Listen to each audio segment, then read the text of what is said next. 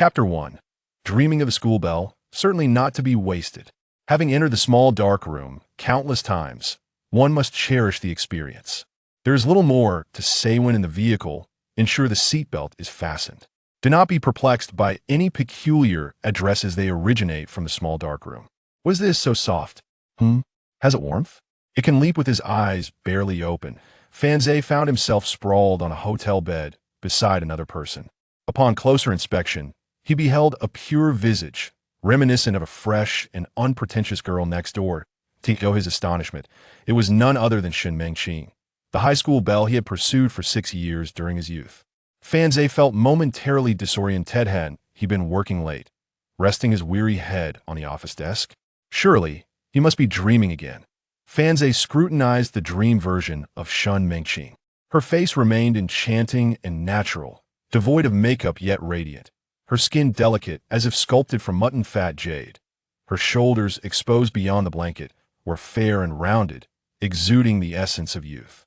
If women are akin to books, Fanzé, having traversed numerous landscapes, found himself captivated by Shen Mengqing's visage at such close quarters, feeling the gentle warmth of her breath brushing against his face. This girl indeed possessed an extraordinary beauty. Even at 38 years of age, the feelings he had for her at 18 resurfaced. Yet, her elusive personality had always been a puzzle. Had he been wiser in his youth, he would never have pursued her.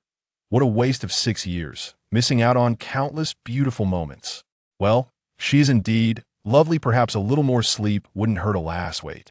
This is a dream. Having come this far, should he simply let slip away? It would be a shame to waste such an opportunity. Wasting would be unfortunate.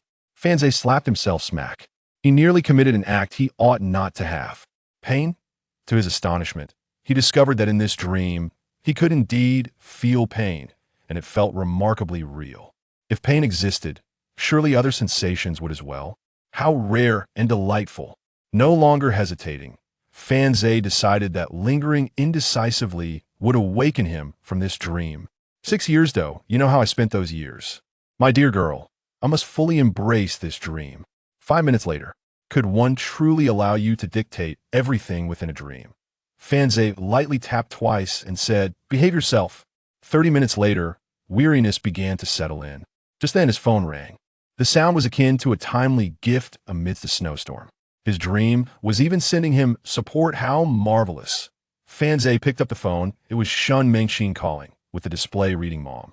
Shen Mengqing's mother. Aunt Yu? Memories of Aunt Yu resurfaced during high school. He often accompanied Shen Mengqing home. Each time he stood beneath her building, encountering Aunt Yu, he felt a twinge of shyness, unable to gaze too long. Such a mature and graceful lady left his youthful self feeling somewhat flustered. Years later, having grown and matured, Fanzé often reflected on those times and wondered if perhaps he had been pursuing the wrong path. The ringing of this phone seemed to make the situation even more extraordinary. Fanzé tossed his phone before Shen Mengqing, who adamantly refused to accept it, pressing the device. Beneath her pillowed, as time passed, Fanzé sensed an unsettling shift in the atmosphere. It felt too vivid, too real to be a mere dream. 10 minutes later, he confirmed his current predicament. He had traversed back to the day following the college entrance examination and the subsequent gathering of classmates. In the restroom, gazing into the mirror at his youthful and handsome visage, Fanzé strained to recollect the events of that fateful reunion, but he recalled the countless times he had professed his feelings to Shen Mengqing, only to be met with her steadfast declaration that she was not yet ready for a relationship. She had suggested they could remain friends. That evening, he had indulged in alcohol, leading to an inebriated state. Upon awakening the next day, he discovered himself in a hotel room, later learning from Shen Mengqing's close friend that it was she who had brought him there. This incident had led Fanzé to believe that Shen Mengqing cared for him, igniting a spark of hope that he might still have a chance. Thus, throughout his university years, he pursued her relentlessly. In hindsight, it was indeed true that Shen Mengqing had taken him to the hotel, but she had also stayed the night before departing. Unfortunately, he had been oblivious to her presence as he slept. Yet this time was different. This time, he and Shen Mengqing had both graduated from driving school. Oh, how ironic that on the very first day of his rebirth, he found himself entangled with her once more. Regret washed over Fanzé. He had lamented countless times that if given a second chance, He would avoid Shen Mengqing entirely, running as far away as possible to steer clear of this trouble. The thought of pursuing her was out of the question. Even if she begged to be his girlfriend, he could not acquiesce. She was far too proud and challenging to engage with. In the university, there were countless admirable young women. Why should he hang his hopes on a single tree? Yet here he was truly given a second chance, and on the very first day, he found himself in such a predicament. How utterly exasperating. Emerging from the restroom, he felt a profound sense of helplessness. Given their familiar ties, it would be inappropriate to act excessively in the room. Shen Mengqing, already dressed and struggling to put on her socks, felt a wave of embarrassment wash over her. Just moments ago, she had inexplicably acted in ways that left her regretting her lack of control. It was mortifying. 18 years of dignity seemed to have vanished in an instant. In a bid to salvage her pride, she spoke first upon seeing Fan Zhe exit the restroom.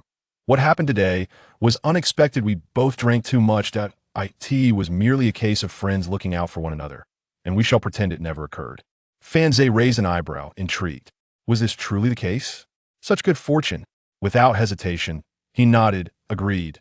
Shen Mengqing paused, an odd sensation creeping into her heart. According to her expectations, Fan Zhe should have been more persistent. I am serious. I am not looking to date anyone right now, she added, biting her lip, appearing somewhat endearing. Fan Zhe immediately concurred. I find your reasoning sound. I shall heed your wishes. Shen Mengqing felt a weight in her heart, the peculiar feeling intensifying. It's mainly that we are not suited for each other. You're a great person, and I'm sure you can find a girlfriend. Rest assured, I will definitely search. Fan Zhe exclaimed with a hint of excitement as he contemplated his strategy. Fortunately, Shen Mengqing came to his rescue. Upon hearing Fan Zhe's declaration of definitely search, she could not help but stamp her foot and exclaimed, but you mustn't rush into it. We are about to enter university, and I have heard that there are many unreliable girls there. Moreover, that you can be quite reckless at times and easily attract trouble, and they will make you pay the price. Fan Zhe quickly replied, no worries, I will be more cautious in the future. Indeed, there isn't a single good man. Shen Mengqing glared at him with her beautiful eyes. If anyone finds out about today, it will be a scandal. Fan Zhe immediately extended his hand, saying, a gentleman's word is as good as a steed's gallop. Let us seal it with a pinky promise. Shen Mengqing, puffing with indignation, reached out and hooked her pinky with his. Just then, her phone rang again, and she answered the call. Hello, Mom, Shen Mengqing greeted. Dear, why didn't you come home last night? I was terrified when I woke up and didn't see you. Her mother, Aunt Yu, responded. During a class gathering last night, I drank for the first time and felt dizzy, so I stayed at a hotel, Shen Mengqing explained. What? You were alone in a hotel room? How dangerous! Aunt Yu exclaimed. It's fine, I was with Fan Zhe, Shen Mengqing reassured her. Oh, that boy Fan Zhe. Now I feel at ease. He is a reliable person. Fan Zhe, standing nearby, was taken aback by the entire conversation. How did I become the reliable one? Shouldn't she inquire a bit more about a male classmate sharing a room with her daughter? Well, reflecting on his past life, he had been so devoted to Shen Mengqing that anyone would find comfort in that, it seemed. Chapter 2. Can the bedsheets really be torn? Shen Mengqing left first. Fan Zhe claimed he needed to rest a little longer before departing, though in truth, he wished to avoid walking alongside this little troublemaker. However, just as Shen Mengqing stepped out, an electronic synthesized voice echoed in his mind. Ding! Congratulations, host, for obtaining. Fan Zhe instinctively interrupted it, exclaiming, get lost. He had achieved success through his own efforts in his previous life. What need had he for a system? Fan Zhe had read numerous novels in his past life, where systems often assigned various tasks, and he was not fond of that.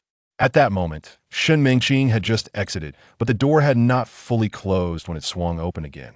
Standing at the threshold, she sported a small backpack, her delicate nose wrinkled and her lips pouting in anger as she demanded, Fan Zhe, what do you mean by that? I wasn't telling you to get lost, I was telling the system to go away. Fan Zhe scratched his nose, remaining silent. Humph. We are no longer friends, I will never speak to you again. Shen Mengqing stomped her foot in frustration and turned to leave. Fan Zhe appeared quite innocent. He truly wasn't saying anything about her. And even if he wanted to, he would restrain himself. After all, one must avoid provoking trouble when possible. However, Fanze's outburst did not deter the voice in his mind from continuing its broadcast. IT merely paused for a moment before resuming. Congratulations, host, for activating the perfect life assistant system. The novice gift pack has been distributed. Would you like to claim it? No. Fanze replied without hesitation. What could a system do? Could it help him earn money? He had been reborn. What was there to worry about in making a living? Upon contemplating this, Fanze picked up the clothing from the bedside table and rummaged through the pockets of his trousers. Extracting 200 yuan, he tossed the money onto the somewhat peculiar white blanket, exclaiming, 200! With this modest sum, he firmly believed he could establish a thriving venture. He mused about utilizing this 200 for. Fanze faltered, realizing he had no concrete plans for the money. Buying Bitcoin? The price wouldn't surge that swiftly. Wait, let me see the grand package. Fanze declared, his demeanor unflinching. He had come to understand a profound truth. Life cannot be absolute. It is fraught with uncertainties. Just as the trajectory of certain events can fluctuate, some may unfold swiftly, while others may lag behind. Congratulations to the host for acquiring accurate profit information. Accurate news. At the lottery station downstairs, there exists a winning scratch card worth 100,000 yuan with a 20 yuan denomination. This is merely a familiar tactic of the system, beginning with a lottery winning announcement. Yet wait, wasn't it after the college entrance examination that the class monitor won a significant lottery and treated everyone to a lavish feast? Fanze vaguely recalled this. However, he did not receive an invitation, as they were, in a sense, rivals in affection. Initially, Fanze intended to take a shower and then descend to purchase the scratch card, but his phone rang. Upon checking, he recognized the name Su Ji. This was a friend with whom Fanze had shared a close bond during high school. Although they did not attend the same university, they had maintained their friendship over the years. Hello, Fanze. I heard you got quite tipsy at the class reunion last night, and our school beauty, Shun, escorted you home. Is that true? False. Where are you? I'm coming to find you. Not long after, just as Fanze finished a shower and dressed, Su Ji arrived. Fanze opened the door, and Su Ji regarded him with a look of skepticism. I saw Shun, the school beauty, leaning against a utility pole downstairs, claiming she was waiting for her mother to pick her up. Surely, they didn't spend the night here together? Without a moment's hesitation, Fanze retorted, impossible. That's surely a rumor. Let's go, enough of this nonsense. With that, Fanze led the way out of the room. If one were to ask 10 individuals what they would most desire upon being reborn, it is likely that the majority would express a wish to rectify past regrets. Fanze would certainly echo this sentiment. His regret? To have played the role of a sycophant. There are no favorable outcomes from such behavior. Su Ji trailed behind Fanze, muttering, indeed. But she is our school beauty. How could she possibly reside with someone as ordinary as you? After a moment's reflection, he added, you were quite inebriated last night. It wasn't due to a rejected confession, was it? I advise you to abandon that hope. She is a school beauty, not someone we could aspire to. Fanze was disinclined to engage Su Ji on this topic and promptly entered the elevator. His mind was solely fixated on what to pursue with the 100,000 yuan from the scratch card. With such a sum, numerous opportunities awaited him. However, Fanze was reluctant to engage in overly taxing endeavors. Yet, as he was checking out downstairs, an issue arose. The staff responsible for inspecting the rooms reported a significant tear in the bed linen. The deposit of 150 could not be refunded. Fanze was well aware of the circumstances during his shower. He had noticed some marks on the sheets. It seemed that Shun Mengqing had indeed been injured, yet she had kindly refrained from extorting him. At that moment, he had shattered an ashtray, which had caused the damage. Fortunately, the broken ashtray had gone unnoticed otherwise. Not only would he forfeit his deposit, but he would also be liable for additional costs. Fanze promptly turned and exited the hotel.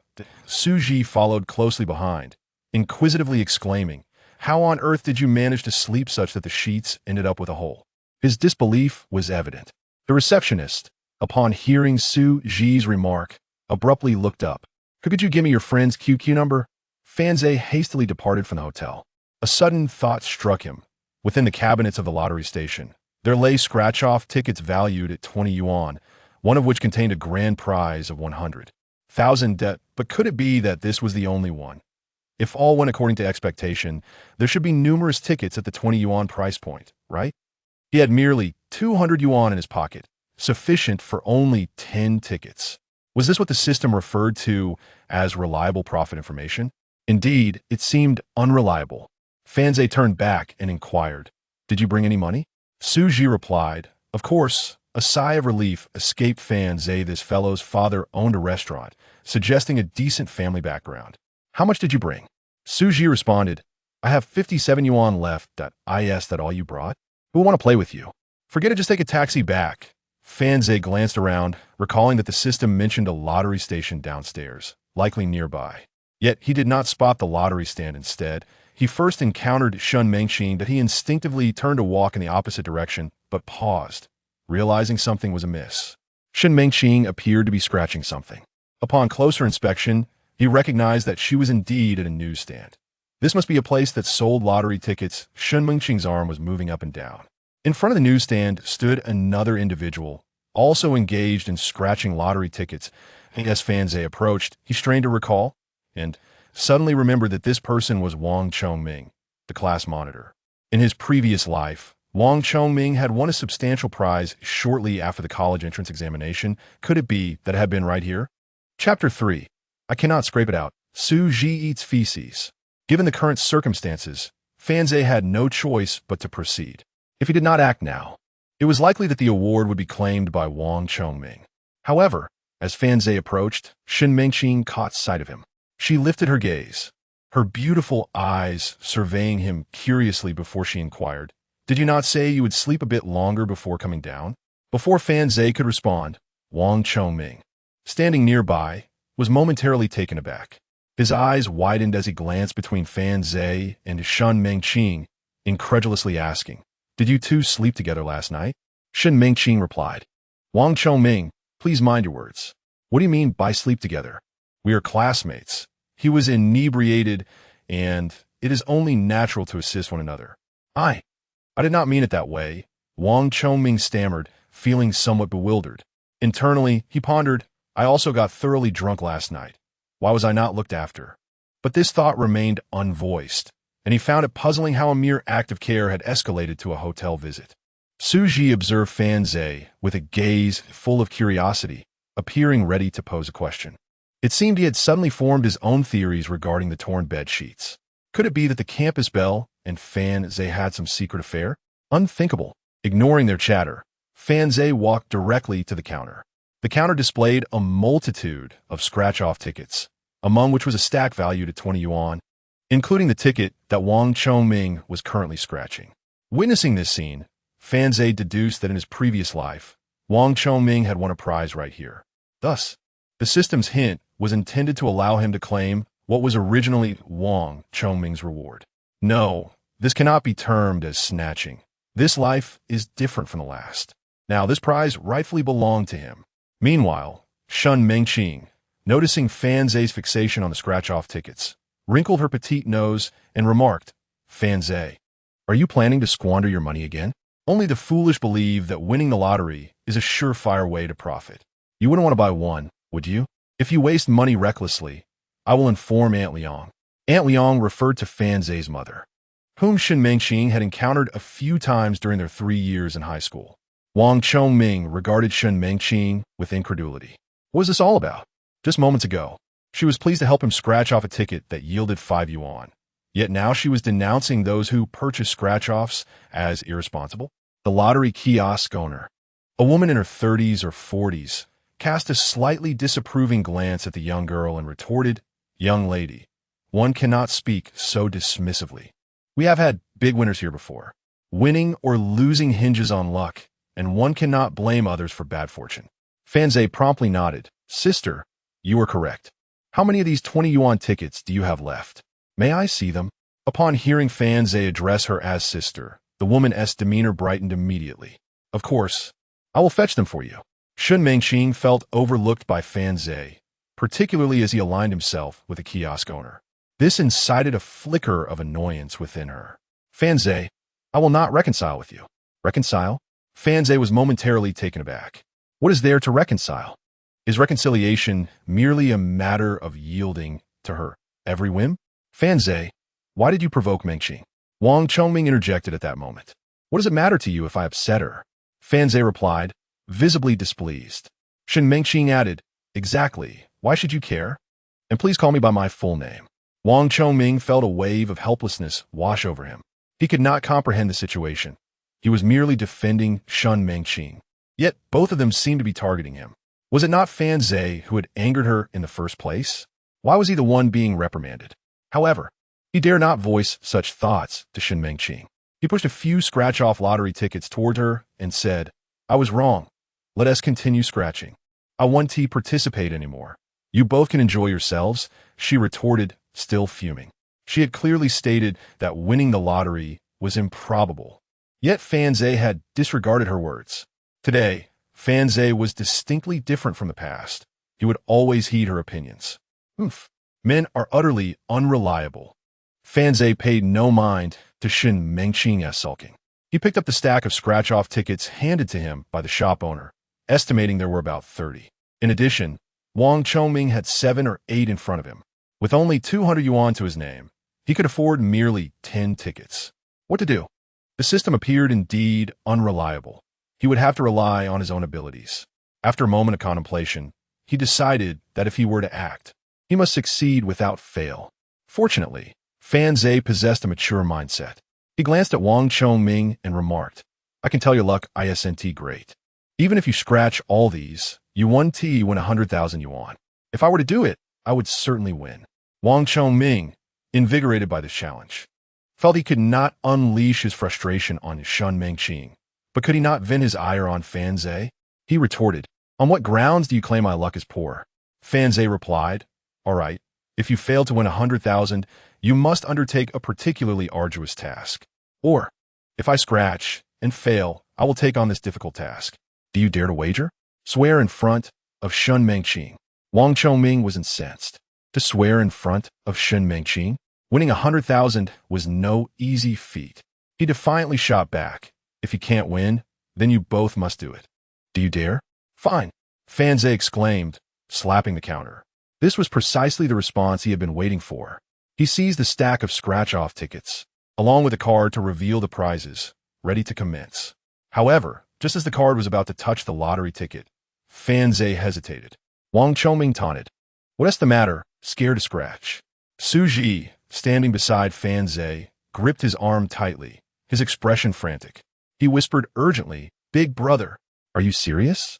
That task is quite challenging. Fan Zhe elbowed him lightly, signaling him to be quiet about his financial constraints.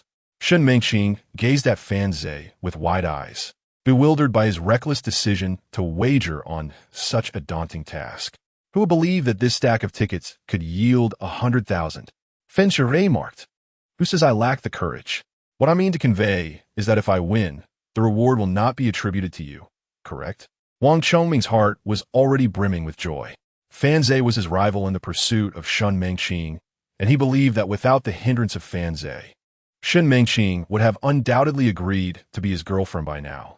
Today, for reasons unknown, Fan Zhe had taken it upon himself to wager on an exceedingly challenging endeavor in front of Shen Mengqing. Even if Fan Zhe were to lose, Wang Chongming doubted he would actually follow through with it. However, his lack of integrity would surely leave a profoundly negative impression on Shen Mengqing. That was sufficient for him. Thus, suppressing his inner delight, he nonchalantly stated, the rewards you scratch off will be yours, but should you fail to reach 100,000, you must fulfill that promise you made. All right, then count how many tickets are here, and first settle the payment with the proprietor, Fan Zhe replied. Wang Chongming retorted, why should I pay? At that moment, the proprietress interjected, young man, you can scratch first and pay afterward. That is perfectly acceptable. She too was eager to witness the spectacle, having not seen anyone wager on such matters in many years. However, Fan Zhe pushed the lottery ticket forward, declaring, then I shall not scratch. Engaging in such transactions, where the money and goods remain unaccounted for, is better left undone. This is a lesson learned from my past life. Come on, I'll pay. Wang Chongming immediately pulled out several hundred yuan from his pocket, exclaiming, Madam, please count. Adjust accordingly. His greatest concern was that Fan Zhe might back out. As long as Fan Zhe was willing to participate, Everything else could be negotiated. Chapter 4. I possess a gift of clairvoyance. The funds were provided, and the proprietress meticulously counted the scratch-off tickets, revealing a total of 32. Wang Chongming, having financed the purchase, acquire them all. Fan Zhe remarked, as agreed, all rewards that I unveil are mine, and do not concern you. Wang Chongming retorted, hurry up, will you? Fan Zhe chuckled, look how anxious you are. He then picked up a ticket and began to scratch. Su Ji patted Fan Zhe on the shoulder, saying, you all proceed. I just remembered I have a matter to attend to at home. You are not allowed to leave. Wang Chongming immediately protested. Having invested his own money, he could not permit their departure. Su Ji, wearing a pained expression, stood beside Fan Zhe. Brother, if you wish to play, I can return home to fetch more money. You need not burden yourself so heavily. Since you have made your own decision, could you allow me some respite? You worry too much. Refrain from speaking. Fan Zhe began to scratch away. To his left was Su Ji's head, and to his right was Wang Chongming's, both leaning in closer. Shen Mingqing's head also peeked over Fan Zhe's shoulder, her chin nearly grazing his shoulder. He could feel her breath. The proprietress leaned over the counter, almost touching the crown of Fan Zhe's head. The group watched with keen curiosity, anticipating how Fan Zhe might unveil a grand prize of 100,000. Soon, a $5 reward was revealed, followed by a $10 one, and then two $50 prizes. However, the stack of purchased tickets dwindled rapidly, as only 7 or 8 tickets remained. Wang Chongming could no longer contain himself, and chuckled. He awaited the conclusion of Fan Zhe's scratching, eager to see what would transpire if he did not win the grand prize. He felt as though Fan Zhe was presenting him with an opportunity. Another ticket was scratched, revealing, thank you for your patronage. Fan Zhe, too, felt uncertain. Could this flawed system truly be so unreliable? Just then, a sudden shriek pierced his ear. The voice was somewhat familiar, one he had heard that very morning, and even more melodious now. I won, I really won? Huh? Fan Zhe's gaze shifted to the scratch-off ticket in his hand. Had he truly won? In reality, he had already scratched off more than 20 tickets, and his focus was beginning to wane. Wang Chongming's attention was also elsewhere. He felt assured of victory, and thus paid little heed. Unbeknownst to them, only Shen Mingqing had been diligently observing throughout. The scratch-off ticket displayed 3 bears stacked together, culminating in a reward of 100,000. He truly won 100,000. The once smiling Wang Chongming suddenly froze in place, staring blankly at the ticket. As a frequent lottery participant, he had bought countless tickets, only to face losses each time. His aspiration was, of course, to hit the jackpot, yet he had never succeeded. And here was Fan Zhe, standing there, having struck it rich. Shen Mingqing was already jubilantly jumping in place, as though she were the one who had won the 100,000. However, perhaps due to the sudden intensity of the moment, he furrowed his brow and bent over, clutching his abdomen. What's wrong? Wang Chongming inquired with genuine concern, his expression tense. Mind your own business. Su Zi Vito, seizing the winning lottery ticket and scrutinizing it once more. Did I truly win 100,000? We must honor our agreement. Su Ji exclaimed, pointing at Wang Chongming. He had been plagued with anxiety regarding this matter, so he certainly hadn't forgotten. Wang Chongming's complexion was a patchwork of red and green, looking rather ghastly. Calmly, Fan Zhe took the scratch-off ticket and slid it across the counter to the proprietress, asking, how do we claim the prize? The proprietress was equally astonished as she took the ticket. Young man, I suspect you possess some extraordinary ability. How did you know you would uncover 100,000? Fan Zhe chuckled. Have you discerned that already? The proprietress shot him a skeptical glance. Who truly possesses such extraordinary talents? Otherwise, how would they attain such fortune? She added, just provide me with your bank card number. Oh no. Fan Zhe was taken aback. He didn't have a bank card. Mingqing. Suddenly, a gentle voice broke through. Still elated yet no longer bouncing with joy, Shen Mingqing turned to see Mom. Come quickly. Fan Zhe has won 100,000. It turned out to be Aunt Yu, Shen Mingqing's mother. Fan Zhe glanced towards the road, where a sleek black sedan was parked. A graceful young woman, with slightly curled hair, fair skin, donning sunglasses and a flowing black chiffon dress, alighted from the car and approached with elegant strides. Wang Chongming and Su Ji exchanged a brief glance at the woman and greeted Aunt Yu before quickly diverting their gazes elsewhere, both exhibiting a hint of bashfulness. Fanze smiled and greeted her. Sister Yu, is that a new hairstyle you have today? Huh, not all. It's been a while, she replied. Really? Odd. I feel you look even more radiant than the last time we met. Aunt Yu felt a subtle warmth in her heart. The sensation of being complimented was indeed delightful, and she accepted the endearment of being called Sister Yu by Fanze. No woman is indifferent to beauty, and none dislike appearing youthful. Shen Mengqing noticed this subtlety, pouting slightly as she cast a displeased glance at Fanze. What was it you just said? 100,000? Aunt Yu asked. Upon hearing this, Shen Mengqing perked up once more. Yes. Fanze won 100,000 from the scratch-off. Is that so impressive? Aunt Yu inquired, astonished. Suddenly, a spark of inspiration struck Fanze, and he smiled. Sister Yu, your timing is perfect. To claim the prize, a bank card is required, and I don't possess one. Could it be deposited into your account temporarily? Of course, Aunt Yu readily agreed, retrieving a bank card from her handbag and handing it to the proprietress. She continued, by the way, thank you for taking care of Mengqing yesterday. When you have some free time, come over to my house for dinner. I will prepare something delicious for you. It's no trouble at all, Fanze replied nonchalantly. Helping each other out is what friends do. Shen Mengqing stood behind Aunt Yu, casting a discreet glare at Fanze, inwardly pondering whether such care among classmates truly resembled his version of attentiveness. Are you certain your actions were merely a trivial gesture? A sense of helplessness enveloped her, yet she found herself unable to voice her thoughts.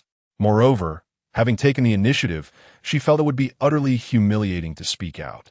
Wang Chongming was already in deep emotional turmoil, but upon hearing the topic of care for Shen Mengqing, he immediately interjected, Aunt Yu. He hesitated, ultimately refraining from addressing her as sister, and instead continued, I also looked after Mengqing yesterday, ensuring she didn't drink excessively. Aunt Yu raised an eyebrow, responding, well, thank you for your concern, dear classmate. No wonder Mengqing mentioned she wasn't very happy yesterday. Wang Chongming felt utterly perplexed. How could her unhappiness stem from not drinking more? Isn't it customary for girls to appreciate being cared for? Meanwhile, the owner of the lottery shop did not personally transfer money to Fanze, but rather reported his winning ticket. Soon enough, the funds were transferred, and Aunt Yu received the notification. Hey, you truly won 100,000. Aunt Yu exclaimed, her lips slightly parted. Your luck is extraordinary. Fanze replied modestly, no, it's primarily due to my good fortune. Is that so? Aunt Yu crossed her arms and stepped closer to Fanze, her vividly painted lips curving into a charming smile. Chapter 5. Each to their own. Fanze was momentarily taken aback. Even a soul as mature as his could find it challenging to cope. Ha ha, Aunt Yu, noticing Fanze's expression, chuckled with delight and gently patted his head, saying, Little one, you have quite the way with words. Come, let us go retrieve your money. Aunt Yu, could you possibly keep the money for me for a few days? I'll come to you for it when I need it. Just a simple transfer will suffice. Fanze was unperturbed by the thought of Aunt Yu potentially keeping the money for herself. After all, she was in the J business and, by 2010, her net worth must have been in the millions. Moreover, for Fanze, a sum of 100,000 was not particularly significant, so he felt no anxiety regarding the money's fate. Aunt Yu readily agreed. Once Aunt Yu and the sulking Shen Mengqing, who had been casting disdainful glances at Fanze, departed, Wang Chongming stood there, somewhat flustered. He had not forgotten the bet, but since Shen Mengqing was present earlier, he had refrained from mentioning it. What to do now? How would he face the goddess Shen Mengqing in the future? Should he claim he had fulfilled his promise, or confess that he had not? If he were to admit he had not, would that not make Shen Mengqing think he was incapable of handling defeat? Should he assert that he had indeed fulfilled it?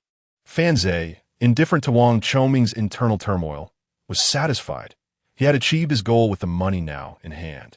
Otherwise, would he really let Wang Chongming engage in such folly? That would surely make headlines the next day. He pushed the remaining scratch-off tickets, which had yet to be scratched, towards Wang Chongming, saying, Here, the rest are yours. Any winnings are yours to keep. Wang Chongming blushed and protested, I don't want them. Fanze found his reaction amusing.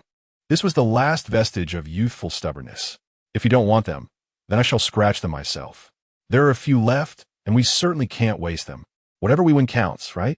In the end, he scratched off a ticket worth 50 and another worth 20,000.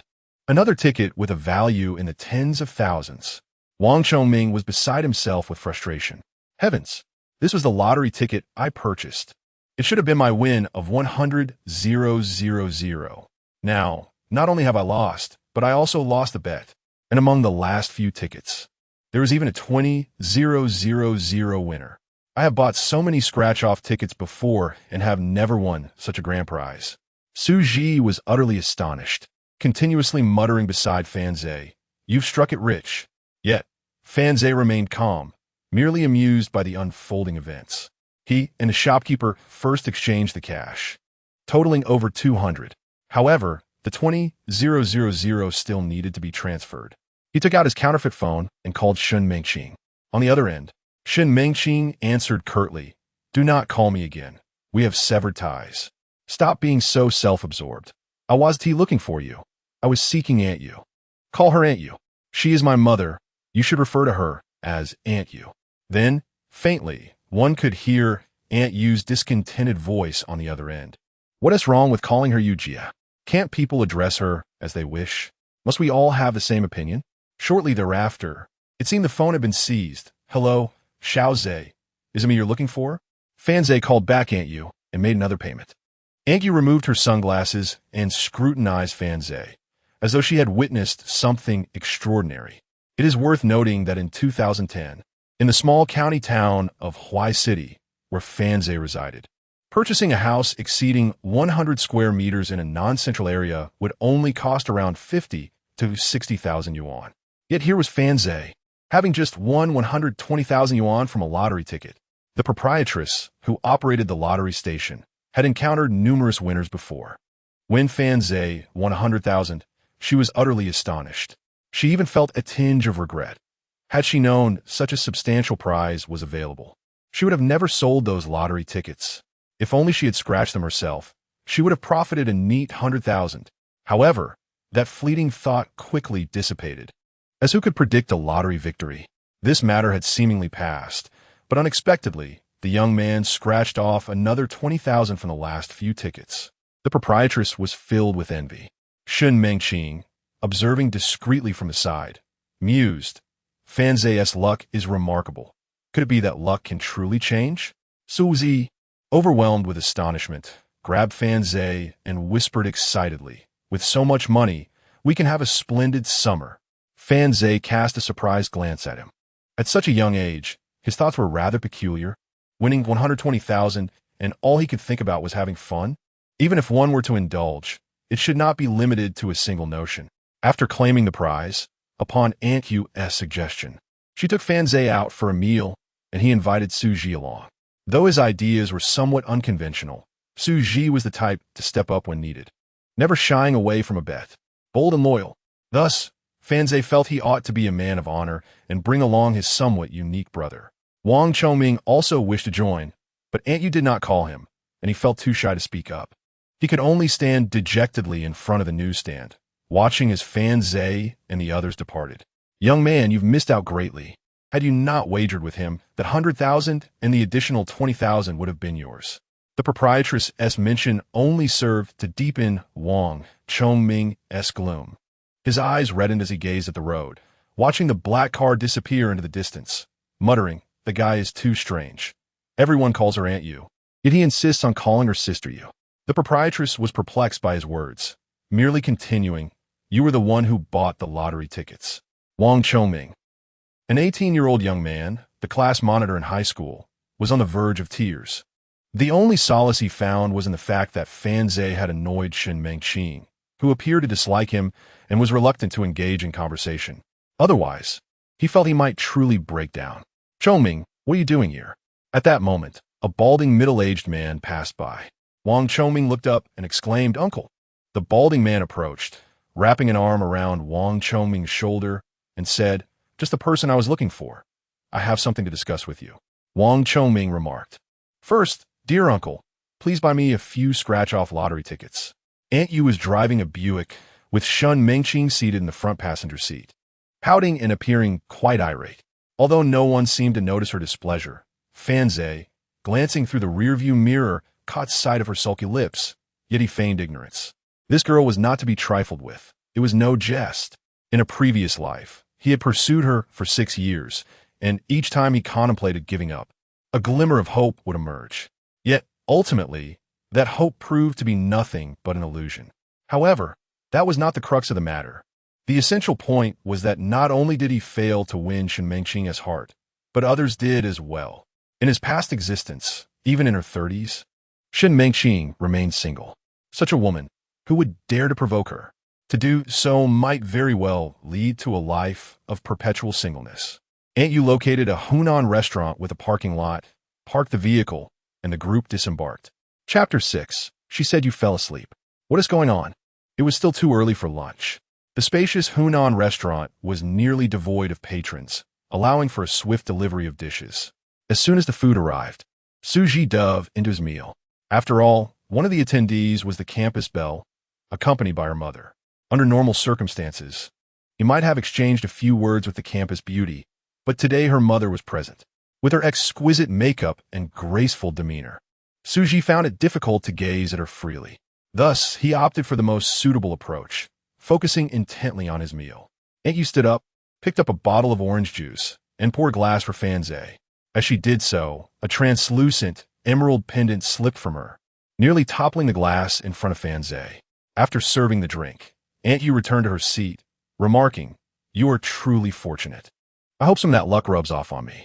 I have a batch of raw stone materials arriving soon, and I hope to uncover something remarkable." Fanzai, lost in thought as he glanced elsewhere, suddenly recalled something.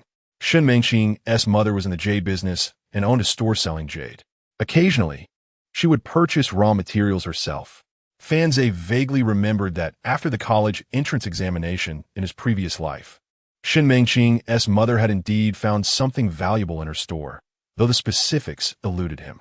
It was likely worth several $100,000 or even millions of profits. One should not underestimate such sums. Indeed, they represented something significant. The extraordinary raw stones worth tens of millions or even hundreds of millions were more common in novels than in reality, where such occurrences were rare. That said, this particular opportunity eluded Shun Mengqing's mother, who had reportedly suffered considerable losses. This detail lingered in Fanzai's memory. After pondering for a moment, he casually inquired, "Sister Yu, could you inform me when the raw stones arrive next time?" Aunt Yu responded, "Do you wish to open raw stones? I advise against it. You are still young and should steer clear of such ventures. It is akin to gambling. Most of the raw stones I acquire are for my long-standing customers. I seldom open them myself." Fanzai replied, "No, I'm merely curious about the jade that might be found within the raw stones. I find it intriguing." Aunt Yu extended her manicured fingers, pointing to the fallen emerald pendant, saying, "You see, it's quite similar to this. Nothing extraordinary." Fanzai glanced at it, contemplating how rare it was to encounter such a piece. However, he chose not to elaborate on the topic further, deciding to adapt as the situation unfolded. After all, he earned his own money.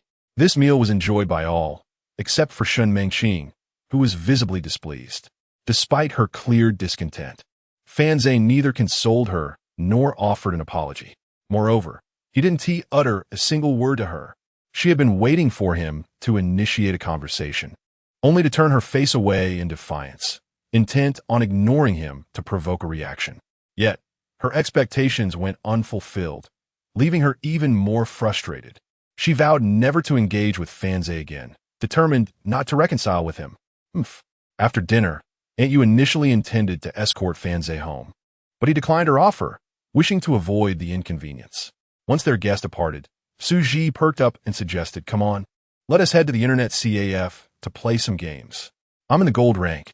I'll carry you." "No, I want to go," Fanzai replied without a second thought. Suji protested, "Really? You just finished your college entrance exams, received your acceptance letter, and performed exceptionally well. Don't you think you deserve to unwind a bit?" Fanzai chuckled inwardly. Would a person of his maturity really join you for a gaming session at an internet CAF? The answer was, indeed he would. seated side by side at two computers. They began their competition. As Su Ji maneuvered his character, he inquired, "Fanze, how long has it been since you last visited an internet CAF?" Fanze pondered for a moment, struggling to recall, which felt rather awkward. Since his rebirth in this body, he had experienced the peculiar sensation of merging memories, which he could only gradually retrieve. Thus, he casually replied, 2.5 years. Suddenly, Su Ji exclaimed, "What are you doing?" It turned out that Fanze had made a mistake in his gameplay. Fanze returned home only after nightfall. His residence was an old-style apartment building with a spacious courtyard. Upon reaching the stairwell, he spotted a dog belonging to Aunt Wang. Just then, Aunt Wang emerged, carrying unpicked green beans. Fanze greeted her, feeling a bit nostalgic. It had been years since they last met, and seeing Aunt Wang in her youth evoked an odd sensation within him. What were his own parents like when they were young? Fanze felt a surge of emotion, almost brought to tears. Parents. The longing to support them often comes too late, a poignant reality for many. Although in his previous life, before his rebirth, both of his parents were alive, they had already aged, and his relentless pursuit of success kept him away from their side.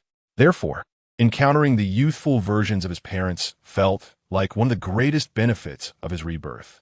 Lost in these thoughts, Fanze noticed Aunt Wang's somewhat indifferent response to his greeting. He froze for a moment, recalling that in his past life, his relationship with Aunt Wang had indeed been strained. The primary reason was that Shun Mengqing had excelled academically, while Fanze had dedicated himself to studying tirelessly to secure a place at the same university. Ultimately, he achieved his goal of being accepted into Xuemu University, which was located across from Shun Mengqing's university. In contrast, Aunt Wang's younger son, who was in the same graduating class as Fanze, had only managed to enroll in an ordinary institution. This comparison left Aunt Wang feeling embarrassed, attributing her discomfort to Fanze's accomplishments. Consequently, a Cold War had ensued between their families. Recalling these memories, Fanze smiled and chose not to dwell on them. He ascended the stairs to his home on the second floor, where his mother opened the door. "Mom."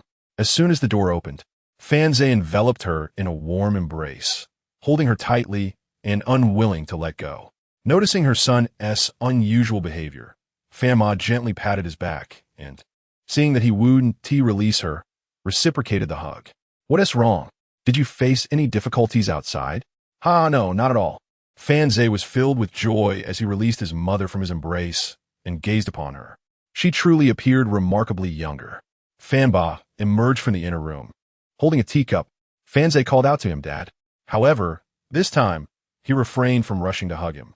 In truth, Fanze himself was perplexed. Although he had squandered several years of his past life on Shun Mengqing, it ultimately led him to gain admission to Xuemu University. Following that, his entrepreneurial endeavors had proceeded relatively smoothly. In retrospect, his life did not seem to be one of significant deprivation. His father was an ordinary taxi driver, and his mother a primary school teacher. While their living conditions were not opulent, they were far from destitute. So, why had someone like him been granted a second chance at life? In novels, it is often the case that those who are reborn harbor deep-seated grievances. Yet, he did not possess such burdens. After enjoying a dinner prepared by his mother, Fanma finally broached the main topic. "Last night, I called you, and it was Shun's classmate who answered. She said you were asleep. What is going on?" Chapter 7. Let you two suffer. After finishing his meal, Fanze was sipping water when he heard his mother's remark, nearly choking on his drink. He thought to himself, "Isn't that my line?" Hastily swallowing the water, he still found himself coughing as his mother patted him on the back, exclaiming how he, an adult, still struggled with something as simple as drinking water. Seizing the moment of his coughing fit, Fanze's mind raced. He replied, "The 3 years of high school were incredibly intense. At yesterday's class reunion, I just wanted to unwind, but I didn't anticipate my poor tolerance for alcohol and ended up drinking too much." He quickly added, "It was just me." Shun Mengqing also drank quite a bit, even though she answered the phone. Hearing this, Fanma shot him a glance, infused with both reproach and concern. "Knowing you have a low tolerance for alcohol, you should refrain from drinking with others when you go to university," she advised. With a cheeky smile, Fanze responded, Yes. Yes, I understand. That evening, as Fanze returned to his room, he surveyed the familiar yet foreign environment of his bedroom. After entering university in his past life, he had not resided at home for an extended period. He spent 4 years in university, returning home only for 1 new year, with the rest of the time spent working outside. After graduation, this pattern continued. Even when he returned for the holidays, he rarely stayed for more than a week. Curious, he began to examine his belongings. On his bedside table, he discovered a box, though the box was not the focal point. Beneath it lay a photograph, a popular sticker photo of this era featuring Shun Mengqing. Retrieving a piece of fabric from his pocket, he placed it alongside the photograph back into the box. Next, he picked up a notebook and a pen from his desk, feeling the need to document significant memories. He feared that with the passage of time, he might forget certain events or overlook important matters that required his attention. He concentrated, reflecting deeply. After a while, Fanze realized that aside from regretting not pursuing Shun Mengqing, he struggled to recall anything else he regretted or wished to salvage. What a helpless situation. Thus, he shifted his thoughts towards making money. As this notion struck him, he suddenly remembered the wave of development that followed his college entrance examination. In Hawaii City, the first wave of growth commenced with Wanda purchasing land to construct the Wanda Plaza. In 2010, this marked the initial wave of fortune for those displaced. He vividly recalled the area that was demolished, Ihua Lane. After Wang Chongming won the lottery, he boasted in their group chat about how his uncle's property was demolished, netting him a substantial profit, which captured the attention of many classmates. Consequently, Fanze retained a vivid impression of Ihua Lane. With this thought, Fanze resolved to pursue his first pot of gold from there. Wang Chongming truly was his fortune bringer in this new life. His lottery win and the opportunity to make his first fortune were intricately linked to him. At present, I possess a sum of 120,000 in cash. The location of Ihua Lane is rather obscure, characterized by its antiquated single or double-story houses. In this period, the properties there are valued at merely a few tens of thousands. The difference between a single-story and a double-story dwelling is negligible. In fact, even in the city center, a spacious apartment spanning over 100 square meters is priced around merely 100,000. Thus, with this 120,000, purchasing a property in Ihua Lane poses no challenge whatsoever. In the bedroom of Mr. and Mrs. Fan, the elderly couple reclined on their bed. Mrs. Fan softly remarked, "Just now, Xiaoze lied." Mr. Fan, intrigued, inquired, "What do you mean? Where did he lie?" "I failed to notice." Mrs. Fan, somewhat exasperated, retorted, "You, with your brutish demeanor, are unlikely to perceive such subtleties. Do you not know our son? The changes in him today are profound, as if he is transformed into an entirely different person." However, when I questioned him about why he received a call from Shun, I observed him pinching his thumb against the nail of his index finger. This gesture invariably accompanies his attempts at deception. Mr. Fan asked, "What? Do you suspect he is romantically involved with Shin?" Mrs. Fan gave him a light tap. "Are you oblivious? Our son harbors feelings for Shun, and how could you not be aware? My concern is not merely about early romance. Consider Shun's family background. She is a remarkable girl, far beyond our reach. I fear for our son's emotional well-being." With a sigh, Mrs. Fan continued, "He has worked so diligently to gain admission to the finest university, yet we are unable to provide him with anything substantial. We lack a prosperous lifestyle, favorable conditions. And even in his affections for Shun, we fall short of what she deserves." Mr. Fan, remaining silent for a moment, expressed his discomfort. "It pains me to see you both suffer." The following day, Fanze arose well past dawn. His parents had already departed for work. After freshening up, he descended the stairs, greeted Aunt Wong without regard for her mood, and grabbed a quick breakfast by the roadside. He then took a motorcycle taxi towards Ihua Lane. Upon nearing his destination, he disembarked, as venturing further would lead him into an even more remote area. He needed to locate a real estate agency, which surely would not be situated in such an isolated locale. After inquiring for directions, he finally discovered a small storefront. Inside, 2 computers were arranged on a desk, and several individuals clad in black uniforms were diligently at work. The walls of the establishment bore a yellowed hue, and the glass door resembled plastic. Such an environment, devoid of any semblance of prestige, seemed commonplace now, though would be deemed unacceptable in a decade. Upon entering, he was promptly greeted by a woman of average appearance, though her smile was warm and inviting. "Sir, how may I assist you?" she inquired. Fanze replied, "I would like to browse the second-hand properties in Ihua Lane." The woman gestured for him to take a seat and said, "Certainly, sir. Please have a seat while I fetch you a glass of water and some information." The elder sister rummaged through the counter for a while, finally retrieving a notebook, the nature of which remained unclear. She handed it to a younger girl beside her, whispering, "You go." The young girl, Chun Xilan, had only recently begun her tenure, having been on the job for merely 3 days, and was still not entirely acclimated to her surroundings or duties. Clumsily, she approached Fanze, clutching the notebook. Fanze glanced at her and inquired, "Are there any houses for sale on Ihua Lane?" "Oh, all right, let me check for you," Chun Xilan replied promptly, turning back to the counter where she began operating a computer. Approximately 5 minutes later, she returned, beads of perspiration dotting her forehead. With an air of embarrassment, she said, "Mr. Fan, I apologize, but the last transaction for a property on Ihua Lane occurred 2 years ago. The area is predominantly composed of older houses, and while there are many vacant properties, some are available for rent, yet many do not even attract tenants. It is exceedingly rare for anyone to purchase a house in that vicinity, and furthermore, if any were to be sold, the prices would be rather low, leading to a scarcity of listings." Fanze furrowed his brow at this revelation. Chun Xilan quickly added, "The transaction records from nearby real estate agencies are generally interlinked, and the listings are shared. If we have not found anything here, it is quite certain that there are none available." Chapter 8. Fanze exits the group chat regarding what Chun Xilan mentioned. Fanze was indeed aware that she spoke no falsehood. Those engaged in real estate brokerage within a particular region typically share housing resources. Their primary competition lies in attracting clients. Fanze inquired, "Very well. Could you assist me in keeping an eye on this matter? I am in urgent need of purchasing a home, as I will soon be attending university and will not be here any longer." Chun Xilan's eyes brightened, and an involuntary smile graced her face. "Certainly. I can inquire in Ihua Alley to see if anyone is willing to sell their property. If I find something, I shall inform you." Fanze left behind a contact number before departing. Without any available listings, he felt powerless.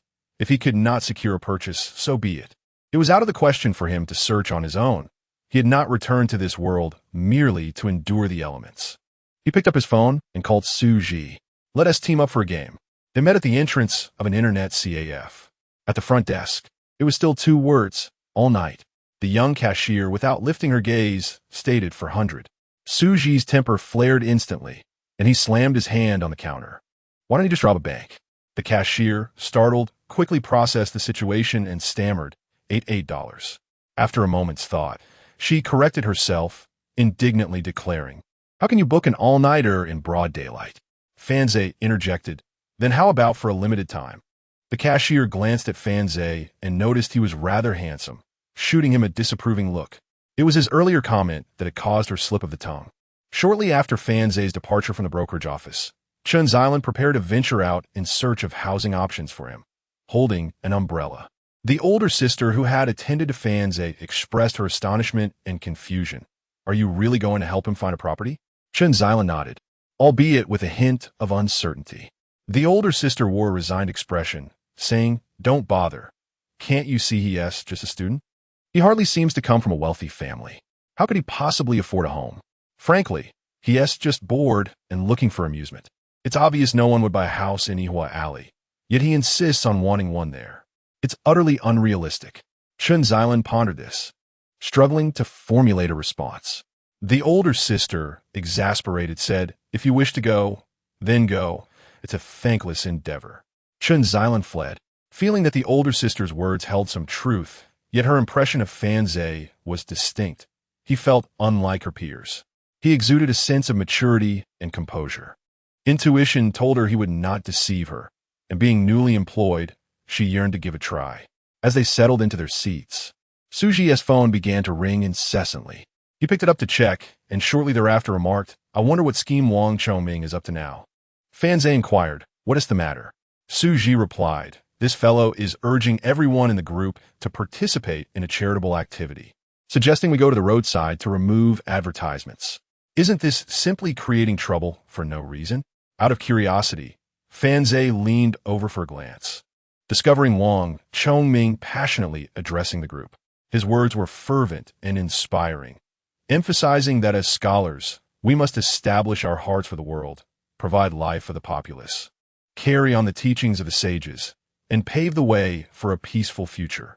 Now that the college entrance examination is over, it marks the commencement of our journey into society, and we must strive to be individuals who contribute to this world.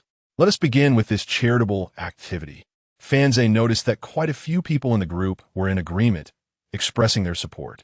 However, he found them foolish for seeking validation through self-righteousness, which diminished his interest. Suji placed his phone into his pocket, switching it to silent mode. At that moment, Fanze's phone rang, and upon checking, he saw it was yet another message from the high school class group. Confused, he recalled having set it to Do Not Disturb. Upon opening it, he realized that Wang Chongming had specifically mentioned him. Fanze, we're planning to engage in a charitable activity together. Given your excellent grades, you should also contribute positively to society. Would you like to join us? How audacious of him to resort to moral coercion. He even knew to flatter first. Initially, Fanze intended to ignore him, but reflecting on the fact that he had won a significant prize thanks to this same individual, he felt it appropriate to extend some respect. Therefore, he replied, "Stop messing around. I aspire to be a scientist and contribute to the nation. Who has time to help you remove advertisements?" To Fanze's surprise, the efficiency of the real estate agency's assistant was commendable. The following day, she called to inform him that she had found a property, though the owner stated that viewing could only occur the next day. It was merely an additional day, and Fanze readily agreed. That afternoon, Wang Chongming received a call from his uncle. "Chongming, have you taken your classmates to remove advertisements in Yihua Alley yet?" At that moment, Wang Chongming was thoroughly exhausted. He replied into the phone, "I am currently removing them." His uncle, Li Chaosheng, said, "Make sure to clean up as much as possible this afternoon, especially the area beneath my building. The cleaner it is, the better. A potential buyer will be coming to view the house tomorrow, and I want it to be spotless to fetch a good price. I'll give you some pocket money." Upon hearing the mention of pocket money, Wang Chongming felt invigorated once more. He immediately transformed into a motivational speaker, now in the narrow lanes of Yihua Alley. Alongside him were several classmates. "Let us put in our best effort. For every advertisement we remove, we are adding beauty to this world." The group of students who had followed Wang Chongming were mostly high achievers, diligent in their studies, and possessing rather simple minds. They could hardly withstand the rush of such honor. Consequently, they worked even harder to remove the advertisements, not forgetting to capture photos to share on QQ Space. Only Shun Mengqing, wielding a small shovel, appeared distracted. She pondered why Fanze had yet to arrive. After some contemplation, she concluded that he was likely unaware of her presence. Logically, if he had known she was here, he would certainly have come. As these thoughts swirled in her mind, she lost her motivation to continue. She was utterly exhausted and had yet to see that scoundrel Fanze come to apologize.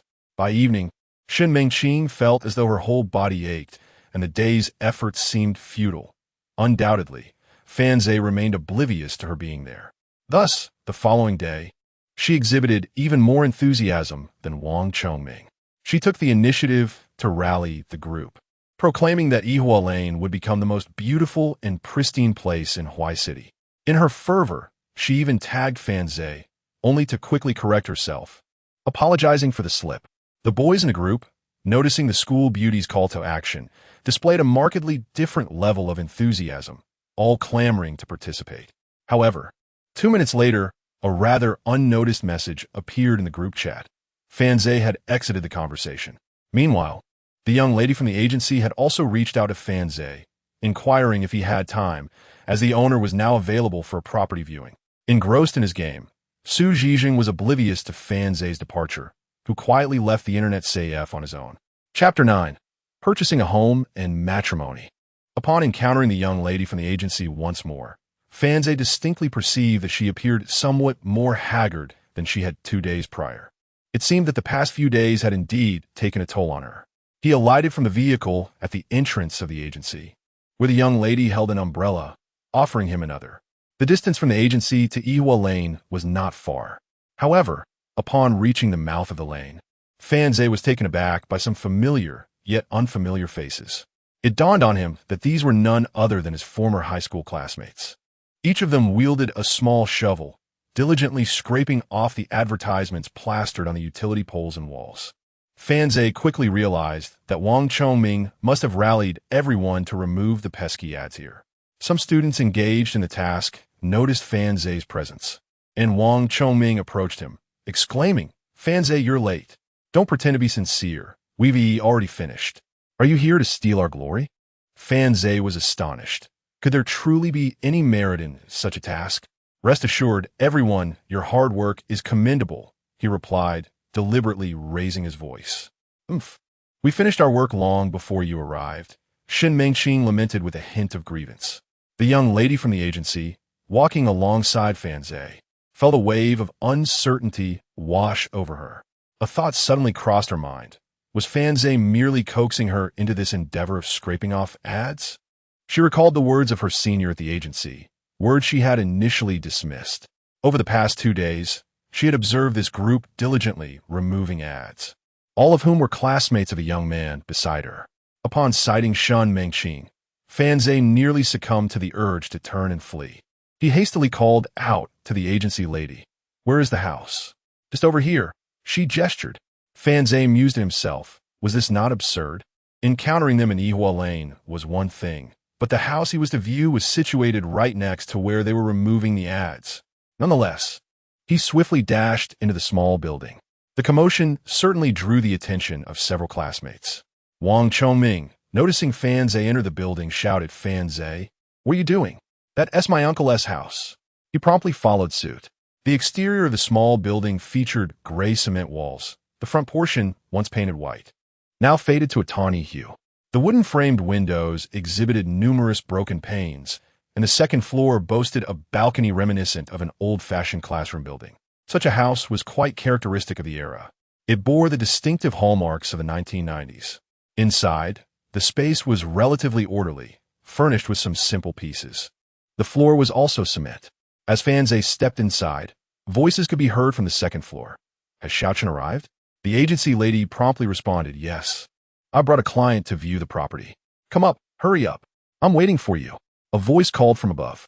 Fanze followed the agency lady up the stairs. Awaiting them on the second floor was a balding middle-aged man, who, upon seeing Fanze, glanced at Chun's island and then shifted his gaze to the space behind Fanze. "Mr. Fan intends to purchase a property," Chun Xilan remarked. "Li Chou Sheng's Sumila Graduayifada. What about your parents?" he inquired. "Huh?" Chun Xilan reiterated. "This is Mr. Fan. He is the one looking to buy the house." Li Chaosheng could no longer maintain his smile. Chun Xilan continued. "This is Mr. Li, the owner of this building. This is Mr. Fan. He wishes to view the property." Li Chaosheng's expression soured as he extended his hand to shake Mr. Fan's, greeting him with a forced, "Hello." Mr. Fan responded briefly before directly asking, "Is the documentation for this property complete?" "All documents are in order. I have brought them with me," Li Chaosheng replied. "Mr. Fan could discern from the man's demeanor that he harbored some skepticism. Yet, this was quite normal. In today's world, subtlety is not in vogue. One's capabilities are evident without needing to spend 50 yuan for validation. A mere glance suffices. Mr. Fan had merely won a lottery yesterday, and, at first glance, he did indeed resemble someone who could not muster 50 yuan. He nodded and smiled, suggesting, "Let's keep it simple. What price do you hope to achieve for this property?" At that moment, a series of footsteps echoed from the stairwell. Wang Chongming was the first to ascend, his voice preceding him. "Uncle, don't sell the house to him. He is quite hypocritical." The classmates trailing behind him exchanged astonished glances, all bearing the same question. "Mr. Fan intends to buy a house." Shin Mengqing followed closely behind, her curiosity piqued. The classmates instinctively parted to grant her passage, her striking appearance and poise commanding respect. Wang Chongming's uncle, upon hearing his words, scanned the faces of the students before settling his gaze on Mr. Fan. He found it difficult to trust that this young student would purchase his property. Mr. Fan, however, furrowed his brow, contemplating that if he were to acquire this house, it would be yet another advantage over Wang Chongming's family. Suddenly, he found the situation rather intriguing. Ignoring Wang Chongming's comment, he turned to the balding middle-aged man and inquired, "Mr. Li, what say you?" Wang Chongming approached, attempting to pull his uncle away from Mr. Fan, saying, "Uncle, don't pay him any mind. He merely won 120,000 yuan and revels in showing off. He is particularly insincere. When invited to help remove small advertisement for the community, he refused. What?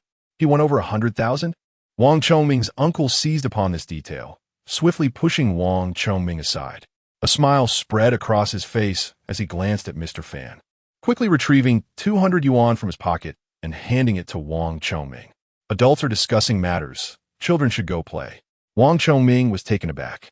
What do you mean? Adults? He's my classmate. His uncle waved him off, insisting he leave. Wang Chongming looked at the 200 yuan in his hand and protested. Uncle, didn't you say I would earn 800 for removing those ads? Why is it only 200? As soon as his words left his lips, the expressions on the faces of his classmates drastically changed. They thought to themselves, are we being summoned to remove the flyers merely for your profit? Instantly, a male classmate could no longer contain himself and was about to confront Wang Chongming, yet he was discreetly restrained by others. Those with a more composed demeanor exchanged glances with the impatient ones, signaling them to remain calm, to wait a moment, and to set their concerns aside. After all, it was predominantly the female classmates who were tasked with the removal of the flyers. Several of the girls felt tears welling up in their eyes. The heat of the day was oppressive, and the task of removing the flyers was arduous. They had initially believed that their hard work contributed to society, which felt worthwhile. However, the realization that such contributions were tainted with a hint of mercenary motives rendered their noble ideals starkly diminished. Many of the female classmates turned away in indignation and descended the stairs. Yet, some remained curious, watching Fan Zhe, eager to discern the context behind his mention of purchasing a house. Li Chaosheng nudged Wang Chongming, urging him to proceed. With no alternative, Wang Chongming shot a fierce glare at Fan Zhe and made his way downstairs.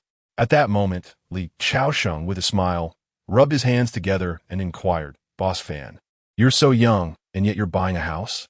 Fan Zhe chuckled and replied, Isn't it said that one must have a new house for marriage? I can't afford a new one, so I'll settle for a second-hand house. That way, when the time comes to marry, I won't be worried about lacking a place to live. The notion of needing a new home for marriage had already begun to take root a few years prior. However, it was only in this small county that such an idea had recently emerged. This very mindset would subsequently give rise to countless real estate magnates in the future.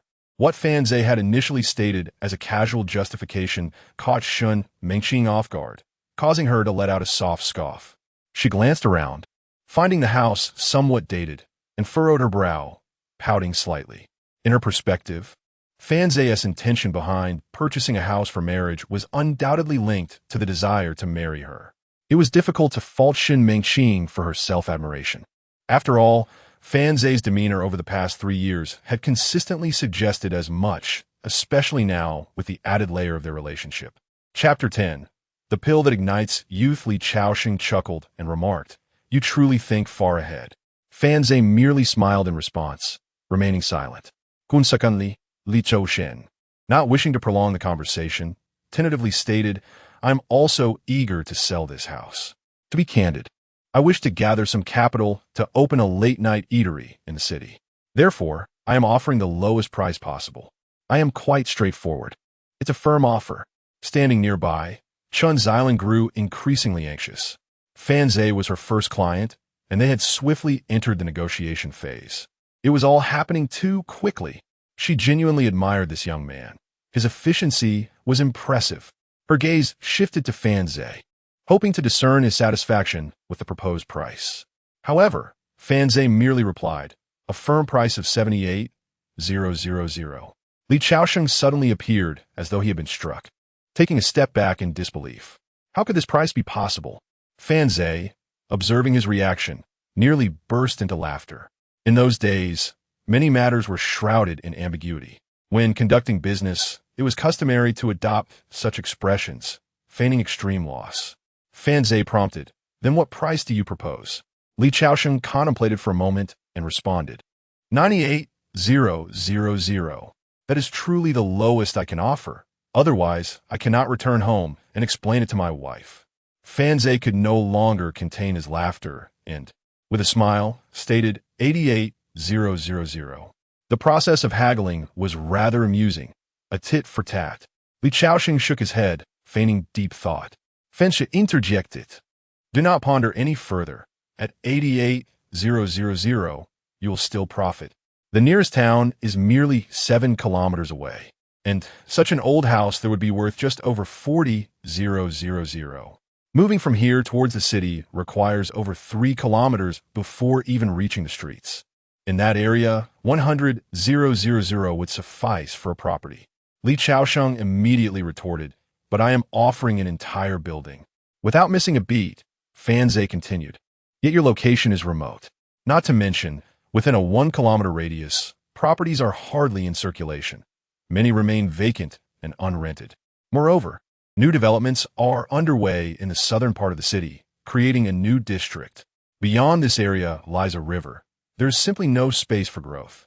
Hence it will not develop here." Li Chaosheng stood there, stunned, for Fan Zhe's analysis was spot on. Naturally, he had considered the long-term implications of his property in this location more than anyone else.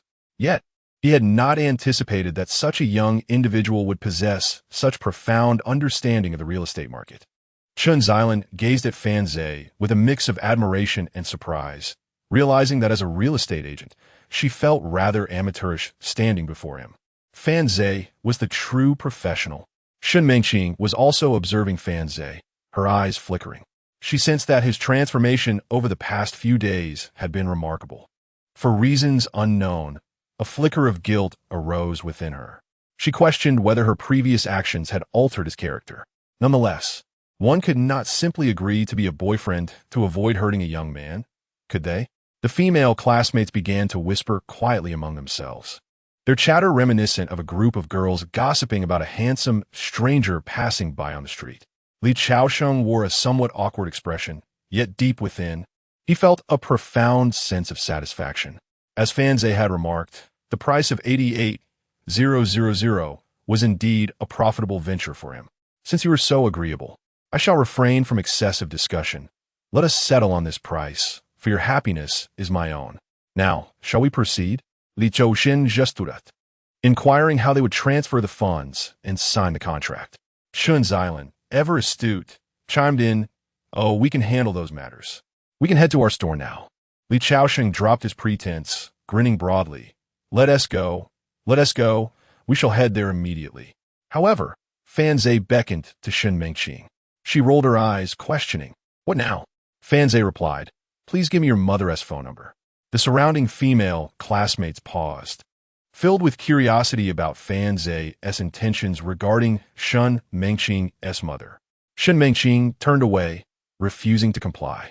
Fan Zhe glared, "All my money is with your mother. What are you trying to do? If you don't give it to me, I'll call the police." Shen Mengqing pouted and feigned ferocity. "Humph. Do you think I fear you just because you threatened to call the police? I'll give it to you, but I'm not afraid."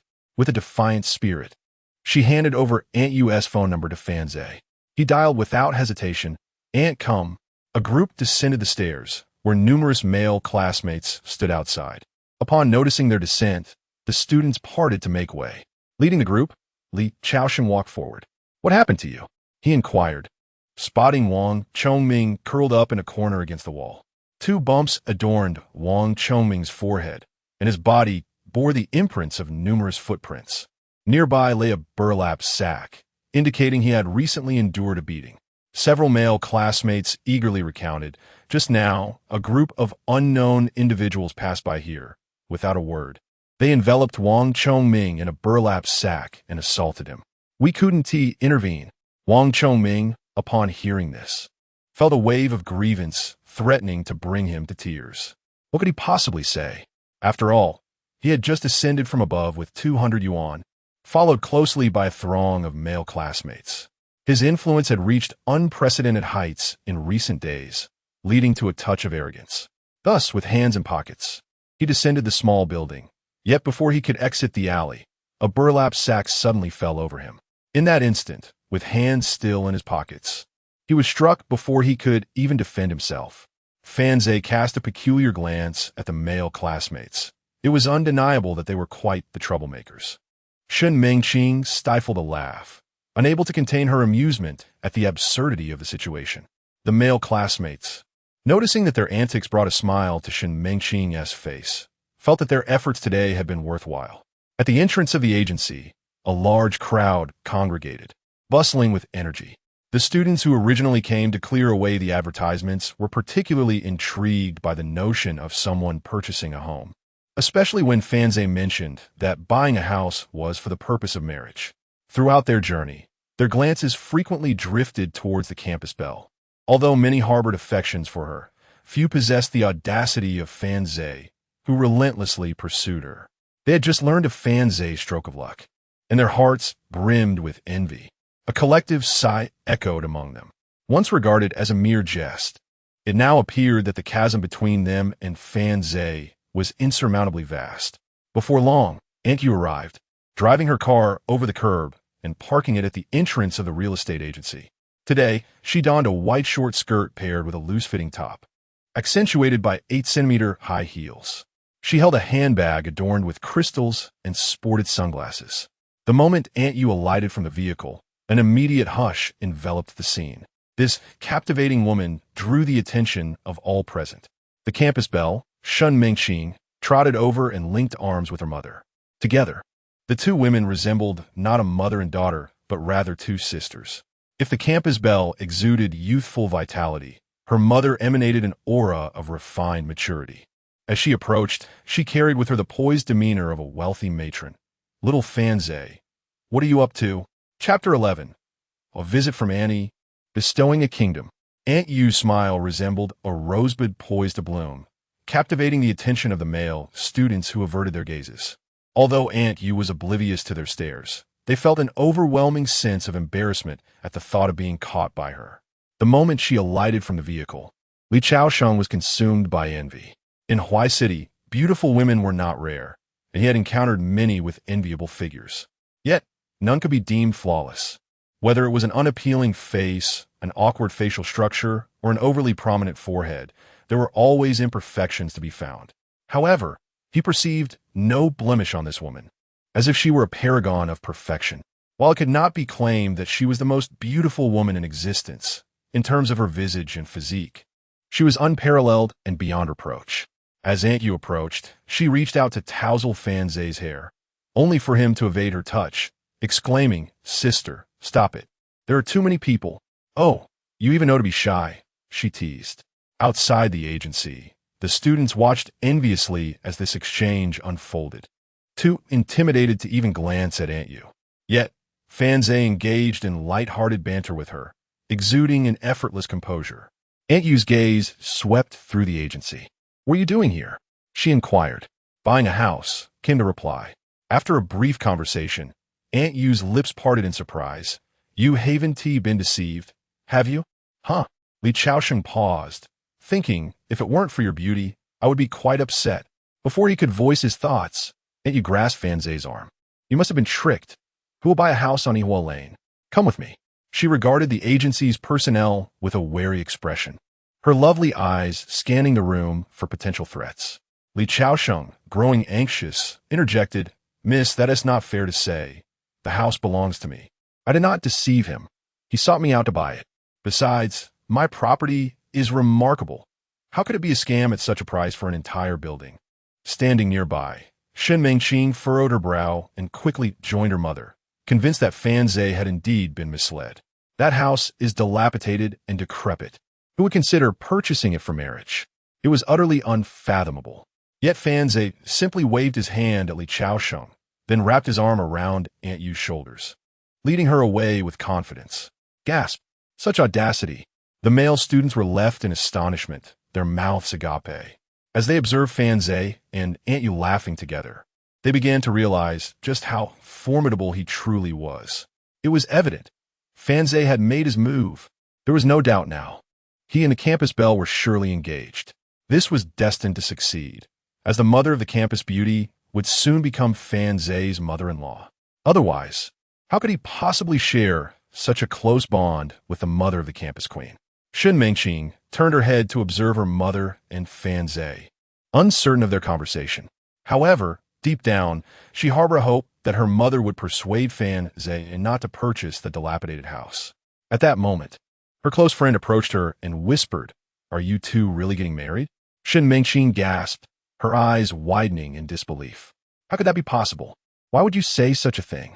Her friend scrutinized her with a doubtful gaze. Fan Zhe mentioned buying a house for marriage. Aside from you, he wouldn't marry anyone else, right? Shen Mengqing rolled her eyes. Let him marry whomever he pleases. I have already severed ties with him, and he hasn't even apologized to me. Marriage is out of the question. Until I graduate from university, I shall not entertain any romantic relationships. Her friend hesitated and inquired, "Didn't you previously say you wouldn't date before graduating high school?" Shen Mengqing looked at her friend in confusion. Indeed, I want to date before university, so naturally, I wouldn't date in high school either. Isn't that logical? Her friend was momentarily at a loss for words. It did seem to make sense. Meanwhile, Fan Zhe continued to whisper with Aunt Yu, exchanging words that no one could overhear.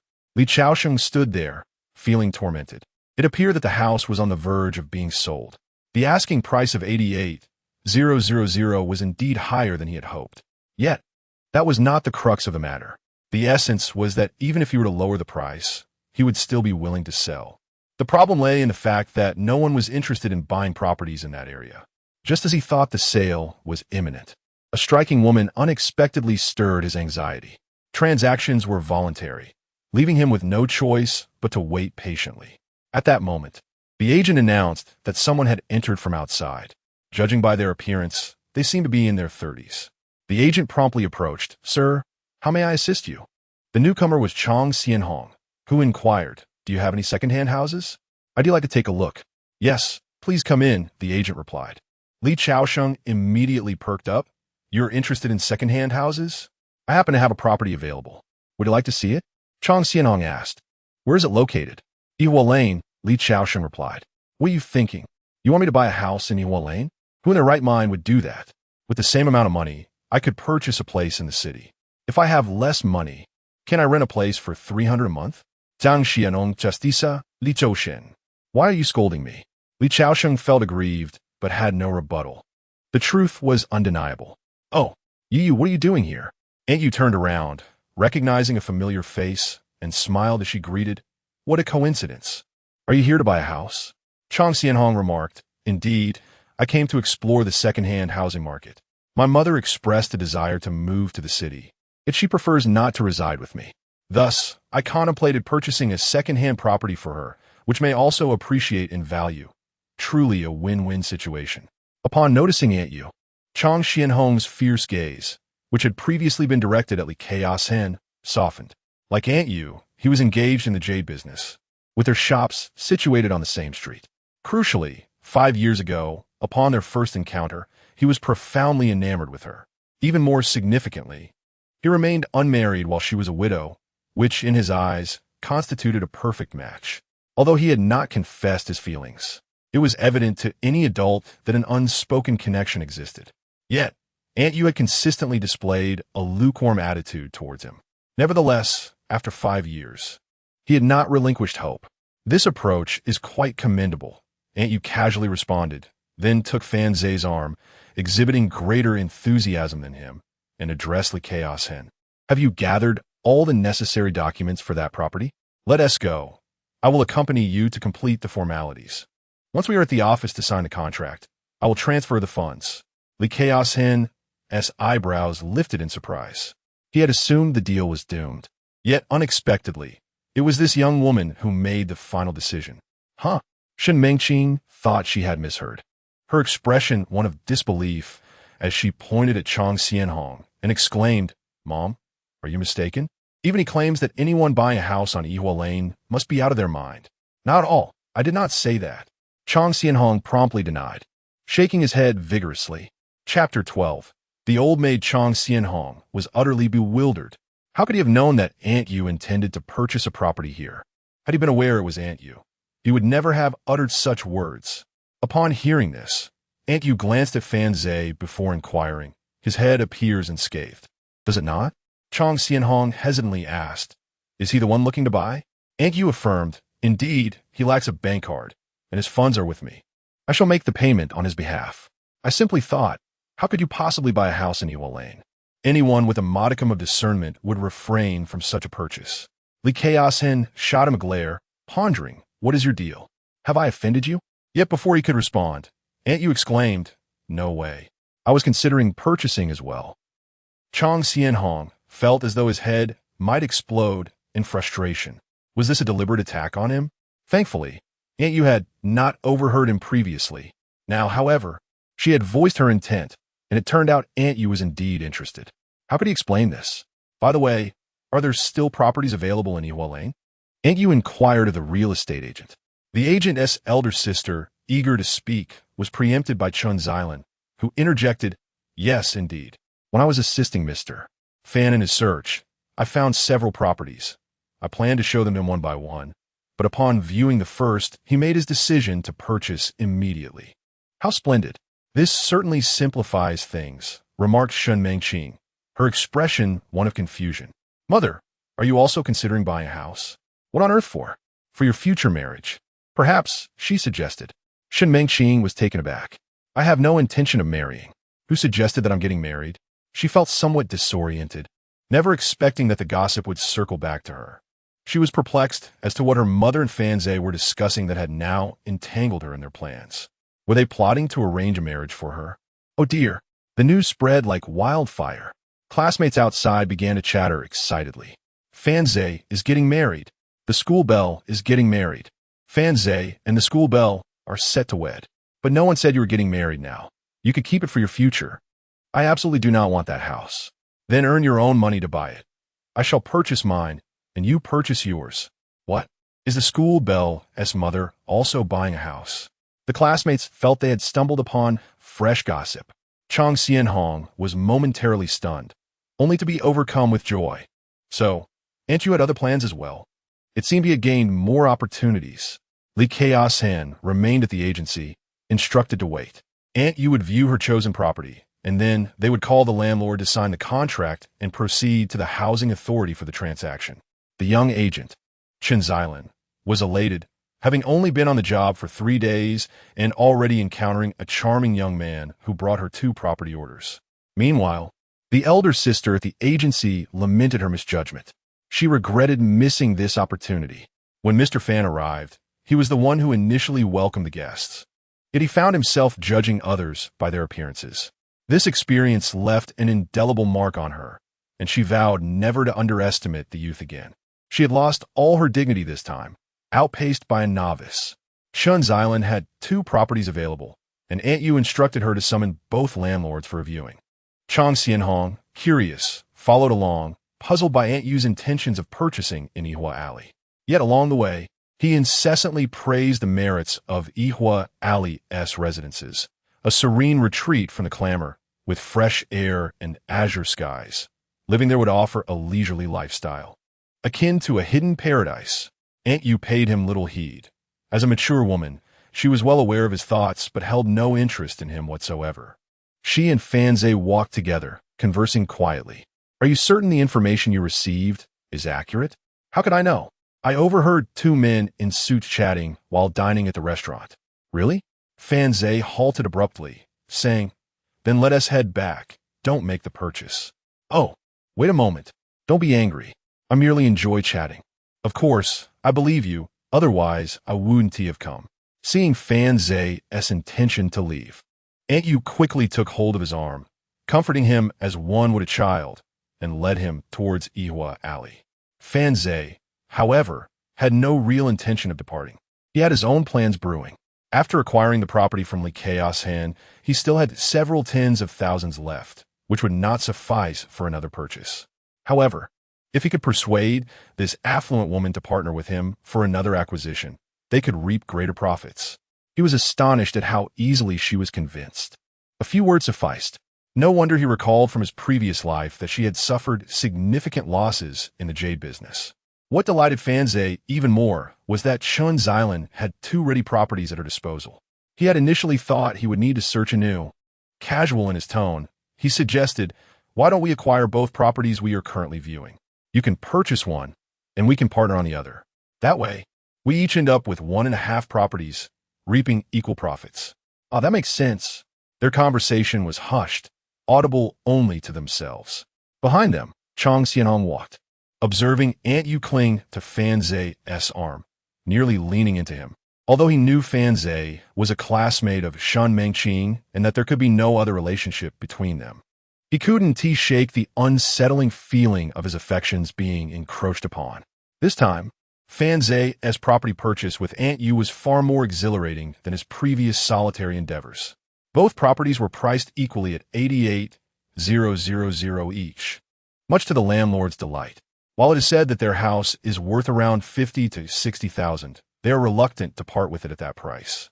A price of approximately 70,000 seems unappealing to them, yet they feel quite satisfied with the notion of selling it for 88,000. An amount of 80,000 from 2010 still holds considerable value. However, during the transaction, Chang Xianhong could no longer contain himself and stepped forward to advise Aunt Yu against making the purchase. Aunt Yu furrowed her brow and replied, "I have my own plans." Yet, Chang Xianhong, having restrained himself for too long, unleashed his emotions. "Aunt Yu, could you please just listen to me this once? I'm only looking out for your best interests." Aunt Yu, immediately growing impatient, displayed a look of anger. "What do you mean by that? You need to understand our relationship. We are not even friends. We are merely neighbors. Please watch your words. I do not require your approval for any of my decisions." Fanze stood silently to the side, casting a few glances at Chang Xianhong. He despised others meddling in his affairs. Once the negotiations for the two houses concluded, they took the landlord to the agency, where Aunt Yu drove while the agency sent another vehicle. The group proceeded to the housing authority to complete the necessary paperwork. Shen Mengqing felt somewhat disoriented. Having already been unclear about the situation, her friend tugged at her and remarked, "It seems your mother has a very close relationship with Fanze. I think she genuinely intends to marry you off to him. I will not marry him unless he apologizes." Her friend exclaimed in surprise. "So, does that mean if he apologizes, you would marry him?" "Not at all.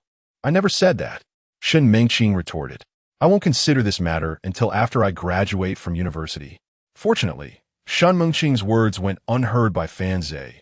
Otherwise, he would have surely informed her that not only did she not wish to date during university, but she also remained single for quite some time thereafter. Chapter 13. A Gleeful Grin. There are 3 houses in total, with Fanze and Aunt Yu each possessing 1.5. The property documentation is complete. After finalizing the contract at the housing authority, Aunt Yu proceeded to make the payment with great efficiency. Observing the affluent woman in that moment of transaction, Fanze found her increasingly enchanting. Indeed, the aura of wealth bestows a unique charm. The transfer procedures were completed, yet obtaining the property certificate would require an interval of 1 week to 1 month. The contract and proofs were entrusted to Fanze for safekeeping. After organizing these matters, Fanze and Aunt Yu shared a meal together. As night descended and the city lights began to twinkle, the evening breeze enveloped Fanze, allowing him to truly appreciate the beauty of youth. Why is the time of youth so splendid? It is because, following the purchase of the property, the wealthy woman graciously provided Fanze with 10,000 yuan, stating it was a loan. Ultimately, when the property is sold, the money will be recouped, and Fanze can repay her then. Aunt Yu dropped Fanze off outside his family courtyard. Just as he alighted from the vehicle, Su Ji called, exclaiming, "I heard you were marrying our campus belle, Shen Mengqing, and her mother." "Nonsense," Fincher retorted angrily. "Who is spreading such rumors? This has nothing to do with Shen Mengqing." Su Ji was taken aback. "Shouldn't it be that it has nothing to do with her mother? Did I get wrong?" Fanze, disinterested in idle chatter, inquired, "Do you have something important to discuss? If not, I will hang up." Yes. "Are you going to play games tomorrow?" Fanze replied, "All right," and promptly ended the call. Li Chaosheng found an additional 88,000 yuan in his bank account, beaming with joy. However, on his way home, as he neared his doorstep, a figure suddenly leapt out from the nearby bushes. Instinctively, he kicked out. "Hey, who is that? You scared me." "It's me, your uncle. Don't kick, please," Wang Chongming shouted after being struck. Only then did Li Chaosheng take a closer look and realize it was indeed his nephew, Wang Chongming. "What happened to you?" He noticed Wang Chongming's forehead was swollen, one eye bruised, and his clothes were marked with footprints. "I was beaten downstairs your building. Don't you remember?" Li Chaosheng felt a pang of guilt. His elation from selling the house had caused him to forget this incident. "What's the matter? Did you come to your uncle for something? Didn't you say you would give me 800? 800? What 800? Wang Chongming, now anxious, exclaimed. "Uncle, you promised. You said if I brought classmates to help clean up the area beneath the house, you would give me 800 yuan. Oh, I remember now. I told you not to sell the house to him. Yet you insisted on selling." Li Chaosheng, sensing his nephew's frustration, remarked, "You don't like that person, do you?" "Of course not. He is utterly hypocritical." Li Chaosheng patted his nephew's shoulder, saying, "That's right. I sold the house to him at a high price. Let him suffer the loss." "Really?" Upon hearing that Fan Zhe had incurred a loss from his real estate investment, Wang Chongming's spirits were instantly lifted. Indeed, it was true. Your efforts in maintaining cleanliness had contributed to this. With money in hand and news of Fan Zhe's misfortune echoing in his ears, Wang Chongming felt a surge of vindication, his mood soaring to unprecedented heights. He retrieved his phone and opened the class group chat, unhesitatingly tagging Shen Mengqing. "Are you having a late-night snack? This afternoon, while distributing flyers, I noticed you were the most diligent. To reward your efforts, I invite you to a late-night treat." The male students in the group, upon reading Wang Chongming's message, were consumed with a desire to return and confront him. Some had already begun preparing a sack in a private chat. Shen Mengqing remained silent. But someone interjected, "Please show some respect. Do not casually tag someone's fiancé. Fiancé? What fiancé? Have you all gone mad?" The members of the group realized that Wang Chongming was unaware of the situation, recalling that he had not been present at the agency that afternoon. It was widely known that Wang Chongming harbored feelings for Shen Mengqing and was the foremost suitor in his pursuits. Consequently, someone embellished the tale, proclaiming, "The campus belle is getting married. The campus belle is marrying Fan Zhe. The campus belle and Fan Zhe have secretly wed and are preparing a new home." Due to Fan Zhe's withdrawal from the group, he remained oblivious to the absurd rumors circulating outside. As he entered the courtyard, Aunt Wang's dog lounged by the staircase. Noticing Fan Zhe's approach, the dog offered no acknowledgement. Feeling disrespected, Fan Zhe gently tapped it, prompting the dog to bark at him twice, momentarily easing the neighborhood's atmosphere. Upon entering the house, as he was removing his shoes, he spotted his aunt seated on the living room sofa, engaged in conversation with his mother. Glancing at the home purchase contract and documents in his hand, he deemed it unnecessary to flaunt his news and resolved to explain it to his mother at a more opportune moment. Thus, he placed the contract on a shoe cabinet and entered to greet them. "Hello, Aunt. You performed exceptionally well in this exam. I'm so pleased for you." His aunt turned with a smile, replying, "You've done well this time. Luck is on your side." After exchanging pleasantries, Fan Zhe excused himself to the restroom. It was best for a young man not to intrude upon the women's chatter. Yet, even in the restroom, he could overhear snippets of their conversation. His aunt seemed to be discussing how her son had found a girlfriend and was contemplating marriage. However, the young woman insisted that her son must possess a new house in the city. Given the modest means of Aunt Wang's household, this presented a considerable dilemma for her. In truth, this was not just Aunt Wang's predicament. For most families in this era, it was a significant challenge. The demand for a new home when marrying would remain an unavoidable issue for the next decade and beyond. In Fen Shi's recollections, Aunt Wang was of commendable character and kindness. During festive occasions, she would always present him with the finest treats from her home. However, it seemed that her life had taken a downturn in recent years. It was indeed during the wedding of her son, who is also Fan Zhe's cousin, that the aunt and uncle decided to invest their life savings to purchase and renovate a home for their son in the city. The proceedings unfolded smoothly, and the bride successfully made her way into the family. However, the ensuing circumstances revealed that the daughter-in-law dominated household management, leaving the son with little voice within his own home. This led to the familiar narrative of discord between mother-in-law and daughter-in-law. Yet, to describe it as such would not entirely capture the essence, for there was scarcely an opportunity for conflict to arise. The elderly couple, in their quest to furnish their son with this new abode and its renovations, sold their own residence in the city.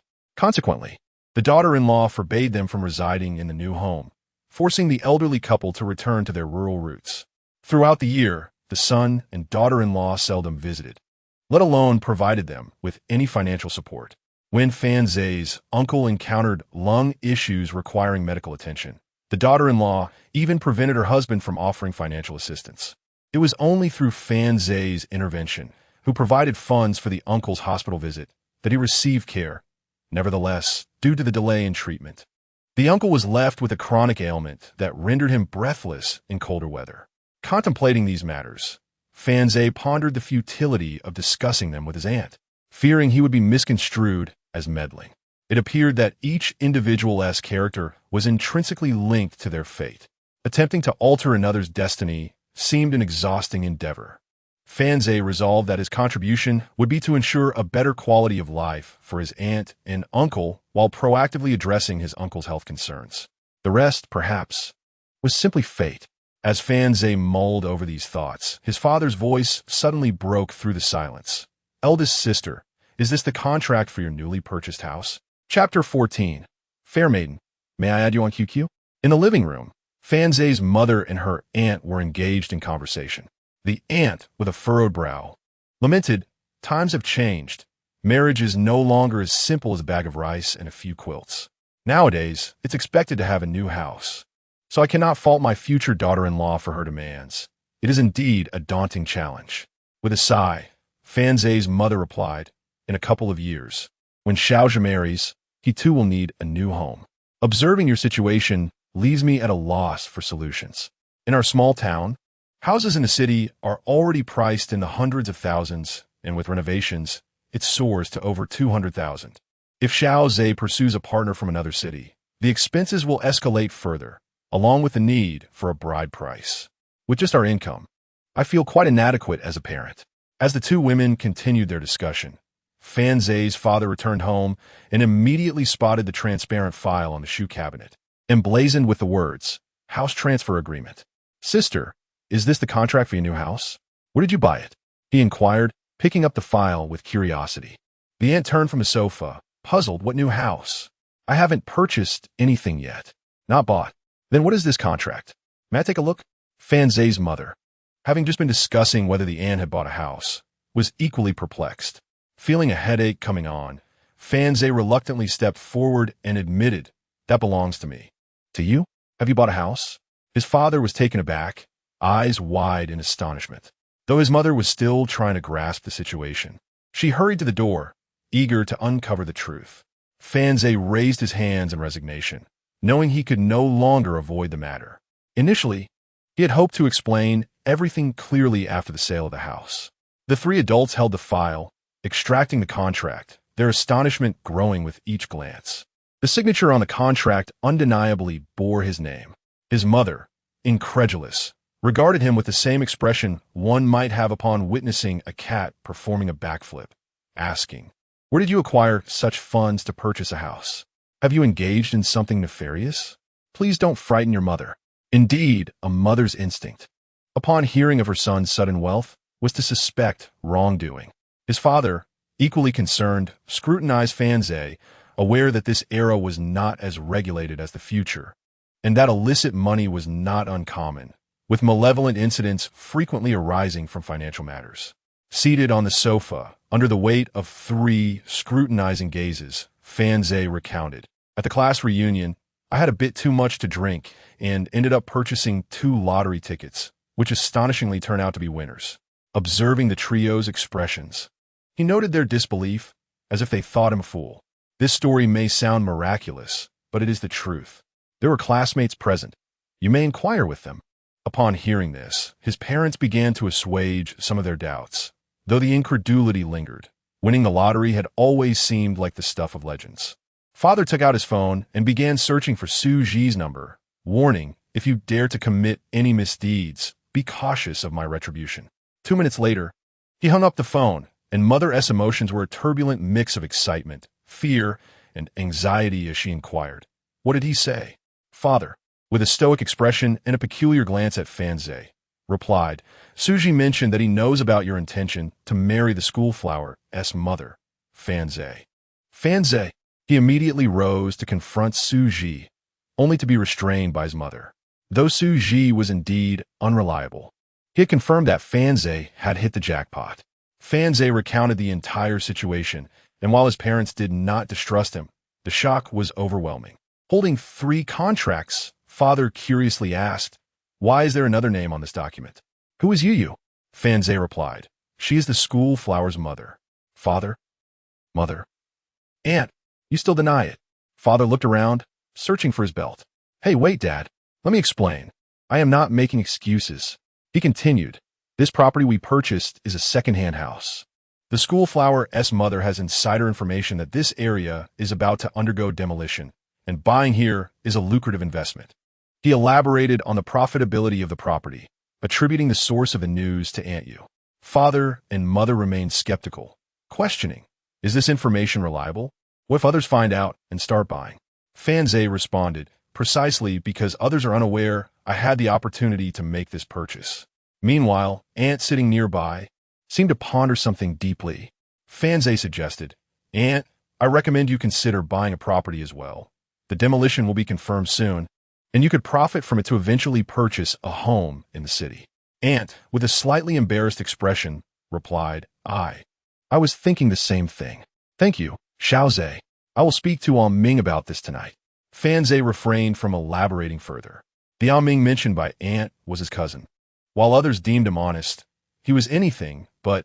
It was hard to believe that someone could watch others wield power over their parents without a hint of duplicity. He and his wife were equally matched in their deceptions. Though Fanze felt he need not be so explicit, he hoped to assist Aunt out of goodwill, but the outcome was beyond his control. That night, Father and Mother were so exhilarated that they barely managed to fall asleep. Their son excelled in the college entrance examination, then won a substantial prize, and even purchased a house. Although Fanze claimed the house would soon be demolished for profit, his parents remained skeptical about the veracity of the demolition. Nevertheless, the fact that their son had acquired his own property right after graduation was astonishing. Had it not been for Mother's teaching commitments the next day and Father's taxi driving duties, they likely would have stayed awake all night. The following morning, Fanze awoke to find that his parents were no longer at home. Today, he had some plans of his own. Although he could drive, he found himself without a driver's license upon his rebirth. He actually possessed 10,000 yuan in cash, a fact he had kept from his parents. He placed the money in the bedside drawer and extracted 5,000 yuan, taking a taxi to the driving school. The sign for Huihong Driving School had lost a few boards and was now known as Junio Driving School. Arriving rather early, the service hall of the school was sparsely populated, or perhaps it was simply perpetually this quiet. However, the individual responsible for registrations had not yet arrived, and the registration office was locked. Long benches were arranged in the hall, where a few people were already waiting. Fanze approached and spotted a familiar face, Tang Yunlan, a close friend of Shen Mengqing and also a classmate of Fanze. Tang Yunlan wore thick black-framed glasses, her face possessing a hint of baby fat, though she was not overweight. Upon entering, Fanze immediately noticed her but feigned ignorance. He wished to avoid any association with Shen Mengqing, for she was a source of trouble. Thus, he settled onto a bench at the back row, initially planning to merely exchange pleasantries during registration before departing.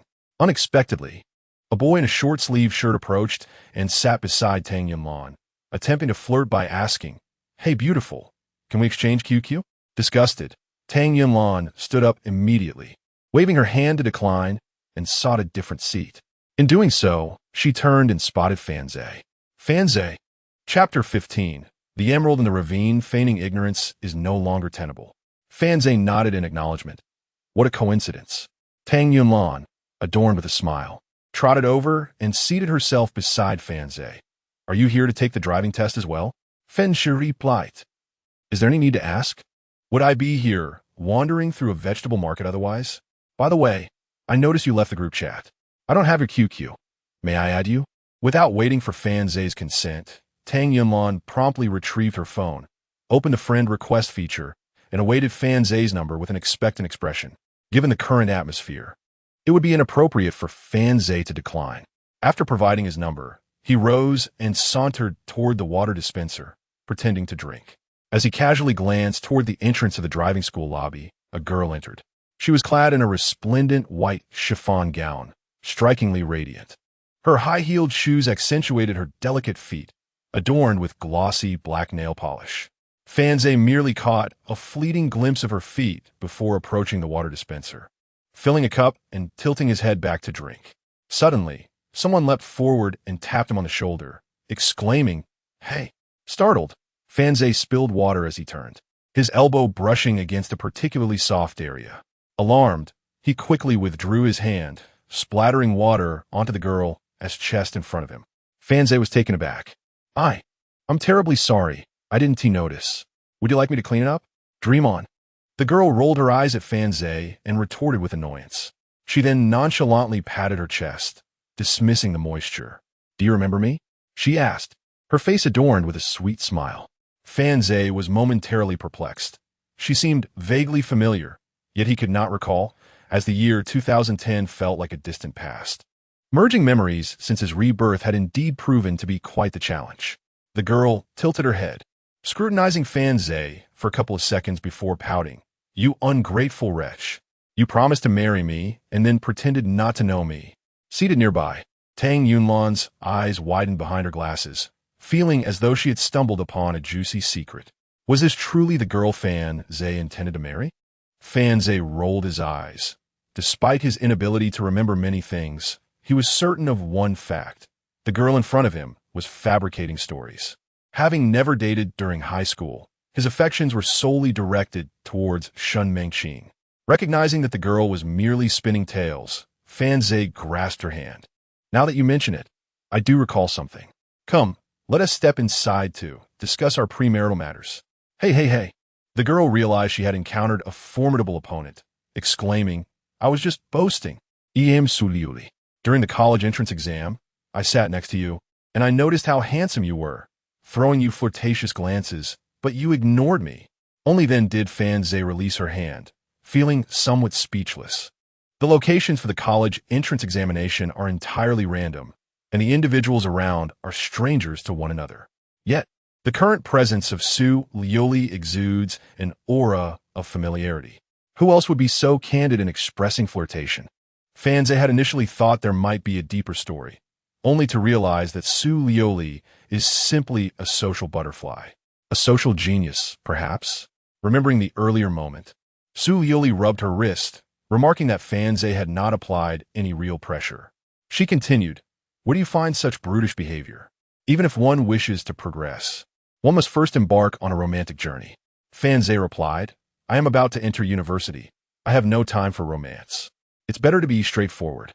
To which Su Liuli countered, "I'm also heading to university. We could manage a long-distance relationship, couldn't we?" Fan Zhe shook his head, saying, "I fear that won't work. There's an old saying, a whip cannot reach beyond a certain length." With a burst of laughter, Su Liuli found amusement in his words. Her features were exquisite, radiating an angelic beauty, especially when she smiled. Observing from a distance, Tang Yunlan witnessed this interaction, her mind filled with questions. Having been classmates with Fan Zhe for 3 years, and knowing his affection for Shun Mengqing, who is also her close friend, she was not unfamiliar with him. Yet she pondered, had Fan Zhe always been so carefree in social settings outside of school? Tang Yunlan discreetly took out her phone and messaged Shun Mengqing, inquiring, "What's going on between you and Fan Zhe? Is he trying to make you apologize?" A swift reply came from Shun Mengqing. "At the gathering, he asked me to be his girlfriend, but I'm not ready for a relationship yet, so he has been purposefully ignoring me." "Are you certain he is doing it on purpose?" "Dan Junlan Guetstin," Shun Mengqing affirmed, "Absolutely. I'm ignoring him now too. He'll surely regret it and come back to apologize." Tang Yunlan lifted her gaze to observe Fan Zhe and the girl in front of him, falling into a contemplative silence. Before long, the person responsible for registration at the driving school arrived, opening the office door and announcing, Line up, one at a time. Tang Yunlan was the first to enter, completing the process in just a few minutes. When Fan Zhe entered, he closed the door and pulled out 2 packs of cigarettes from his pocket, an appreciated gift at the driving school. A few minutes later, he exited the office, where Su Liuli awaited, saying, "Does this mean we can practice driving together tomorrow?" Fan Zhe nodded, yes. In truth, it was not as strict in 2010. A few cigarettes and a little extra cash could easily resolve the matter. Additionally, given his prior driving experience, who would willingly venture out on such a hot day to practice? Su Liuli, however, stood with her hands behind her back, tilting her head, and said, "That's wonderful. Once you've learned, will you teach me step by step?" Fan Zhe replied, "Of course," covering her mouth with her hand. Su Liuli giggled once more at his playful demeanor, as he smiled and waved goodbye, saying, "See you later." He left the driving school, preparing to call Su Ji, as they had arranged to play games together the previous day. In truth, Fan Zhe is not particularly obsessed with gaming. Rather, he believes in enjoying the pleasures appropriate to each stage of life.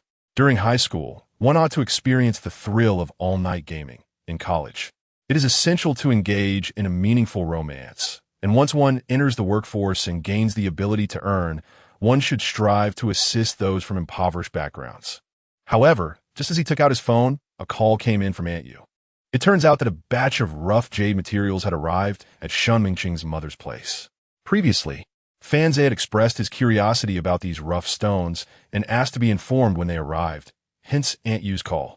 The matter of gaming was promptly set aside, for visiting the jade roughs was undoubtedly far more intriguing than playing games. Moreover, he recalled that it was due to a previous incident involving the cutting of rough stones that Aunt Yu had suffered significant losses, and it was likely that this was the very instance. Although Fan Zhe does not possess extensive knowledge of jade, he is aware that this time, among the rough stones, there are likely valuable pieces. Thus, he decided to take a look, as there might be an opportunity to gain some benefits or pocket money. Of course, earning money has never been a daunting task for Fan Zhe. Rather, he is more eager to witness the beauty of the jade that emerges from these rough stones. Chapter 16, 60,000 Stones. Su Ji recalled his agreement with Fan Zhe to spend the night gaming together. He contemplated visiting a different internet CAF, having deemed the previous one excessively exploitative. The manager, though pleasing in appearance, possessed a heart of darkness. When he inquired about the overnight rate, she quoted him 400, which internet CAF charges 400 for an overnight stay. Su Ji went to the restaurant to ask his father for money. Upon seeing his son's return for funds, his father felt a surge of frustration. He recognized the close bond between Su Ji and Fan Zhe, yet lamented that while Fan Zhe had gained admission to Shui Mu University, his own son squandered his time in night-long online escapades and enrolled in a less prestigious institution. As a restaurant owner, he was well informed and had heard just yesterday that Fan Zhe had already purchased a home. He gazed at his son and remarked, "With such a close friendship with Fan Zhe, can't you learn a thing or two from him?" Su Ji looked bewildered and asked, "Learn what?" "Anything at all. Look at him. Does he resemble you, who only knows how to stay up all night gaming?" Su Ji, indignant, retorted, "What do you mean by that? Fan Zhe also games all night. We made plans just yesterday." "Nonsense," his father scolded. Su Ji picked up his phone, saying, "If you don't believe me, I'll show you." Naturally, his father was skeptical and leaned in to see. Su Ji sent a message to Fan Zhe. "Let us go. Time for an all-nighter." Within half a minute, Fan Zhe replied, "Fensche, get lost." Su Ji's father, "You still dare to argue?" With that, he pulled out his belt. Fan Zhe emerged from driving school and hailed a taxi toward Yuchi Street. On the way, he passed a fruit shop and instructed the driver to stop, stepping out to purchase a durian. The affluent woman had treated him well, with just a few casual remarks. She had confidently invested in a property on Yihua Lane. Fan Zhe felt it would be remiss to arrive empty-handed. Following Aunt Yu's directions, he alighted at her shop's entrance. Shen Mingqing happened to be inside, chatting with her mother. "Mom, why can't we eat durian in the store?" Aunt Yu's voice replied, "The smell of durian lingers for a long time. Let us take it home to enjoy. It's inappropriate to eat it here." Shen Mingqing felt slightly displeased, but acquiesced, saying, "All right, just remember to buy some for when we get home." Their conversation coincidentally reached Fan Zhe's ears as he entered, causing him to pause and glance at the durian in his hand. He raised his hand, contemplating tossing it aside. Yet, Aunt Yu's voice echoed, "Why bring something if you're coming over? That would be so rude." Shun Mengqing turned around, her gaze falling upon Fan Zhe, and her eyes sparkled as they landed on the durian he held. She realized he was merely pretending to ignore her. Her face, reminiscent of a radiant moon, momentarily brightened. But the next instant, she recalled their ongoing Cold War. The brightness faded, replaced by a frigid demeanor. However, to others, her indifference remained captivating. Yet to Fan Zhe, even under the sun's warm glow, it felt as though the end of days was approaching. What a tragedy! What a peculiar turn of events! That he would alight from the vehicle merely to purchase a durian. He placed the spiky fruit upon the table and, feeling somewhat awkward, remarked, "I happened to pass by and thought to buy some fruit, but I was uncertain of what to choose, so I just picked a durian." Indeed, it appears our dear Fan Zhe possesses an understanding of Mengqing. Aunt Yu, with her mature and enchanting visage, revealed a delightful smile as she spoke. Fan Zhe found it difficult to respond to her comment. Meanwhile, Shun Mengqing's large eyes darted around, and upon closer inspection, one could detect the faintest upward curve at the corners of her mouth. Aunt Yu continued, "Did you not just express a desire for durian? Now that Fan Zhe has procured one, you are permitted to indulge, so let him peel it for you." Shun Mengqing muttered softly, "I do not wish for him to peel it. I can do it myself." This was her final act of stubbornness. Fan Zhe had initially intended to assist, considering he had purchased the fruit and felt inclined to fulfill his role as a good Samaritan. However, upon hearing Shun Mengqing's words, he decided against it. "Then peel it yourself." "Huh?" Shun Mengqing was taken aback. Wasn't this a common phrase, a form of playful coquetry typical of girls? Why was he truly refusing to peel it? She pouted and let out a small huff, yet her desire for the durian was undeniable. Thus, she opened the bag to behold the large durian before her. Shun Mengqing found herself at a loss. Although she relished the fruit, she had no idea how to peel it. Yet, having spoken those words, she felt compelled to follow through. However, her first attempt resulted in a prick from the durian's thorny exterior. Fan Zhe rolled his eyes, approached her, and gently pushed her aside. In a matter of moments, he pried open several segments and retrieved a succulent piece, extending it toward Shun Mengqing. Her mouth watered at the sight, momentarily forgetting their earlier standoff, and she reached out eagerly. Fan Zhe withdrew his hand and said, "Thank you." "Thank you," she replied, finally receiving the durian from him. This girl, she truly was too delicate. Fan Zhe held little admiration for such fragility. After savoring a few pieces of durian, Fan Zhe learned that the jade materials would not arrive until the following day. Thus, he had no choice but to depart and return the next day. Leaving the jade shop, he attempted to call Su Ji, but his efforts were in vain as no one answered. The next day, Fan Zhe returned to the jade shop and, from a distance, observed a considerable crowd gathered outside. As he approached, he heard Aunt Yu exclaim, "Ah, is it true? Does this mean I will break even?" Today, Aunt Yu donned a white casual outfit, her hair slightly curled, exuding an effortless charm despite not having made a special effort with her appearance. Among the crowd, someone remarked, "What you have here is a chopped corner." Typically, the material inside is not substantial. If there is indeed material, it could be worth tens of thousands. If not, you might only be able to extract a few hundred from what you see. Fan Zhe, lacking knowledge of jade, curiously inched closer to observe. Upon noticing him, Aunt Yu greeted him warmly. Fan Zhe inquired, "What is happening?" Aunt Yu gestured toward the raw stones strewn about the ground. These were dark rocks of various shapes and sizes, some as large as a watermelon, others comparable to a tablet. Beside the stones was a cutting machine, with several pieces already sliced open. Aunt Yu remarked, "This batch of raw stones has just arrived, and I contemplated cutting a few pieces for myself. Priced at 5,000 each, I've already sliced 7 or 8. Yet I have not glimpsed even a hint of jade or emerald, incurring a loss of 50,000. Finally, I've managed to cut this piece that reveals a semblance of emerald." At that moment, a voice from the side interjected, "You haven't lost it all."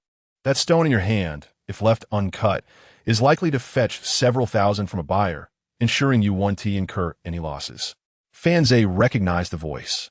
It belonged to Jiang Cheng, whom Aunt Yu had met at the agency that day. Fanzai had also heard Aunt Yu mention that he was engaged in the jade business and possessed more experience than she. Accompanying Jiang Cheng were several individuals, one of whom eagerly cast a glance at Aunt Yu and said, "Beautiful proprietress, I'll offer you 60,000 for that stone. This secures your capital, and you may still gain a profit. Allow me to cut it, and any losses will be mine." Aunt Yu's eyes lit up. This indeed seemed to be an excellent strategy. Selling it for 60,000 to him would at least ensure she wouldn't incur a loss. If he were to cut it and sell it for over 100,000, he would also make a profit of several thousand, albeit while shouldering the risk of 60,000 loss. Chapter 17. I have a whisper for you. Fanzai stood quietly to the side, deep in thought. He recalled that in his previous life, Aunt Yu's shop had once showcased a piece valued at hundreds of thousands. It was precisely because she missed out on that valuable jadeite that Aunt Yu felt she had suffered a significant loss. In his past life, Fanzai had learned of this incident from Shun Mengqing. Presently, it appeared likely that the jadeite worth over 1,000,000 was indeed the very piece Aunt Yu possessed now. Judging by the current circumstances, if events unfolded as expected, this stone, which had a corner cut off, would undoubtedly be sold by Aunt Yu. Fanzai inquired, "May I take a look?" He accepted the jadeite from Aunt Yu's hands. The stone resembled the size of a tablet computer, having been cut down by approximately 2/5, leaving 3/5 of its volume intact. On its cross-section, a hint of green could be seen peeking out from the edges. Fanzai asked, "Is the value of this jadeite determined by its volume?" Aunt Yu replied, "Volume is one aspect. We must also consider the quality of the material. From this corner, one can already discern what kind of material it is. Next, we must assess its size. For instance, if it only has a thin outer layer of stone with the interior entirely composed of jade, then this piece could be valued at least at 1,000,000. However, based on this edge, it appears that the interior may only be about the size of my fist, likely worth around 100,000. As she spoke, Aunt Yu clenched her fist to illustrate. Fanzai observed her small hand, its delicate skin translucent enough to reveal the blue veins beneath. He proposed, "Why don't we cut it ourselves?" Chuckling, a voice interjected, "Oh, young one, you truly do not understand. Do you realize how much that single cut would cost? Several tens of thousands." It was Jiang Cheng who spoke. Surrounding them were several owners of nearby jade shops. A middle-aged man expressed, "To be honest, I doubt this stone contains a piece as large as a fist. Just look at the material. It might only yield a small fragment the size of a safety coin, worth merely a few hundred." The individual who had previously offered 60,000 for the stone chimed in, "To be candid, I don't expect to profit from this stone. I've seen many stones cut, and frankly, I have little faith in this one. I merely wish to befriend the beautiful Yu and see if we might have the fortune to unveil a fine piece of jadeite together." Fanzai found the man's words excessively slick. It was evident that his intentions were directed at Aunt Yu. She furrowed her brow in response. Initially pleased with the prospect of selling her stone for 60,000, she now sensed that this stone was hardly worth that amount, and the man's intentions were glaringly transparent. A feeling of unease began to rise within her. Yet, if she were to cut it herself, there was a genuine risk of incurring a loss. Letting a potential fool slip away felt equally disheartening. Noting Aunt Yu's silence, Fanzai recognized her hesitation and chose not to press further. Primarily, he lacked the several tens of thousands needed to purchase the raw stone outright. Otherwise, he would have done so. Relying solely on words to persuade Aunt Yu to cut the raw stone for him and extend credit seemed utterly unreliable. At that moment, Fanzai inadvertently looked up and spotted a familiar face. Liuli? Before long, Liuli and a middle-aged man with a hint of gray hair strolled towards this direction. Suddenly, a notification chimed. Perfect life assistance system. Task selection activated. Option 1. Pretend not to notice Liuli, the daughter of the wealthiest man in Huai City. Reward. A windproof lighter. Option 2. Greet Liuli. Reward. Stamina 1. Option 3. Call out to Liuli and say, "Come here, I have a secret to share." Reward. Mastering piano. Receiving the system's prompt, Fan Zhe paused for a moment. Upon his rebirth, he had awakened the system, but he never intended to rely on it. In this life, he sought a carefree existence, prioritizing joy over the relentless pursuit of wealth.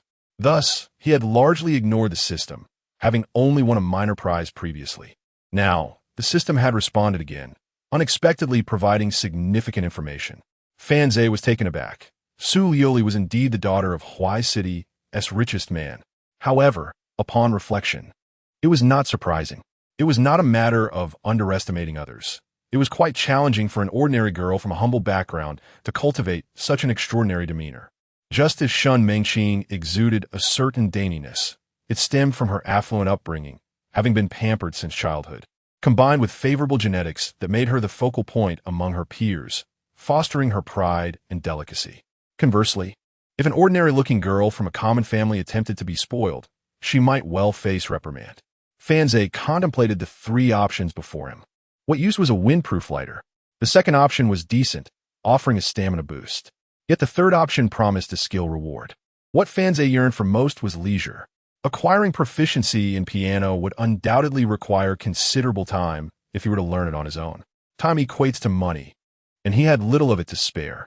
To his astonishment, the system could reward such a skill with a decisive slap to his face.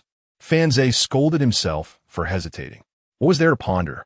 All he needed to do was call Su Liuli over for a whisper. As a reborn individual, what was there to fear? Hey, what a coincidence. Ignoring the crowd, Fan Zhe waved and called out. His abrupt action interrupted the thoughts of those gathered, redirecting their attention towards him. Amidst the gathering, a tall girl clad in casual attire and flat white shoes emerged, her angelic visage captivating all. She appeared remarkably well-mannered. The girl's presence illuminated the surroundings, enchanting everyone, regardless of age or gender, with an innate appreciation for beauty.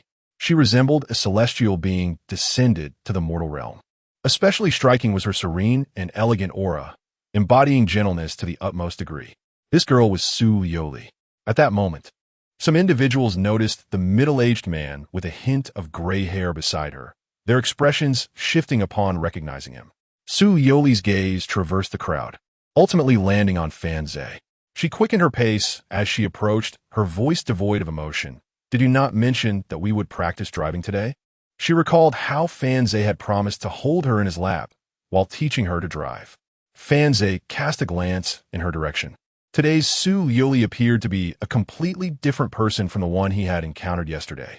If she claimed to be Su Liuli's twin sister, he would readily believe her. Yesterday, Su Liuli had exuded the fervor of a social butterfly, whereas today, she embodied the essence of a well-behaved child. Did you not also say we could practice together today? Why are you here instead of at the driving school? Their eyes met, and an understanding passed between them.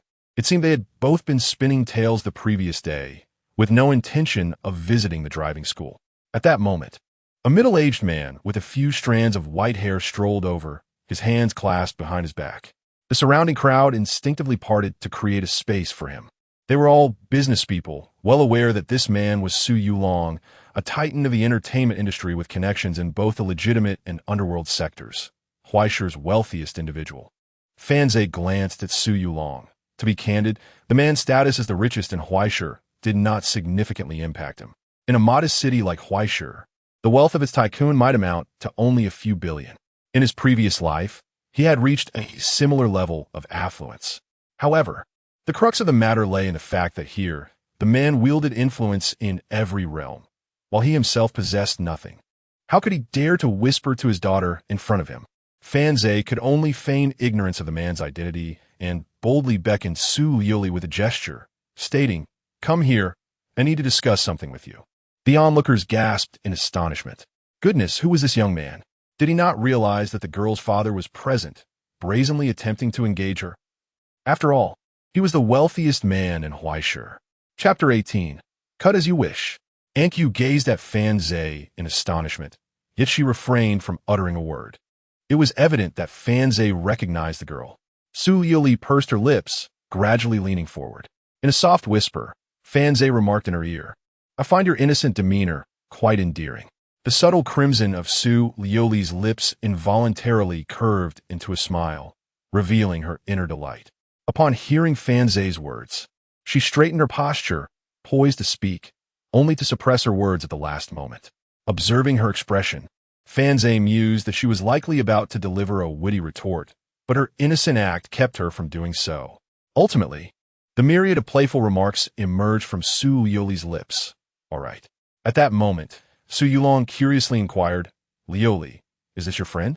Given that his daughter was typically demure and seldom interacted with boys, he found it peculiar. Su Liuli responded, yes, he is my classmate from the college entrance examination, and a fellow alumnus from the driving school. He suggested that I join him for driving lessons. Internally, Fanzai scoffed, I never invited you to learn to drive. I meant you should act innocent. The two exchanged a knowing glance. Just then, Fanzai received a notification from the system, granting him the skill of a piano master. A wave of memories fused with his consciousness, an extraordinary sensation as if he had genuinely mastered the art of piano, complete with vivid recollections of his training. Although the skill had been acquired, the matter of the jade remained unresolved. He glanced at the raw stone in his hand, acutely aware that this piece of rock was valued at over $1 million. Parting with it stirred a sense of reluctance within him. At that moment, Su Liuli inquired with curiosity, what are you doing? Fanzai replied, I'm cutting this stone. It contains jade. Su Yulong squinted at the stone in Fanzai's hand. Young man, may I take a look? Fanzai handed over the stone and then asked Su Liuli, aren't you going to the driving school? What are you up to?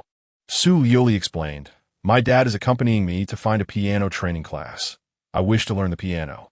Fanzai was momentarily taken aback, realizing that the very skill the system had just bestowed upon him was that of a piano master. It appeared that the skills granted by the system were linked to the task at hand. Since the recent task involved greeting Su Liuli, he had acquired the piano skill through this connection. Half jokingly, Fanzai remarked, what is the fuss about finding a training class? Can't you see that a piano master is right in front of you? Su Liuli's eyes sparkled as she responded, you're not joking, are you? You can play the piano? Of course. I began learning at the age of 5 and am now at the professional level 8. Coincidentally, I am seeking a summer job. How about I teach you? That sounds great, as I am indeed looking for a piano teacher, Su Liuli replied. Receiving the raw stone, Su Yulong overheard the exchange between Fanzai and his daughter, scrutinizing both of them. Fanzai added, however, my teaching fee is not inexpensive. Being a professional at level 8 in Huai City, I would say I am second to none, and even 5th place is not claimed by anyone else. Those around them glanced over, thinking, is this fellow boasting? Su Yulong discreetly observed Fanzai, pondering whether this young man was indeed trying to swindle him. Speak, how much? Fanzai gestured 6 with his fingers. Su Liuli furrowed her brows, asking, 600,000? With a startled gasp, Fanzai nearly collapsed, for as a reborn individual, he found such a demand utterly absurd. 6,000 he had meant for this summer. Just moments ago, he had worried that he might be boasting too much, yet now he felt his claims were too modest, as if he and Su Liuli were not even on the same wavelength. His voice diminished, lacking the confidence to boast. Only 6,000? Then all right. I shall learn from you. The surrounding crowd looked utterly bewildered. What do you mean by only 6,000? Were they aware of what that amount represented? Countless families might not save up 60,000 in a decade. Su Yulong smiled, glancing at Fanzai. He had encountered many boastful individuals in the entertainment industry. Judging by his experience, this young man was most likely just talking nonsense. He found it amusing that the swindle was directed at him, hoping this lad had some genuine skill, lest he face repercussions later on. However, in front of his daughter, he would never express such thoughts. Her happiness was paramount. Fanzai's need for the 6,000 was genuine, and he then turned to Aunt Yu, saying, Sister Yu, do not sell that stone. I will buy it with the tuition I earn. Aunt Yu, having attentively listened to the exchange, was taken aback to learn that Fanzai needed 60,000 for the very raw stone she had showcased. At that moment, a client of Chang Xianhong, who had previously expressed interest in purchasing Aunt Yu's raw stone, interjected. Young man, I was the first to express interest in that stone. On this street, Aunt Yu is the most beautiful, and he was not willing to forego the opportunity to cultivate a closer relationship with her. Fanzai shot him a glare and retorted, I want to buy it. Do you have a problem with that? The man's words faltered as he glanced at Su Yulong, swallowing his retort. In truth, Fan Zhe had been deliberate in his approach. With Su Yulong present, being the father of Su Liuli, he could leverage that relationship. As he anticipated, the client was intimidated in his silence by Su Yulong's presence. Fan Zhe continued, "Sister Yu, please sell me the jade stone." His heart raced with excitement, not merely at the prospect of profit, but at the thought of opening such a raw stone for the first time, envisioning the possibility of extracting a valuable jade from within. Aunt Yu, initially surprised, quickly shook her head, insisting, "No, if you like it. You may open this raw stone at my expense. If it turns out well, I shall gift you something." The gentle older sister was considerate, unwilling to let him bear any loss.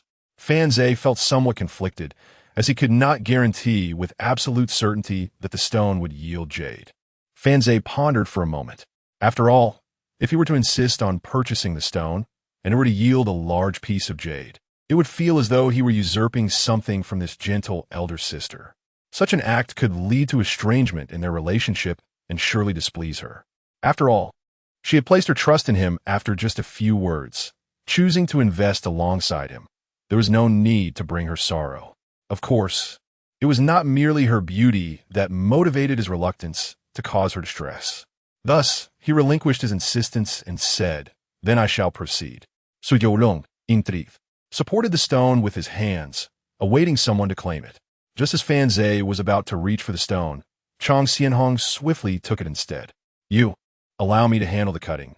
We wouldn't want to risk damaging any jade within," he remarked, placing the stone beneath the saw. Fan Zhe observed the position of the stone beneath the blade. This cut would undoubtedly sever a substantial portion. If there truly existed a piece of jade worth 3 million, the outer skin would undoubtedly be quite thin, and such a cut would diminish its value significantly. He quickly interjected, "I will cut it." Fan Zhe pushed past Chang Xianhong, seizing the stone, and inquired, "Is there a tool for grinding instead of cutting?" An older gentleman nearby gestured and replied, "There's a hand grinder over there." Fan Zhe lifted the stone and walked over, activating the already plugged-in hand grinder, the sound of its rapidly spinning gears filling the air. He placed the stone on the ground and began to grind it down, piece by piece. Chang Xianhong, feeling offended after being pushed and having his work usurped, remarked irritably, "At this rate, you'll be grinding until tomorrow without achieving anything." Several onlookers also wore mocking expressions, sneering at the outsider's naivety. They all think the raw stone is filled with jade. Go ahead and grind.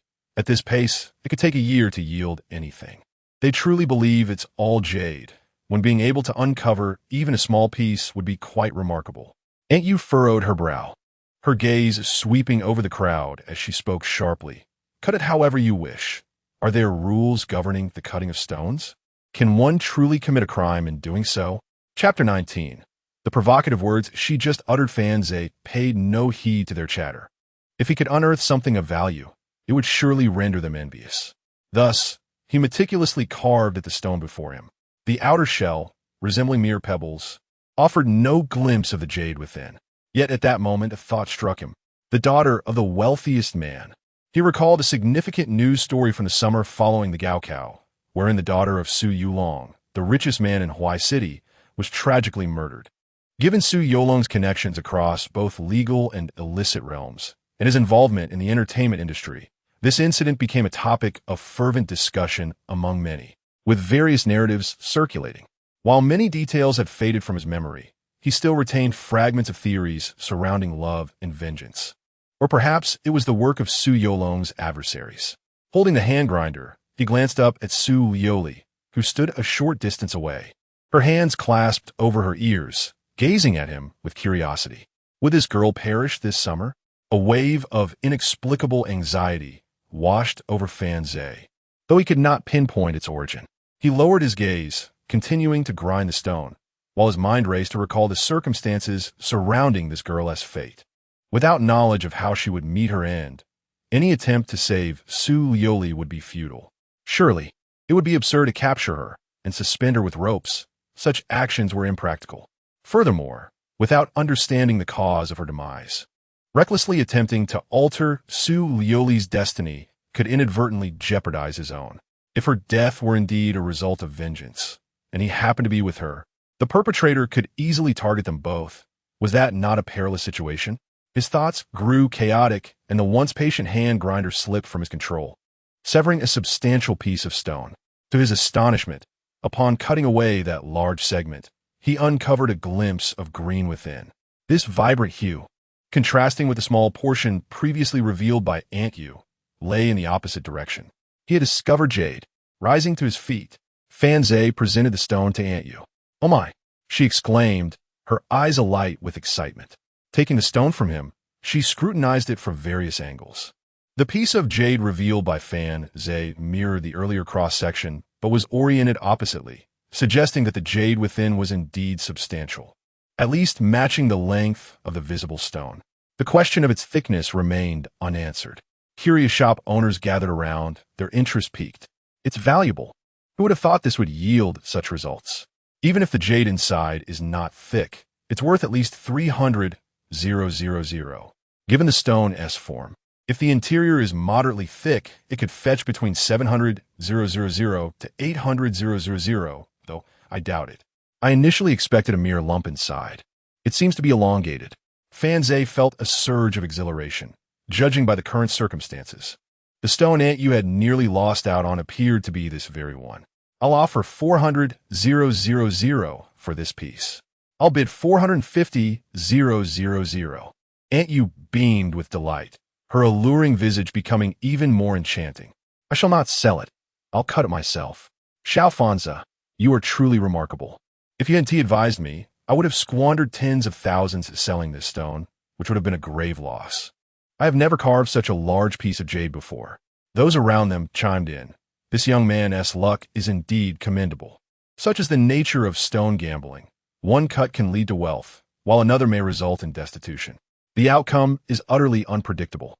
"Young brother, I can tell from your cutting technique that you are inexperienced, yet your fortune this time is undeniable. However, do not mistake this luck for skill. Gambling on stones can lead to addiction after a single win." Fanza raised an eyebrow, fully aware of how fortunate he had been in extracting jade this time. Gambling again? Absolutely not. Someone, whether intentionally or inadvertently, remarked to Chang Xianhong. Fortunately, this young brother managed to procure the stone. Otherwise, if you had cut it, that last slice would have deprived it of value, reducing it by at least 30%. Chang Xianhong felt a surge of indignation, his face aflame. He merely had better luck. Who could have foreseen this? Huh. Isn't luck the essence of gambling on stones? If you had made that cut, would you have been able to bear the loss? Chang Xianhong fell silent. Su Liuli's eyes widened in astonishment. Observing her demeanor, Fanza surmised that had her father not been present, she would have rushed towards him. However, at that moment, Su Liuli merely stood a few steps away from the crowd, curiously watching without joining in the excitement. Antyu was elated. She placed the stone on the ground, cupped Fanza's face, and planted a kiss on his cheek. An expert approached and said, "Allow me to cut it. You mustn't ruin the jade inside." Antyu promptly interjected, "No need, no need. Fanza's technique is excellent. I prefer him to do it. Remember to wear gloves. We don't want you to injure your hands." As she spoke, she retrieved a pair of gloves and handed them to Fanza. The jade had already been revealed, and everyone could see it. Fanza, however, was reluctant to continue cutting. After such a short while wielding the grinder, his palm was already sore.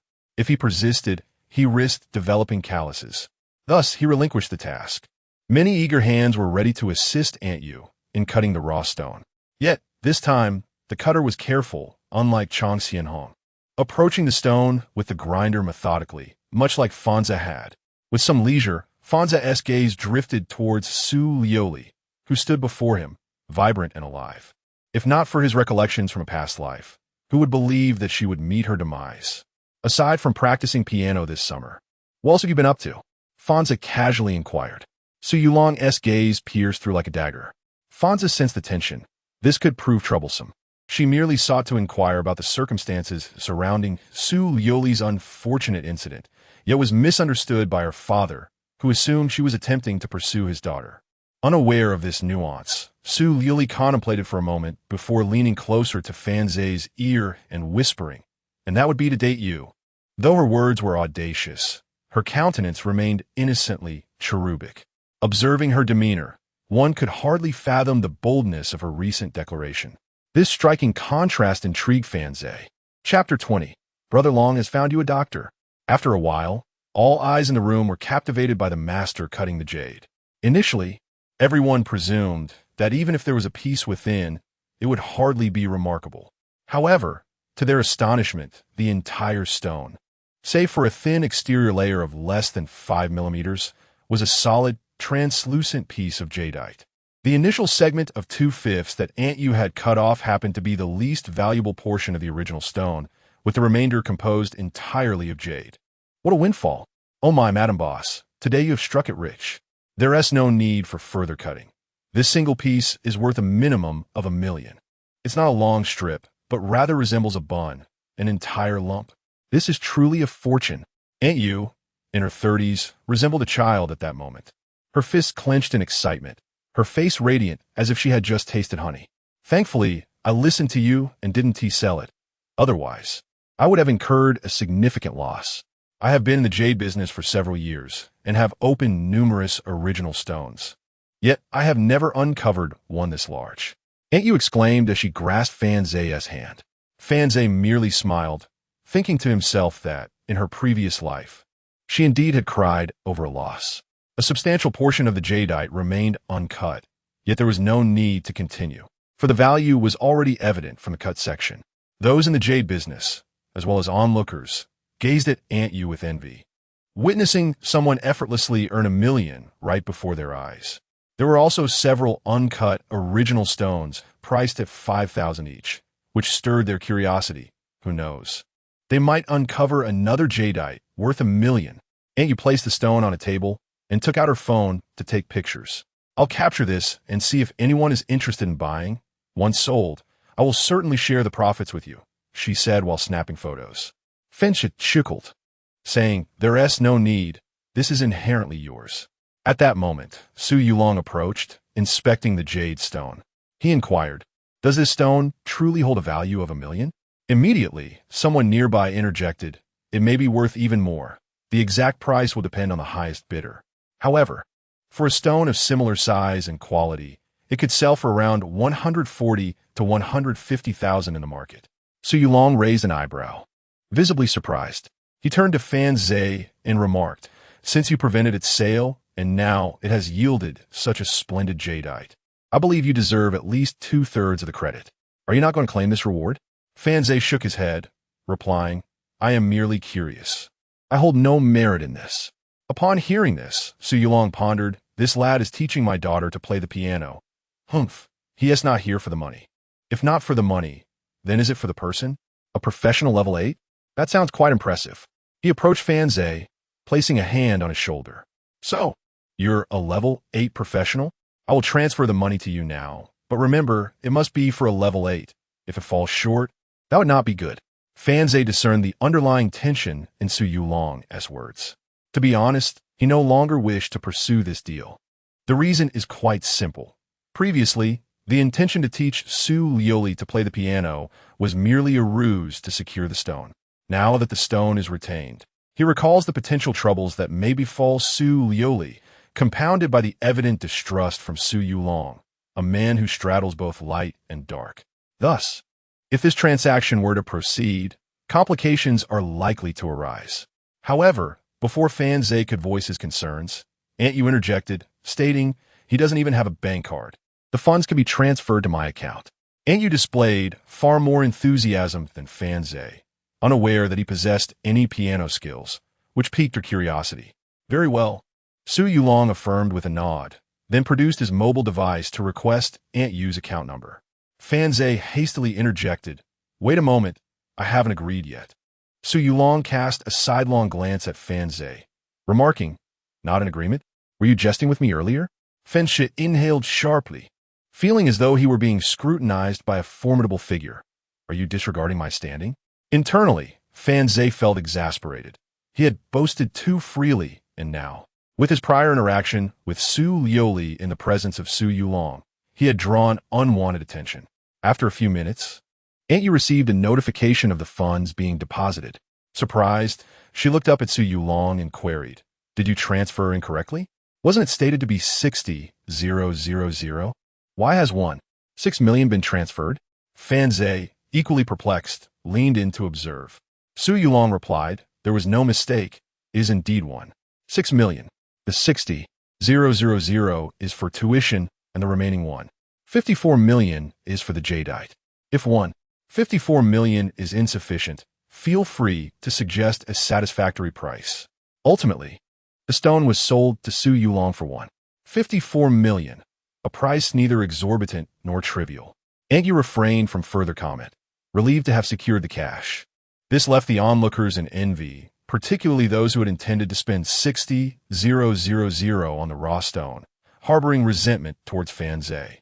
Though his original aim was to win Aunt Yu's favor with the 60,000, had it not been for Fan Zhe's intervention, the over 1.5 million could have been his profit, perhaps even establishing a connection with Su Yulong, the wealthiest man in Huai City.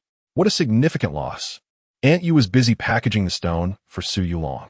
Seizing the opportunity, Fan Zhe approached Su Liuli and inquired, "Which university have you enrolled in?" "Su Liuli di Plaive. Shuemu University. And you?" Fan Zhe was taken aback. He too was from Shuemu University. This implied that had events unfolded differently, Su Liuli might have been his classmate in a past life. Su Yulong departed with the stone in hand. As Su Liuli left, she waved goodbye to Fan Zhe with an obedient and quiet demeanor, appearing every bit the well-behaved child. Yet, secretly, she winked at him, as if to convey, "So we are classmates. That brings us within reach."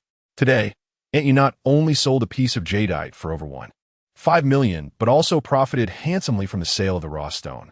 A recent shipment she acquired from the border, due to her offering of quality goods, drew the crowd, leading to a swift sell-out of the raw stones, each hoping to uncover a similar jadeite. However, the outcome was predictable. The most valuable stone yielded was merely worth around 70,000 to 80,000.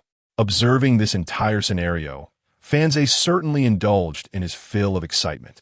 The most captivating aspect of stone gambling lies in that moment when the knife slices through, revealing the first glimpse of the stone's cross-section, an exhilarating sensation akin to unveiling a hidden card at the gaming table. Today, Aunt Yu, having made a considerable profit, insisted on inquiring what Fan Zhe desired, offering to share half of her winnings with him. Seizing the opportunity while she was preoccupied, Fan Zhe discreetly slipped away. It wasn't that he was disinterested in the money.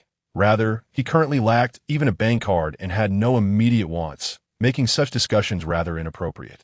After parting ways with Aunt Yu, he proceeded to the bank to obtain a card. The following day, Fan Zhe received a call from Su Yulong, who inquired when he could commence lessons for Su Liuli. Although Fan Zhe was reluctant to accept the engagement, outright refusal was not an option. He replied, "I will come in a couple of days. I have a stomachache today."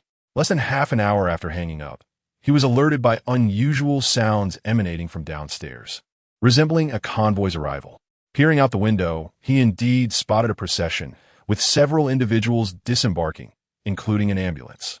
A robust man stood at the entrance, shouting towards the apartment building, "Who is Fan Zhe? Brother Long has sent a doctor to check on your stomach." Fan Zhe was taken aback. Chapter 21. Upon speaking with Long Gu, I exclaimed that my stomach no longer ached. Fan Zhe gazed in astonishment at the scene below. Was this truly the means of the elite, merely claiming to have a stomachache, and an ambulance had arrived forthwith? He mused that if he declared he would not teach Su Liuli, Su Yulong might even send someone to carry him there.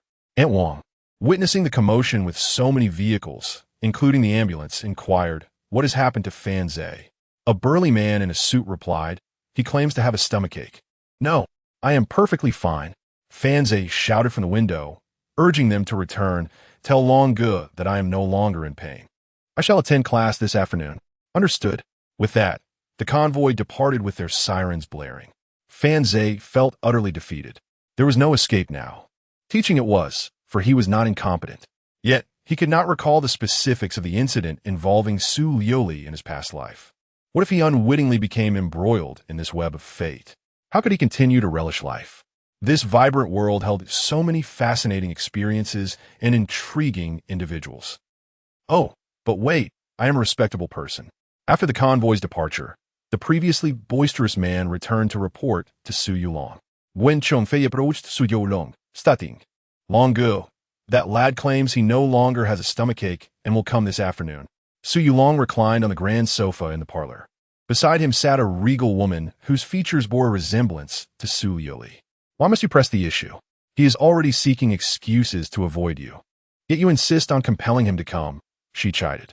Su Yulong retorted, "If the lad merely sought to swindle money, I would hardly bother with him. The issue lies in the fact that he, in my presence, beckoned to Liuli, and she complied, taking advantage of her innocence. Liuli is clever, not foolish. If she is inclined to interact with this young man, it surely indicates a good rapport between them. You are merely a protective father, creating unnecessary trouble." Unfazed, Su Yulong asserted, "You do not comprehend. I have encountered many young people, most devoid of substance, relying solely on flattery. This lad boasted before me of being a level 8 piano professional. I suspect he is merely inflating his own significance. I consulted with knowledgeable individuals, and to reach level 8, one requires not only talent, but also substantial investment, certainly hundreds of thousands. I have investigated his family background, and it is implausible that he possesses such resources. This dishonest individual must be taught a lesson to keep him away from our Liuli." The woman rolled her eyes, but offered no further objection. Indeed, many young people harbor ill intentions. Having a husband to safeguard their daughter is certainly advantageous. Then, Su Yulong received another phone call. "Hello. Have you found a piano teacher? Very well. Bring them all over this afternoon, and let Liuli make her own choice." At noon, Auntie called, insisting that Fan Zhe come to her home for a meal, claiming she had prepared a delectable feast for him. Initially, Fan Zhe sought excuses to decline. It was not that he had no desire to savor Aunt Yu's culinary delights, but rather that he wished to avoid an encounter with Shun Mengqing so soon. This delicate girl needed to be left to reflect for a while, allowing her to grasp the reality of his resolve to part ways. Once she comprehended this, perhaps she would reconsider, and there might still be a chance for reconciliation. Engaging with her at this moment could lead to complications. However, Aunt Yu declared, "If you don't come, I will bring the table and Shun Mengqing to your house." Quite formidable, this married woman. With no alternative, Fan Zhe acquiesced. At noon, Fan Zhe arrived at Aunt Yu's home, which was also Shun Mengqing's residence. Shun Mengqing had already been informed by her mother that Fan Zhe had helped her mother earn over 1,000,000 yuan. What does over 1,000,000 yuan signify? During her university days, with a monthly allowance of 3,000 yuan, 1,000,000 would sustain her for 30 years. This meant she could enjoy her funds until the age of 50. After calculating this, Shun Mengqing felt compelled to extend a courtesy to Fan Zhe. Thus, when Fan Zhe knocked, it was Shun Mengqing who opened the door.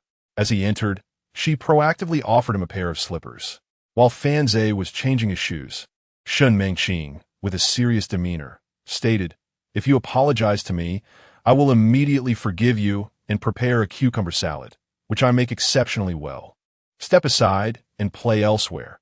I need to discuss something with my sister," Fan Zhe replied, casting a fleeting glance at Shun Mengqing before striding directly towards the kitchen. "Sister Yu, it smells wonderful," he exclaimed. "Ah, you've arrived, Fan Zhe. Are you referring to my charm or the aroma of the dishes?" She teased. "Both are delightful." Shun Mengqing stood frozen in place, astonished. She had initiated conversation with Fan Zhe, yet he dismissed her so casually. Tears brimmed in her eyes. However, she quickly reminded herself that Fan Zhe had assisted her mother in earning such a substantial sum, and her emotions surged again. But why would he help her mother? Surely it was due to her. He must be employing a strategy of feigned indifference. It had to be so. In the kitchen, Aunt Yu's hair was wrapped in a protective film, and she wore a black apron over her home attire and shorts, her smooth, fair legs exposed. "Go sit in the living room. I'll have everything ready shortly." Fan Zhe had no desire to sit with Shun Mengqing in the living room. "Let me lend a hand," he offered, rolling up his sleeves. In his previous life, he occasionally indulged in culinary ventures during his leisure, so he was not clumsy in the kitchen. After assisting Aunt Yu in tidying up the stove, he stood by, observing her as she cooked. Aunt Yu glanced at him. Her curiosity piqued as she noticed something in his pocket. "Oh, why do you have soy sauce in your pocket? Isn't that dirty?" Fanze looked down at his pocket. That was not soy sauce. Ain't you realized this too? How old are you? She inquired. 20, Fanze replied, but I was not referring to my age. Ain't you, with hands on her hips, laughed heartily, causing her to sway back and forth. My inquiry was not about her age. Chapter 22. The black silk in the small basin. Aunt Yu, at the age of 36, was a widow with a remarkable culinary talent. Yet her exquisite dishes were seldom savored for long. With her delicate and smooth hands, she could conjure up flavors that tantalized the senses. Today, Fanze was fortunate to be in her company. Had he been older, Aunt Yu, wary of the gossip that often surrounded widows, would likely have refrained from inviting him into her home. On the table lay 3 dishes and a soup. The most impressive was the stir-fried beef, which was infused with the fragrant notes of star anise, cinnamon, and dried chili peppers, creating an aroma that was utterly irresistible. While in the kitchen, Fanze could not help but swallow hard at the enticing scent, earning a playful tease from Aunt Yu. Once seated at the dining table, Aunt Yu encouraged Fanze to feel at home. However, she soon regretted her words, pondering if he might cheekily retort, "You should feel at home too." As soon as he picked up his chopsticks, he boldly requested a larger bowl, complaining that the small one could not accommodate his appetite. He filled a large bowl to the brim and began to eat heartily. In addition to the beef, there was a dish of scrambled eggs with tomatoes. The eggs cooked to a wonderfully tender consistency, and a seaweed soup to cleanse the palate. Shen Mengqing turned her face away, refusing to look at Fanze. There should have been a cucumber salad on the table, the only dish she knew how to prepare. She had long planned that if Fanze apologized to her, they would reconcile, and she would make the cucumber salad for him. Not now. Aunt Yu's heart swelled with joy as she observed Fanze relishing her cooking. Little Fanze, I heard you were taking your driving test. After we finish eating, I'll take you to buy a car, she announced. Fanze paused, lifting his gaze to the alluring woman before him, his mind racing. A wealthy woman gifting me a car? How did I come to deserve this? Shen Mengqing sneaked a glance as well. Although they had not yet reconciled, she understood that Fanze had helped her mother earn a substantial sum of money, making the gift a reasonable gesture. Aunt Yu continued, that stone from yesterday was a stroke of good fortune, and you brought it to me. Please don't refuse. It would weigh on my conscience. After contemplating, Fanze found her reasoning compelling. Though he had not pursued the money, he acknowledged his contribution to the 100,000. If he were to refuse everything, it might unsettle others. All right, let us share this windfall, he declared, then resumed his feast. The food was indeed delectable, and he needed the energy to face Su Yulong later in the afternoon. No easy task, requiring a full stomach. Once satiated, Aunt Yu decided to freshen up with some light makeup, gracefully retreating to her room under Fanze's attentive gaze. He stood up, rubbed his belly, and inquired, "Where's the restroom?" Shen Mengqing huffed, ignoring his question. Fanze playfully ruffled her hair. "Little fairy, I'm just asking where the restroom is." Shen Mengqing flicked her head, still silent, but gestured in a general direction. As he approached the restroom, Shen Mengqing's voice called out from behind, "Hey, can I play with your phone for a bit?" Fanze glanced at the phone resting on the dining table and nonchalantly remarked, "Whatever." In this era, smartphones offered little amusement, with merely a couple of rudimentary games, and they lacked the WeChat dual account feature. Let her play as she wished. Shen Mengqing picked up Fanze's phone, unlocked the screen, which had no password. In truth, she was not genuinely interested in playing with Fanze's phone. Rather, she aimed to reinstate him into their high school class group. Fanze had always been somewhat absent-minded, dedicating his high school years to studying. And whenever he found some leisure time, he would enjoy being in her company. Over the course of 3 years, there were several instances where Fanze inadvertently exited the class group, often without realizing it. It was she who noticed and helped him rejoin each time. Currently, they were in a Cold War, so Shen Mengqing refrained from proactively adding him back to the group, yet she kept this matter in mind. She thought that if she didn't assist Fanze in rejoining, he might never be able to do so again. Hence, she took his phone and entered the group number to add him. Having done this several times before, she had memorized the group number. Each time she reminded Fanze to be cautious and avoid pressing random buttons, he would always respond, Okay, I want to do it again next time. Yet, the next time would inevitably be the same. In truth, In a previous life, Fanze had purposefully exited the group each time, rather than making an error. He had discovered that whenever he left, Shun Mengqing would help him rejoin, thus allowing him more opportunities to interact with her. However, that was the Fanze from his past life. This time, he had genuinely chosen to leave the group voluntarily. Little did he expect that Shen Mengqing would add him back once again. As soon as Fanze's account reappeared in the group, Wang Chongming emerged as if he had been vigilantly monitoring the group.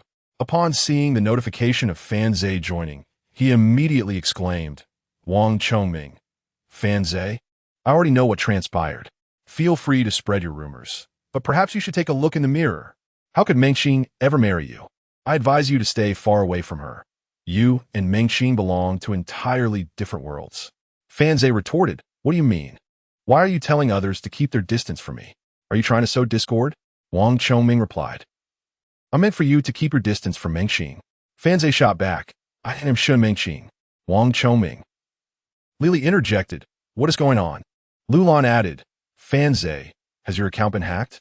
Shun Guanli chimed in, "Why are you impersonating our school beauty, Shun? What is the meaning of this?"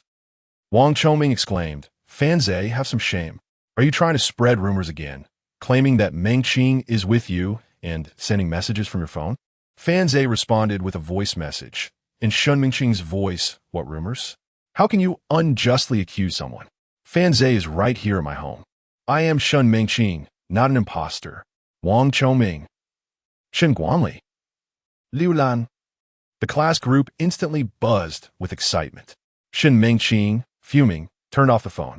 However, the notification sound continued to ring, so she reopened Fanze's phone and set the class group to do not disturb mode before placing the phone back in its original spot. Soon, Shen Mengqing's phone rang. It was a message from her close friend, Tang Yunlan. "Is Fanze at your place? What is the situation between you? Has he apologized to you?" Shen Mengqing replied, "No, don't mention him. I get angry just thinking about it. Shall we go shopping this afternoon?" Meanwhile, Fanze, having finished using the restroom, washed his hands. His gaze was drawn to a small basin beside him, which contained a few articles of clothing. Chapter 23. The Young Dog and the Wealthy Woman. Throughout a man's life, there are three types of individuals one should not easily provoke. The resolute person who receives packages but refrains from opening them. The man who, having married, remains steadfastly loyal. And the widow who has lost her husband. The unique allure of a widow can easily ensnare one's senses, particularly for the youthful and ambitious. Should one dare to engage, two outcomes often arise. The first could potentially spare 30 years of toil, while the second might lead one to wander lost in the labyrinth of emotions for 3 decades. Fanze wished to avoid both paths. His curiosity merely compelled him to lift the veil slightly and glance at the design, purely out of intrigue. As for the faint, alluring fragrance, he chose to disregard it. "You shall not beguile me." After washing his hands, Fanze exited the restroom and settled onto the sofa to await Aunt Yu. Aunt Yu was swift in her movements. Radiantly beautiful and brimming with confidence, a light touch of makeup was sufficient to render her a vision of exquisite elegance. She emerged from the bedroom and hurried toward the restroom. "Xiao Fanze, please wait a moment. It will only take a few minutes. I forgot to grab a new pair of stockings." Moments later, Aunt Yu appeared from the restroom, clutching a pair of stockings, her lips curling into a subtle smile of satisfaction. She sensed that her stockings had been tampered with. It seems I still possess quite the allure." Young Fanze, naturally curious, was merely indulging his youthful inquisitiveness. Fortunately, he found no discrepancies with the black stockings, which left Aunt Yu feeling both relieved by his good character and slightly doubtful of her own charm. On the outskirts of Huai City, along the connection line, a row of automobile dealerships lined the road. Establishing dealerships in this location presented several advantages. First, the cost of land was low. Second, it provided customers with an easy opportunity to test drive vehicles. The roads were broad and lengthy, free from congestion, allowing patrons to accelerate to their heart's content. However, not all car dealerships are suited for roadside locations. Some are better placed in alleys, operating during the evening hours. For instance, electric motorcycle shops cater to office workers who only have time to browse after hours. Within the sales room of a popular brand, 2 customers were currently selecting vehicles. Their relationship was readily discernible. A dignified woman in her 40s accompanied a young man in his early 20s. A male salesperson was attending to them. "Darling, this car's paint is stunning and so smooth, just like your skin," the young man affectionately nestled against the wealthy woman remarked. The affluent woman gently caressed the young man's cheek. "Do you like it? Then I shall gift it to you." "Wow, really? That's wonderful. Thank you, darling," the young man said, planting a kiss on her cheek. "How much is it?" the woman inquired. The salesperson respectfully replied, "This one is 168,000. The checkout is over here." Not far from them, several female sales associates gathered around a small consultation desk, secretly observing. "Oh, how can he even bring himself to do that? This man has forsaken his dignity for money. What is there to be ashamed of? Once I am financially prosperous, I shall seek out a youthful companion to indulge in playful pursuits, commanding him to kneel when I desire, or to feed me fruits at my behest." Chinyali jested with her female colleague, remarking, "You must be absolutely stunning." With a hearty laugh, she added, "Don't pretend you don't desire it." Chinyali rolled her eyes, a hint of bashfulness gracing her smile, yet she remained silent. At that moment, a colleague interjected, "Hey, we have a new customer. Yali, it's your turn to attend to them." Chinyali lifted her gaze to see two individuals entering the 4S dealership, one man and one woman. The woman bore the appearance of an affluent lady accompanied by a dashing young man, seemingly in his 20s. Several female sales representatives exchanged knowing glances, their mutual understanding evident without a word spoken. Another affluent woman with a youthful companion had arrived. It was none other than Fan Zhe and Aunt Yu. Chinyali approached them confidently, having learned from past experiences that securing the wealthy woman often guaranteed a successful transaction, rendering the young man inconsequential. In fact, she found the sight of him somewhat distasteful. Hence, she focused solely on Aunt Yu, not even glancing at Fan Zhe. "Greetings, madam," she said warmly. "I am Chinyali, but you may call me Xiao Chun. May I inquire about the car models that pique your interest?" Aunt Yu, clad in a form-fitting dress and sandals, appeared both relaxed and refreshed as she strolled inside, replying, "Not yet, just browsing. I'm purchasing for my brother." Chinyali promptly responded, "Of course, please follow me, and I will recommend a few models." She thought to herself, as expected, it was indeed an affluent woman accompanied by a young man. All she needed to do was secure the affluent lady's favor. However, it was undeniable that this particular pair of affluent woman and young man exuded a charisma that far surpassed that of the previous couple.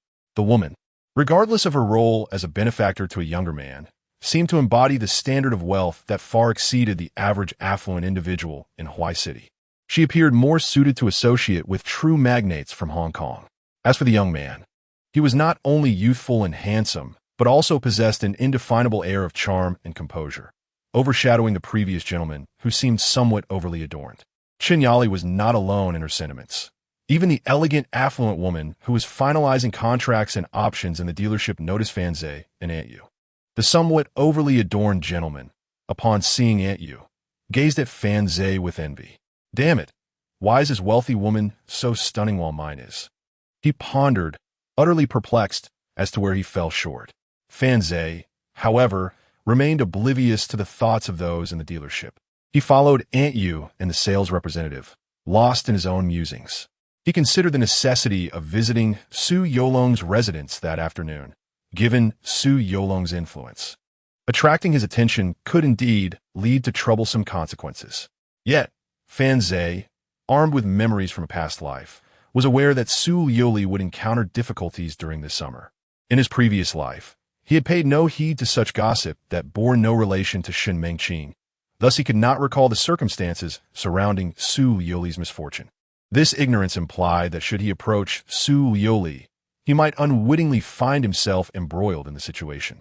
In the novels he had read in his past life, reborn protagonists seemed to possess an omniscient awareness of every fluctuating stock and the deeds of various individuals, all laid bare before them. However, now that he had genuinely been reborn, he realized that such notions were utterly fanciful. Who could possibly predict their own reincarnation and retain every minute detail of past events? It was sheer nonsense. As Fan Zhe's thoughts meandered, his gaze was drawn to a black car. This vehicle bore no distinctive features. Yet it possessed an appealing aesthetic. Neither imposing nor diminutive, its design was remarkably understated. A glance revealed a price tag affixed atop it, $380,000. In the heart of Huai City, that sum could nearly procure 2 apartments. This was the one. Fanze ventured toward the black car. Meanwhile, on the other side, Chinyali was accompanying Aunt Yu before a striking red vehicle. This was the latest model, currently featured in a promotional event. With a purchase price of merely $229,000, Chinyali stood beside Aunt Yu, enthusiastically providing details. Aunt Yu had circled the car twice, and in her estimation, it was indeed impressive, its exterior aesthetically pleasing. She nodded in agreement, a smile gracing her face as she declared, "It is truly beautiful. Let us choose this one." Chinyali felt a surge of joy, casting a glance toward Fanze in the distance. She mused to herself, "My strategy has proven sound. Once I secure the affluent lady, this deal shall be assured." Chapter 24. Like a frightened rabbit. The pink lapdog seated beside the wealthy woman dared not openly gaze at Aunt Yu, yet his attention remained fixated upon her. Witnessing Aunt Yu select a car priced at $220,000, which was the very model he had initially set his sights upon, he felt a surge of envy, as its cost surpassed even that of the vehicle his affluent patron would ever consider purchasing. His benefactor would never indulge him with such an extravagant gift, intensifying his jealousy towards Fanze. Even as Fanze busied himself inspecting the cars, seemingly indifferent to the wealthy woman, the pink lapdog deemed him utterly unprofessional. Were he in Fanze's position, he would undoubtedly have charmed the wealthy lady far better. The pink lapdog concluded that Fanze had merely stumbled upon good fortune. With such a lackadaisical attitude, he would be lucky to even find something warm amidst the refuse. After Aunt Yu had settled on a car, she lifted her gaze in search of Fanze. Upon spotting him still perusing the vehicles, she approached, with Chinyali following closely behind. Chinyali was already certain that this strikingly attractive wealthy woman had taken a liking to the red car. Anticipating a flurry of affectionate gestures from the young man, she steeled herself against the impending wave of nausea. "What are you looking at?" Aunt Yu inquired as she approached. "This one," Fanze replied, gesturing toward a black vehicle. Chinyali couldn't help but scoff inwardly. The wealthy lady had already chosen the $220,000 car, yet this young man aspired to the $38,000 model. What sheer folly. Then, she heard Aunt Yu remark, "I rather like that red one over there. It seems quite appealing." Fanze looked up and directly asked, "Are you driving it, or am I? What does your preference matter?" Chinyali was taken aback. The pink lapdog turned his gaze as well, contemplating that Fanze was surely in for a reprimand. Surely the wealthy woman would be displeased. However, Aunt Yu responded apologetically, "Oh, I did choose according to my own taste." Let us go with that one then." "All right," Fanze nodded, stating, "Let us expedite the process." "Understood. I shall proceed with the payment," Aunt Yu replied. What's wrong?" Noticing Chinyali standing there in stunned silence, Aunt Yu queried, "Where do we pay?" "This one. I want a new car, and I need it delivered anew." "Huh? Yes, of course, right this way." Chinyali finally snapped back to reality, hastily escorting Aunt Yu to complete the transaction. At that moment, she felt an overwhelming urge to find a crevice to hide within. It dawned on her that her previous efforts to impress the wealthy woman had been in vain.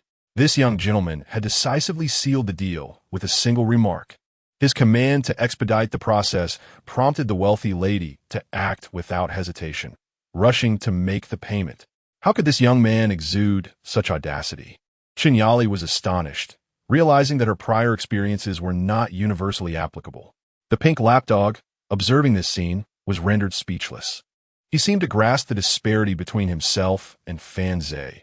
It was evident that his approach had become antiquated. In that moment, he perceived something profound in Fanze's conduct. It dawned on him that it was not always necessary to grovel. One could wield a semblance of assertiveness even when relying on the generosity of others. After all, wealthy patrons were often accustomed to flattery. Should one encounter an individual who is not overly obsequious, he might indeed capture the affections of a wealthy lady more profoundly. The young man, with a soft demeanor, was contemplating this when the affluent lady beside him casually remarked, "Darling, I suggest you switch from automatic to manual transmission. it will enhance your arm dexterity. Her suggestion stemmed from the fact that manual vehicles are priced 12,000 yuan less than their automatic counterparts. However, the young man had since adopted a new outlook. No longer the same as before. With a tone that was both indifferent and slightly assertive, he retorted, "Are you advising me on how to conduct my affairs?" His words astonished the male salesperson. Had he failed to recognize the woman's subtle authority? But in the next moment, the lady delivered a light, yet firm slap to the young man's face.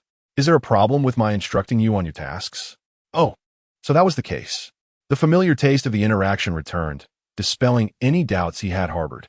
The young man was momentarily taken aback before swiftly covering his face with a smile intended to appease, exclaiming, No, I was merely jesting."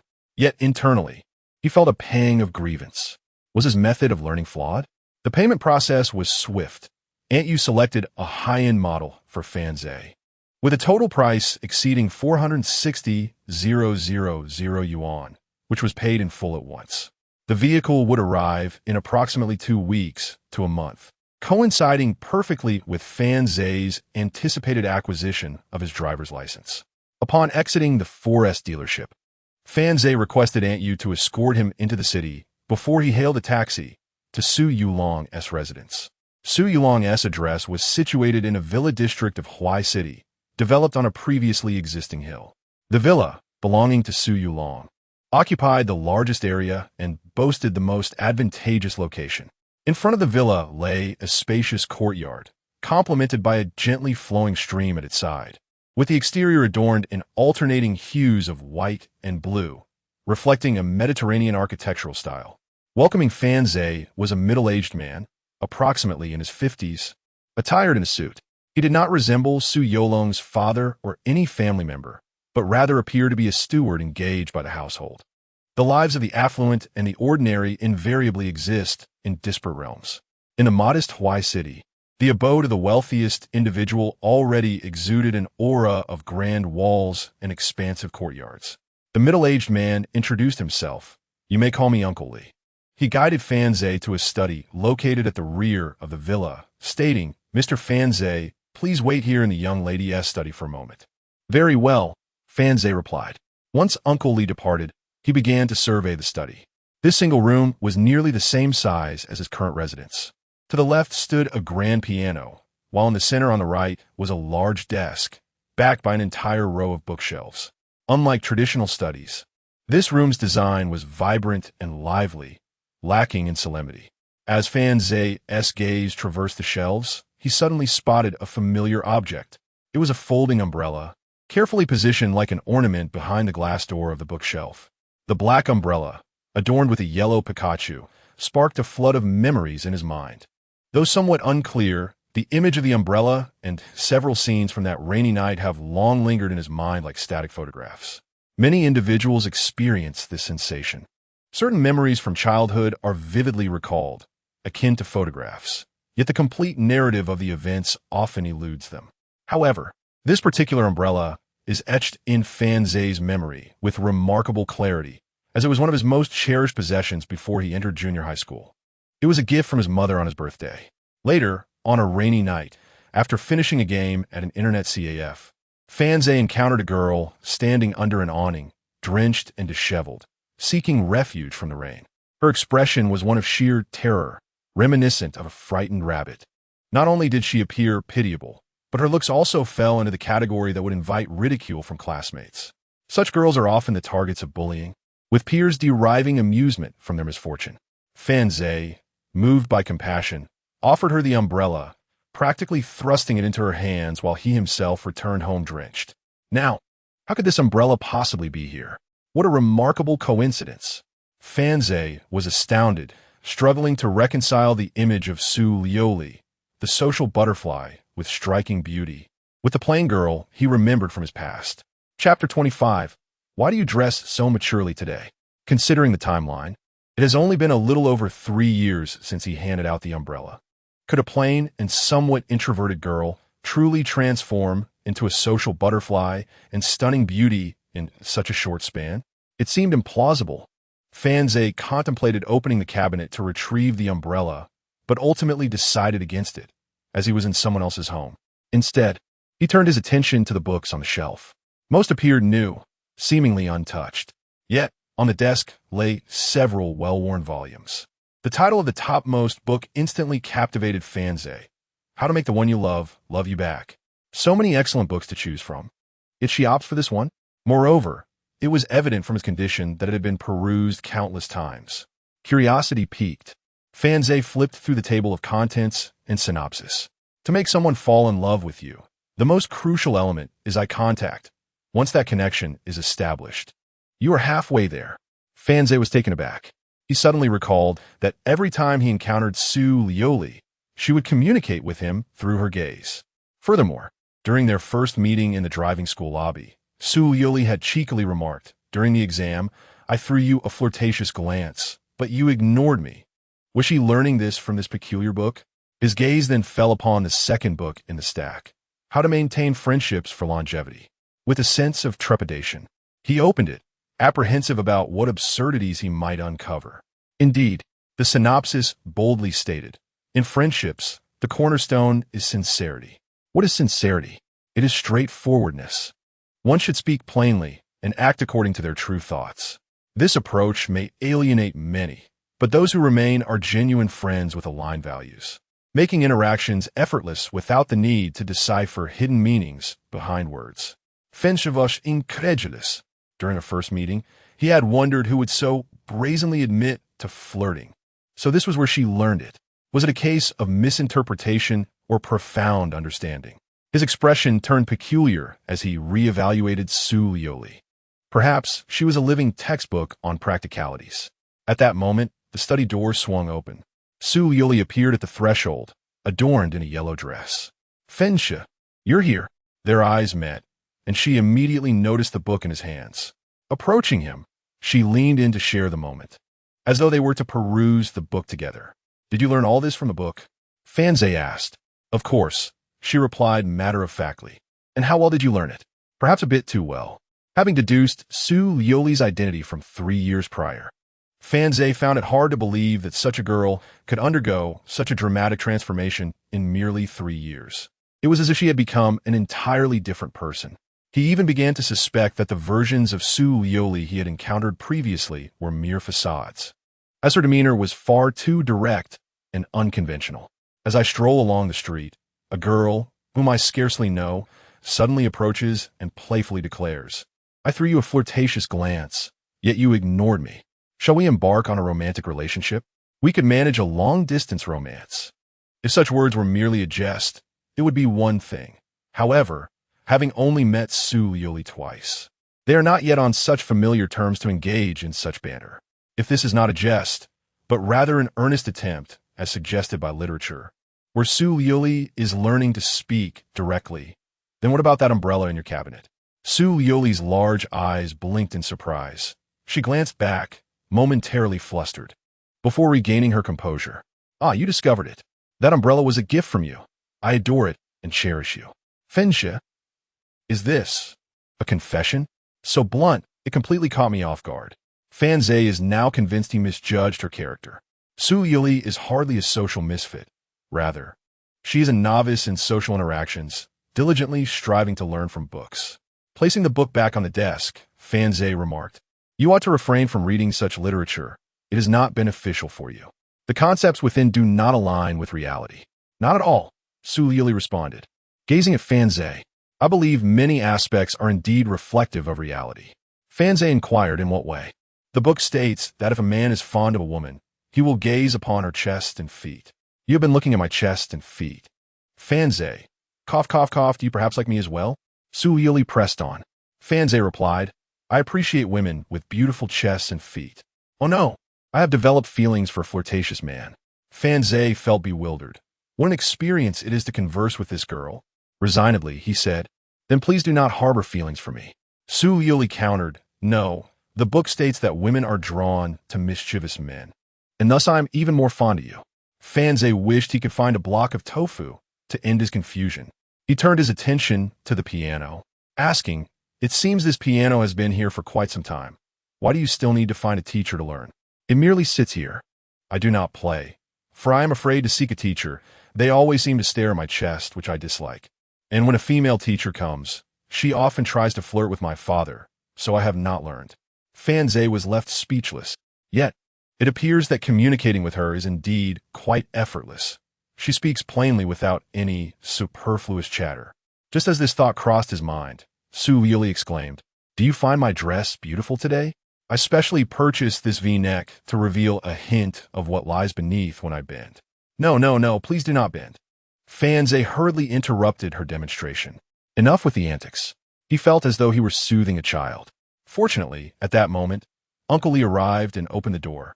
However, Su Yulong subsequently entered, accompanied by a young woman. Upon seeing her, Fan Zhe immediately recognized her as Su Liuli's mother. Their features bore a striking resemblance.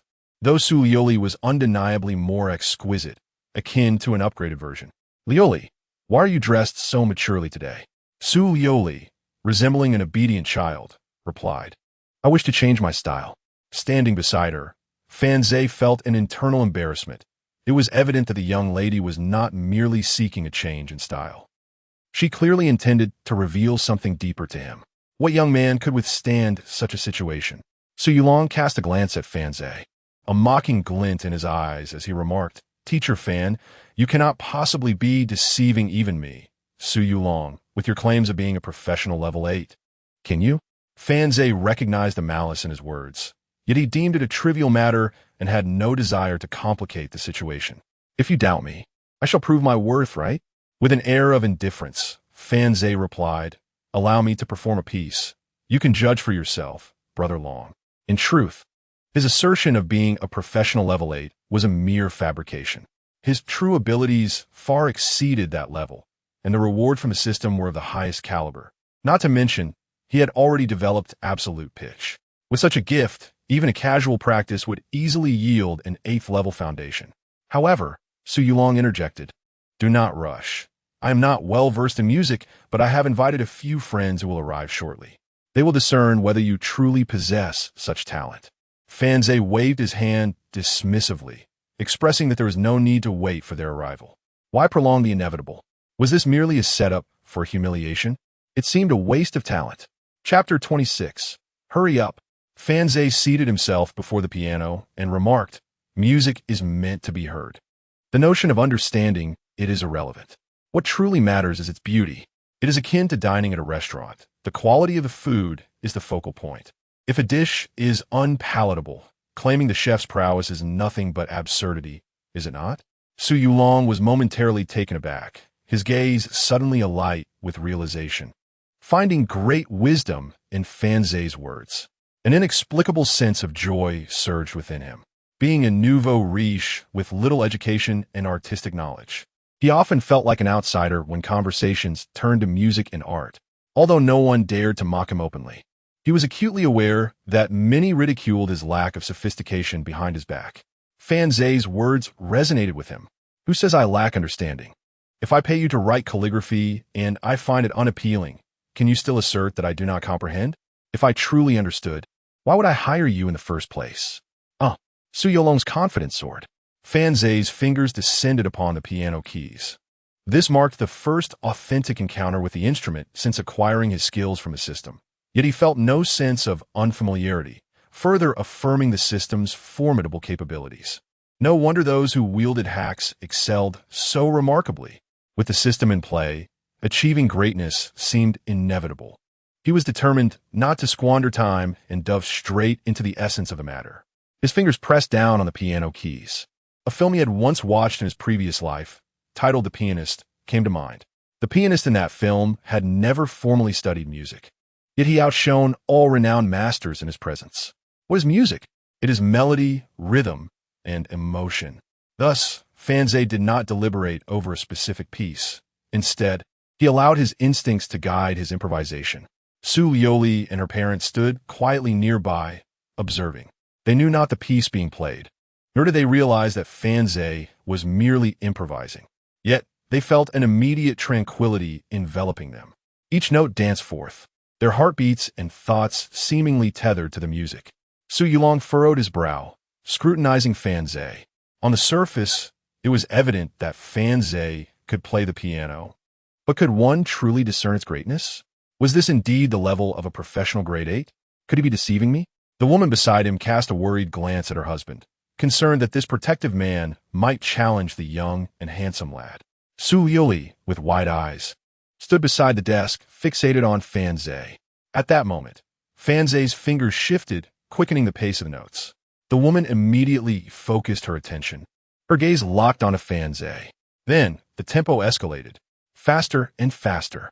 In roughly 10 seconds, the frequency of his keystrokes surged from an initial cadence of 1 or 2 per second to a speed so rapid that his fingers appeared to leave trails in the air. The notes erupted like a tempest, a torrent of fervent emotion and overwhelming sensation crashing upon them. Su Yulong's heart inexplicably swelled with excitement. Could it be that this truly was extraordinary? The woman beside Su Yulong whispered softly, "He seems remarkably talented." Su Yulong remained silent, his eyes fixated intently on Fan Zhe. He may lack an understanding of music, yet he can undeniably sense the extraordinary rhythm. Fan Zhe's hands danced across the piano keys with such swiftness that they were nearly imperceptible, yet the notes flowed seamlessly without a hint of disarray. Setting aside everything else, maintaining such speed while preserving the rhythm is a feat beyond the capabilities of an ordinary individual. Su Yulong mused that even if he were to flail his face against the keyboard, he might not achieve such velocity. After approximately 2 minutes, Fan Zhe's tempo remained astonishingly rapid, even accelerating further. Su Yulong and the young woman awaited Fan Zhe to cease his performance. At this moment, Su Yulong's gaze towards Fan Zhe had lost its hostility. He had silently acknowledged Fan Zhe's prowess. For his skill was indeed remarkable. He had never witnessed anyone play the piano in such a manner on television. Yet, Fan Zhe showed no signs of stopping. 10 minutes elapsed, and he continued to play.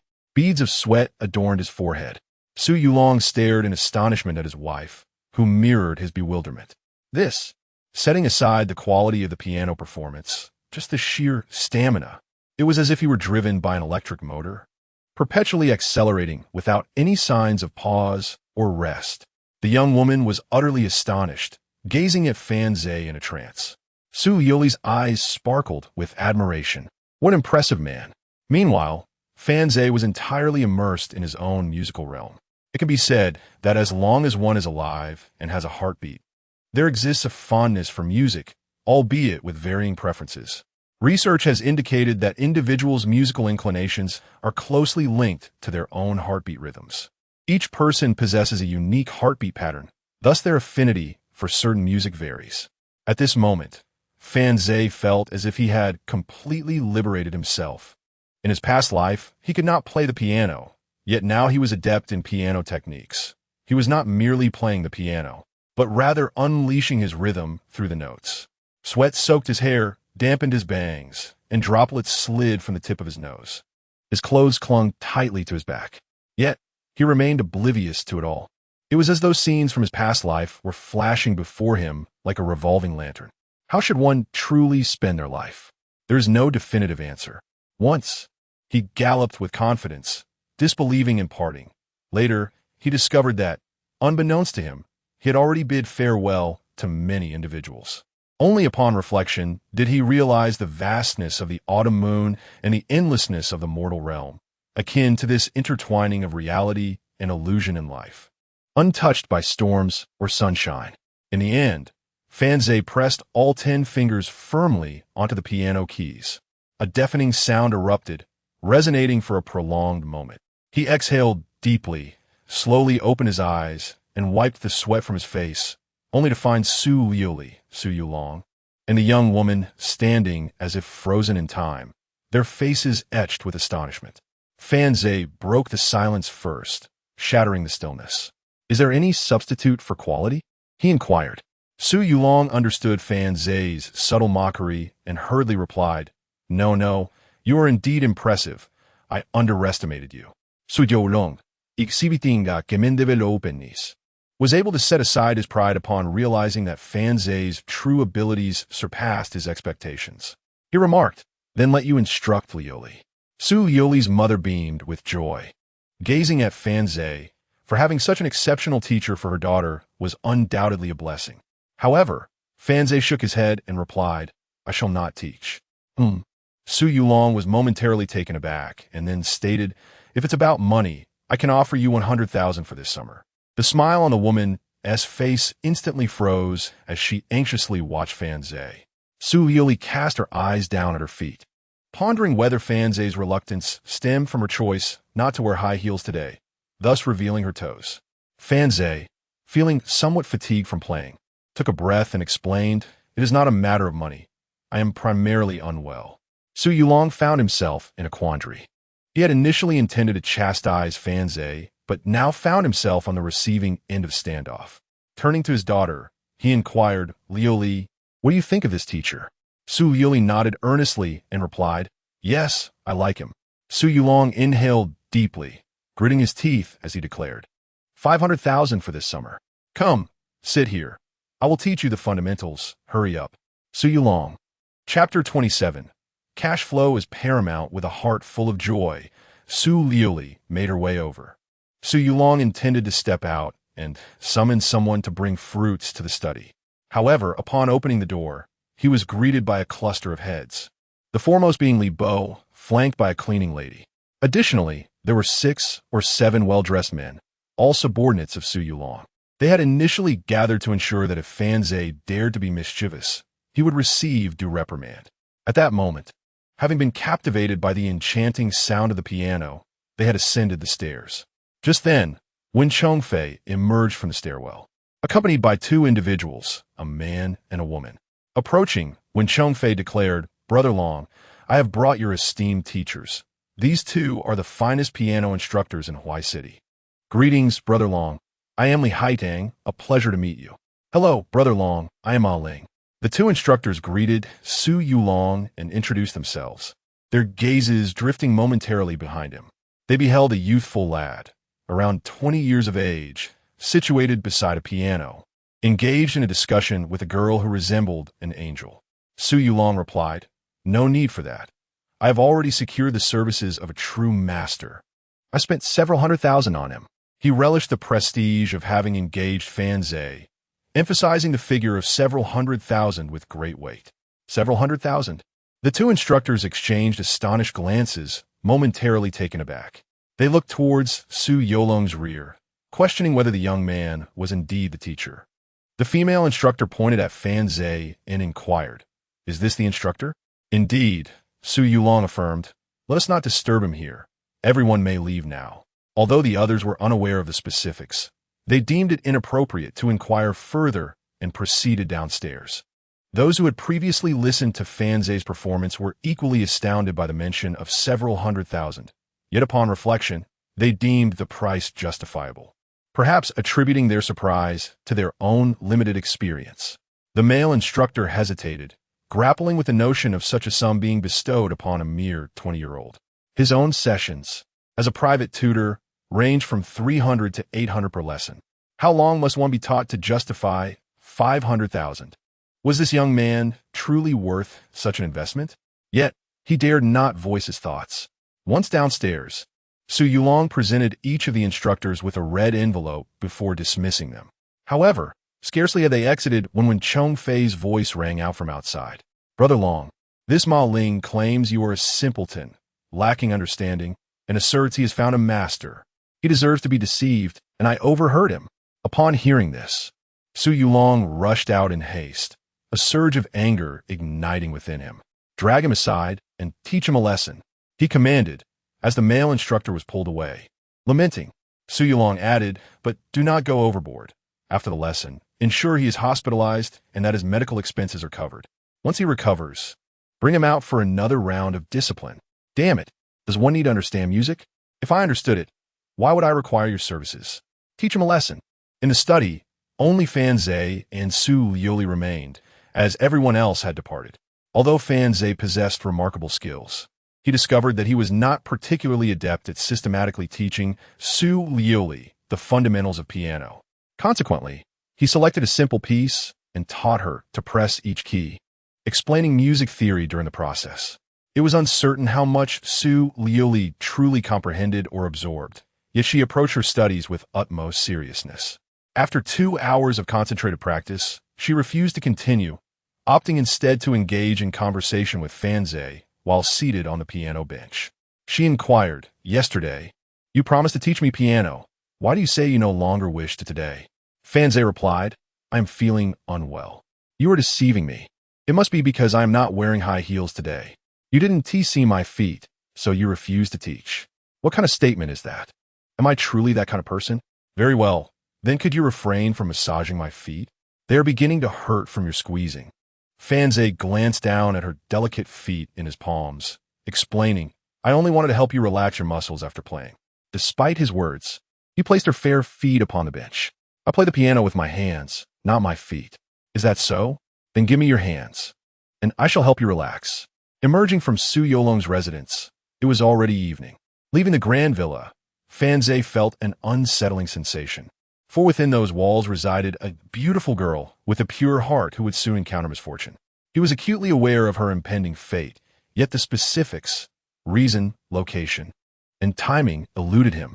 In the afternoon, he had probed Su Liuli about her father's recent activities, inquiring whether he was preoccupied with anything significant or if she had experienced any unusual occurrences. However, he gleaned no substantial information. What should be done in such a situation? Should he perhaps take Su Liuli away to another city? Upon returning home, he found that Fanma had prepared dinner, yet Fanba was still working late, driving his taxi before handing over his shift to the night driver. It was undoubtedly impossible to ask his parents to cease working, as they could not remain idle. Thus, Fanze contemplated finding his parents a more manageable or fulfilling endeavor before he entered university, believing that having a purpose would bring joy to their lives. Currently, he possessed 500,000 yuan in cash, funds transferred to him by Su Yulong earlier that afternoon. He also had a car, and once he obtained his driver's license, he would be ready to collect it. Additionally, he held 3 property transfer agreements, one of which he partially owned, while another half belonged to Aunt Yu. Once his share was acquired by Wanda, it could yield nearly 1,000,000 yuan. With this sum, combined with the 500,000 yuan in his account, he would have sufficient capital to occupy himself with various pursuits during university. Theoretically, Fanze did not believe that he needed a university diploma to establish himself in this world. Yet, university life is quite delightful. One should not experience such a significant void in life. Thus, this journey is one I must undertake. In my previous life, while attending Shuemu University, there were aspirations I wished to pursue, but were thwarted by the constraints of reality. This time around, things shall be different. I am determined to realize my ambitions. After dinner, Fanze found himself in his room, engrossed in a novel, when a call came from Wanda. The caller explicitly identified themselves as part of the Huai City Wanda Plaza project team and was aware that Fanze possessed 2 properties on Ihua Lane, as well as another one, although the ownership did not belong to him. Nonetheless, his contact number was listed. Wanda presented a price to Fanze, stating that if he had no objections, he could proceed to Hongmin Grand Hotel next Wednesday to sign the contract and collect the payment. Should he have any concerns, he could also discuss them at the hotel on the same day. Fanze did not elaborate further, simply acknowledging the call before hanging up. Did he have any objections? No, he did not. Cash flow was paramount. There was little to negotiate. Even if discussions could yield a slightly greater compensation, it would be too cumbersome. Fanze preferred not to squander time on trivial amounts. Securing the substantial funds was his priority. Chapter 28. The First Game of Robbery. In the ensuing days, Fanze visited Su Yolong's residence daily to instruct Su Liuli in the art of piano playing. This, of course, was due to the substantial sum of 500,000 that Fanze had received from Su Yulong, rather than any regard for Su Liuli's beauty. Su Liuli possessed remarkable talent. Although she may not achieve professional proficiency in a short span, her skills were undoubtedly commendable for a hobbyist. It seemed that Su Liuli had come to the realization that Fanze was not particularly adept at teaching. The simpler the material, the more poorly he conveyed it. If you cannot teach properly, how dare you accept my father's money? Luckily, it is not an exorbitant amount. Otherwise, I would have to report you to my father. Fanze blushed. What was it like to be exposed by one's own student? Who says I'm a poor teacher? It is your lack of talent. Su Liuli retorted, Then I shall summon my father and inquire whether my talent is sufficient. Hold on, hold on. Are you awake now? If you take me out to play, I shall refrain from reporting you. Am I being threatened? Fanze was taken aback. It appeared this girl was aware of her father's considerable influence in Hawaii City and was not shy about leveraging it. Very well, let us conclude today's lesson here. I have arranged to play games with friends, and I shall not return tomorrow. Having said this, Fanze intended to rise and depart, but Su Liuli grasped his hand, declaring, I wish to join. What will you do there? Do you even know how to play CS? What is that? It involves shooting. Can you handle a gun? Su Liuli pondered for a moment. No, but I can watch you play, and perhaps you can let me try as well. Fanze considered this for a moment. All right then. Through his interactions with Su Liuli over these days, Fanze had come to the conclusion that she seemed to possess very few friends. It was only in his presence that she displayed a somewhat sociable demeanor. In truth, her social skills appeared to be drawn from her readings. If left to fend for herself in the world, she would likely struggle to articulate even a single word. What shall we do with this apple? Su Liuli inquired. Fanze glanced at the 2 apples that Su Liuli had just peeled. He picked one up and said, let us each take one and simplify matters. Let us just grab it and go. With that, he took an apple and began to walk ahead. Su Liuli pouted behind him. You can't just grab and go. You can go, but you must not slap your own backside. Huh? Was T.I. just doing that? What do you think? You're such a troublemaker. Fanze had made arrangements to meet Su Ji at the Internet CAF. When he arrived with Su Liuli, Su Ji had already secured a gaming station for him. A bucket of instant noodles, perfectly soaked, sat at Fanze's designated spot, with a fork standing upright in it like an incense stick for ancestors. He was currently enjoying his own bowl of noodles. Upon noticing Fanze's arrival, Su Ji was about to speak when his gaze fell upon Su Liuli behind him. A mouthful of noodles hung from his lips, forgotten and unbitten, as he stared at Su Liuli approaching. Fanze playfully smacked the top of his head. What are you staring at? Fanze took a seat beside Su Ji, while Su Liuli pulled open the chair next to Fanze and settled in. Su Ji turned around, her mouth still full of instant noodles, and hurriedly bit off a piece, swallowing it hastily. He glanced at Su Liuli and then at Fanze, lowering his voice as if engaged in a clandestine transaction. Is she here with you? Fanze cast a glance at Su Liuli, who was sitting there with a curious expression, surveying her surroundings, and then replied to Su Ji, Isn't it obvious? Su Ji set down his noodles, eyes wide and voice hushed, pulling Fanze closer to ask, Tell me, what is your relationship with the aloof school beauty from second high school? The aloof school beauty? Indeed, Su Ji exclaimed, Su Liuli, that's right, the universally acknowledged aloof school beauty of second high school. Don't even say she's your friend. She has no boyfriend, no girlfriend, not even any friends. Everyone knows this. Fanze blinked, casting another glance at Su Liuli, who tilted her head and made a puzzled expression. You're from second high school? The school beauty? Yes. ISNT impressive? Fanze turned back to Su Ji and said, Well, that settles it. However, I don't quite agree with your labeling of Su Liuli as the aloof school beauty. She's not aloof at all. She simply doesn't know how to interact with others. What is your relationship with her? How did you manage to get her to come along to play games? She begged me to bring her. Come on, don't you know her influence? What influence? Just look at the people around us. It's evident. I don't even need to look closely. Fanze raised his head and scanned the room. Numerous individuals engrossed in their online activities were discreetly glancing in their direction, some even standing up to catch a better view, locking eyes with Fanze. Her influence was indeed considerable. Come here. Fanze grasped Su Liuli's chin, tilting her head to examine her features. You're quite beautiful. Sit here and don't wander off. I'll play for a bit and then we'll leave. Can I have some of that? Su Liuli pointed at the instant noodles. Fanze pushed the bowl toward her. Then, he and Su Ji began their game.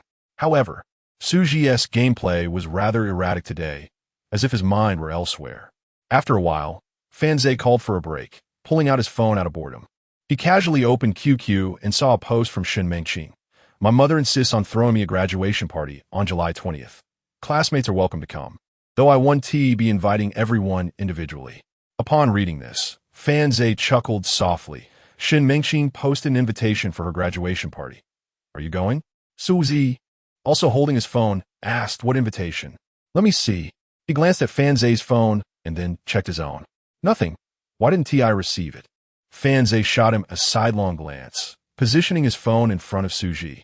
Look, the two compare their screens. At the same time, Fanze could see Shun Mengqing's post, yet it was absent from Suji's account.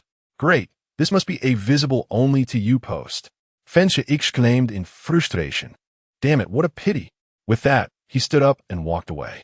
As time wore on, the air in the internet CAF was thick with the mingling scents of smoke and betel nut. Although Liuli was not particularly fussy by nature, the prolonged exposure to such an atmosphere was somewhat inappropriate. All right, let's call it day, she said, blinking her eyes. Can I try your gun? My gun is not a toy, came the response. Liuli pouted. You can use mine, Suji offered, rising immediately to vacate his seat like a devoted lackey. A glimmer of excitement sparkled in Liuli's eyes, yet she still turned to Fanze for approval. Fine, just for a moment, Fanze relented, unable to withstand her pitiful gaze. Nevertheless, rather than occupying Suji's former spot, Liuli nudged Fanze aside and settled into his chair, carefully grasping the mouse and mimicking Fanze's posture. One hand rested on the keyboard as she clicked the mouse to fire, the sound of rapid gunfire echoing in her headphones. Liuli exclaimed in surprise. Instantly, Fanze heard a chorus of rising voices behind him. He quickly covered Liuli's mouth, urging, get up, let's go. You must never play again. As she was pulled to her feet, Liuli followed Fanze out of the internet CAF, biting her lip in silence. She thought to herself, isn't it only because it was my first time? Surely, others must behave similarly during their first attempts. Chapter 29. Anne invites me to visit frequently at Shun Mingqing's home. Aunt Yu, clad in a black top with her hair neatly secured by a headband, stood before the sink, diligently applying facial cleanser. Have you sent the invitation to Fanze? She inquired. Shun Mingqing, comfortably seated on the living room sofa, replied while watching television, I've sent it. Sending a QQ moment counts, right? However, when prompted to send a private message to Fanze, she hesitated, as he had yet to make any effort to reach out to her. Noticing a peculiar tone in her daughter's voice, Aunt Yu peered out and asked, Are you and Fanze having a disagreement? Not at all. We never had anything substantial. How could we be at odds? Shun Mengqing quickly dismissed the notion. After rinsing the foam from her face, Aunt Yu emerged and curiously inquired, You don't happen to like Fanze, do you? No, not at all. Who would like him? He has confessed his feelings to me multiple times, all of which I rejected. I see. Well, if you don't have feelings for someone, it's wise to be clear and not ambiguous. Aunt Yu remarked as she retrieved her phone, located Fanze's number, and dialed. Hello, Fanze. Are you free tonight to accompany me for a haircut? You have plans? All right, perhaps next time. Shun Mengqing remained silent, clearly unimpressed. It was no surprise that Fanze declined to accompany Aunt Yu for a haircut. After all, the task of a woman's hair appointment was rather tedious. He wouldn't even consider it for money. After leaving the internet CAF with Liuli, he grabbed a quick bite at a nearby snack street. Fanze soon realized he had underestimated Liuli's allure. Wherever she went, she became the center of attention, especially today, as she had chosen to wear a pair of sheer stockings.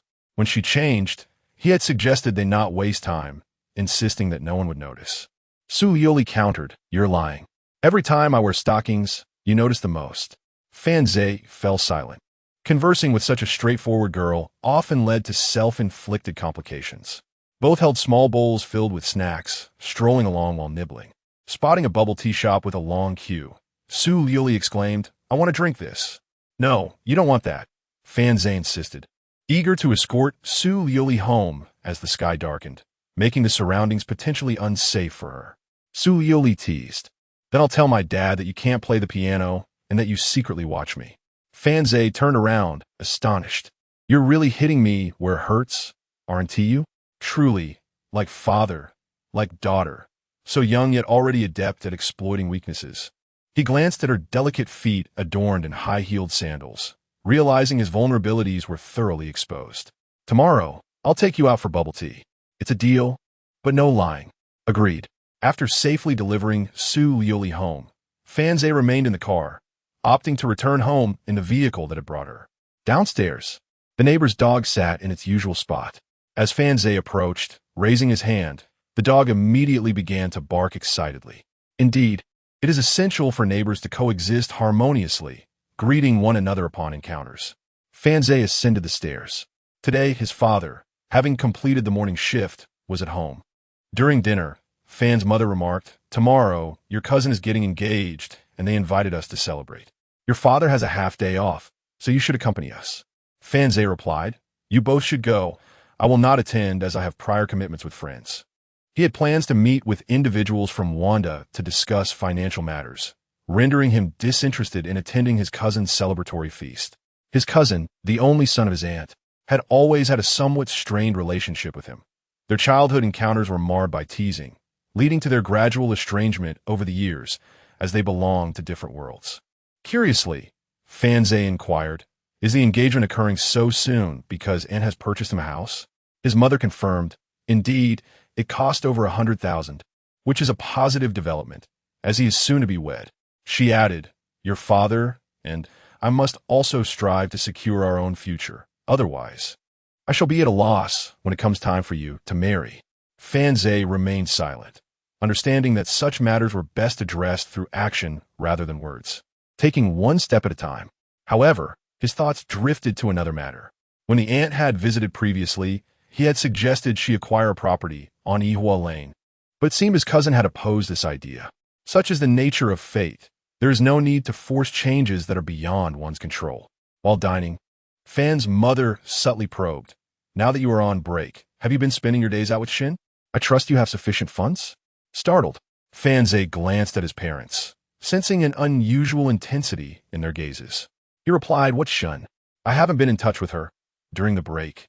I've been gaming with Su Ji."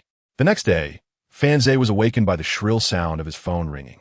Regretting not having silenced it, he groggily answered, discovering it was Su Liuli calling. "Hello, you promised to take me for milk tea. Oh my goodness, it's been just a few days, and it's already 9 o'clock. You truly are my little deity. 9 o'clock is still early." After expressing his annoyance, he hung up the phone.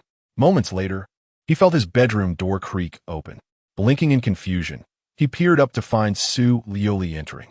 The room was dim due to the drawn curtains, but he could clearly see her. Today, she wore a white dress, styled her hair elegantly, and donned crystal high heels. Upon entering, she closed the door and sat on his bed. Fan Zhe was taken aback, utterly speechless. "How did you get in?" he stammered. "Your mother let me in, saying I should wait for you," she replied. Fan Zhe was astonished. Her persistence was remarkable. Su Liuli removed her heels, settled onto the bed, and tucked her feet beneath his blanket, saying, "You can sleep. I will wait here quietly, not to disturb you." Fan Zhe, feeling overwhelmed, found himself at a loss for words. Yet, he could not deny that with her presence, the room was infused with a delightful fragrance. It remains a mystery what fragrance Su Liuli employs. "Please wait for me outside. I shall join you shortly once I don my attire." "Very well," Su Liuli responded swiftly, slipping on her shoes before departing. Fan Zhe arose, hastening into the bathroom to freshen up before making his way to the living room. There he found Su Liuli seated upon the sofa, the coffee table before her adorned with an array of snacks, tea, and fruits. Fan's father and mother exchanged glances, their eyes wide with curiosity as they turned their attention to Fan Zhe upon his entrance. "Let us be off. Do hurry." What could Fan Zhe possibly say? He led Su Liuli down the stairs, a sense of trepidation lingering in the air. "From now on, you are not permitted to visit my home without my consent. But Annie said I should come and play whenever I have the chance. Her words do not hold weight. It is only my words that matter." Chapter 30. Still waiting for his apology? Fan Zhe descended the stairs with Su Liuli. Fan Ma and Fan Ba stood by the window of their home, observing the scene below. They exchanged glances, uncertain. Has he truly not contacted classmate Shin? Fan Ba inguit hes ditang. Fan Ma, however, continued to gaze at Su Liuli's silhouette, remarking, "This girl is truly beautiful. Could she possibly be Xiao Zhe's girlfriend? This boy never ceases to trouble us." Turning her attention back, Fan Ma questioned, "In what way has our son caused you worry?" He fancied classmate Shun out of youthful ignorance, but isn't it acceptable that he has matured now? Fan Ba could only remain silent. Fan Zhe led Su Liuli to breakfast, and afterward they visited a nearby milk tea shop, purchasing 2 cups, 1 for each. He attempted to send Su Liuli home, but she refused. Spotting a rocking ride outside, she insisted on playing on it. Fan Zhe exchanged some coins with the proprietor, helping Su Liuli onto the ride. "You should join me," she urged. "How childish.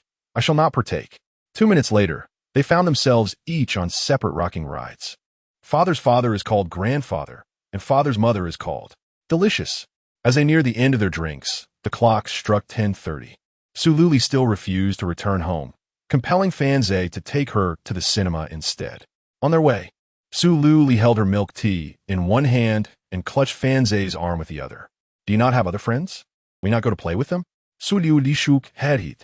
"No, they say I am too aloof. But don't boys prefer aloof girls?" Su Liuli replied, "I don't play with them. They are not like you." "In what way are they different?" "They look at me with evasive glances.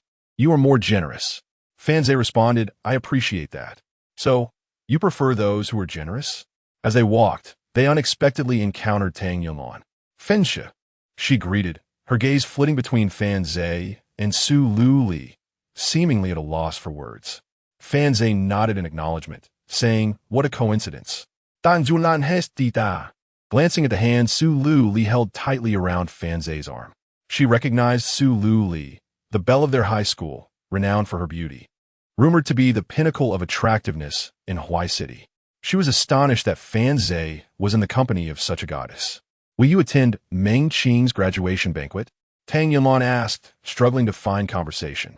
Fan Zhe replied, "Please refrain from mentioning her. She has no connection to me."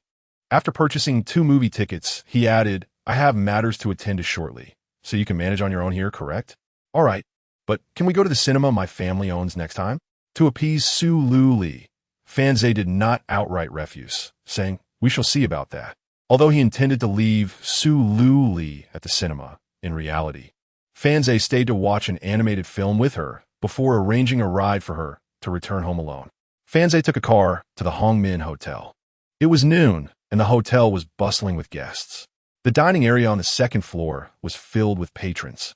Shen Mengqing's graduation banquet was being held here. Shen Mengqing was extremely reluctant to host such an event, but Aunt Yu insisted, reasoning, "Silly girl, your mother has already given so many gifts. If you don't accept now, you'll have to get married soon, or else there will be no way to collect." Shen Mengqing had no choice but to acquiesce. The attendees were all relatives from her mother's side, as well as some of her mother's close friends and business partners from a jade trade. The protagonist of the day, Shen Mengqing, found a corner to sit alone. Although she hadn't invited any classmates, she did invite her best friend, Tang Yunlan. With Tang Yunlan by her side, she would not truly feel lonely and pitiful. If Fan Zhe were to come today, apologize to me, and express his regret for ignoring me, should I forgive him? Shen Mengqing asked Tang Yunlan. Tang Yunlan was momentarily taken aback before responding, "Are you still waiting for him to apologize?" At that moment, Tang Yunlan felt somewhat confused. Would Fan Zhe really come to apologize to Shen Mengqing? How could that be possible? He was now involved with Su Liuli from the 2nd high school. Although Shen Mengqing was not inferior to Su Liuli in any aspect, the latter was already in a relationship and had no need to switch partners. Shen Mengqing widened her eyes and declared, "Right? He was the one who ignored me first. Should I be the one to apologize?" Tang Yunlan felt a bit awkward, as Shen Mengqing clearly was unaware that Fan Zhe had a girlfriend. She hesitated to reveal this and asked, "Didn't Fan Zhe confess to you? And you turned him down?" "Yes, although I rejected him, we can still be friends. Besides, if he tries a bit harder, he might still have a chance." Shen Mengqing replied. Tang Yunlan found herself in a quandary and asked, "Do you like Fan Zhe?" "Impossible," Shen Mengqing dismissed. "I wouldn't like him. It's him who likes me." Tang Yunlan said, "You see, since you don't like him, why not just forget him and move on?" Shen Mengqing pondered for a moment and said, "That's true. So, do you think he will regret ignoring me?" Tang Yunlan looked at her friend and nodded yes. "When will he regret it?" Tang Junlan has da.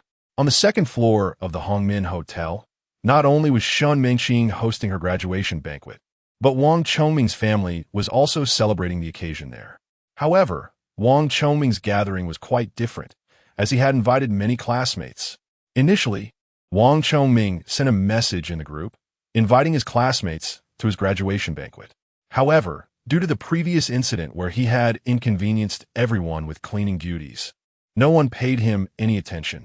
Unfazed, Wang Chongming assumed that his classmates hadn't seen his message and added, "What a coincidence. The school beauty, Shen Mengqing, is also hosting her graduation banquet here." Instantly, the group chat became lively. After all, most of the attendees might never cross paths again after this summer. The so-called school beauty is, in truth, a cherished memory, a fragment of one's youth. Not everyone harbors an unwholesome desire for the school beauty. Rather, it serves as a farewell to one's high school days. The school beauty from that time was none other than a classmate. Thus, for various reasons, many attendees graced Wang Chongming's graduation banquet, each personally invited by him, with the exception of Fan Zhe. As Wang Chongming welcomed his classmates at the staircase, he noticed Shen Mengqing engage in conversation with Tang Yunlan and approached them to join in the merriment. "Mengqing, why don't you come over to eat with us later? Everyone's here with me," he suggested. Upon hearing that her classmates had arrived, Shen Mengqing instinctively stood on her tiptoes to glance toward Wang Chongming's banquet. "Did you invite Fan Zhe?" she inquired. Lost in her own thoughts, she reflexively replied, "I certainly did not invite him." "Hey, neither did I," Wang Chongming responded, his face lighting up with delight. However, no sooner had he spoken than Fan Zhe appeared, ascending the staircase. Wang Chongming's smile instantly froze. In recent days, his composure had been thoroughly disrupted by Fan Zhe. First, there were rumors of Fan Zhe spending 200,000, followed by whispers that he and Shen Mengqing were to be wed. Then came the news of Fan Zhe visiting Shen Mengqing's home. How could one endure this? After much effort, Wang Chongming finally uncovered the truth. Fan Zhe and Shen Mengqing had severed ties. Yet here they were, both hosting graduation banquets at the same hotel today. In essence, it was a private world for him and Shen Mengqing. "Fan Zhe, we did not extend an invitation to you. What brings you here?" Chapter 31. Summon your parents. Today, representatives from Wanda are convening for a signing event at the Hongmin Hotel. Fan Zhe possesses 3 properties on Yihua Lane, making him a significant player in the area. The Wanda representatives specifically arranged to meet with Fan Zhe at noon today to finalize the transaction. Should Fan Zhe find the terms agreeable, he would be able to collect his payment directly. Clutching a document pouch, he ascended the stairs. At the second-floor landing, he encountered Wang Chongming. Fan Zhe mused to himself, could this fellow be here solely to cause trouble? He cast a glance at Wang Chongming with a look of disdain, uninterested in engaging him in conversation. Meanwhile, Shen Mengqing, upon seeing Fan Zhe's figure, felt a flicker of joy cross her face. She had deliberately posted a message on QQ Space, visible only to Fan Zhe, wondering if he would attend. Her thoughts were conflicted. She believed he ought to come, but was uncertain if she truly wished for his presence. Even now, upon spotting him, she was inexplicably filled with happiness. However, hearing Wang Chongming's remarks, she frowned and said, "Wang Chongming, how can you treat us so differently? Fan Zhe is our classmate too." "Fensha, my mother is hosting a celebration for my academic advancement. Please join us, and I will arrange a seat for you to sit with us." Shen Mengqing gestured towards the spot where she and Tang Yunlan were seated. Tang Yunlan looked at Fan Zhe, her eyes revealing confusion. Would Fan Zhe truly attend Shen Mengqing's celebration? What could this mean? And what of Liuli? Was he attempting to juggle 2 relationships? As these thoughts swirled in her mind, she glanced at her best friend, contemplating whether to share her concerns with Shen Mengqing. Yet the next moment, they heard Fan Zhe declare, "You all enjoy your meal. I have no time for this." With that, he made his way to the 3rd floor. Shen Mengqing stood frozen, taking 2 seconds to process his words before exclaiming, "Fan Zhe, what do you mean by that? I've already invited you. Why are you treating me this way? Are you doing this on purpose?" Fan Zhe turned back to regard the young lady, thinking to himself that she had been spoiled and expected everyone to cater to her whims. Suddenly, he recalled, "Why don't you call your mother? I'll be waiting for her on the 3rd floor." With tears brimming in her eyes, Shen Mengqing retorted, You are being unreasonable. I will no longer pay you any heed. You will regret this." With that, she dashed away. Tang Yinlong glanced at Fan Zhe before hastily pursuing her friend. Wang Chongming, bewildered, watched Fan Zhe, his mind struggling to comprehend the situation. Shun Mengqing had invited Fan Zhe, yet he had managed to upset her to the point of tears? What was going on? Wasn't Fan Zhe supposed to be his rival? Why did he continually provoke Shun Mengqing to tears? Wasn't he this merely pushing her closer to himself? Fan Zhe, noticing Wang Chongming's bewildered expression, remarked, "By the way, don't forget to thank your uncle for the house." With that, he ascended to the third floor. What did that mean? Wang Chongming stood dumbfounded at the staircase, unable to grasp the significance of Fan Zhe's words. Why was he thanking his uncle? His uncle is currently seated at the dining table on the second floor, attending his promotion banquet. What gratitude does he owe his uncle? Today, a considerable number of guests have arrived, and many witnessed the recent commotion at the staircase. Initially, the buzz was sparked by the appearance of the campus bell, prompting everyone to approach and engage in conversation. However, to their surprise, Fan Zhe also made an appearance, and shortly after, for reasons unknown, the campus bell seemed deeply aggrieved and fled the scene. The guests soon approached Wang Chongming to inquire about the situation. They realized that ever since graduation, Fan Zhe's behavior had become utterly perplexing to them. In their school days, Fan Zhe was primarily known for his fervent dedication to academics, aside from studying. He would trail behind the campus bell, spending his pocket money on snacks and gifts for her. After evening study sessions, he would accompany her home. Yet, following the last class reunion, where he professed his feelings to the campus bell only to be rebuffed, he seemed to have transformed entirely. Merely days after graduation, he had purchased a house on his own. Moreover, he had made her cry on several occasions. What on earth was happening? Shun Mengqing dashed away from the staircase to find her mother. At that moment, Aunt Yu was busy attending to guests. Shun Mengqing rushed over and said, "Fan Zhe asked you to come to him." Aunt Yu turned around. "Oh, Fan Zhe is here? Please find him a seat. I will join shortly."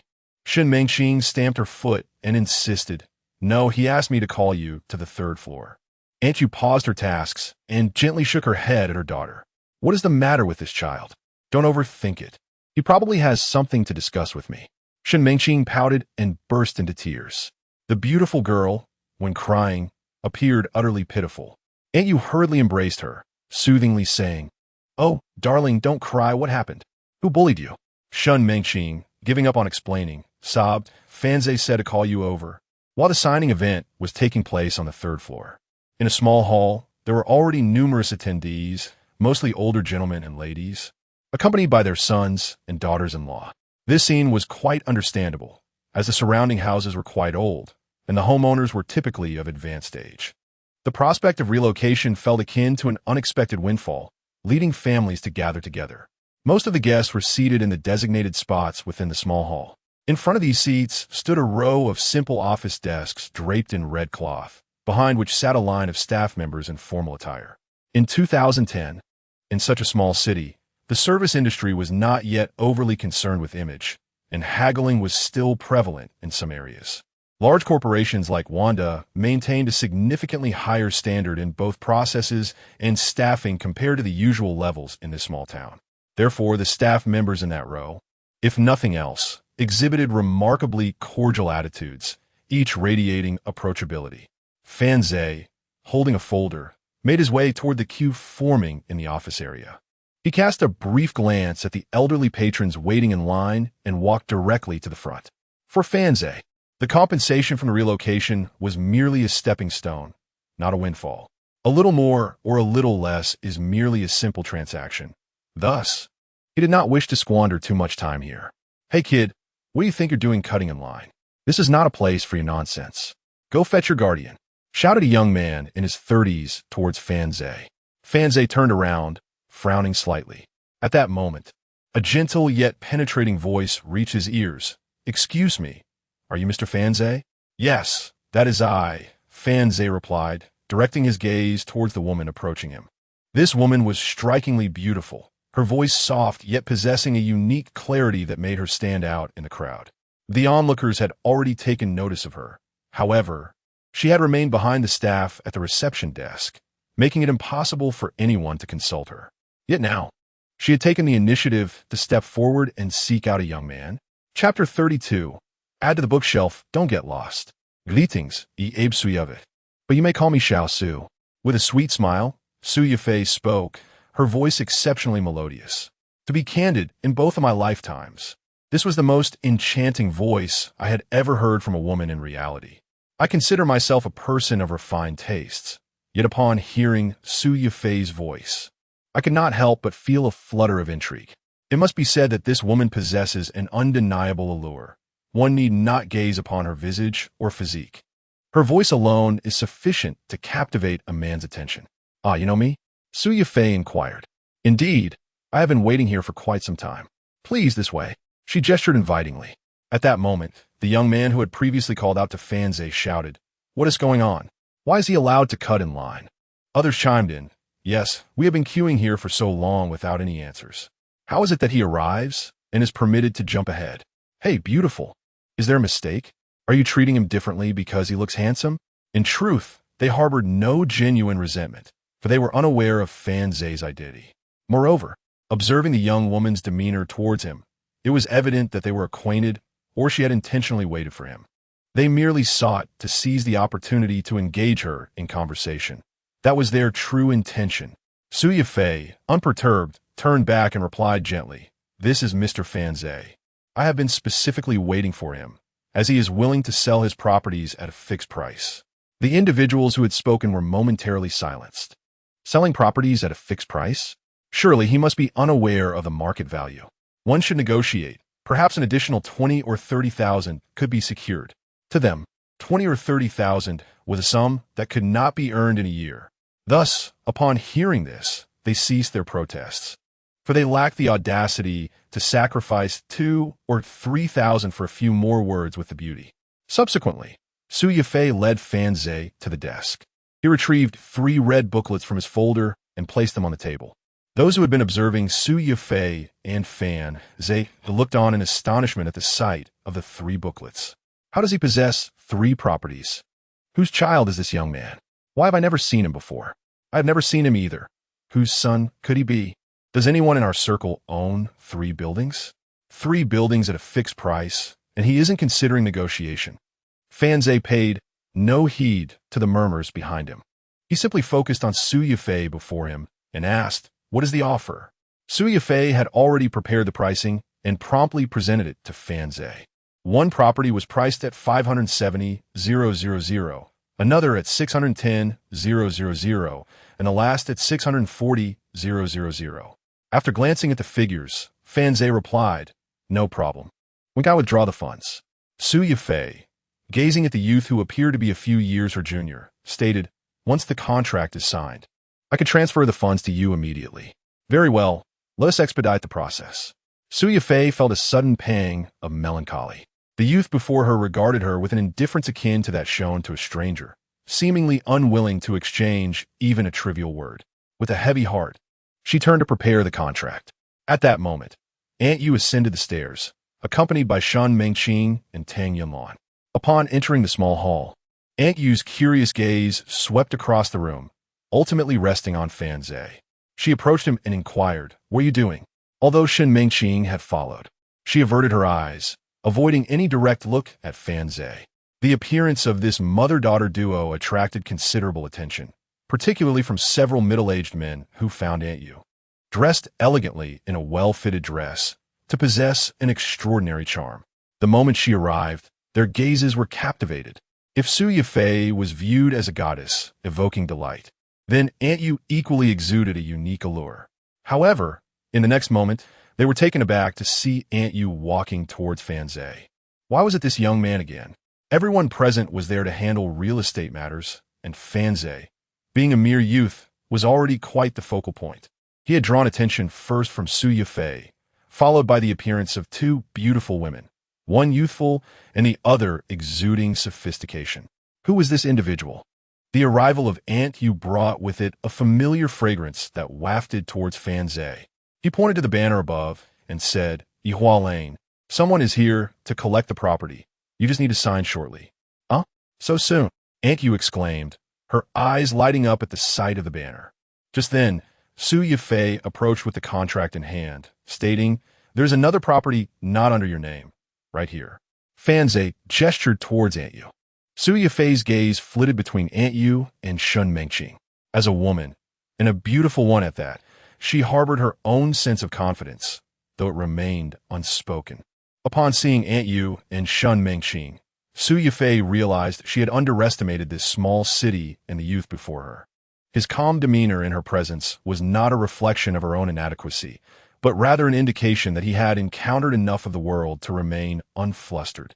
Aunt Yu produced her identification, and the contract was swiftly signed. Su Yifei requested the bank card number and contact information, clearly stating on the contract that would be valid only upon receipt of funds. Thus, there was no concern regarding the possibility of the other party retracting their agreement without payment, as the absence of a payment record rendered the contract void. A total of 1,820,000. Once the contract was finalized, a smile illuminated Aunt Yu's face. "Little Fanze, you made this money quite effortlessly."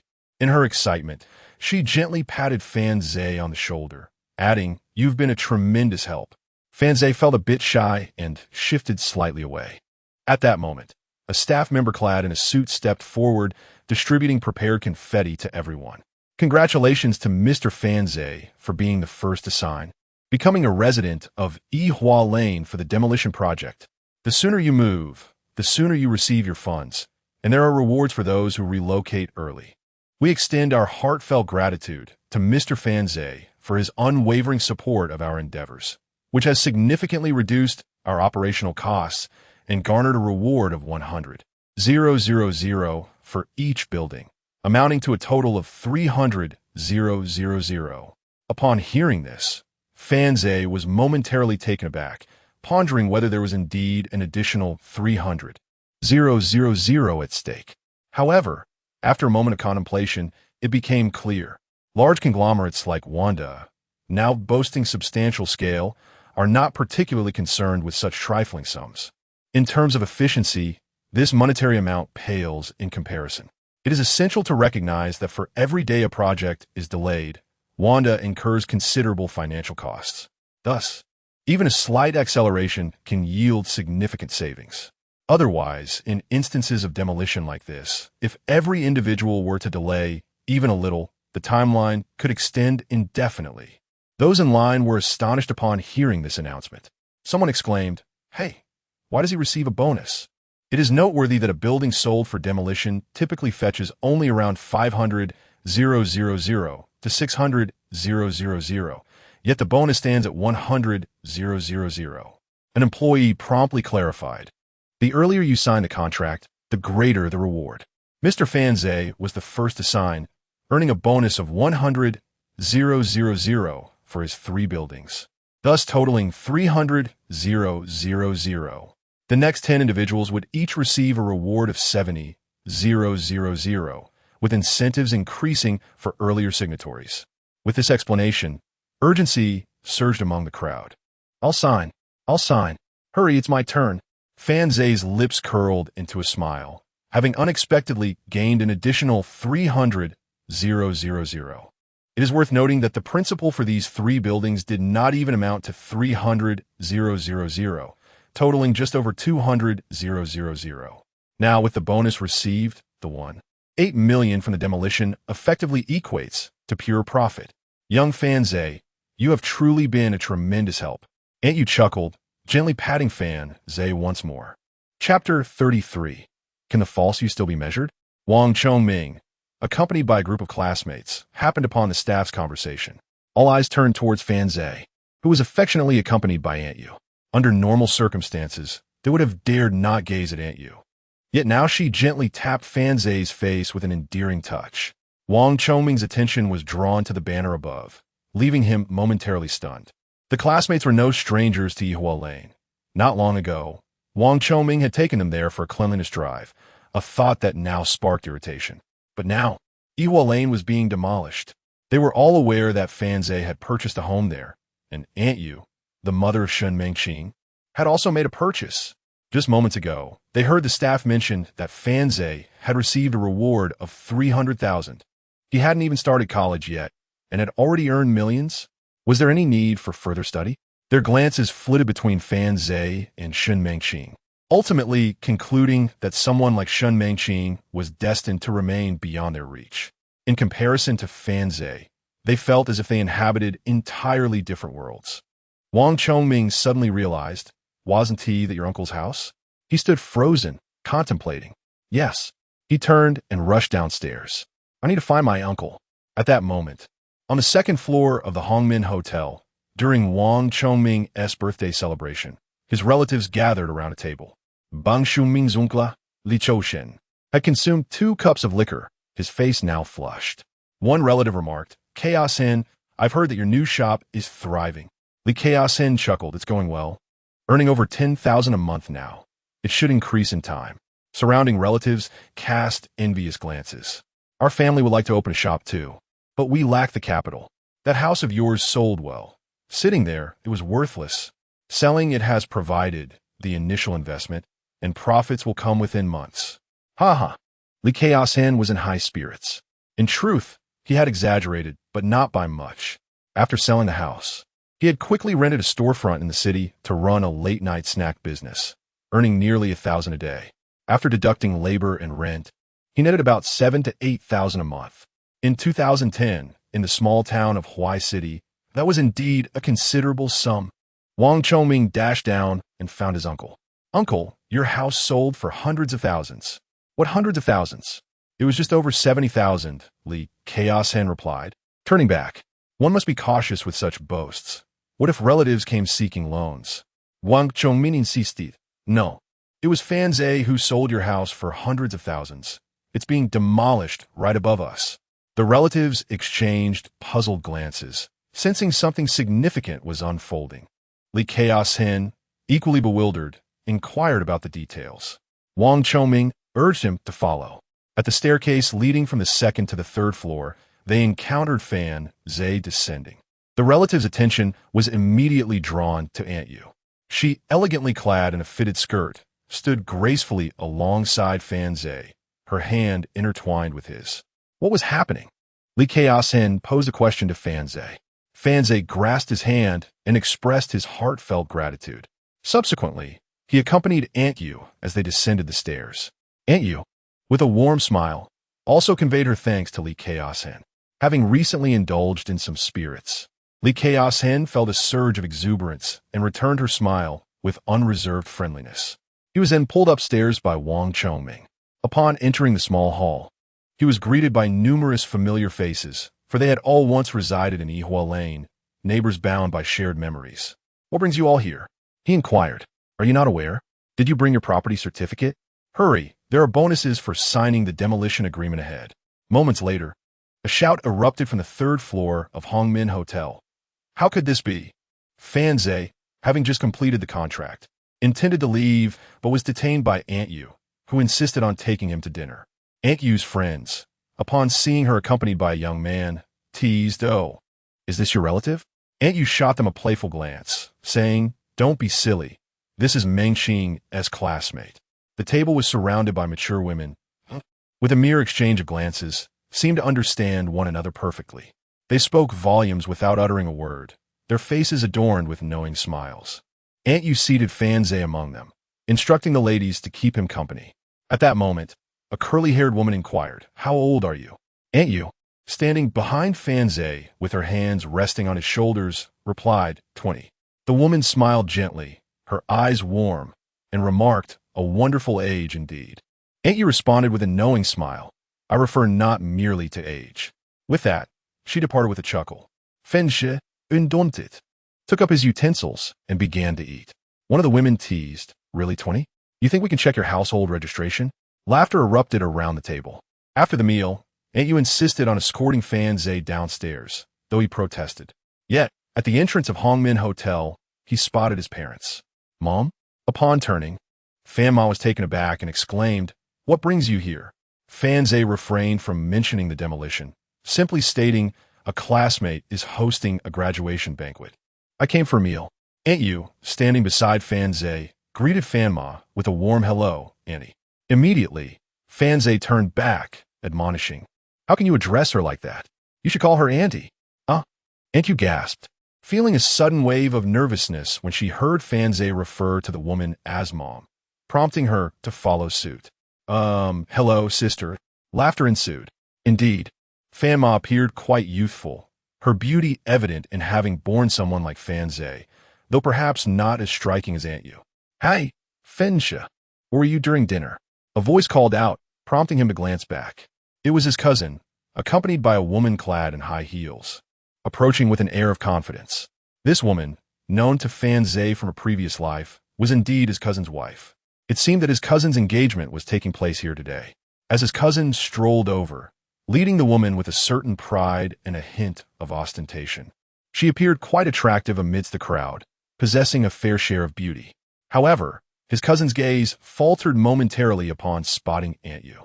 He advanced towards her, saying, "Not long ago, I heard from my mother that you purchased a house in Yihua Lane and even urged her to buy one there as well. Have you been deceived? I always told you that at your young age, focusing on your studies is paramount. You shouldn't be preoccupied with making money, as that isn't what you should be contemplating at this moment." Before he could finish his sentence, a resonant male voice emanated from within the Hongmin Hotel. "Mr. Fan, I just called you, but you didn't answer. Was surprised to find you here." Chapter 33. From a young age, I noticed his intelligence. The person approaching from the hotel was none other than Su Yifei, elegantly attired in a professional skirt and stockings. A woman of her caliber naturally commands attention wherever she goes, especially with Aunt Yu present. Fan Zhe's mother regarded her son with curiosity. Earlier that morning, a stunning beauty had visited their home, and now, at the hotel, her son was accompanied by a mature woman who was also greeting him. What could be the nature of her son's situation? As Su Yifei drew near, she explained, "Earlier, I called, but you didn't answer. The transfer of 1,820,000 plus 300,000 requires your authentication." 1,820,000? Fan Zhe's cousin displayed a tumultuous expression as he glanced between Fan Zhe and Su Yifei. Intrigued, Fan Zhe inquired, "How do I authenticate?" "Simply by using the verification code sent to your mobile," she replied. Su Yifei moved closer to Fan Zhe and guided him through the process. In no time, he received a notification of a transfer amounting to 2,120,000. "Thank you. I owe you a meal," Fan Zhe remarked. Su Yifei's eyes sparkled mischievously. "You mean it? I'm not familiar with Huai City." Initially, it was merely a polite remark, yet her response took Fan Zhe by surprise. He nodded earnestly. "Absolutely, we'll arrange it over the phone." With a smile, Su Yifei waved farewell, saying, "All right then, see you later. I must head up now." Turning back, Fan Zhe faced his cousin. "What were you saying just now?" His cousin stammered, "Well, you." Before he could finish his sentence, a loud commotion erupted from within the hotel. "Fensha, return my house. I'm not selling anymore." Everyone turned to see Li Chaosheng and Wang Chongming approaching. Li Chaosheng's face was flushed from drinking, now glistening with sweat as he rushed over, exclaiming, "Fan Zhe, I've heard that my house on Yihua Lane sold for 600,000. You must return it to me. I'm not selling." Wang Chongming glared at Fan Zhe angrily. "How could you do this, Fan Zhe?" Meanwhile, their classmates behind them stifled laughter.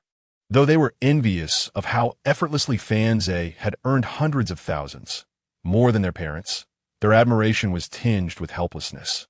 However, witnessing Wang Chongming and his uncle's humiliation was quite satisfying to them. Having graduated, they still fell victim to Wang Chongming and his uncle's schemes. Under the guise of volunteering, they had cleaned the street where his house was located, merely to secure a favorable price for his property. Had they been compensated for their labor, it would have been justifiable, but to do so under the pretense of altruism was utterly unacceptable. Fan Zhe's mother, who had been silently observing, suddenly stepped forward, pulling her son behind her. "Who are you people, and what do you want?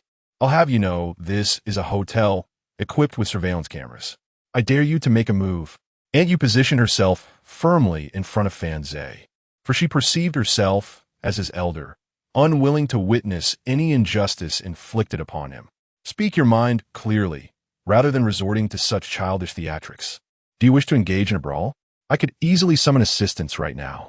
with one hand firmly placed on her hip and the other pointing accusatorily at Li Chaosheng. She exuded an air of authority. Fan Zhe, standing behind her, found himself in a bemused state. Typically, Aunt Yu embodied the image of a mature and sophisticated woman. However, in moments of conflict, she demonstrated an unwavering resolve. Her formidable presence was a testament to the strength of the woman who had single-handedly raised Shenmengqing through her entrepreneurial endeavors, proving she was not to be trifled with. Li Chaosheng's bravado faltered under her gaze, and after several hesitant stammers, he finally blurted out, I am not obliged to sell my own house. Am I? Fan Zhe reached out, gently pulling at his mother before stepping forward. He softly pressed down Aunt Yu's outstretched hand and approached Li Chaosheng. Before he could utter a word, Wang Chongming interjected, Fan Zhe, you silence. You have no place in this discussion, Fan Zhe retorted, casting a glance at Wang Chongming before turning his attention back to Li Chaosheng. Did you sign a contract when you decided to sell your house? I did. But did you receive the payment I sent? If you received the payment and signed the contract, then any grievances you have should be addressed through your lawyer. I have no interest in squabbling with you. Li Chaosheng's face flushed crimson as he realized he had miscalculated this encounter. He had approached Fan Zhe with a glimmer of hope, but now, faced with Fan Zhe's unyielding demeanor, he understood the futility of his position. Noticing Li Chaosheng's silence, Fan Zhe turned to his cousin and inquired, What was it you just said? I did not quite catch that. In his previous life, he had listened to teachers imparting lessons on propriety, to university seniors and student council members offering guidance on moral conduct, and to clients instructing him on business ethics. Must he still heed your counsel on how to navigate life? Fan Zhe harbored a deep disdain for those who, driven by their own vanity, perch themselves on moral high grounds to lecture others. When confronted with such individuals, he felt compelled to diminish their arrogance. His cousin's expression grew increasingly grim, leaving him momentarily speechless. Just then, a passerby at the hotel entrance remarked, Those who own property in Yihua Lane are truly in luck. A single building is selling for hundreds of thousands. Indeed, who could have foreseen that area would be slated for redevelopment? It's not far from Hedong. Beside his cousin, the fiancée Yi, who was there to celebrate their engagement, appeared visibly distraught. She had previously heard his mother suggest purchasing property in Yihua Lane, claiming his cousin had insider information about the impending redevelopment. She had vehemently opposed the idea, believing his mother was merely trying to deter them from buying property in the city for their wedding. Now it seemed the redevelopment was indeed a reality. Aunt Yu, accompanied by relatives, descended from the upper floors. Numerous relatives, all connected to Fan Zhe, were present. Among them was Fan Zhe's father, engaged in conversation with others. Fen Shi, I just overheard someone mentioning that contract for demolition are being signed over at Yihua Lane today. Is that true? His aunt approached him, a hint of awkwardness in her voice. Fan Zhe replied, Yes, I just came down from there. Hey, Fan Zhe, I didn't see you at dinner. You've done quite well for yourself, quietly earning hundreds of thousands. It's impressive, balancing both studies and business. His aunt continued, I've always thought you were exceptionally bright. With this, you might not even need to attend university to make your fortune. Many relatives, upon spotting Fan Zhe, came over to greet him, and he responded to each one in kind. Fan Zhe's father was evidently aware of the situation, standing proudly among the crowd, his face beaming with pride. However, his aunt felt somewhat uncomfortable. With so many people around, she hesitated to admit that Fan Zhe had informed her beforehand about the opportunity. She regretted not investing herself, thinking, If only I believed you, I could have earned hundreds of thousands too. Alas, it is my fault for not trusting you. In truth, it was not a matter of disbelief, but rather her unwillingness to place blame on her own son and daughter-in-law. Fan Zhe gently grasped his aunt's hand and reassured her. Auntie, please don't worry. It's all right. There will be more opportunities in the future. Chapter 35. My apologies, sister-in-law. Are you Fan Zhe? At this moment, the cousin's wife spoke up to Fan Zhe. He glanced at her, a light chuckle escaping his lips. What is it? The cousin's wife continued. You clearly know where the money lies, so why haven't you shared it with us? You told your aunt, but she couldn't comprehend it. Were you doing this on purpose? The relatives silently turned their gaze towards them, perplexed by the unfolding situation. Shouldn't they all be delighted that Fanze had made money? Why did the tone seem so off? Fanma's expression soured as she contemplated saying something, but Fanze discreetly grasped her hand. Casting a stoic glance at his cousin's wife, he retorted, "What audacity you have to think I owe you an explanation. You. What about you? Whether I choose to speak is my prerogative, do you understand? I have myriad ways to make money. Do you wish to know? Don't be so presumptuous. Why should I share my methods with you?" Having delivered his words, Fanze turned his attention away from his cousin and took his mother's hand, stating, "Let us go home." He then waved goodbye to Aunt Yu, mentioning that he would transfer the money to her later. Aunt Yu was unconcerned about the timing.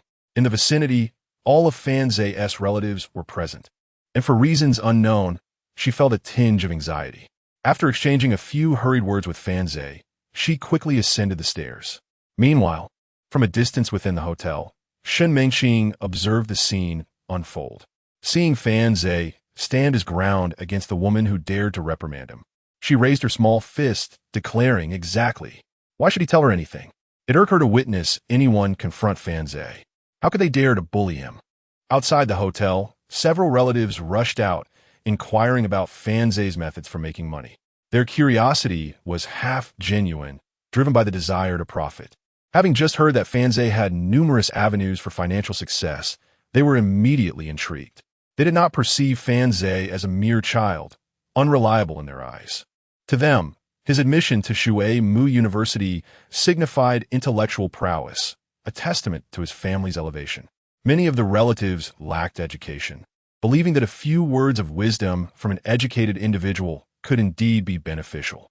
Observing this group of relatives, Fanze noted that instead of seeking to borrow money, they were eager to learn how to earn it.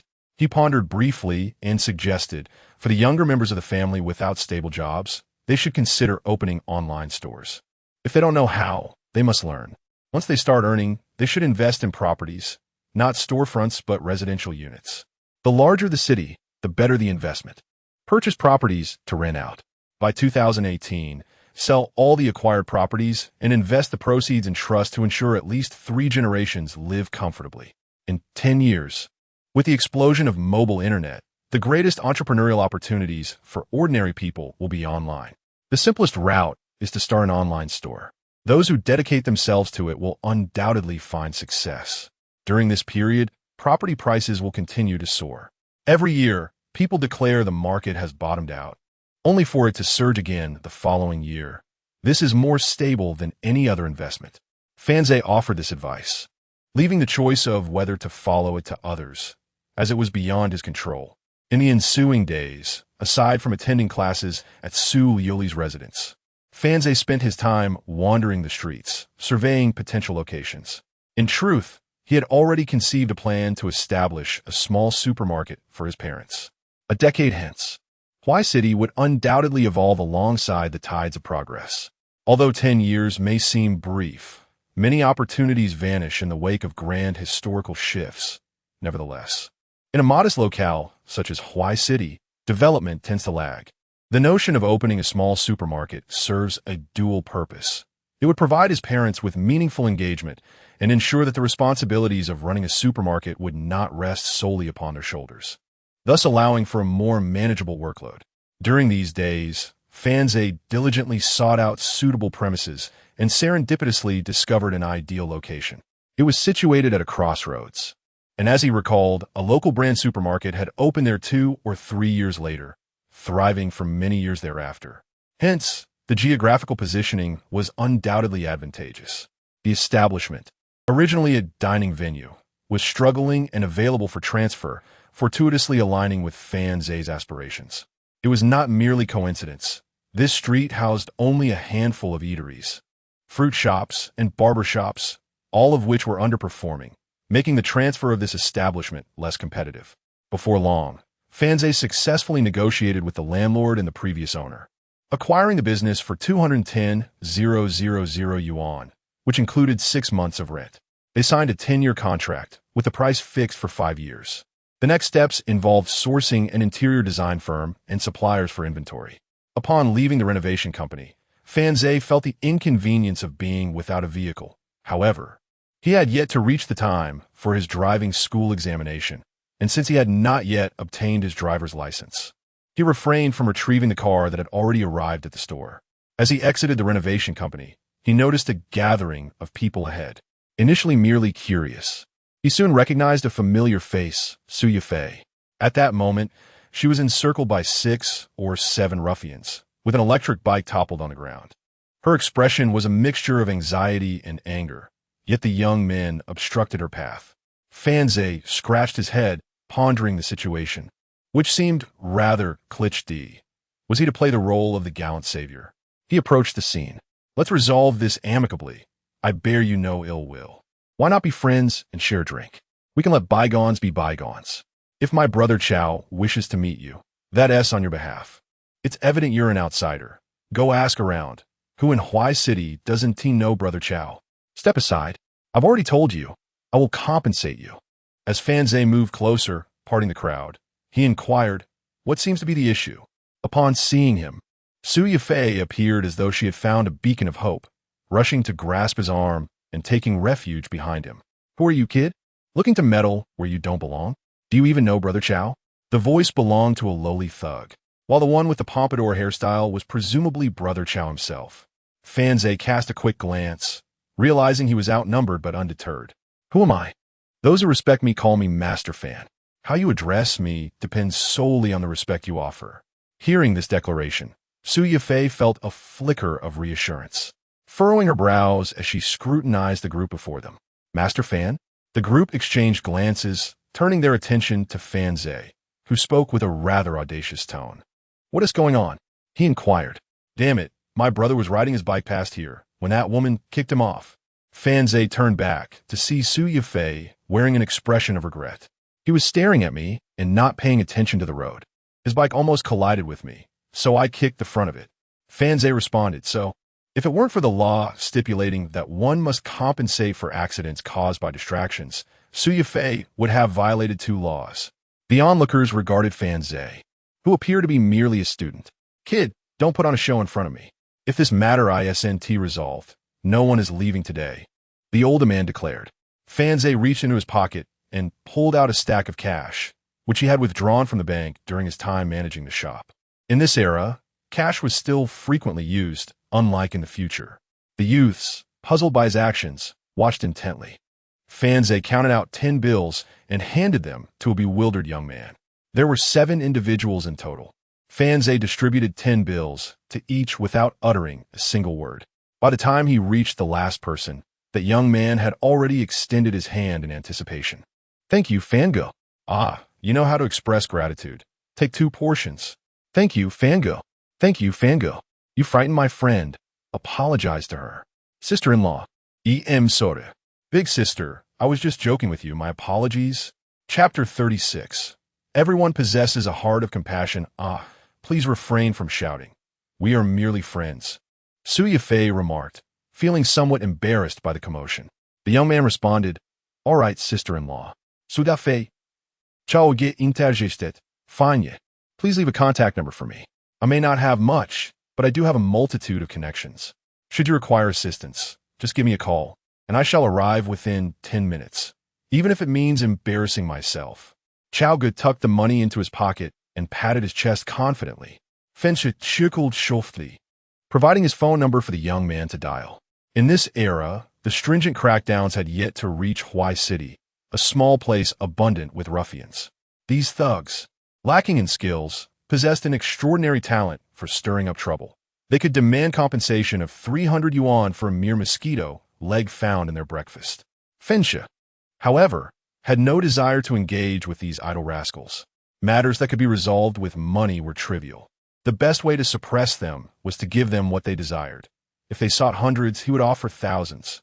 Indeed, it was worth it. Even if he deceived them into joining him for a task, it would not cost much at all. Enough of this. Disperse now. In the future, when you encounter my friends, treat them with respect. I possess wealth to share, but I equally have the means to deal with you should the need arise. Understood? Understood. Fanye.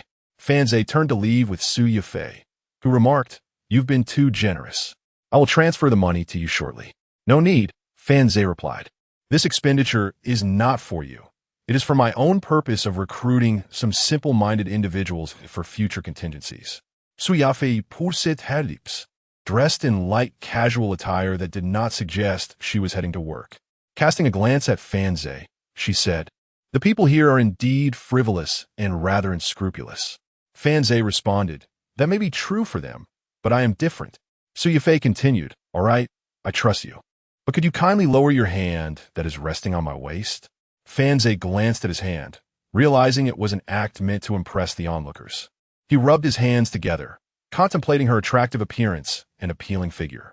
"Thank you for earlier. They would let me report to the police." "Not a problem." Fan Zhe replied casually. "Have you eaten? If not, let us dine together." "My treat." "Very well." As they walked and conversed, Su Yafei found herself particularly impressed by Fan Zhe, young and affluent. Most of the relocated residents were newly wealthy, yet Su Yafei recognized that Fan Zhe was different. He was a deliberate investor. She inquired how he knew that Wanda would be acquiring land in that area. Fan Zhe replied nonchalantly, "I wasn't aware Wanda would come. I just knew that land would undergo early demolition for development." "Why is that?" "Because everyone is focused on South City. The first step in its planning is road construction. East City has been overlooked, and a new focal point must be established. Building near the old center would incur excessive costs. Hence the optimal location is here." Fan Zhe refrained from elaborating further, for as one who had been reborn, such knowledge felt a tad opportunistic. As two individuals strolled and conversed, they paused at the entrance of a grand restaurant, intending to enter. Beside the establishment, two men pulling carts were embroiled in a heated argument, their faces flushed with anger. "Am I useless? You claim I am. Allow me to demonstrate, and I shall frighten you." One of the men, a gray-haired fellow in his 40s with thinning hair, sported a tank top and held a cigarette between his lips next to his labor tool, a hand-pulled cart. The other man, of similar age, also smoking, lounged on the cart with his legs crossed, retorting, "Hey, stop boasting. At your age, you can't even find a wife. What use are you? What can you do? Damn it, are you blind? I simply don't want to work. If I did, even Su Yulong would fear me." Right. You are the great Su Yulong. If you have the guts, go tell Su Yulong that. With your timid demeanor, I bet you'd go weak-kneed at the sight of him. Let us place a bet, $200, to see if Su Yulong is afraid of me. Fine, 200 it is. Get Su Yulong to declare it. And let me witness. All right, just wait. The man in the tank top, infuriated, pulled his cart and stormed off. Unbeknownst to Sui, who was curious about Fan Zhe's actions, she turned to inquire, "What is going on?" Fan Zhe furrowed his brow and squinted, replying, "Wait for me inside for a moment. I shall return shortly." Without waiting for Su Yaofei's consent, he followed in the direction the man had departed, simultaneously taking out his phone to message Xiao Chao. Fan Zhe's brow was tightly knitted, for he harbored suspicions regarding a particular matter. Su Liuli, who had enrolled at Shimu University, was also his alma mater. However, he had no recollection of her. As someone who had lived over 30 years in a past life, he could comprehend that Su Liuli, having once been in a helpless downpour, had received an umbrella from him. To draw nearer to him, she had diligently studied social skills from her books. Under such circumstances, it was certain that she would seek him out, yet he had no memory of any interaction with her. This suggested that while Su Liuli remembered events, his memories were indeed accurate. However, Fan Zhe could not recall how Su Liuli had encountered her misfortune, nor had he detected any suspicious behavior during his interactions with her. Although Su Yulong was not particularly upright in his dealings, in the small town of Huai City, he had not wronged anyone to the point of mortal enmity. If he had, it had gone unnoticed. He was generally diplomatic, not the type to bully others into desperation. Encountering this man today, Fan Zhe suspected that perhaps such trivial matters, driven by anger, could endanger Su Liuli's life.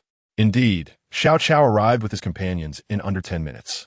Fan Zhe had already followed the man in the tank top for some distance and pointed him out to Xiao Chao for identification. "Keep close to him, watch over him 24 hours a day, and should anything arise, notify me immediately." "Understood. The task will be accomplished." Without hesitation, Fan Zhe produced 2,000 yuan, saying, "Distribute this among you. There will be more upon success." Xiao Chao's eyes lit up. Fan Yi, you are my true brother. Scram. All right. After making the necessary arrangements, Fan Zhe returned to the restaurant. Throughout his journey, he endeavored to adjust his mindset. The world is replete with regrets. It is impossible to exist devoid of them. As a reborn individual, he resolved not to live for these regrets, or at the very least, not to live for the regrets of others. He harbored no desire to be a hero tasked with saving the world. Such deeds belong to heroes, not to him. Each person possesses their own destiny, and the world operates according to its own laws. He was willing to lend a hand when it was within his power, yet if something was destined to occur, there was no need for intervention. This posed a formidable dilemma. Compassion is inherent in every individual, and Fan Zhe was no exception. However, he recognized the necessity of having a clear understanding of his own aspirations and intentions, rather than muddling through, thinking of making adjustments today, offering assistance tomorrow, and finding subsequent tasks too cumbersome to engage with. This lack of precise awareness was detrimental. Upon entering the restaurant, a server approached him and gestured towards a table, indicating, "Your friend is seated over there." Given Su Yifei's striking beauty and poise, she was undoubtedly not an ordinary individual. The staff had already taken note of the pair upon their arrival, allowing them to recognize Fan Zhe immediately upon his return. Chapter 37. Do you believe me when I say call me daddy? Fan Zhe entered the restaurant, where a server approached him and indicated the location of his friend. With a mere smile, Fan Zhe proceeded to the designated spot. The meal had already been ordered, and Su Yifei sat on a stool, her legs neatly together. "Where are you from?" Fan Zhe inquired after taking a seat. Su Yifei, her bright, sparkling eyes fixed on him, replied, "Shuncheng." Fan Zhe raised an eyebrow, contemplating that he had likely not misjudged her. It was his first encounter with someone of Su Yifei's caliber. He sensed an aura of gracefulness about her, suggesting a strict upbringing and a naive mindset. As a resident of Shuncheng, coupled with her inherent poise, it was reasonable to assume her family was of notable standing. Yet, she was still working, indicating that her simplicity was perhaps but one facet of her character, with the emphasis lying on her traditional upbringing. A woman who possesses both traditional values and striking beauty often harbors thoughts that diverge from her upbringing due to her environment. Why mention beautiful women? It is because those of average looks attract fewer initiators of contact. Only those who are beautiful encounter many who approach them, despite the outward appearances. Their hearts may undergo subtle transformations. From Fan Zhe's observations, Su Yifei exemplified this phenomenon. She seemed unperturbed by the gazes directed her way. Such women, the more composed they appear, the more likely they possess an intriguing inner world. Having overheard the server's exchange with Fan Zhe, Su Yifei inquired, "Do you have a girlfriend?" Under normal circumstances, no, Fan Zhe replied. Su Yifei widened her eyes in surprise, casting him a skeptical glance. I don't believe you." Fan Zhe merely smiled, choosing not to elaborate further, yet he had solidified his initial impressions. His gaze lingered on Su Yifei's face, his demeanor relaxed. "You don't have any friends here?" he asked. She shook her head. "Feeling lonely, huh? If you have some free time, I can take you to partake in some interesting activities." "What sort of interesting activities?" "Let us discuss that later." After their meal, Fan Zhe made no elaborate plans and simply arranged for a vehicle to escort Su Yifei home. Some matters require patience. When dealing with women, if they suspect ulterior motives, men must project simplicity and indifference. When a woman believes she has come to understand a man, it may well be the opportune moment for the relationship to progress. Regarding the supermarket venture, Fan Zhe had informed his parents. Prior to securing the premises, he refrained from mentioning it, knowing they would likely dissuade him from investing his money. However, now that hundreds of thousands had already been spent, there was no turning back. He acted first and informed them later. Whether they accepted it or not, they had to come to terms with it. Thus, his parents, Fan Ba and Fan Ma, reluctantly agreed to resign from their current jobs to oversee the supermarket's renovation progress. The next day, news arrived from Xiao Chao, colloquially known as Chao Gu, regarding a laborer who had been slothful and irresponsible. Upon returning home, he had drunk himself into a stupor, only to awaken in the middle of the night, sharpening a chopping knife outside his door for much of the night. Sharpening a knife? Fan Zhe harbored a substantial degree of confidence and instructed Xiao Chao to keep a vigilant eye, taking turns to monitor the situation. Should this matter be handled adeptly, there would be rewards in store. The promise of benefits, akin to a mirage, has long been a conventional method of motivation across various epochs. Upon hearing of the potential gains, Xiao Chao enthusiastically assured, "Master Fan, I vow to fulfill the task." This declaration eased Fan Zhe's concerns. Uncertain of the reasons why Su Liuli might be in peril, he found himself troubled. To be candid, as a man, witnessing a girl as remarkable as Su Liuli potentially facing misfortune stirred a sense of lamentation within him, devoid of any emotional entanglement. Having yet to visit Su Yulong's residence, Fan Zhe pondered over Su Liuli's situation, and her image suddenly illuminated his thoughts. He retrieved his phone and sent her a message. "What are you up to?" Su Liuli replied, "Taking a shower. Is there something you need?"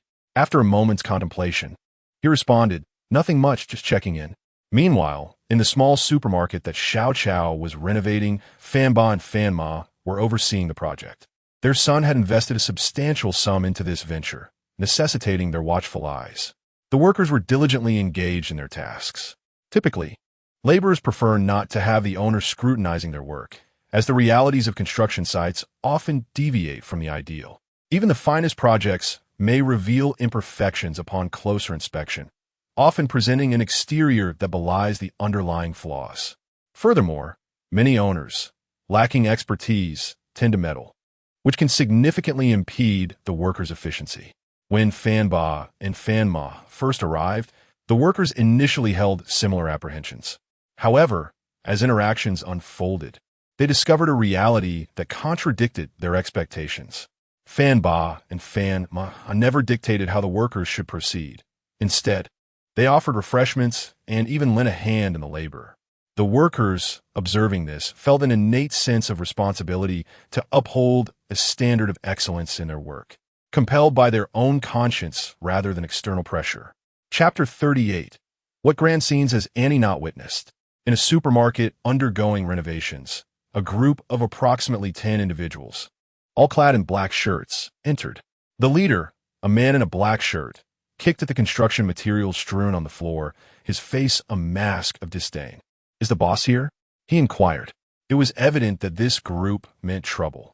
The workers paused their tasks, glancing over in apprehension. Fong Dad and Fong Mom approached, their expressions a blend of confusion and vigilance.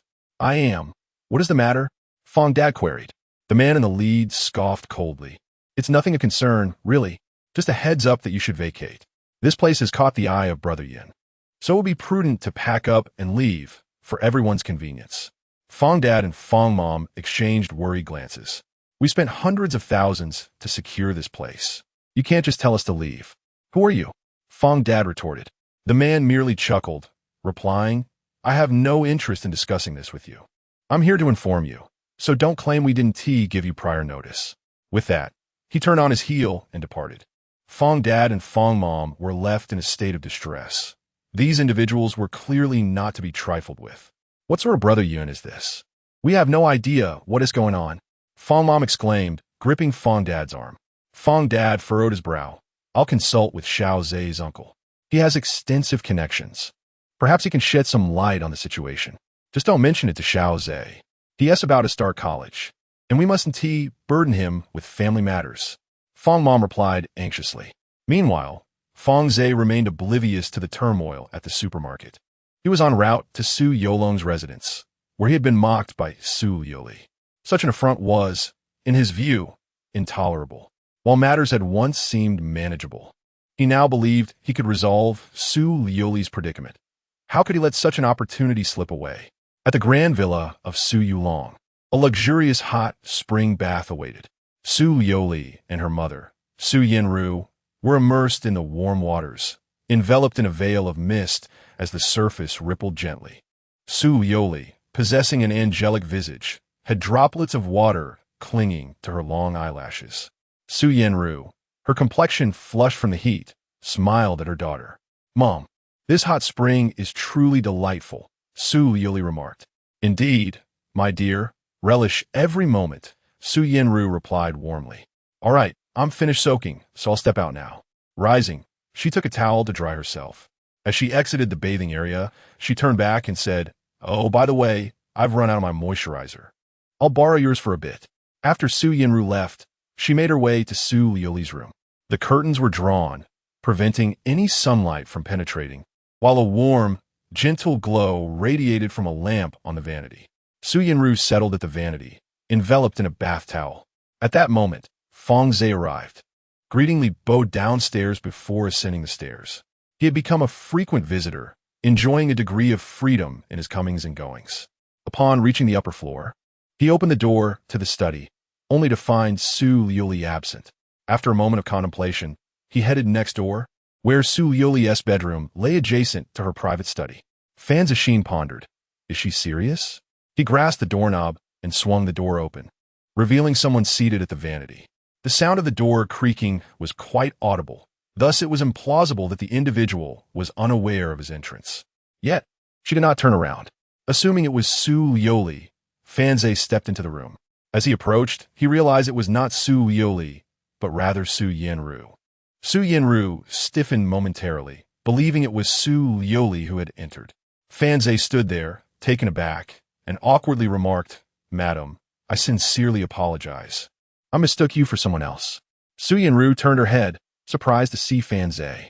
He, feeling the pressure of the situation, hurriedly explained, "Madam, I truly did not intend any offense. I thought you were Su Liuli." Su Yinru rolled her eyes and replied, "I believe you, but could you please step outside for a moment?" Fan Zhe promptly exited and closed the door behind him. Chapter 39. Fearless before your uncle, all right. Do not be afraid anymore. It is still my fault for startling you. I apologize, Su Yinru said, gently helping Fan Zhe to his feet, her rosy cheeks adorned with a warm smile. "Let's go downstairs for breakfast together." Fan Zhe could only feign ignorance, nodding in agreement. Once Su Yinru turned away, he exhaled deeply. Having risen early without a morsel to eat, he had come directly to Su Liuli's home, and the hour was still not yet 8 o'clock. His stomach was beginning to grumble.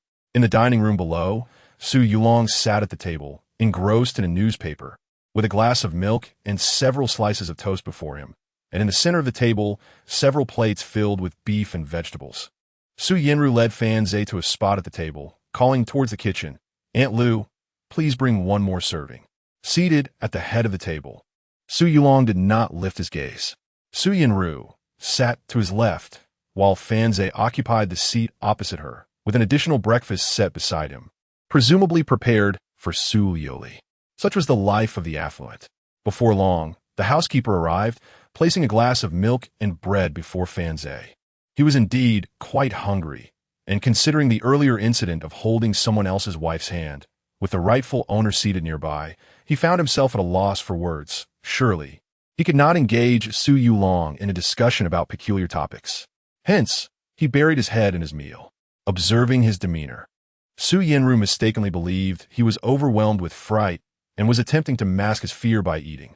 Concerned that she had frightened this young man into a state of distress, she winked at Fan Zhe. Startled, he wondered what that gesture could possibly mean. Suddenly, he felt a movement on his thigh, and he froze. Looking up in astonishment, he found Su Yinru seemingly unperturbed, engrossed in her phone. A glance at Su Yulong revealed his face obscured by the newspaper. Fan Zhe could only reach under the table to grasp the moving object. "Please, do not cause a scene." At that moment, his phone buzzed. Upon checking, he found a text message from a contact labeled parent of Su Liuli. This was the number he had retained when he first came to teach Su Liuli. Opening the message, he read, "See, it is fine here, do not be afraid." He promptly replied, "I'm not afraid." It was hardly a matter of fear. He stole a glance at Su Yulong, feeling that perhaps Annie's foot was a tad cold. Just then, Su Yulong lowered the newspaper and looked at his wife, then at Fan Zhe, and curiously inquired, "What brings you here?" "I brought Xiao Zhe along for breakfast. Is there a problem with that?" Su Yinru responded, her tone slightly sharp. "Not at all," Su Yulong replied. "Liuli just stepped out. She mentioned that her teacher would surely sleep in again and not make it, so she went to fetch her teacher. I cannot stop her." Upon realizing that Liuli had called for him, he wondered how she could be absent. "Has Liuli gone out?" Su Yinru remarked. "I assumed she was still soaking in the bath. I'll give her a call." She retrieved her phone to dial Su Liuli. A sudden sense of foreboding enveloped Fan Zhe, causing his brow to furrow slightly. No answer? Su Yanru said with a hint of confusion. Fan Zhe rose and declared, I'll go find her. Without heeding Su Yanru's further comments, he exited the villa. As soon as he stepped outside, his phone rang. Glancing at the screen, he saw it was a call from Xiao Chao. Hello, Fan Yi. That man with a machete is at the road below the hillside villa, chasing someone with the intent to harm. We need to save them. Fan Zhe shouted into the phone before sprinting downhill. A chill ran down his spine as he felt the gravity of the situation. The wheel of history follows its own path, and he was astonished by this mysterious force. His presence, theoretically, should induce a butterfly effect. After all, he had not been Su Liuli's teacher in his previous life, yet he was now. Yet, it seemed impossible to alter the original trajectory of events. The man in the sleeveless shirt, brandishing the machete, had reached the foot of the hillside villa, just as Xiao Chao had called him. Ordinarily, when the man armed himself and left, Xiao Chao would send him a warning message for the sake of money. Coincidentally, at that moment, Su Liuli had also stepped out, searching for him. This implied that, even with a shift in circumstances, the conclusion of Su Liuli's life remained unchanged. Although Fan Zhe was running, a sense of coldness enveloped him from head to toe. He shouted for Su Yulong, but realized that this back and forth would waste precious time. Therefore, he pressed on, racing down the hill. At the entrance of another villa, he spotted a child's rocking car. Without a moment's hesitation, he dashed over and hopped into the hand-cranked vehicle. Propelled by inertia, the path ahead descended sharply, and Fan Zhe felt the wind contorting his face. The rocking car sped down the slope, requiring deft drifting to maintain balance. Otherwise, he risked being thrown from it. Wow, I want that car. It's faster than Dad's. On his descent, he overtook several vehicles, and one child in a car nearly burst into tears, pleading with his mother to buy him one as splendid as Fan Zhe's. Fortunately, being in a residential area, the distance from the hillside villa to the foot of the mountain was not far, merely 2 turns away. After rounding the final bend, Fan Zhe caught sight of Su Liuli. At that moment, her face was ashen, and she was screaming as she ran uphill, pursued by a man in a sleeveless shirt wielding a machete. Behind the man, there was no sign of Xiao Chao or the others. With no time to contemplate further, Fan Zhe pressed down on the brakes. He had to stop, otherwise he might crash directly into the machete-wielding man, a perilous outcome indeed. Fan Zhe, Su Liuli spotted him, running towards him with reckless abandon. Early in the morning, after finishing her shower, she pondered that although she had spoken to Fan Zitong on the phone, he would undoubtedly linger in bed. Thus, she donned her attire and high heels, neglecting to summon a driver. Plucking a delicate flower from her garden, she tucked it into her hair and, with her hands clasped behind her back, skipped down the hill, intending to hail a taxi by the roadside. Upon reaching the base of the mountain, she spotted a man squatting on the roadside, smoking a cigarette, and his demeanor immediately struck her as ominous. Instinctively, Su Liuli decided to take a detour, but as the man lifted his gaze and recognized her, he abruptly seized a large knife from the ground and pursued her without hesitation. Fortunately, her home boasted a gym, and she regularly engaged in running exercises. With her high heels clicking against the pavement, she fled for her life, overwhelmed by fear and tears. Fenshe, shave me, she cried out in despair. Chapter 40. The Causality of Fate. Additional update. Fan Zhe brushed past Su Liuli, leaping from the rocking cart, and, utilizing its momentum, hurled it towards the burly man. The man, wielding a long knife, swung it towards Fan Zhe, but the cart collided with both the knife and the man's shoulder. The impact caused the burly figure to stagger to the left. Without a moment's hesitation, Fan Zhe pressed on.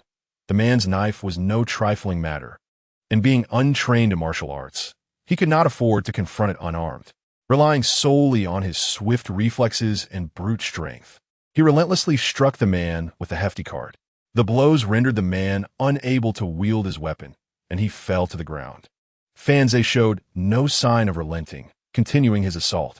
However, the man managed to lift his foot and forcefully kick Fan Zhe in the waist, sending him stumbling back. Seizing this opportunity, the burly man, still on the ground, hurled his knife at Fan Zhe. The blade, arced through the air, grazing Fan Zhe's waist before clattering to the road behind him. Startled, Fan Zhe quickly regained his composure and charged forward once more, raining blows upon the man, who cried out in desperation, "Murder! Murder!" Undeterred, Fan Zhe recognized the imminent threat posed by the assailant and understood that any hesitation could lead to peril. Several cars halted on the road, their occupants observing the scene, yet none dared to intervene. Among them was a child who had previously been awestruck by Fan Zhe's bravery, now gazing at the older boy wielding the cart with admiration. Meanwhile, Liuli had stopped a short distance away, already dialing her father's number. "Dad, whoa, I'm being chased and attacked at the mountain road." Fan Zhe continued to strike the man until he was curled up on the ground, clutching his head, utterly defenseless. Only then did Fan Zhe discard the cart, pressing one hand against the man's neck while twisting his arm behind his back, straddling him and gasping for breath. Though barely a minute had passed, Fan Zhe felt as though his lungs might burst. Fighting was indeed exhausting. Liuli, tearful and distressed, attempted to approach, but Fan Zhe admonished her. Fear gripped him. He was uncertain whether she had escaped danger, and he could not bear the thought of regret should something go awry. At that moment, he took the chance to assess his own injuries. His clothing was torn, and a shallow wound marred his waist, oozing a small amount of blood that trickled down, leaving a thin trail. Seeing this, Fan Zhe breathed a sigh of relief. Before long, Su Yulong arrived with reinforcements in a business van. When Cheng Fei emerged, accompanied by 3 others, brandishing baseball bats, and rushed towards Fan Zhe.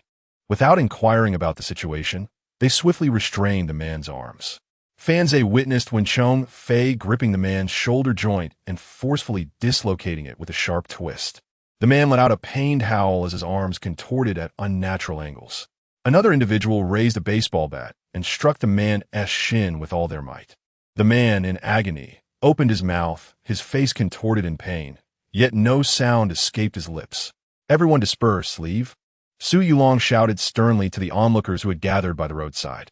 They had just witnessed the fluid and skillful movements of Wen Cheng Fei and his companions, a display that clearly spoke of experience. Thus none dared to provoke them. Breathing heavily, Fan Zhe approached Su Liuli, who anxiously assessed the extent of his injuries. Her voice tinged with a sob, "I nearly got hurt."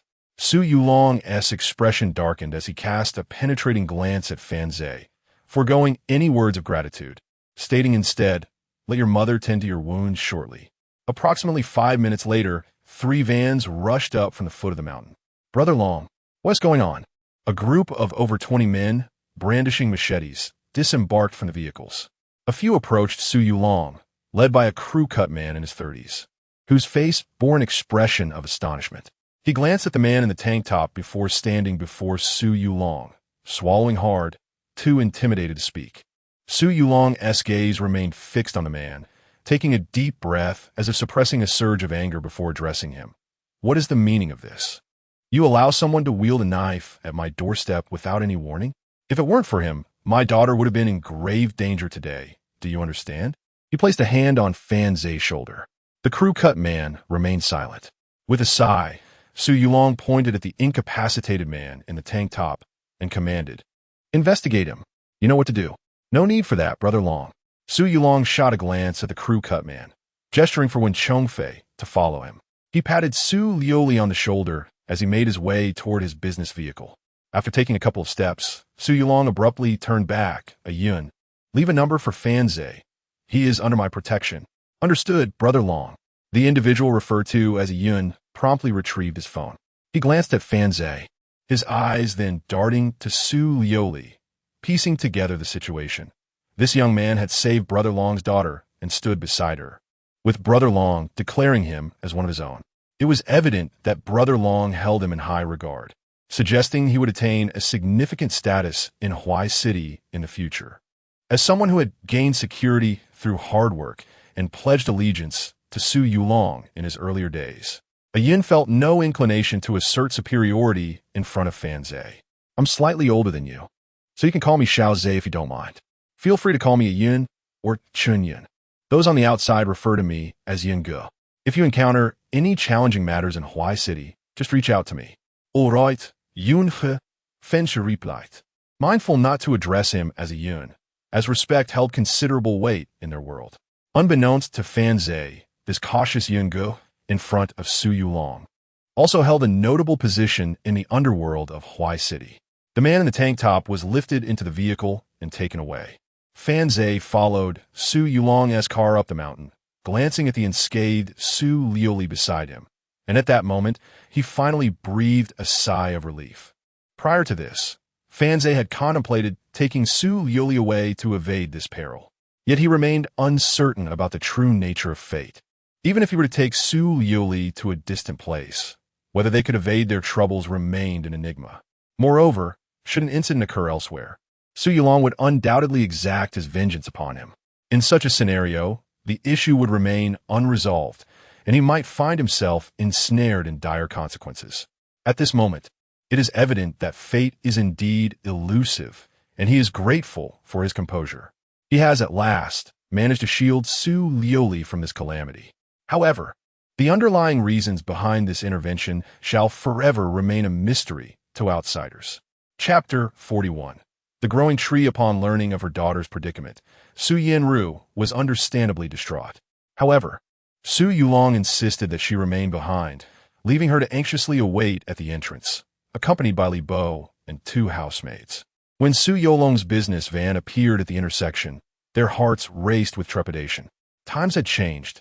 Street brawls were now a rarity, yet such an incident had still occurred. It was only when Su Liuli emerged from the vehicle that Su Yanru, her tear-streaked face exuding maternal charm, gasped and rushed forward to embrace her daughter. You scared me to death. Are you all right? Are you unhurt? Su Liuli, indeed shaken, reassured her mother. Mom, I'm fine. It was Fan Zhe who saved me. The 2 women consoled each other for a while before they finally returned to the villa. Su Yulong did not come home, stating he had matters to attend to, and departed once more with Wenchong and others. Fan Zhe could surmise the nature of his business, having just endured such an ordeal. Both Su Liuli and Su Yanru felt residual anxiety, and as they sat on the sofa in the living room, it seemed an abundance of words lingered unspoken. Sensing that his presence was unwarranted, Fan Zhe excused himself to the study for some rest. The study contained a sofa upon which Fan Zhe reclined. Feeling utterly exhausted from the recent events, his arms aching slightly. Before long, the door creaked open, and Su Yanru entered, clad in loose, lightweight loungewear, delicately balancing a bottle of medicine in one hand and a cotton swab in the other. Lie still and don't move, she instructed as she settled beside him on the sofa, gently pressing a finger into his shoulder. She carefully lifted his shirt to examine the wound, relieved to find it shallow. Let me apply some ointment for you. As Fan Zhe lay back, his head resting on the armrest, he watched the young woman attentively tending to his injury with a cotton swab, her touch gentle. Feeling a twinge of embarrassment, he shifted slightly. Su Yanru looked up, concerned. Is it painful? No, he replied. She resumed her careful ministrations. The door swung open once more, and Su Liuli stepped inside. Mom, what are you doing? Su Yanru was startled. I am applying medicine to Fan Zhe. Fan Zhe quickly sat up, exclaiming, No, it's all right. I'm feeling much better. Upon leaving Su Liuli's residence, Fan Zhe received a transfer of 3 million to his bank account, followed shortly by a message from Su Yulong. You should keep this money for now. I'll arrange for another villa for your parents.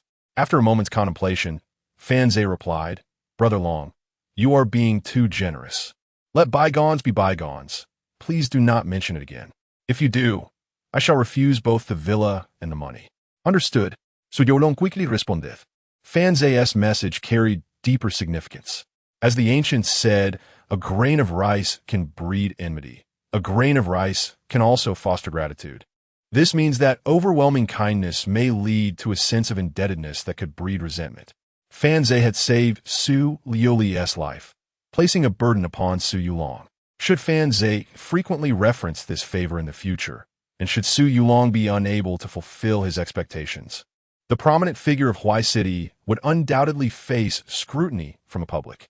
Thus, Fan Zhe's proactive decision to refrain from further discussion on this matter served as a source of reassurance for Su Yulong. Simultaneously, Fan Zhe tacitly accepted the 3 million and the villa, which was entirely within Su Yulong's expectations and proved beneficial for Fan Zhe at that moment. Su Yulong would also find joy in no longer bearing the burden of obligation. As noon approached, Fan Zhe had yet to dine, and, after the recent commotion, his stomach began to grumble.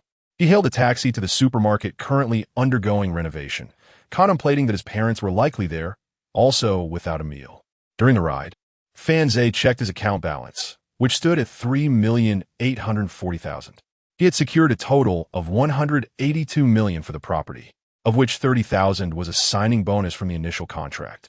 Aunt Yu had declined this sum and only received 75,000 from the sale. In the endeavor of establishing the supermarket, Fan Zhe had already expended over 30,000 on renovation materials, estimating that an additional 40,000 would be necessary to complete the work. He also needed to reserve funds for stocking and warehousing. In truth, 1 million might not suffice for stocking and storage.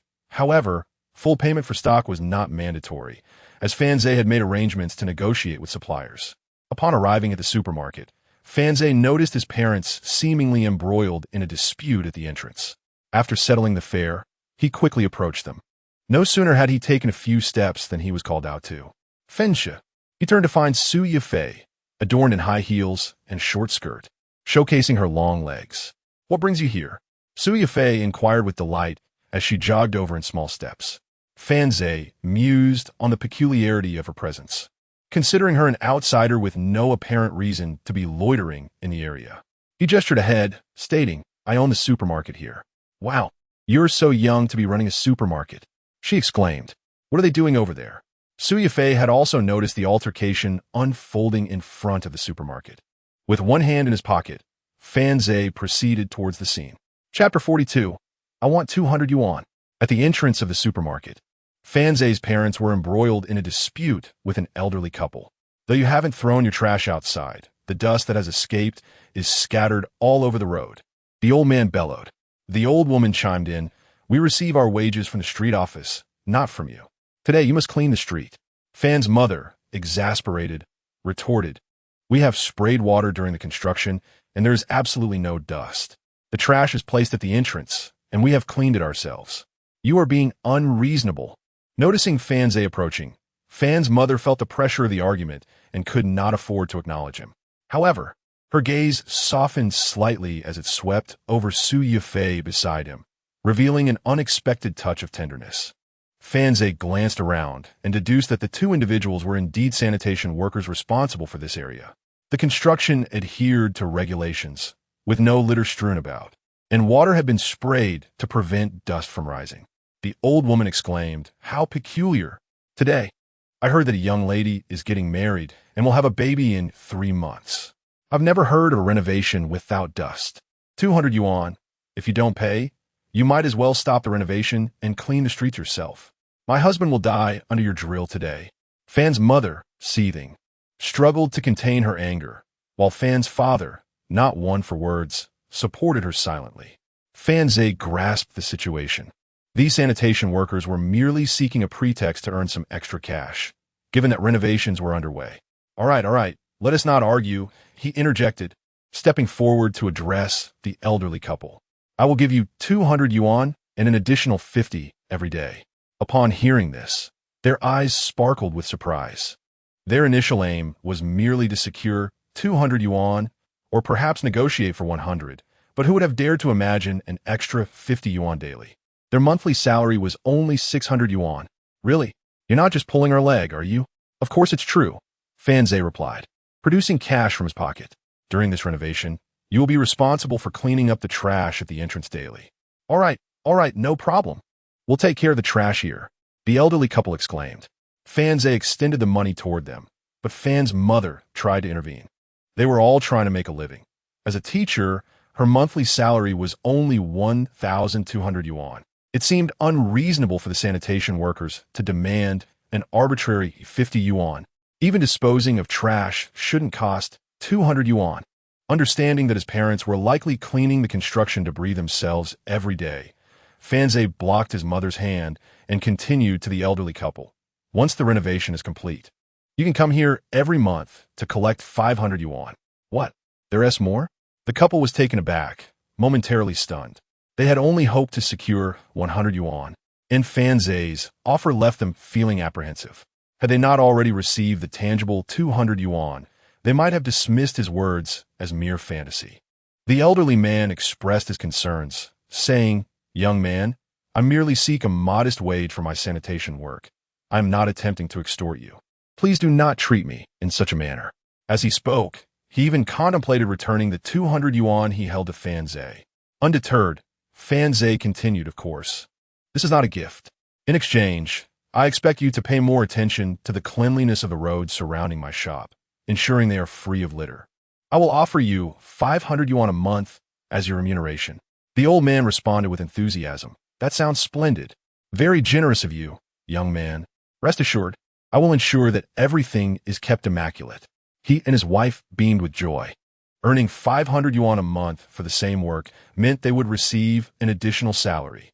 Happy, the elderly couple took their money and promised to return shortly to clean up the refuse. Suya Fei observed the exchange thoughtfully, her gaze fixed on Fan Zhe. Fan Ma remarked, "Son, why do you seem to undervalue money? Do you understand how challenging it can be to earn?" Fan Zhe smiled, not perceiving any flaw in his mother's admonition. He believed that different eras and circumstances shape different individuals. He replied, "Mother, the difficulty lies not in earning money, but in how we allocate it afterward. Wealth can scatter people, yet can also unite them. The two sanitation workers are a perfect example. They do not benefit from our supermarket, and should they see our business flourishing, envy may arise. Furthermore, as more customers arrive, litter will inevitably accumulate, which would displease them, leading to a lack of care for cleanliness and even a desire for our establishment to fail. However, if we offer them a monthly stipend, they will be the most fervent supporters of our supermarket, ensuring the area remains pristine out of fear that poor sanitation could jeopardize our business. For them, this money would be a windfall. Without it, they would still perform these tasks, but one must ponder how they would choose." Fan Ma was momentarily taken aback, struggling to comprehend his perspective. After a considerable pause, she found herself unable to counter his argument. Casting a glance at Suya Fei, she felt her pride slightly wounded. Thus, she resorted to a motherly demeanor, playfully threatening. "You dare to lecture me? Just wait until I give you a little smack." She feigned a motion to swat Fan Zhe's behind, prompting him to leap away, exclaiming, "Mother, I promise to behave." "Humph." Fan Ma huffed, feeling her dignity restored as she turned her attention back to Fan Zhe. Yet, deep down, she felt a sense of pride. Her son appeared to possess thoughtful insights and a unique approach to his endeavors. "Since we haven't dined yet, let's go eat together," Fan Zhe suggested to his parents. Then turned to Suya Fei, saying, "You haven't eaten either, have you?" "Ah, I." Suya Fei hesitated, contemplating Fan Zhe's words to his parents. She had come out today with a friend who was visiting from another city, which made her pause. Noticing her indecision, Fan Ma approached and took Suya Fei's hand, saying, "Come, let us all go eat together." The more she observed this young woman, the more Fan Ma found herself fond of her. Certainly, one must lend a hand to one's own son. "Ah." Suya Fei was initially hesitant, but with Fan Ma's gentle persuasion, she acquiesced, saying, "Very well then. As for the plans made with her close friend, that could be set aside for the moment."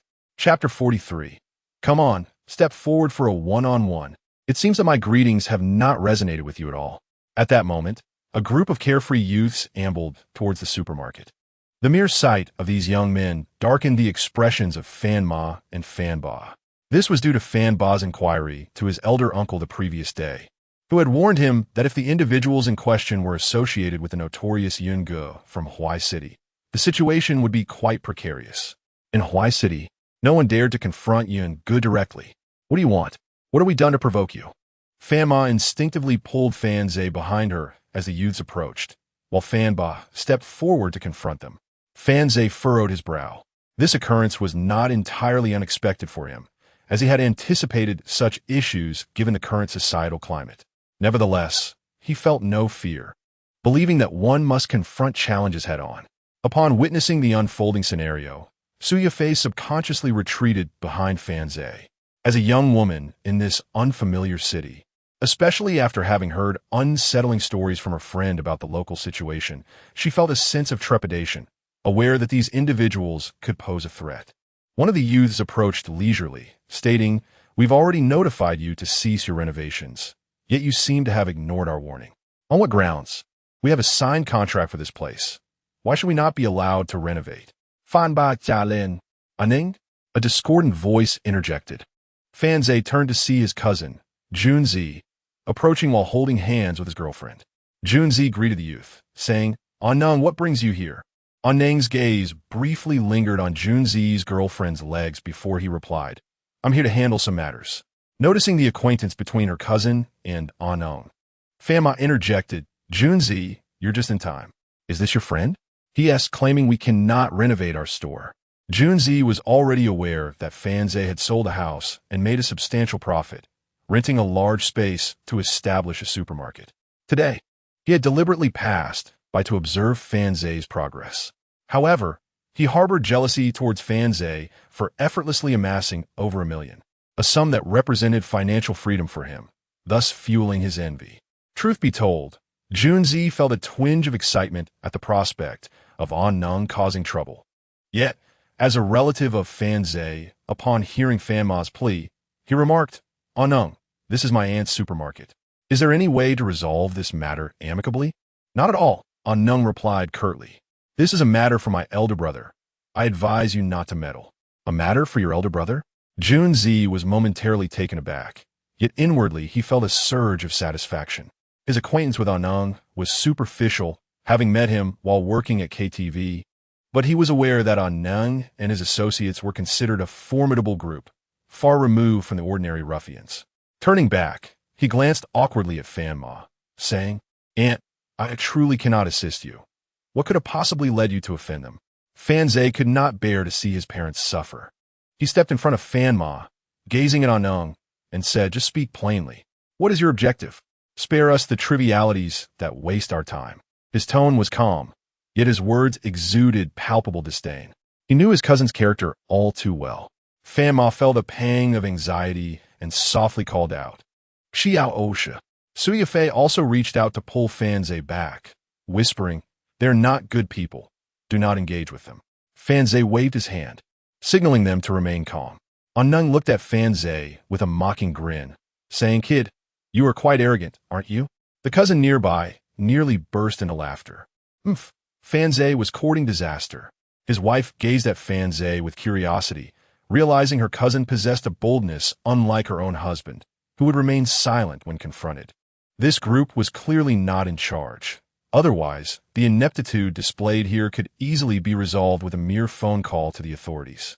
Fenshe, indifferent, remarked, "You all have come here not merely to assess my arrogance, have you? Now that you have seen it, do you have any other matters to discuss?" Aneng was momentarily taken aback. After all, which businessman did not fear their wrath? These individuals operated without decorum, and here stood a youth unafraid of tigers. Fanma was alarmed. The ruffians outside were indeed capable of violence. She tugged hard at Fanze. He turned, instinctively furrowing his brow. "I am dealing with the situation. Please wait." Then he glanced at Aneng and asked, "Do you speak for yourself here? If you do, then say something useful. If not, summon your elder brother." The young man was infuriated, appearing on the verge of striking Fanze. "If you have a purpose, then state it. If your intention is to harm me, proceed. I shall close my supermarket and watch you squirm with the little money I have left. What do you say? Come on." As Fanze finished his statement, he stepped forward, standing a mere pace from Aneng, fixing him with a piercing gaze. Had he encountered aimless thugs on the street, he would not dare act so boldly. Those who resort to violence without reason are truly frightening. Yet, the individuals before him were clearly not of that ilk. Aneng, seething with rage, forced to laugh. He genuinely did not dare to retaliate. This deal was under the scrutiny of his elder brother. If he mishandled it, he would have no explanation to give. "Well, kid, you've got guts." Aneng sneered, his eyes glinting with malice. 100,000. Pay 100,000, and you can continue your business. No money? Then you close your doors today. The youth finally revealed his intent. 100,000? Fanma and Fanba exchanged glances, their expressions darkening. Fanze inquired, "If I refuse to pay and do not close, what will you do? Will you smash my store?" Anung was momentarily speechless. It seemed that the only option was indeed to vandalize the store. However, the decision to act did not lie with him, but rather with his elder brother. Now, as Fan Zhe posed this dilemma, he was bewildered. His elder brother had yet to make an appearance. It was entirely his own impatience that had led him to divulge his brother's lines. A smile graced Fan Zhe's face as he remarked, "You find yourself unable to make a decision, correct? If so, let us summon your elder brother to discuss this matter. I had suggested that we bring someone with authority to the table. Wait here, I shall contact him post-haste." Anning felt the momentum slipping away, his confidence waning. "Why not just call your brother directly?" he thought. Fan Zhe continued, "There is no need for such haste, really. Allow me to offer you a suggestion. Summon an individual, armed with a piece of ceramic tile, and feign to be a salesperson. Then, stage a fall within the store, subsequently demanding compensation in the sum of 100,000. Refuse any negotiations, or else they shall not be permitted to commence operations." Anning paused, his eyes widening in realization, contemplating the feasibility of such a scheme. He glanced at those around him, who promptly took a step back, their expressions revealing a mix of reluctance and disbelief. It was not that they were averse to pretending to fall. Rather, they had come here with the intention of extorting others, only to find themselves receiving a masterclass in the art of deception from the very individuals they sought to exploit. Would they still have any semblance of dignity after this? Anning, recognizing the absurdity of the situation, shot an incredulous glare at Fan Zhe, exclaiming, "I didn't ask for your tutelage. Just wait, my brother will be here shortly." He had already sent the message. Standing beside Fan Zhe, Su Yifei could not contain herself and let out a soft giggle, hastily covering her mouth with her delicate hand. In such a serious setting, laughter seemed inappropriate, yet watching these ruffians so easily manipulated by Fan Zhe was utterly irresistible. The other young men cast furtive glances at Su Yifei, their eyes betraying a tinge of discomfort. Soon, a van came to a halt in front of the supermarket, and a bald man emerged from the vehicle. Junzi, upon spotting the bald man, gasped in surprise, exclaiming, "That's Bandit Brother. He is one of Yunji's men." Fan Zhe paid little heed to his cousin's lack of allegiance and turned his attention to the newcomer. He contemplated whether to contact Su Yulong or Yunge, but since the arriving individual was affiliated with Yunge, the situation appeared to be more manageable. Yunyi Isman. Chapter 44. I can be your girlfriend. Due to having inquired with Fan Zhe's uncle, Fan Ba was also aware of Brother Yun. Upon hearing Junzi's remarks, a sense of foreboding enveloped him, as he perceived the day's events to be rather troublesome. Su Yifei looked at Fan Zhe with concern. She admired the young man, recognizing his intellect and entrepreneurial spirit, as he intended to open a supermarket. However, encountering individuals from such a background clearly indicated trouble was brewing. She approached him, her worry evident, and said, "Fan Zhe, do not confront them directly. Perhaps you can negotiate with them. I can assist you." Fan Zhe turned to her and inquired, "How can you help me?" Su Yifei replied earnestly, "I can lend you money." Fan Zhe cast a glance at Su Yifei, thinking to himself how remarkable it was that a local affluent young woman would opt to resolve issues with financial means so directly. Just then, the bald man approached, and their prior conversation seemed to have been rehearsed. The bald man stated, "This place is like this. A friend of mine has long had his eyes on it and has negotiated with the landlord. We had a verbal agreement. However, when we came to sign the contract, we discovered you had already signed it. Brother, your actions are rather unscrupulous." Both Fan Ba and Fan Ma frowned, taken aback by the audacity of the situation. Had it not been for the young man's earlier demand for 100,000 yuan, they might have almost believed him. Fen Shi retorted, "Isn't it merely a matter of wanting 100,000 yuan? What a convoluted excuse you have concocted. It truly is commendable." The bald man was momentarily taken aback, staring at his underling in bewilderment, unable to fathom the unfolding events. Anung, who had previously relayed his boss's lines, now dared not face him, keeping his head down in silence.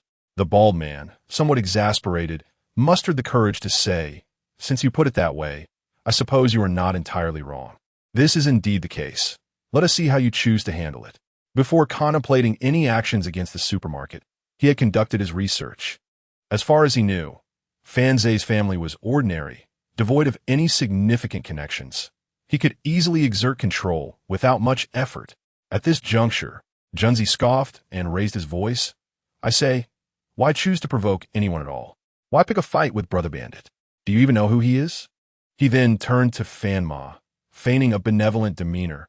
Auntie, it is not my intention to suggest, but if you can resolve this matter with 100,000 yuan, consider it fortunate. Fan Ma's expression grew troubled. Junzi quickly sought to ingratiate himself with the bald man, saying, Brother Bandit, would you be amenable to a concession? How about 90,000? The bald man scratched his head, contemplating how adept this individual was at navigating the situation. Junzi's wife cast a disdainful glance at her husband, but remained silent. Fan Zhe shot him a sidelong glance, sensing that this man was probing his limits. He took out his phone and asked, Are you one of Brother Yun's men?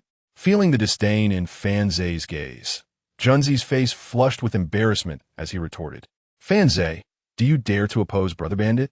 You are courting disaster.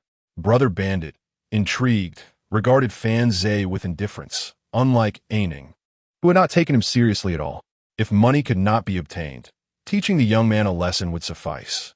After all, he was merely a small shop owner. How serious could the matter possibly be?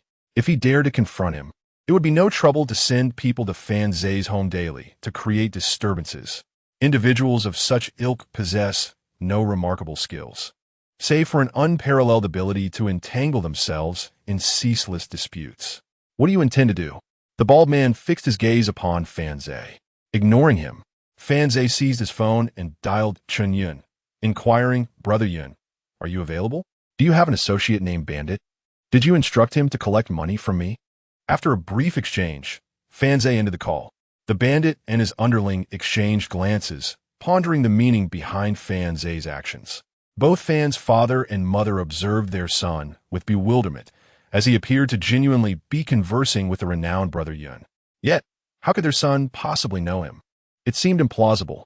Junzi, feeling slighted by Fan Zhe's disregard, seethed internally. Witnessing Fan Zhe feigning a call to Brother Yun, he scoffed. Fan Zhe, have you lost your wits? Do you truly believe you can intimidate those outside? You're dialing Brother Yun, yet you have no acquaintance with him. Tread carefully, or you may provoke Bandit into dealing with you. The bandit chuckled and approached Fan Zhe, slightly shorter in stature, yet addressing him directly. Kid, are you out of your mind? Trying to frighten me with my brother? He then pulled out his phone, scrolled through his contacts to locate his brother Chen Yun's number, and presented it to Fan Zhe. Go ahead, I'll let you speak with him. Very well, Fan Zhe replied, taking the phone from the bandit's hands. The bandit was taken aback, not anticipating that Fan Zhe would actually accept the device. Moreover, he watched in astonishment as Fan Zhe pressed the call button. Sujia anxious, stepped forward and grasped Fan Zhe's arm, pleading, Fan Zhe, don't act impulsively. You need 100,000, right? I could provide it. Her actions and words drew Fan Zhe's attention, prompting him to gently pat her shoulder. You're not my girlfriend, so why the concern? I know my limits. Stop it. I could be your girlfriend. Su Yifei blurted out, momentarily taken aback by her own declaration. She quickly corrected herself. I mean I can help you with 100,000. Fan Zhe regarded her with curiosity, remarking, your words imply no repayment is necessary. Su Yifei's cheeks flushed slightly as she nodded earnestly. It can be without repayment. Fenxia. Just then, the call connected. Addressing the phone, he stated, Brother Yun, your underling suggested I call you again to collect the money. The bandit was left speechless. Not only did Fan Zhe's tone lack the slightest hint of reverence, but he also found it hard to believe that Fan Zhe could have such a close relationship with Brother Yun, as he had conducted inquiries prior to their encounter. Looking at Fan Zhe, he cautiously questioned, Young man, are you mentally sound? I merely wish to secure a mutually beneficial agreement, with no intention of causing you harm. Do not force my hand. Fan Zhe handed the phone back, saying, Let us discuss the payment once Brother Yun arrives. The bandit tilted his head, astonished that such a trivial matter would warrant the attention of his superior. He had never imagined that Fan Zhe would dare to make that call. He picked up the phone once more to call Brother Yun, intending to apologize. However, as soon as the call connected, Brother Yun simply stated, I will be there shortly, before abruptly hanging up. The bald man was taken aback. Both father and mother Fan were exceedingly anxious. Fanze reassured them, "Mother, everything will be fine. They merely want 100,000 yuan, which I can manage. There is no need for you to worry." At that moment, he preferred to avoid further explanations, wishing only to alleviate his parents' concerns. Before long, a business vehicle sped towards them, barely managing to halt before crashing into the van that the bandits had arrived in. Brother Yun emerged from the car, followed by two companions. Fanze was utterly astonished. Was this the formidable Brother Yun of the streets?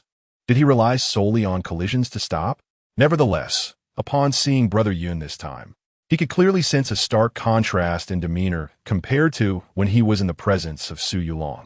In front of Su Yulong, Brother Yun appeared to be a mere subordinate, but here he exuded an undeniable authority.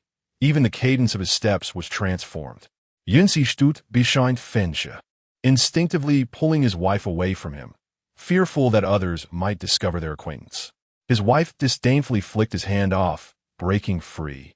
Yet she still followed him to the side, distancing herself from Fanze. Brother Yun approached the supermarket with determined strides.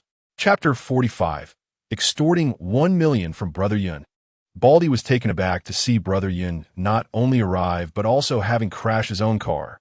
He began to suspect that Brother Yun might be in an unusual state today. Thus, as Brother Yun approached, Baldy hurriedly called out, "Brother Yun."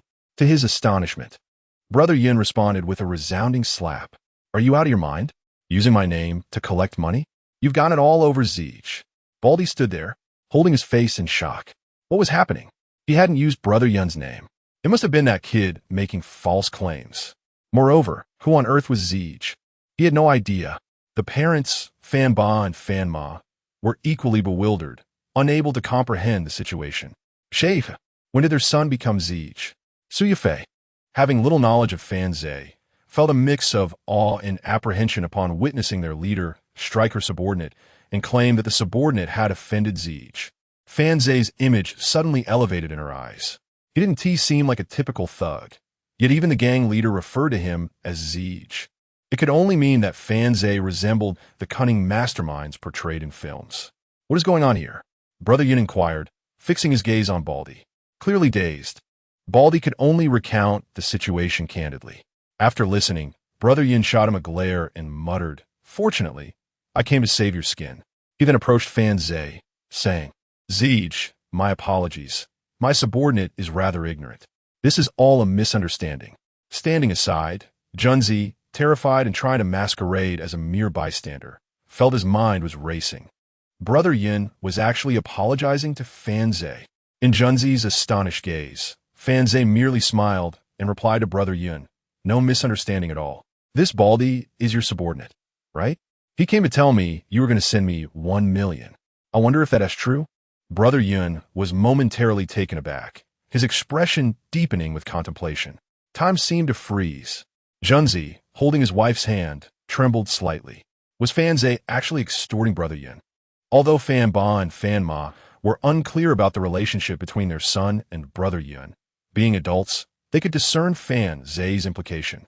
Brother Yun was apologizing, claiming it was a misunderstanding, while Fanze's words suggested that mere apologies were futile. He expected Brother Yun to cough up 1 million. Everyone held their breath in anxious anticipation. Baldy was equally perplexed. What was this guy thinking? But it seemed puzzling that Brother Yun had come to apologize and claimed to have saved his life. This left him utterly confounded. Brother Yun was also grappling with this dilemma. Suddenly, a smile broke on Brother Yun's face, a remarkably amiable smile. Only those intimately familiar with Brother Yun knew that this was the expression he wore when he was genuinely furious inside. "Indeed, I summoned him for this reason. Just provide me with your account number, and I will transfer the funds immediately," Brother Yun said with a smile. Fenje, equally amused, shared his bank account details with Brother Yun. In the presence of Fanze, Brother Yun proceeded with the transaction. Before long, Fanze received a transfer of 1 million. Their collaboration seemed pleasant. Fanze extended his hand towards Brother Yun, who, albeit perplexed, accepted the gesture. After all, a handshake seemed inconsequential given the sum exchanged. Yet, how could this be deemed a joyful collaboration when he felt anything but were it not for his apprehension regarding Fan Zhe's status. Brother Yun would have relished the opportunity to reprimand him. As their hands clasped, Fan Zhe pointed to the supermarket behind him and declared, "Later, I will have someone draft a contract for you, Brother Yun, granting you a 20% stake in this supermarket." Brother Yun was taken aback for a moment before bursting into genuine laughter. This time his smile was sincere. He firmly shook Fan Zhe's hand, exclaiming, "A delightful partnership indeed. This million was well spent." In Brother Yun's mind, Fan Zhe was destined to be the successor of Su Yulong. Initially, he believed Fan Zhe extorted him for $1 million to assert dominance. Such conduct would have been quite displeasing. However, he was astonished to discover that Fan Zhe intended to bring him into the fold. The stake in the supermarket was of little consequence to Brother Yun. Rather, he valued the connection forged through the expenditure of $1 million. This signified that they were now allies, sharing the same vessel. Fans esperens exchanod glenses. With his father inquiring, "What is going on?" Uncertain, they watched as their son exchanged 20% of the supermarket shares for $1 million, particularly to Brother Yun, whose reputation they had come to understand. Did this imply that their supermarket would now be under Brother Yun's protection? If trouble were to arise at the supermarket, could Brother Yun intervene? Indeed, this was precisely Fan Zhe's intention. Though merely 18 years of age, he possessed a maturity born from previous experiences in the business realm. He was astute enough not to overlook any available resources. Recognizing Brother Yun's perception of his relationship with Su Yulong, he resolved to leverage it. Brother Yun had initially invited him to dine together, but Fan Zhe declined. The most advantageous course of action was to maintain a distance from Brother Yun, avoiding excessive familiarity.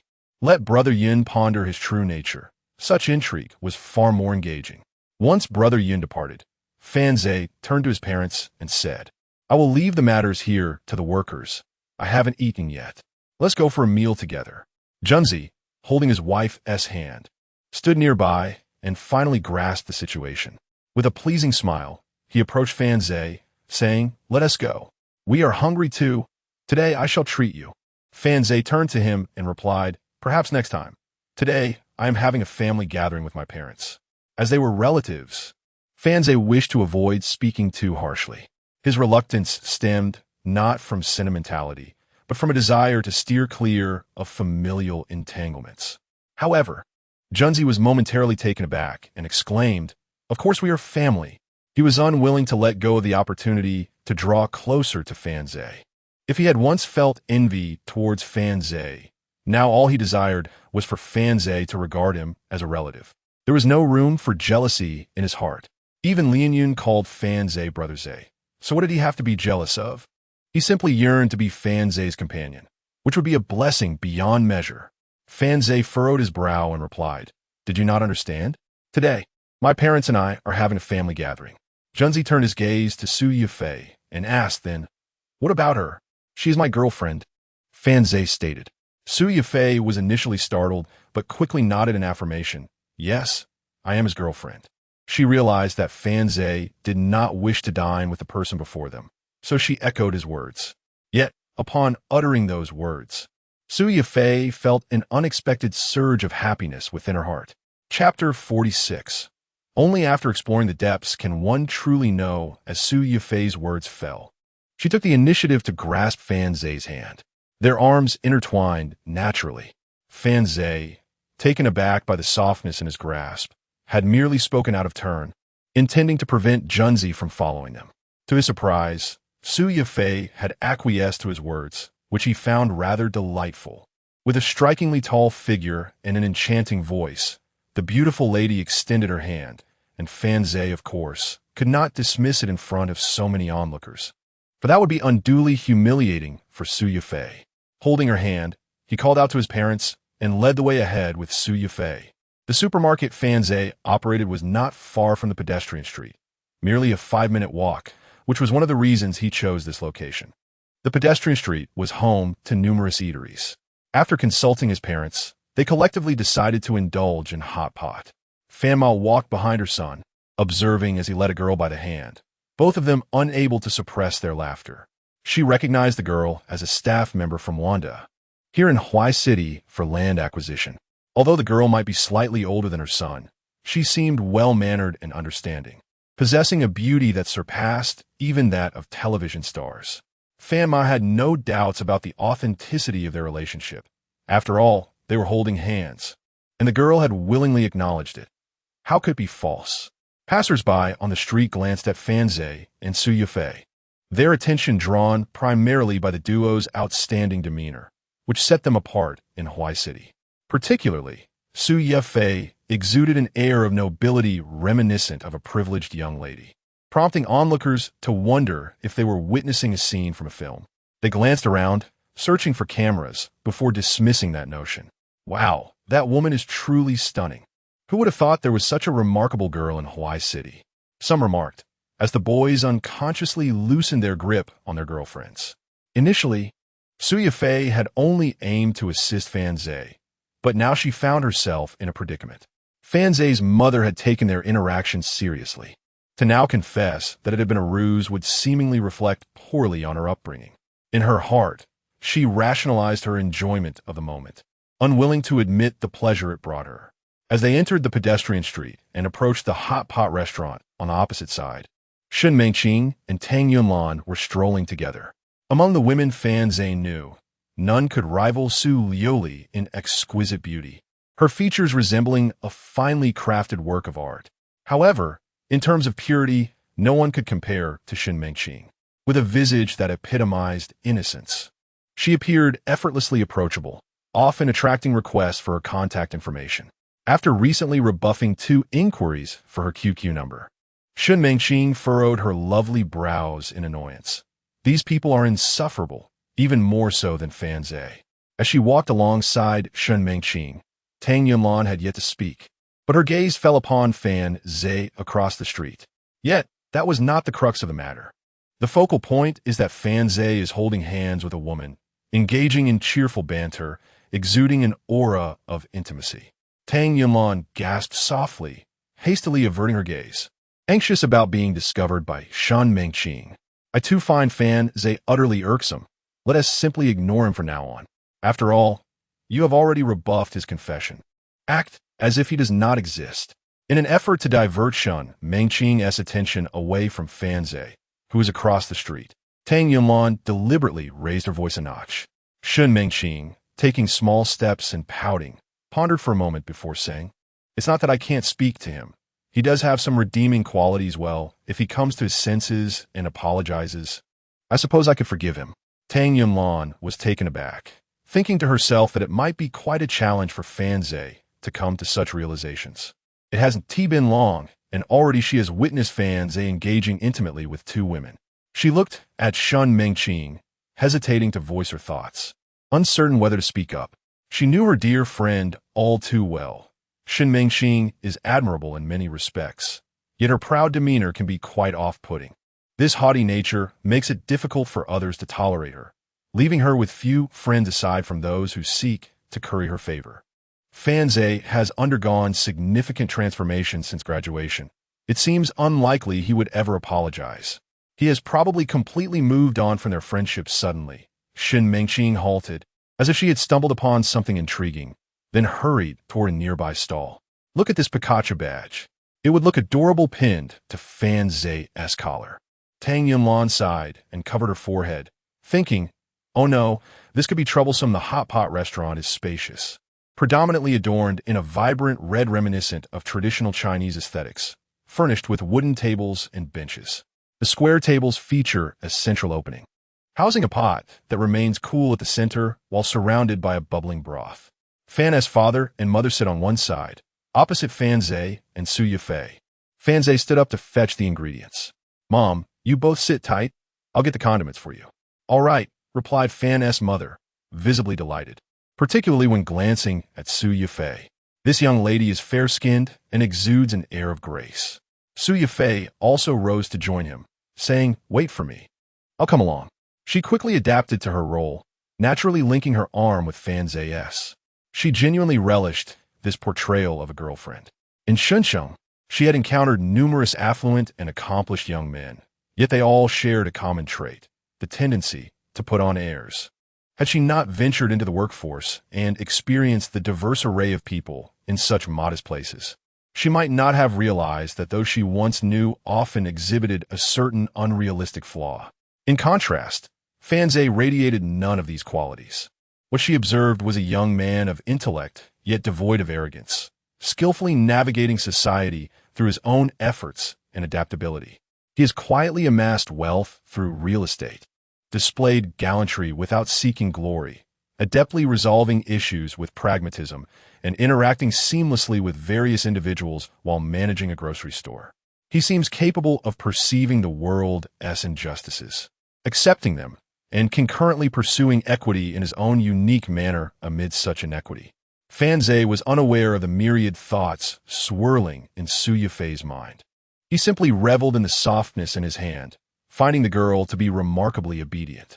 Girls nurtured within prominent families undoubtedly possess a distinct aura and display a commendable understanding. Chapter 47.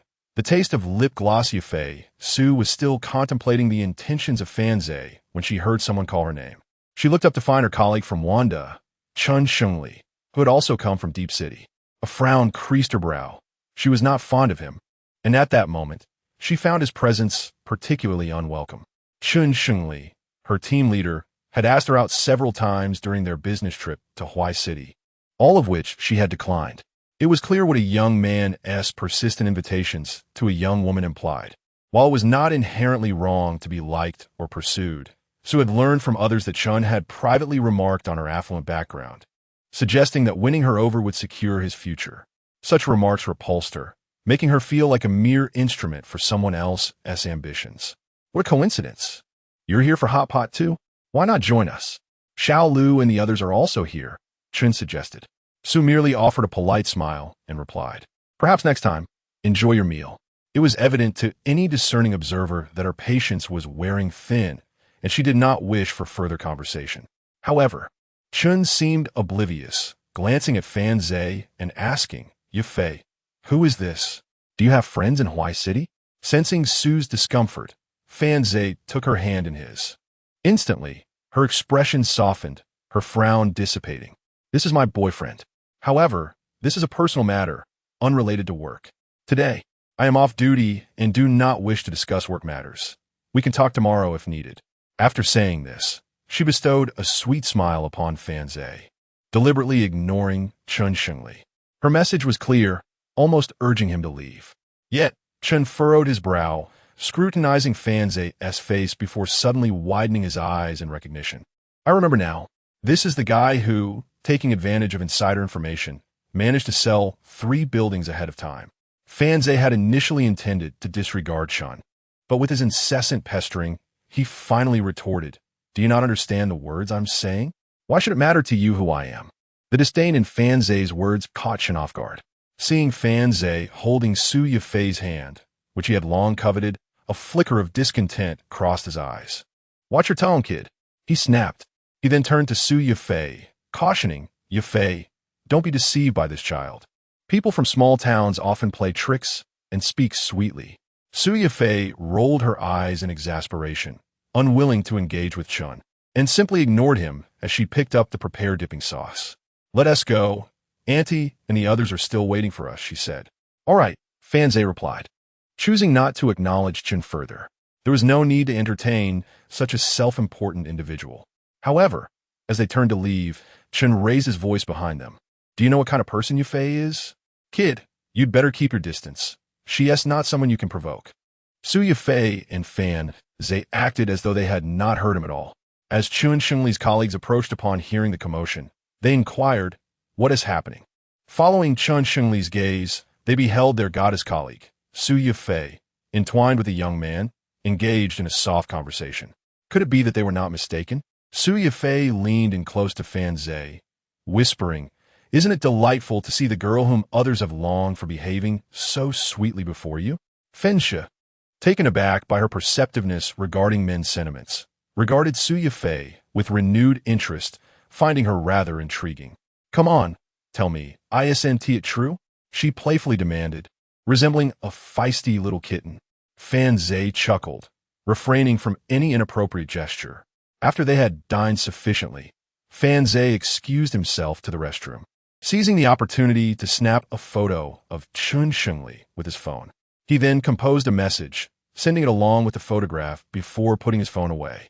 After finishing their meal, Fan Zhe's parents insisted on visiting the supermarket, where they purchased a substantial quantity of duck necks to share with the workers. Fan Zhe hailed a taxi, escorting Su Yifei to the entrance of her hotel. The Wanda establishment, opulent and secure, was the finest hotel in Huai City for its employees. Maintaining propriety, Fan Zhe did not accompany her upstairs. Inside the car, their conversation remained friendly, devoid of any inappropriate conduct. As Su Yifei exited, she cast a smile back at Fan Zhe. Once Su Yifei was safely on her way, Fan Zhe promptly contacted the bandit. Indeed, it was that bald bandit, a subordinate of Brother Yun. "Hello, what's the situation?" "Zega, we got a lead. I was just about to call you. I'll send you the address. Come over to Chaohua Road 13. Fan Zhe was surprised by the rapid development and instructed the driver to head to the location provided by the bandit. Upon arrival, Fan Zhe climbed into the bandit's van, which housed not only the bandit but also 3 of his underlings and a driver. The bandit reported, "Zhe Ge, the guy whose photo you sent us. We've been tailing him since he left the hot pot restaurant. He and a few others seem to be up to something, and they've come to this area. Currently, they are at the dry cleaner ahead, and that vehicle in front also belongs to us." Fan Zhe glanced toward the establishment the bandit indicated, a dry cleaning shop situated off the main street with scant foot traffic. "Wait for him to emerge, and then act swiftly, ensuring no one else gets hurt," he commanded. "Understood." While enjoying hot pot, Fan Zhe had captured a photo of Chun Shengli and shared it with the bandit. He was determined not to let this outsider, who dared to threaten him in Huai City, escape easily. Within 2 minutes, Fan Zhe spotted Chun Shengli and several of his colleagues exiting the dry cleaner, bags in hand. Suddenly, 6 or 7 individuals leaped from the van, one wielding a burlap sack. They rushed forward, attempting to ensnare Chun Shengli with the sack, causing his colleagues to scatter in fright. Chun Shengli tried to flee, but was seized and forcibly enveloped in the burlap sack. Subsequently, the group brandished prepared rubber clubs from behind. In the van, Fan Zhe inquired, "Is it truly necessary to be so forceful in using a sack?" The bandit scratched his head and replied, "This is merely one approach, intended to provide him with a unique experience." Fan Zhe remained silent, his gaze fixed on Chun Shengli being restrained, when suddenly he caught sight of a figure passing by. How could she be here? Chapter 48. Lift your chin and savor the flavor. Chun Shengli, ensnared in a burlap sack, was subjected to a merciless beating by a group of thugs, their lamentations echoing in the air. The proprietress of the dry cleaning establishment, upon hearing the commotion outside, emerged to investigate, rather unfazed by the spectacle. She casually leaned against the doorframe, sunflower seeds in hand, observing the unfolding drama. Such scenes were not uncommon in Huai City. Typically, alerting the authorities proved futile, as identifying the perpetrators was a daunting task. Passers-by remained unconcerned about potential repercussions, for it was evident that this was a targeted assault rather than a random act of violence, allowing them to watch without trepidation. However, one woman, adorned in sleek black heels and exuding an air of icy elegance, displayed a flicker of surprise and wariness as she glanced at the scene before her, subsequently turning away with a hint of disdain. She embodied a frigid beauty, reminiscent of a snow lotus upon a distant peak, captivating yet untouchable, simultaneously invoking an irresistible urge to draw closer. The thugs, emboldened by the presence of such a striking woman, intensified their assault on Chun Shengli. "Zeej, look at that woman. She resembles a celestial being," exclaimed a bald thug, his eye palpable as he stood beside Fan Zhe.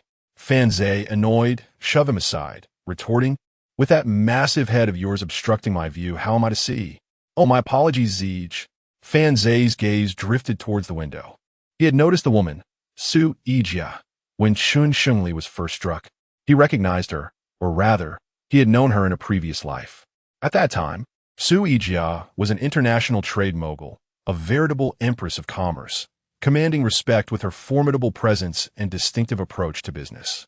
Whoever that woman belongs to, I would count myself fortunate to meet someone of her caliber. mused the bald thug, unaware of the complexities of her strength. Unlike mere street thugs, he understood that while women might generally be perceived as physically weaker than men, they could summon formidable strength under certain circumstances, particularly when supported by powerful allies.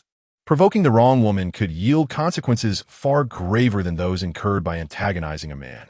Fanze cast a sidelong glance at the bald thug and remarked, "Acquainting oneself with such a woman could prove advantageous." With that, he exited the vehicle and strode purposefully towards the distant Suijia. "Hey, Sheikh!" the thug called out, watching as Fanze approached the enigmatic woman. He swallowed hard, stroking his bald head in admiration. Indeed, Zeej is impressive. The women in his orbit are exceptional. As Fanze conversed with the aloof woman and they gradually moved away, the bald thug exited the vehicle, a surge of anger coursing through him. He tore open the burlap sack, glaring at the battered Chen Shengli, his face swollen and bloodied, and delivered a vicious kick to his visage. Now you know who not to provoke, outsider. Inside a leisure beverage establishment, one of Huai City's more upscale locales, patrons indulged in coffee, steak, and other Western delicacies. Fanze reclined against a plush sofa, a subtle smile gracing his features as he regarded the woman before him. Her bangs fell gracefully to one side, framed by delicate, thin-rimmed glasses. With arms crossed, she wore a crisp white shirt, her long legs clad in black straight-cut trousers, elegantly crossed as she perched with an air of poise. The straight-legged trousers were tugged upwards, revealing a slender, fair calf. The high heels gently swayed in midair, as if keeping time with an unseen rhythm. "Let me be direct. How well do you know me, and what is your intention?" Suijia gazed at Fanze with an impassive expression. Fanze shrugged and replied, "What I just mentioned cannot be discovered through mere investigation. You are more aware than anyone else that there is no ulterior motive. I simply feel an extraordinary connection with you." Rising from his seat, he leaned slightly forward, resting one hand on the table, and earnestly stated, "I believe there might be some unique bond between us. If you are inclined, do give me a call. I assure you, I am a trustworthy individual." With that, he waved goodbye and departed from the beverage shop. Suijia stood there, momentarily entranced by Fanze's retreating figure. It took her a while to regain her composure. She understood that some of the things he mentioned could indeed not be uncovered through investigation, such as the dreams she had never shared with anyone, along with certain undisclosed past experiences.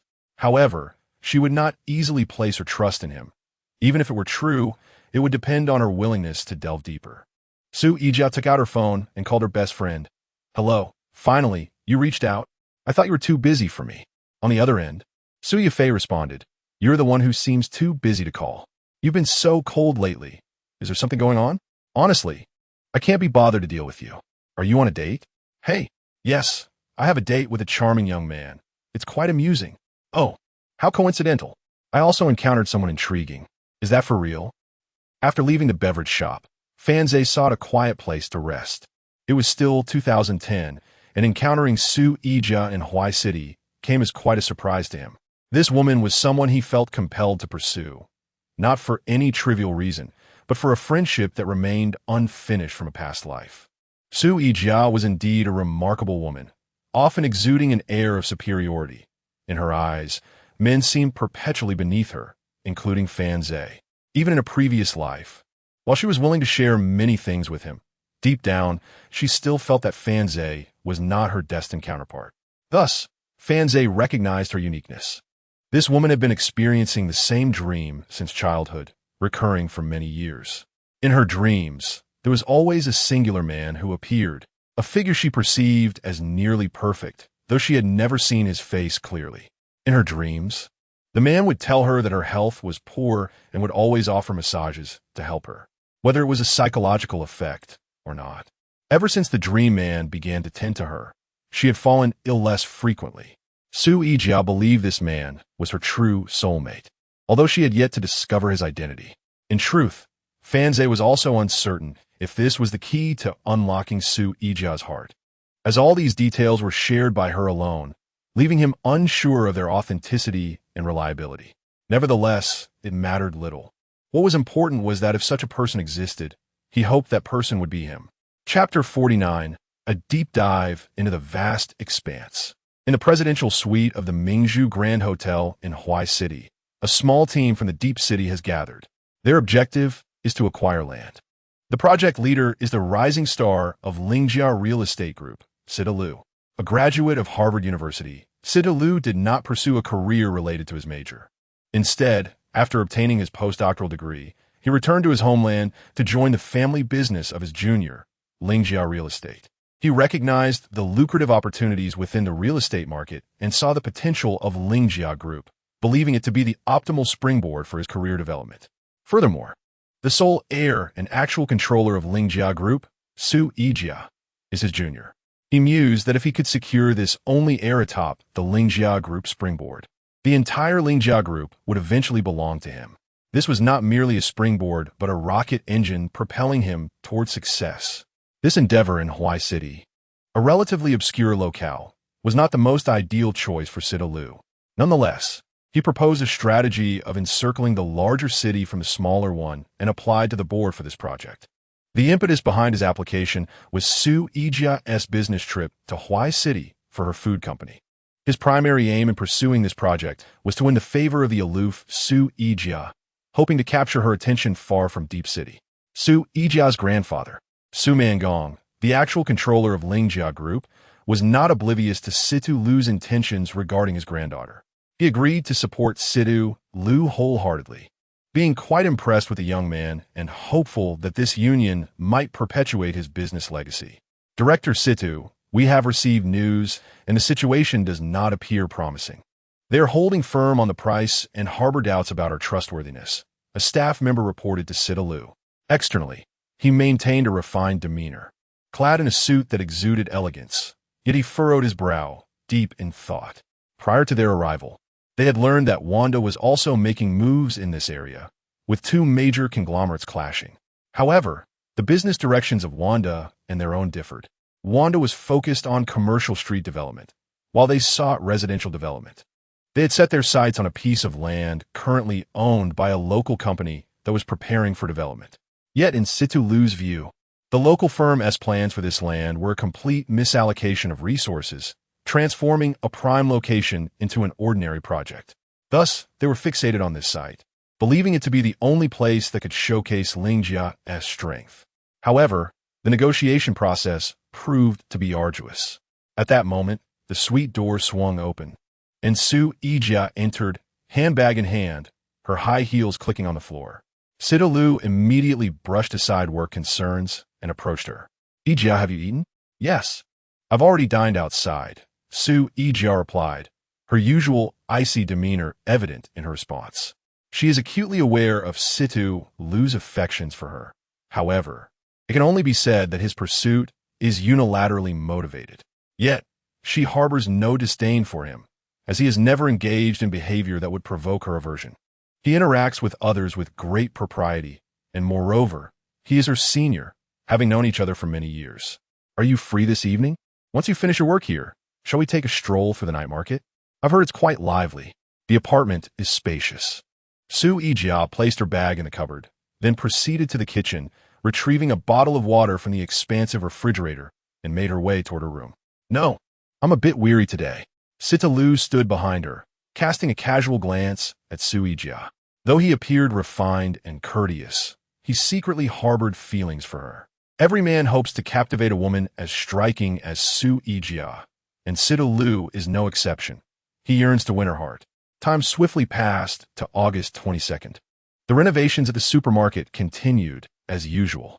Under Fan Zhe's persuasion, his parents had significantly reduced their visits to the supermarket, given the dust and its adverse effects on health.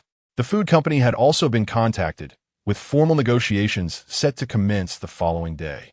For these past few days, Fan Zhe had been spending every day with Su Liuli, not idly, but rather teaching her piano. Today he had arranged to meet Su Yijia, intending to weave a dream-related topic akin to her own for their conversation. He understood that with Su Yijia's temperament, she was not easily deceived, nor was she naive. Nevertheless, Su Yijia might require a reason for self-comfort, which made things easier for Fan Zhe. He planned to concoct a rationale that she would find acceptable. Thus, He intended to head over after finishing his lesson with Su Liuli.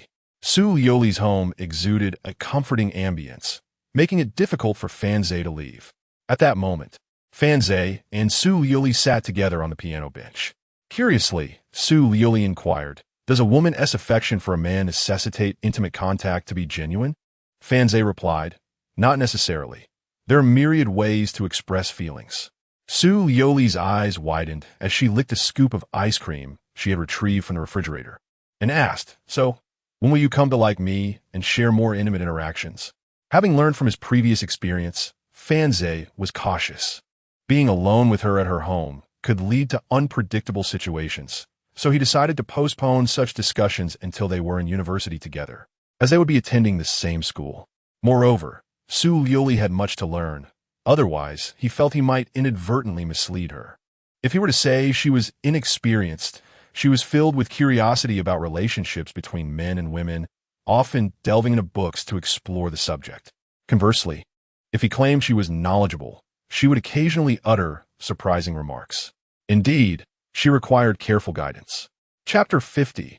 Life is better without ice cream. Upon exiting Su Liuli's residence, Fanze received a message from his driving school instructor, informing him that his driver's license was ready for collection. Fanze marveled at the audacity of the driving school, as they had indeed fulfilled their promise after receiving payment.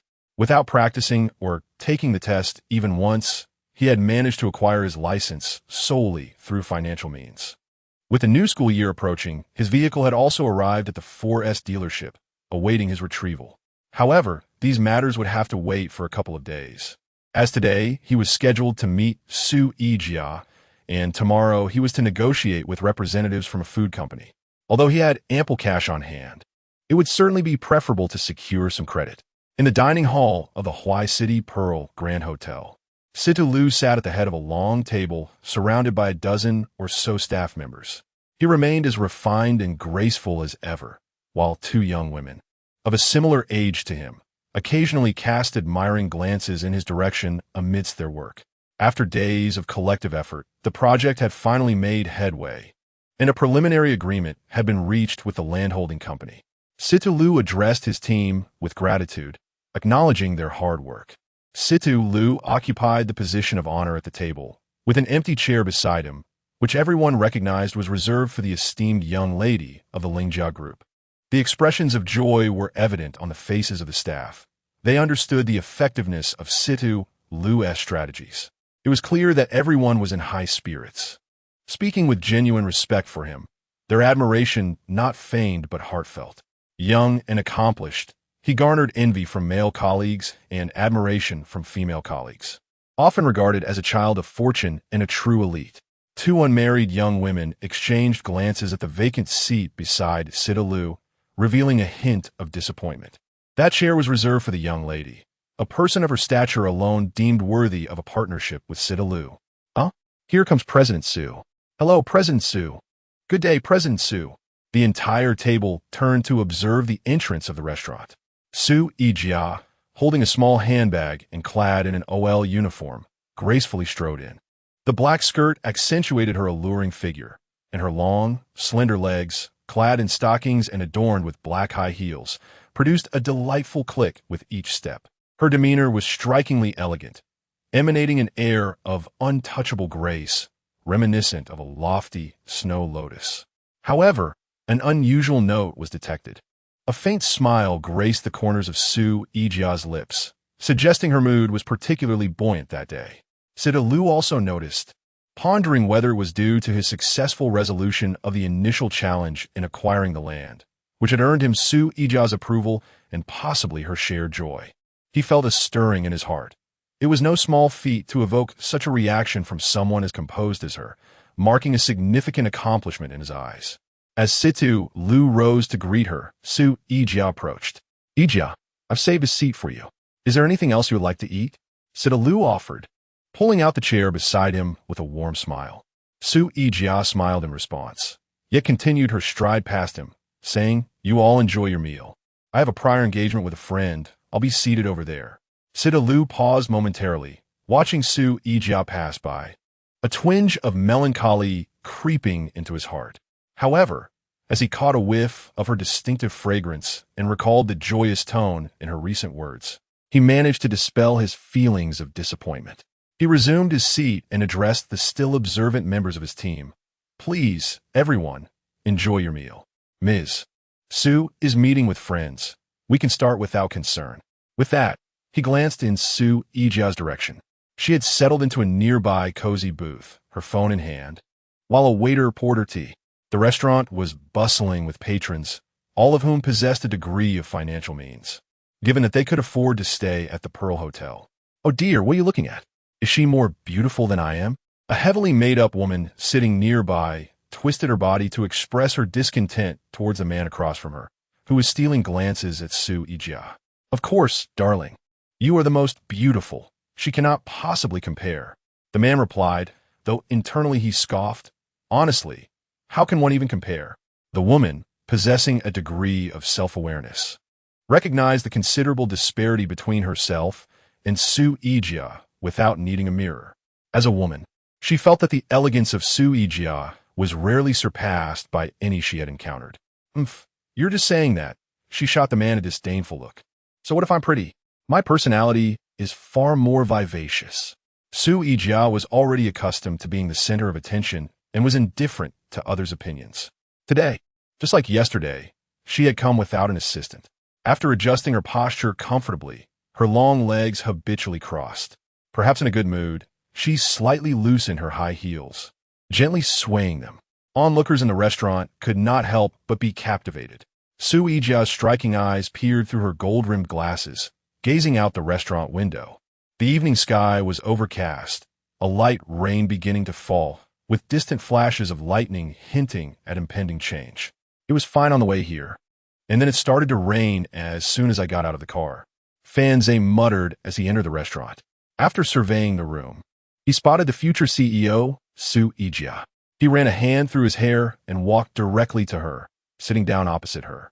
The patrons in the restaurant were, to varying degrees, focused on Su Yijia, for she was extraordinarily striking.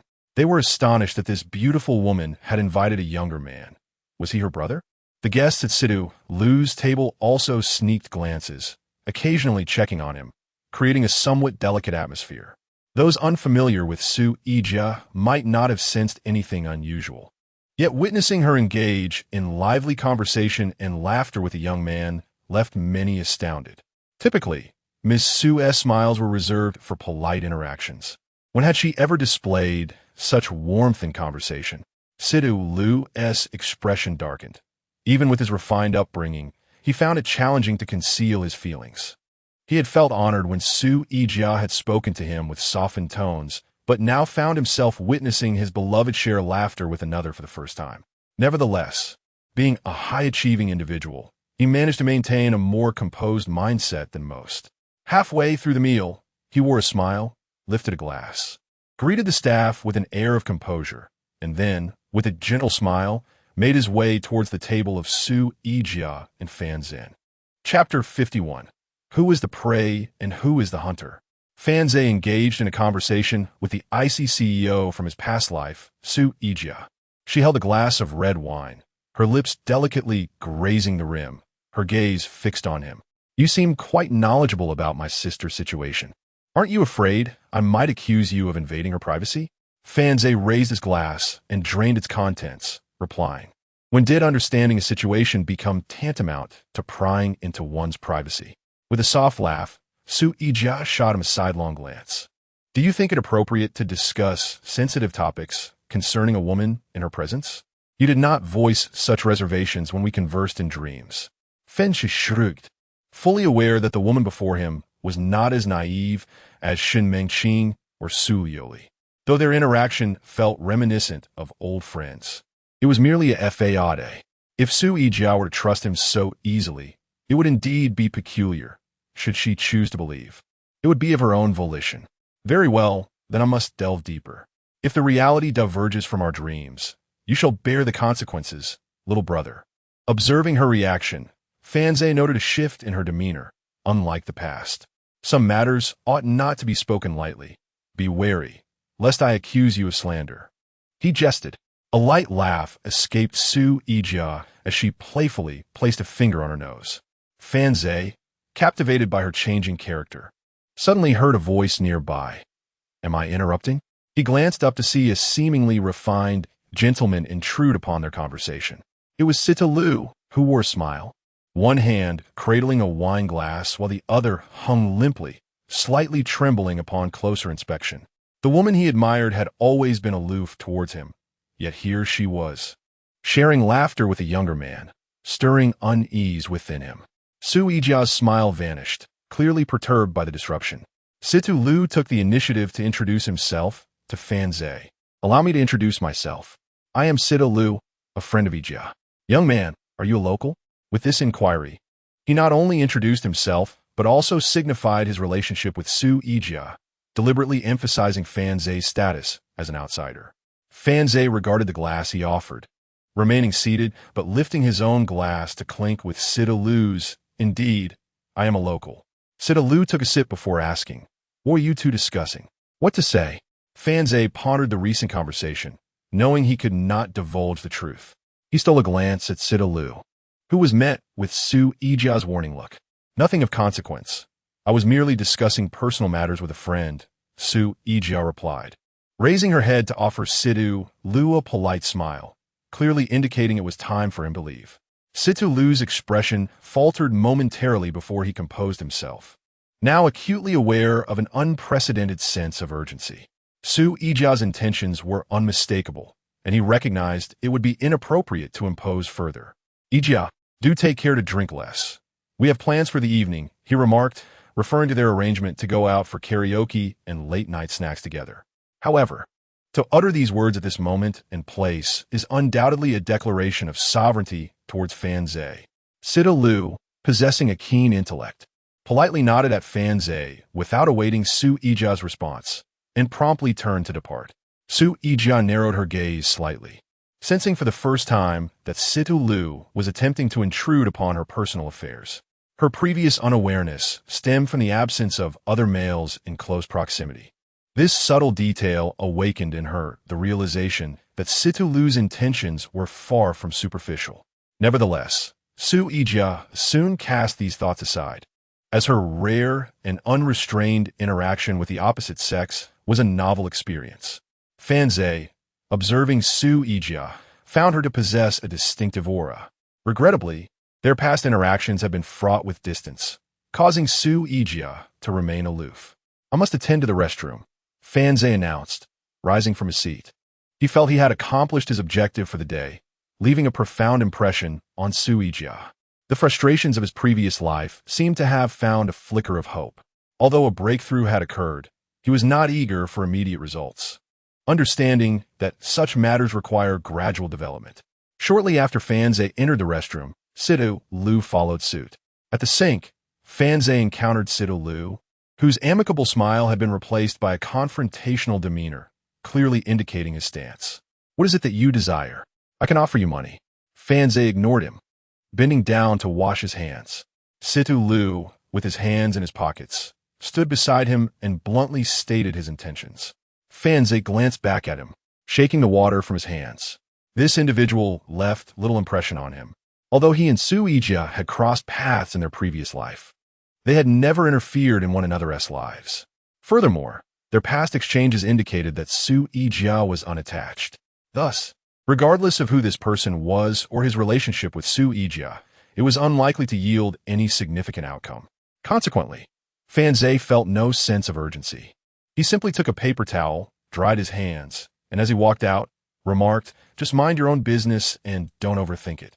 Yet in the next moment, Sita Lu appeared incensed, suddenly seizing Fan Zhe by the collar and pinning him against the tiled wall. "I warn you, keep your distance from Su Yijia. If it's money you want, I can provide it. If it's women, I can arrange that too. Do not appear before Su Yijia again." Fan Zhe stared at Sita Lu, his brow furrowed. 1 million. Sita Lu hissed through clenched teeth, his gaze fierce. "Surely, 1 million would allow you to indulge in a life of ease here." To him, the allure of 1 million in such a small locale as Huai City was undeniably substantial. Yet, a cold smirk suddenly crossed Fan Zhe's face. This fellow dared to lay hands on him? He forcefully pushed Situ away, straightened his attire, and with a chilling smile, warned, "Observe closely, for I shall demonstrate only once." Chapter 52. To sing or to play the flute first. 3 years have passed. What is there to fear? Fan Zhe emerged from the restroom. Just as Situ Lu composed himself and stepped out, he caught sight of Fan Zhe taking Su Yijia's hand, leaving the restaurant under the gaze of onlookers. Su Yijia was uncertain about the veracity of some of Fan Zhe's words, feeling only that he was quite young. She suspected that Fan Zhe intended to flaunt their connection in front of the restaurant patrons. Subtly, she slipped her hand from his grasp, but continued to follow him. The dozen or so employees of Lingjia Company were taken aback by the scene. What had they just witnessed? The esteemed Su had held hands with a male companion. Who was this individual they had never seen before? Does anyone know the nature of Su's relationship with him? Wait, what would Director Situ think upon seeing this? Everyone instinctively glanced toward the restroom. In the whispers circulating within Lingjia Group, it was widely acknowledged that the heir, Situ Lu, harbored affections for the young lady, Su Yijia, and it was rumored that even her grandfather had given his tacit approval.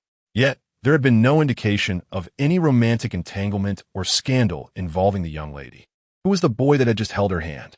This became the burning question in everyone's minds. The young man, while handsome, seemed otherwise unremarkable. Situ Lu exited the restroom, striving to maintain a calm demeanor, though internally he was seething with fury. However, he noticed a subtle detail. Su Yijia had deliberately released Fan Zhe's hand. Although the action was discreet, he perceived it. Situ Lu reassured himself that there was certainly no romantic connection between Yijia and this individual. She would not be attracted to someone so inexperienced and youthful. This boy was merely acting out of spite, seeking to provoke him in retaliation for their earlier confrontation. With that thought, Situ Lu returned to his seat. Why are we all staring? Let us eat. We need not wait for Yijia. He is merely her friend's younger brother, akin to her own sibling. Situ Lu casually offered an explanation for the earlier incident. The others exchanged skeptical glances. Seeing Situ Lu so composed, they reasoned that it was unlikely for Su to be involved with such a young man who, aside from his looks, possessed little else. Gradually, they resumed their meals, dismissing the incident as something trivial. If there were truly anything amiss, how could Director Situ remain so unfazed, having already consumed a bowl of rice? Little did they know the torment Situ Lu was enduring within. Finally, as the team finished their meals and some began to depart, Situ Lu stood up, claiming he was full. "You may return to the office. I have matters to attend to," he said, leaving the team behind as he took the elevator to the first floor. His heart raced with urgency as though it were ablaze. As the elevator reached the first floor, he hurriedly rushed to the front desk, inquiring whether a beautiful woman and a young man had just exited. The kind of beauty that one would never forget after a mere glance. The two young ladies at the front desk exchanged glances, hesitating to speak. A wave of anxiety washed over Situ Lu. This cannot be happening. His urgency in descending was driven by a lingering doubt, one that he could not dispel, leaving him unable to find tranquility. Striving to maintain his composure, he wore a natural smile and asked, "Did they book a room here? I thought they intended to change locations." The two young ladies, upon hearing Situ Lu, assumed he was a friend of the young man who had brought the beauty to book a room, and nodded affirmatively. It was over. His last glimmer of hope was extinguished. Nevertheless, being an elite, he maintained his poise, retrieving his phone from his pocket, feigning a call as he approached the elevator, muttering to himself, "Changing locations? How ridiculous. All right." Suddenly halting, he turned back to the front desk attendant and asked, "What room number was it?" 908, she replied without a moment's thought. After Situ Lu departed, the young lady who had disclosed the room number turned to her colleague and said, "You just compromised the client's privacy." The other girl paused, then realized, feeling a bit uneasy. She replied, "It's fine. Can't you see they're friends?" Inside the elevator, Situ Lu, the senior manager, felt his legs weaken. "It cannot be. It cannot be."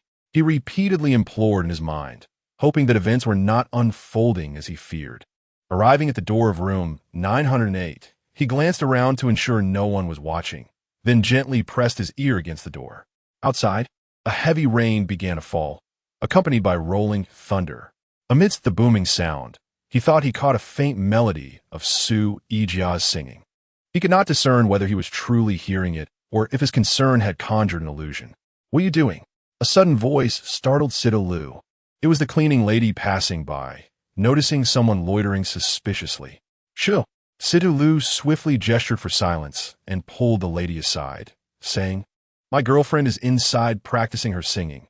She's shy and doesn't want me to listen, so I'm hiding here to hear her. Please be quiet, so she doesn't find out." When it came to acting skills, Sita Lu's prowess rivaled that of the young stars in the entertainment industry. The cleaning lady, observing his demeanor, believed he was truthful and chuckled. "You young people are quite amusing." She continued on her way. Sita Lu stood at the door, contemplating whether to continue listening. He encouraged himself internally. A true gentleman should not be bound by trivialities. Yijia might just be indulging in a moment of playfulness. It would be inconsequential. If not for the rational voice in his mind admonishing him that a man should not cry easily, he might have already been consumed by despair. Inside the room, before singing, Su Yijia tenderly cradled Fan Zhe's face, a gentle expression gracing her features. "If you wish to hear me sing, you must first reveal your intentions for approaching me." Fan Zhe observed a side of Su Yijia that was markedly different from her past incarnation. In her previous life, she would never have displayed such warmth while singing. She was always cold and distant, even when struggling to contain her emotions. She would shut her eyes and bury her face, concealing her true feelings from him. Gazing at her, Fan Zhe placed his hands on either side of her shoulders, gently brushing aside the strands of hair that had fallen upon her pillow. "My only intention is to hear you sing." Su Yijia playfully pushed him away, saying, "No more singing. You are being disingenuous." Fan Zhe held her in place and replied, "What makes you think I am being disingenuous? If you have any ulterior motives, feel free to disclose them. We have come this far. Is there truly anything I cannot fulfill for you? However, I abhor deceit. My willingness to indulge you and the act of being deceived are entirely distinct matters." In truth, Fan Zhe harbored no other intentions. He simply yearned to hear Su Yijia's melodious voice. Meeting his gaze, Su Yijia chose to place her trust in him. She felt confident that, in this moment, Fan Zhe, as a man, was unlikely to conceal any secrets. If there were anything of significance, he would certainly articulate it. Thus, it appeared that this young man genuinely desired nothing more than to listen to her sing. Conveniently, she too wished to sing. She could easily attribute this desire to the influence of her dreams, rather than any whim of her own. Moreover, having come to Huai City to establish a food company and experience a business negotiation, she might never return to this place again. Singing with this young man, enjoying the moment, held no significant consequence. Given that this young man resided in this small town, it was improbable that he would ever intersect with her world. Consequently, upon parting, they would remain strangers with no repercussions. Most importantly, regardless of whether this young man had truly discerned her through dreams, he undeniably understood her well. Fan Zhe mused that he indeed had no ulterior motives. His admiration for her was pure and unadulterated. Chapter 53. A Knife to Slay the Dog. Listening to Su Yijia sing, Fan Zhe felt a tinge of fatigue. A light sheen of sweat graced his brow, likely due to the stifling warmth enveloping the room. The rain poured heavily outside, saturating the air with humidity. Reclining languidly on the bed, he lacked the motivation to move. Su Yijia sat at the edge of the bed, gracefully gathering her hair atop her head, exhibiting an elegant poise. Fan Zhe, feeling somewhat weary, did not pay her much heed. Once her hair was secured, Su Yijia stood, retrieving her bag and extracting 20,000 yuan, which she placed on the bedside table to purchase some snacks. Fan Zhe, observing her, remarked, "If you possess the ability, fetch me a bottle of water, and I shall regain my vigor to engage in a musical exchange with you." Su Yijia shot him a glance as if to say, "Is that all you can manage?" The heavy rain continued unabated outside. Just as Su Yijia was about to leave, she seemed to recollect something and returned. Gently patting Fan Zhe's shoulder, she inquired, "Are you certain you haven't deceived me?" Gazing at her exquisite visage, so close, Fan Zhe assured her, "There is no need for deceit. I truly have not." Rising to her feet, Su Yijia replied, That is good to know. Should you have any thoughts, feel free to express them. I am capable of accommodating your desires. But should you dare to mislead me, you will find yourself in trouble. After her departure, Fanze glanced at the clock, realizing that 3 hours had elapsed. He had hoped that a change in their interaction might yield a different response from Su Yijia. Yet she still exuded that elusive aura, appearing most engrossed only when singing.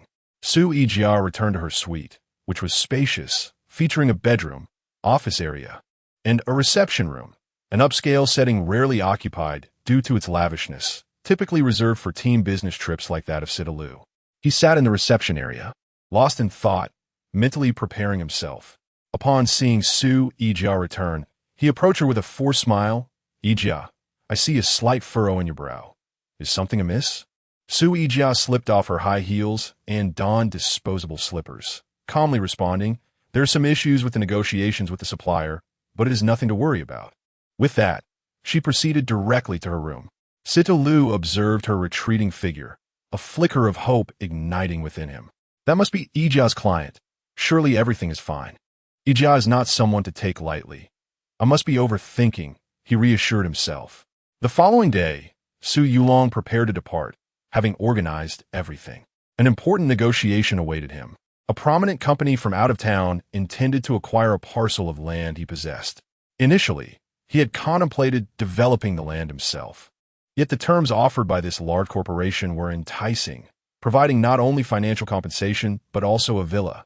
He still owed Fanze a villa and saw this as a perfect opportunity to have the company construct a quality one, thus repaying the favor. During this period, Fanze had been visiting his home almost daily to tutor Su Liuli, and Su Yulong had come to regard him as a commendable young man. As these thoughts occupied his mind, he descended the stairs and spotted his daughter, Su Liuli, seated on the living room sofa, peeling an orange. On the coffee table before her lay a plate with a neatly peeled apple and 2 small oranges. As Su Yulong approached, seeing his daughter engrossed in her task, he reached out to snatch a peeled orange for himself. Alas, Su Liuli immediately lifted her head, snatching the orange back and placing it once more on the plate. "This is for my teacher, Fanze," she said, her small nose wrinkled in mild annoyance. Su Yulong stood frozen, his hands suspended in midair. A sudden wave of despondency enveloped him as he silently exited the room. At home, Fanze was also preparing to leave. His parents had tallied their accounts and sought information from others. The supermarket inventory required nearly $1 million, although his son had previously gained $1 million from selling shares. Such a substantial sum carried considerable risk. Could we perhaps order a smaller quantity at first? If business doesn't pick up, won't we end up losing everything when the goods expire? Mother Fan expressed her concerns. Fanze reassured his mother, "It's all right, I have my eye on that location. There will definitely be business. You can rest assured. Today, I will discuss a partnership and see if I can negotiate some credit." Understanding his mother's worries were valid, Fanze, as someone who had been reborn, was acutely aware of the business landscape in that area. He contacted the assistant of the supplier's manager, who proposed a meeting location, Mingzhu Hotel. Mingzhu Hotel? Isn't that where Su Yijia is staying? I hope I don't run into her again today. I just want everything to go smoothly. Fanze pondered as he arrived at the designated conference room 3 at the Mingzhu Hotel. He surveyed the surroundings. It seemed that the entire floor was composed of independent meeting rooms, their walls adorned with brown-tinted glass, allowing for a dim view inside. 2 of the rooms were occupied, though he could not hear any voices from outside. Guided by the staff, Fanze entered room 3. Just then, Liuli had just descended from a suite with his entourage. He had arranged to meet Su Yulong in this very conference room.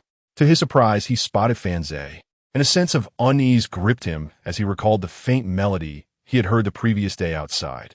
However, reason reminded him that it might have been an illusion. Fanze was merely a client of Yijia.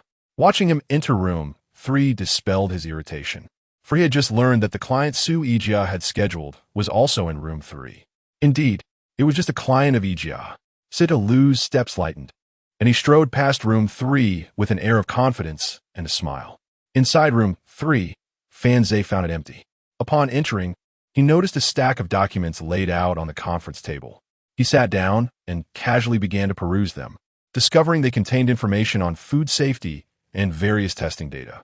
Before long, the sound of high heels echoed from the entrance, and a woman entered. It was none other than Su Yijia. Su Yijia took a seat across from Fan Zhe, and their gazes met. For an entire minute, neither spoke a word. Fan Zhe was taken aback. Wasn't Su Yijia engaged in international trade? He had not heard of her venturing into the food industry. Why was she here? Su Yijia calmly picked up her phone and dialed a number, her voice steady as she said, "Xiaohua, please bring a document to room 3. Yes. It's nothing, just work-related. Chapter 54, did you not claim that your intentions were merely lustful? Did you not assert that you were not deceiving me? Did you not profess that you were simply admiring me?" Su Yijia leaned over the table, her hands pressed down as she gazed down at Fan Zhe. The bangs that framed her forehead swayed gently, while Fan Zhe sat bewildered before her. This was a predicament. Not only was the prospect of credit dubious, but also threatened to sour their relationship. He gripped the arms of his chair, exhausted from the previous day and still recovering, his face a mask of helplessness. Su Yijia picked up her phone, ready to dial 110. Fan Zhe, mustering his courage, stood up and swiftly snatched the device from her hand, moving to her side and gently resting his hand on her shoulder. "Allow me to explain. This situation is purely coincidental. Let me elucidate." He half-supported, half-urged Su Yijia out of the conference room. At that moment, Su Yijia's assistant arrived, utterly perplexed by the scene before her. Previously, Su had instructed that she alone would handle the meeting today, wishing to avoid the presence of outsiders. Yet, not long after, she had called for documents. Bewildered, she called out, "Su Zong." Fan Zhe waved his hand dismissively, saying, "It's all right. I need to converse privately with your Su Zong." Su Yijia, her expression icy, allowed Fan Zhe to guide her forward without uttering a word. The assistant, seeing her superior did not object, refrained from further inquiry, though her curiosity was piqued by the hand resting on Su Yijia's shoulder. Fan Zhe was utterly fatigued. After returning home the previous night, thoughts of Su Yijia filled him with trepidation. If there was one person he least wanted to encounter today, it was undoubtedly Su Yijia. Yet here he was, not only facing her, but embroiled in a troublesome situation. Should he fail to placate her, she might genuinely resort to calling the authorities. Guiding Su Yijia. They arrived at room 809. This room had been reserved the day prior and was set to expire at noon. Fan Zhe had lacked the energy to check out when he left, yet now it proved fortuitous. As Su Yijia entered, her demeanor was frosty. However, 3 hours later, as they exited, her countenance had softened, and her tone was markedly gentler. "What's the big deal? You merely wish to extend credit. Why conceal it? Just tell me, and I shall assist you. The first batch will be complimentary, and I will grant you a credit limit of 1 million. Fan Zhe observed the rapid shift in Su Yijia's attitude, internally commenting on how her demeanor had changed from before, where she had threatened to embarrass him. Fortunately, the situation had taken a favorable turn. Su Yijia appeared to be in good spirits, even allowing him to drape his arm around her and, at times, leaning closer to him. This was a far cry from the icy disposition she had maintained just hours earlier. However, Fan Zhe did not feel particularly honored. After all, it was his own efforts that had eased the tension. He had exerted considerable effort to mend their rapport. Moving forward, he recognized the necessity of improved communication. As he walked alongside Su Yijia, he thought, misunderstanding. I genuinely did not realize you were a business partner." The two then proceeded to the elevator, heading to the conference room to finalize the contract. The negotiations between Si Tulu and Su Yulong in the conference room proceeded remarkably well. After 3 hours of discussion, the main terms regarding the land transfer and subsequent transactions had been largely agreed upon, leaving only the final details to be finalized before signing. While Su Yulong's team remained in the conference room to organize the key negotiation points, Si Tulu departed with his associates, his steps light and buoyant. He felt today was his lucky day. Not only had he successfully negotiated this project, but he also confirmed that Yijia had no connection with that young man. After all, how could a young man from a small town attract Yijia's attention? Suddenly, he spotted Su Yijia standing in the corridor and called out to her. She turned around, but before she could respond, Fan Zhe emerged from a nearby corner, catching sight of Si Tulu. Without hesitation, he approached and gently wrapped his arm around Su Yijia's waist. Su Yijia stiffened momentarily but made no further movement, allowing Fan Zhe to hold her. Let's head inside and continue our discussion, Fan Zhe remarked, disregarding Si Tulu entirely as he led Su Yijia towards conference room number 3. Having just returned from the restroom and encountering Si Tulu, he bore no pleasant expression, deliberately flaunting his closeness to Su Yijia. Si Tulu stood frozen, his gaze shifting incredulously between Fan Zhe and Su Yijia. The staff members from Ling Jia subtly lowered their heads or averted their eyes, pretending not to observe, though each one was keenly aware of the unfolding scene. What had they just witnessed? The company president in an intimate encounter with a man, caught by the director, Si Tulu? Everyone knew of Si Tulu's affections for Su Yijia, which he never concealed. Yet, to confront this situation so openly was staggering. Yijia? Who is this? Si Tulu struggled to maintain his composure. Su Yijia simply replied, my friend. Yijia, Si Tulu exclaimed suddenly, taking a deep breath as he stepped forward. I like you. Su Yijia appeared unfazed, calmly responding, thank you, but I have someone I like. I don't feel the same way about you. She smiled politely, exuding grace and confidence. The onlookers were taken aback. Although Si Tulu faced rejection, they admired his courage at that moment. Fan Zhe didn't spare Si Tulu a glance, thinking him merely a persistent suitor.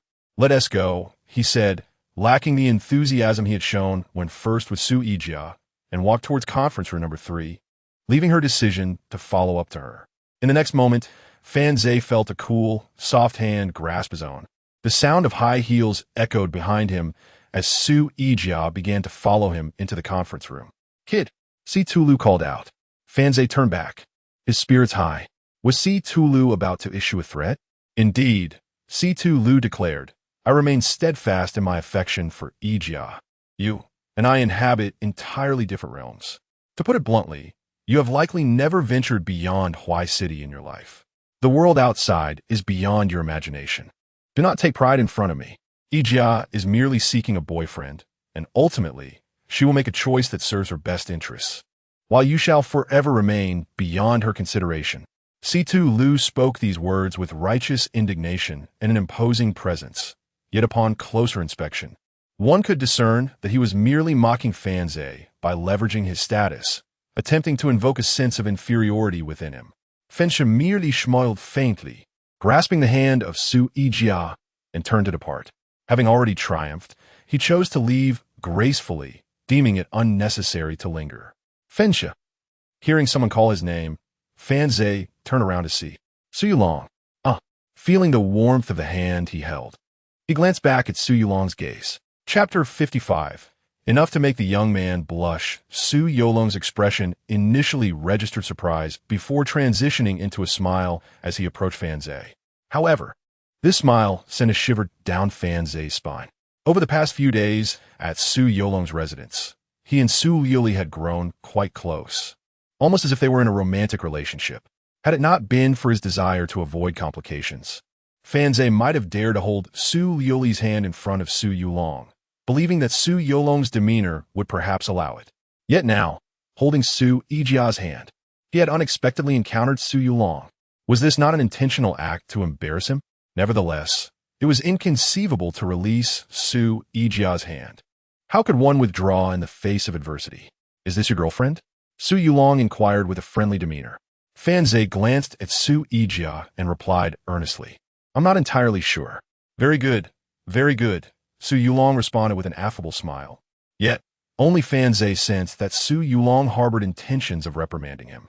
Unfamiliar with the underlying tension, Sido Lu, observing the seemingly amicable interaction between Su Yulong and Fan Zhe, seized the opportunity to introduce Su Yijia, thinking it would foster a closer relationship with Su Yulong, who would be invaluable for the company's operations in this locality. This is the young lady from the Ling family, Su Yijia. Su Yulong chuckled. Young lady indeed? Very good. As Su Yulong laughed and led the group toward the elevator, he frequently turned back with a smile, as if affirming something. Only Fan Zhe understood that Su Yulong's unspoken message was, you rascal. Well done. Just wait. Once inside the elevator, Su Yolong's expression shifted dramatically. The memory of the orange his daughter had peeled for him that morning flooded back, causing him acute heartache. "Mr. Su, are you all right?" His male assistant, seeing Su Yolong's distress, leaned against the elevator wall, one hand pressed against his chest as if he were about to have a heart attack, alarming the others present. "Mr. Su, should we call an ambulance?" "Mr. Su, are you okay?" Su Yolong waved his hand dismissively, indicating he was fine, though his heart brimmed with frustration. "Cancel the collaboration project with Ling Jia. I will no longer sell this land." Su Yolong declared angrily. The group exchanged bewildered glances, struggling to comprehend the situation. "But we just finalized the discussions, didn't we?" Su Yolong retorted, "What? Do you not understand my words? I said I won't sell it. I will develop it myself." "Ah, yes, yes." Despite their confusion, they understood that Su Yolong was the boss and his word was law. Upon returning home, Su Yolong's irritation lingered. "This kid is utterly unscrupulous. I had such high hopes for him, and yet he is fooling around outside?" Suddenly, Su Yolong pondered, feeling something was amiss. Why should he be upset about the young man's actions? If anyone should be heartbroken, it was Su Liuli. Su Yolong had long sensed his daughter's affections for Fan Zhe and had gradually grown accustomed to, and even consented to their budding relationship. He pondered whether Liuli would feel disheartened upon discovering that Fan Zhe had a girlfriend. Upon returning home, he sought out Su Liuli, who was practicing the piano. Su Yolong, standing nearby, subtly inquired, "Liuli, has Fan Zhe visited today?" "Yes. He mentioned he was busy and had to leave," Su Liuli replied, confirming Fan Zhe's presence. Su Yolong rubbed his hands together and suggested, "With school starting soon, perhaps we should halt Fan Zhe's training sessions and ensure he does not come tomorrow?" Su Liuli's eyes widened in surprise, and she nodded, saying, "He mentioned he would be heading to school and won't be coming tomorrow." Su Yolong paused, wondering if it was too easy to prevent Fan Zhe from returning. He continued cautiously, "I find Fan Zhe rather unremarkable and somewhat unreliable." Su Liuli's eyes grew wide as she exclaimed, "You're only realizing this now? He is not just a little unreliable. He is exceedingly so. I noticed it long ago." Su Yolong raised an eyebrow, secretly pleased, initially intending to counsel his daughter. He now felt it unnecessary. "Is that so?" he asked. "Indeed, I have never encountered anyone as unreliable as him." "Oh, how wonderful. It is good that my daughter recognizes Fan Zhe's unreliability. I was concerned she might develop feelings for him and end up heartbroken." Now at ease, he left Su Liuli's study, humming a cheerful tune. After Su Yolong departed, Su Liuli pouted, gazing at the piano, quietly murmuring, "The book is right. The men women are drawn to tend to be a bit unreliable. My growing affection for him only signifies his increasing unreliability, truly." In the ensuing days, Fan Zhe did not visit Su Liuli again. With school approaching, he had preparations to attend to. After all, Su Liuli attended the same university, and they would soon reunite. He enlisted a third-party company to assist his parents with the supermarket's inventory, warehouse, and related matters, alleviating his concerns. However, 2 days prior, a group of troublemakers descended upon the supermarket. Thankfully, Brother Yun's men arrived swiftly and dealt with the ringleader.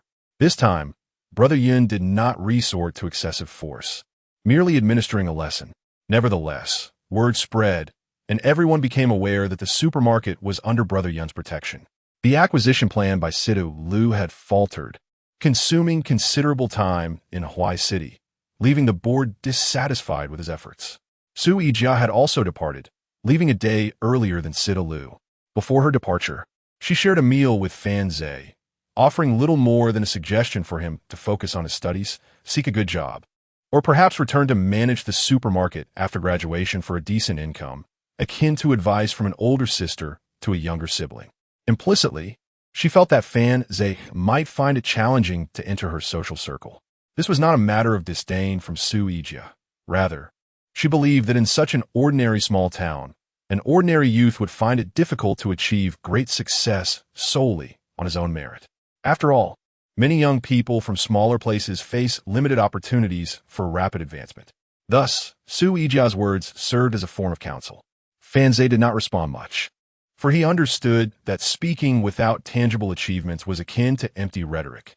Finally, the household matters have been nearly settled, and Fanze is prepared to head to Shuimu University. He has obtained his driver's license and is merely awaiting the opportunity to pick up his car. At Shun Mengqing's home, the elegant and graceful Aunt Yu is taking a day off today, and the jade store remains closed. Dressed in comfortable loungewear that accentuates her alluring figure, she has gathered her hair into a neat bun, revealing her fair neck as she indulges in her skincare routine. While gently smoothing out her facial mask, she turns to Shun Mengqing, who is engrossed in watching television, and says, "By the way, your school is directly across from Fanze's. He will be driving to campus. Why not send him a message and ask him to give you a ride?" Shun Mengqing instinctively wishes to decline, a response that has become her habit. However, just as she opens her mouth to speak, she hesitates. It seems that she hasn't seen Fanze for several days, and he has not reached out to her. Shun Mengqing picks up her phone, opens Fanze's contact, and composes a message. "Fanze, I am willing to accompany you to school. Could you share what you have been busy with lately?" Chapter 56. If you can't handle it, let mom take over. After meticulously planning his time, Fanze first checked the balance of his bank card. The money he had earned, combined with the funds retrieved from Su Yulong, minus the expenses for the supermarket and a reserve capital of 200,000 yuan, left him with just over 3 million yuan. Fanze withdrew 300,000 yuan and headed to an internet CAF to find a computer. Bitcoin. He could not afford to miss out on Bitcoin in 2010. In his previous life, on May 22, 2010, Bitcoin completed its historic first transaction globally, where an individual purchased 2 pizzas for 10,000 Bitcoins. At that time, no one could have imagined that Bitcoin's price would soar to peaks of $70,000 or $80,000, equivalent to over 400,000 yuan per coin. Yet now, in 2010, one could acquire several Bitcoins for just 10 cents. Fanze prepared 300,000 yuan and began to acquire Bitcoins through various channels, even utilizing tools to bypass internet restrictions. Given the current prices, 300,000 yuan was certainly more than sufficient, and he did not intend to purchase all 30,000 Bitcoins at once. After all, based on the present price, there weren't that many coins available for acquisition. He planned to buy gradually until he had exhausted this amount. The Bitcoins he acquired would be stored away, promising to become a substantial fortune in the future, serving as his safety net. With a batch of Bitcoins in hand, he would be able to conduct his affairs more freely, without any lingering concerns. Having been reborn, he recognized the myriad paths to wealth. Yet he did not wish to tread the well-worn routes of past titans, such as competing against ordinary citizens and small businesses. That was not the path he desired. Since he had been granted a second chance at life, his ambition was to forge a world distinct from his previous one, to usher in a new era, and to become a leader in this new age. For such a pursuit held far greater significance. As for the certainty of success, Fanze remained uncertain. Thus, Bitcoin became one of his fallback options, a precaution against unforeseen circumstances. While posting in the internet CAF to acquire Bitcoins, Su Ji was nearby, engrossed in a game. Out of curiosity, he followed Fanze's lead and also posted, hoping to buy 5,000 coins for merely 30 yuan. Fanze cautioned him, "Don't forget the key. Even if someone offers a higher price, don't rush to sell." Su Ji nodded, somewhat perplexed, and Fanze chose not to elaborate further, acknowledging that everyone has their own fate. Once the Bitcoin acquisition plan was set, Fanze departed the internet CAF, intending to visit the 4S dealership. Just then, he received a text from Shun Mengqing. "Fanze, I can agree to go to school with you. Could you tell me what you have been busy with lately?" Fanze was filled with confusion upon reading it. Shun Mengqing was truly inscrutable. Yet, she had her merits, showing a special attitude only towards her admirers. Unlike some girls who were indifferent to others, Fanze promptly switched off his phone and pocketed it, choosing not to respond. "I can agree to go to school with you." She made it sound as if he were begging for a ride. She could very well walk there herself. Fanze took a taxi to the 4S dealership, having previously visited with Aunt Yu, but this time he came alone. As soon as he entered the sales hall, Chen Yali recognized him. "Mr. Fan, long time no see. Your vehicle has arrived." I shall escort you to view it. A few salespeople were gathered at the bar, gossiping before Fan Zhe's arrival. Did you see that handsome young man? Not bad, I suppose. Let me tell you, that young man is being supported by a wealthy woman. That wealthy woman is both affluent and beautiful. The car is a gift from her. Oh, he doesn't look like it. You haven't seen him the last time he came. The wealthy woman accompanied him, and she exuded a captivating charm. I shall keep it down. Qinyali found it peculiar that Fan Zhe had come alone today without the wealthy woman. She held a rather unfavorable impression of him. After all, in her eyes, a man being supported in such a manner was hardly commendable. Fan Zhe, however, remained indifferent to her thoughts and inquired, "Is there still stock available for that model I previously viewed? I would like to purchase another." "Excuse me?" Qinyali, lost in her musings, thought she had misheard him. Fan Zhe reiterated, "I would like another vehicle of the same model or any other high-spec variant." He intended to buy another car for his father before heading to school. His father had previously driven a taxi, possessed a driver's license, and could drive. However, the taxi had been sold. Acquiring a private car for his father would facilitate travel, alleviating his concerns about his parents' well-being while he pursued his own endeavors. He recalled Situ Lu's haughty demeanor, and Su Yijia believed he could never converse with her on equal footing. Would it truly be that way? Time would reveal the answer. Yet, this was not Fan Zhe's fixation. Life must be lived with purpose and enjoyment. The satisfaction derived from wealth is finite. For an individual, sufficiency suffices. $1 million handbag and a $100 handbag serve the same practical purpose. The distinction lies primarily in vanity. At times, vanity serves as a driving force for humanity. If one were to lose their sense of vanity, their actions and contributions might become lackluster. However, we ought not to despise vanity itself, but rather the behavior of those who belittle others out of baseless vanity, which encapsulates Fan Zhe's perspective. Yet, the vanity brought forth by wealth had lost its allure for Fan Zhe. Its heights were limited and could not satiate him. What he truly yearned for was to accomplish something significant, to surmount obstacles, to lead the tides of change, to behold the beauty of the world, and to experience the myriad facets of life. Su Yifei had also departed, inquiring about which school Fan Zhe attended, mentioning she would visit him when she had the time. Fan Zhe found her voice exceptionally melodious. At least in his previous life, he had never encountered such a beautiful sound. At the 4S dealership, Qinyali looked on in astonishment as Fan Zhe ordered yet another vehicle, completing all necessary paperwork and securing the insurance. This time he chose a different model, spending just over 450,000 yuan as they finalized the handover. It was now past 5 in the afternoon. Meanwhile, at Shun Mingqing's home, her mother, Yu, recalled the events of the afternoon and asked how Fan Zhe had responded. Shun Mingqing replied that Fan Zhe had not replied to her messages and was ignoring her, pouting with a look of grievance on her face. Aunt Yu felt perplexed. No wonder she had observed Shun Mingqing's discontent throughout the afternoon. Now, hearing her speak, it seemed as though her daughter had experienced a heartbreak. "What did you say? Let me see," she implored. Shun Mingqing handed her phone to her mother. After reading the message, Aunt Yu fell silent, unsure of how to address her daughter's predicament. She pondered whether she had failed in her upbringing. How could her daughter be devoid of even the slightest ability to communicate effectively? How would she ever find a suitable partner? Aunt Yu picked up the phone and remarked, "As a young woman, your words should not come across so rigidly. When seeking assistance from others, one cannot be so forceful. A girl must learn to be a little charming. Never mind if you struggle with it. Let me handle it. I shall teach you." With that, Aunt Yu dialed Fan Zhe's number using Shun Mingqing's phone. As soon as the call connected, Fan Zhe's voice resonated from the other end. "Are you not tired of this?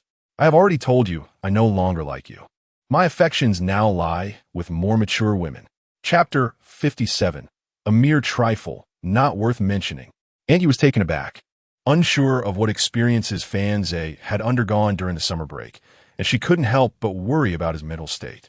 "I am your sister," she said, hands on her hips, her tone rather irritable. Fan Zhe felt a bit awkward. Who would have expected the voice on the other end was his mother. He hastily concocted a story. "Sister, didn't I just tell you? I encountered a woman on the road who insists on marrying me. I refused, and she started making a fuss, so I was just making up excuses to turn her down. Don't try to wriggle out of it. A man must take responsibility and have the courage to admit. Aunt Yu declared, I've prepared a delicious meal. Hurry over. Goodbye. With a roll of her eyes. She ended the call. Fanze stared at his phone, somewhat dazed. A wealthy woman had invited him to dinner. Since she purchased the car, he felt obliged to accept. She likely wants me to bring Shun Mengqing along. He pondered, I must devise an irresistible reason for her to comply. As he contemplated this, he inquired with the car dealership about arranging a tow for his two vehicles, as he preferred not to drive them himself. Xinyali assured him that it was entirely feasible and that the dealership offered complimentary towing services. With that, Fan Zhe felt relieved. Not driving his own car to dinner would indeed add an element of amusement to the evening. Meanwhile, at Aunt Yu's home, she had just hung up the phone, hands on her hips. Mom, didn't you say that girls should be charming when asking for help? You were quite fierce just now, Shen Mengqing remarked. Was I fierce? Aunt Yu questioned, raising an eyebrow. Shen Mengqing nodded in affirmation. Are you and Fan Zhe in a quarrel? Aunt Yu set down her phone and adjusted her slightly askew strap, inquiring further. Shen Mengqing pouted, feeling aggrieved. Of course not. You say that. But he has declared he no longer likes you, and now favors mature women. What? Shen Mengqing's eyes widened in disbelief. During this time, Fan Zhe had been ignoring her, and she was troubled by it. Could it be that he preferred mature women now? We didn't argue. It's just, he confessed, and I turned him down. You don't like him? Aunt Yu asked curiously, then added, You have graduated from high school. It's time to date. She walked towards the kitchen, opening the refrigerator to gather the ingredients she would be using that day. Shen Mengqing sat on the sofa, pondering. I clearly don't like him. She then asked Mom, what defines a mature woman? Aunt Yu, half hidden behind the refrigerator door as she rummaged through the lower freezer compartment, replied, A mature woman is someone who has experienced life and possesses a certain charm. After a moment, she suddenly looked up at her daughter. Remember, matters of the heart should be approached with caution. You should be with someone you truly like. All right, I understand, Shun Mengqing said, feeling a bit shy, her gaze shifting to the television. Is a mature woman simply someone with life experience and charm? So, Fan Zhe likes mature women. Is he confessing to me again? Why doesn't he just tell me directly? Fan Zhe exited the 4S dealership and hailed a cab. By chance, he encountered Su Yulong on the way. Su Yulong was seated in a luxury vehicle with the window ajar, while Fan Zhe occupied the backseat of a taxi, his window also open. As the two vehicles traveled side by side, their eyes met. After a brief moment of mutual recognition, they instinctively averted their gazes. Fan Zhe tapped the shoulder of the driver in front, exclaiming, Driver, step on it and overtake that car beside us. I'll give you an extra $5. The driver, somewhat perplexed, understood the promise of additional payment and pressed the accelerator without hesitation. Fan Zhe felt a surge of irritation. The affair with Su Yijia had transpired entirely within the confines of the hotel, yet here he was unexpectedly spotted by Su Yulong. It was utterly absurd, leaving him at a loss. How charming Su Liuli was, and yet she had such a troublesome father. Driver, I'll give you $500 if you can flip that car behind us. What do you say? The driver turned to glance at Fan Zhe, bewildered. Brother, don't joke like that. Meanwhile, Su Yulong also addressed his driver, who turned his head to listen attentively to his employer's directives. Pointing at the recently overtaken taxi, Su Yulong instructed, bump into it, hit the rear of that car. Teach that kid a lesson. The driver, taken aback, glanced back at his boss, unsure if he had misheard. Fortunately, after years of working with Su Yulong, he could discern when his boss was serious and when he was merely venting. He remained silent, pondering that someone in the car ahead must have crossed paths with his boss before. A collision would undoubtedly not be genuine. He would treat it as just a moment of his boss's frustration. Fan Zhe was somewhat familiar with Aunt Yu's family, who lived in a non-elevator building. Ascending the stairs, he knocked on the door at the 4th floor. A short while later, the door opened, revealing Aunt Yu, who bent down to fetch slippers for him. Upon witnessing this scene, Fan Zhe felt a twinge of awkwardness. Aunt Yu swiftly produced a pair of slippers, placing them at the entrance. You're quick to respond. I hadn't tea even, she began, But her words faltered as she looked up and noticed Fan Zhe's peculiar posture at the door, leaving her momentarily stunned. Without uttering a word, Fan Zhe slipped into the slippers and walked straight into the house. What happened to you? Did you get into a fight? You're bleeding quite a bit. Shun Mengqing, seated on the living room sofa, observed Fan Zhe's entrance with surprise. It's nothing, just a minor incident. Fan Zhe replied, his expression impassive as he headed towards the restroom. At that moment, his only concern was to avoid embarrassment. The awkwardness was meant for others. Having visited Aunt Yu's home for the second time, Fan Zhe was now familiar with the location of the restroom. He pressed the light switch and opened the door, discovering a small basin and a pair of stockings inside. As Shun Mengqing had never worn stockings, it was evident that they belonged to Aunt Yu. Fan Zhe quickly averted his gaze, deeming it best not to linger on such a scene. Chapter 58. Aunt Yu's noodles are exquisite. Before the sink in the restroom, Fan Zhe gazed at his reflection in the mirror, cupping water in his hands to wash away the blood from his nose. Shun Mengqing, like an inquisitive child, was perplexed by the source of her mother's merriment. Despite Fan Zhe's nosebleed, she remained inexplicably cheerful. Slipping on her slippers, she rose to investigate the restroom. However, unbeknownst to her, the floor outside was wet, and she lost her footing, stumbling forward.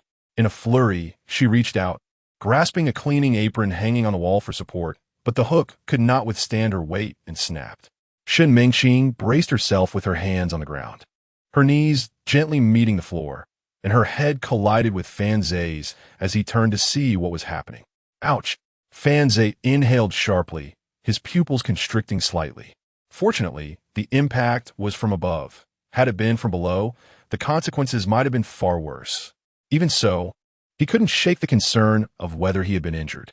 Shun Mengqing lifted her head, still kneeling.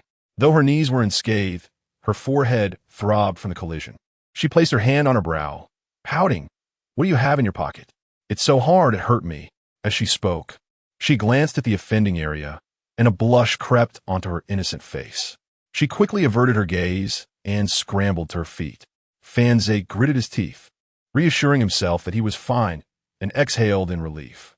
Do be more mindful while walking. Even if this is your home, one must tread carefully. I didn't do it on purpose. Shun Mengqing averted her eyes from Fan Zhe, fiddling with her fingers while staring at the wall beside her. Fan Zhe muttered under his breath as he continued to splash water on his face. Suddenly, Shun Mengqing seemed to comprehend. Are you scolding me? Am I scolding you? Fan Zhe wiped his face, gently patting her back, glancing at her knee to confirm it was merely slightly red and likely inconsequential before saying, You must take care when walking. Fan Zhe perceived that Shun Mengqing was simply a bit prideful, not malicious, and he was not one to find joy in the misfortunes of others. Reflecting on his past life as a devoted admirer, it was indeed his fondness for her that drove him. After he ceased his pursuit, she might have felt a sense of loss, as one becomes accustomed to being pursued. The sudden absence would leave a void in the heart. Ultimately, both were young individuals inept at navigating their emotions, employing misguided methods in their interactions with one another. Returning to the restroom, Shun Mengqing, who had initially intended to confront Fan Zhe, paused, momentarily speechless. She opened her mouth to speak, but ultimately, no words emerged. Instead, she huffed in playful reproach, tossed her hands, and turned to leave. Fan Zhe shook the water off his hands, dried his face with a tissue, and stepped out of the restroom. Aunt Yu's noodles were absolutely delectable. It was a mystery how she prepared them, but upon tasting, Fan Zhe found himself unable to stop. The savory broth, with a hint of sweetness, was enriched with tiny shrimp, exuding a delightful seafood aroma. Shun Mengqing also relished the dish, and the two engaged in a playful tug-of-war with their chopsticks over the generous bowl of noodles. Although the bowl brimmed with ample noodles, they both insisted on snatching bites from each other as portions. In a playful act of retaliation for Fan Zhe's earlier pat, Shun Mengqing targeted the very noodles he had chosen. Fan Zhe, unwilling to concede, skillfully dodged Shun Mengqing's chopsticks and deftly scooped the vermicelli into his bowl. The two only paused when Aunt Yu brought over the final dish, beef, placing on the table. Come on, Fan Zhe, eat plenty, she said, her voice warm as she picked up a piece of chive, an egg pancake, and placed it in his bowl, her smile radiating kindness. In her 30s, Aunt Yu's tone was gentle and natural. Fanze held out his bowl to receive the food, sensing what Aunt Yu was about to say.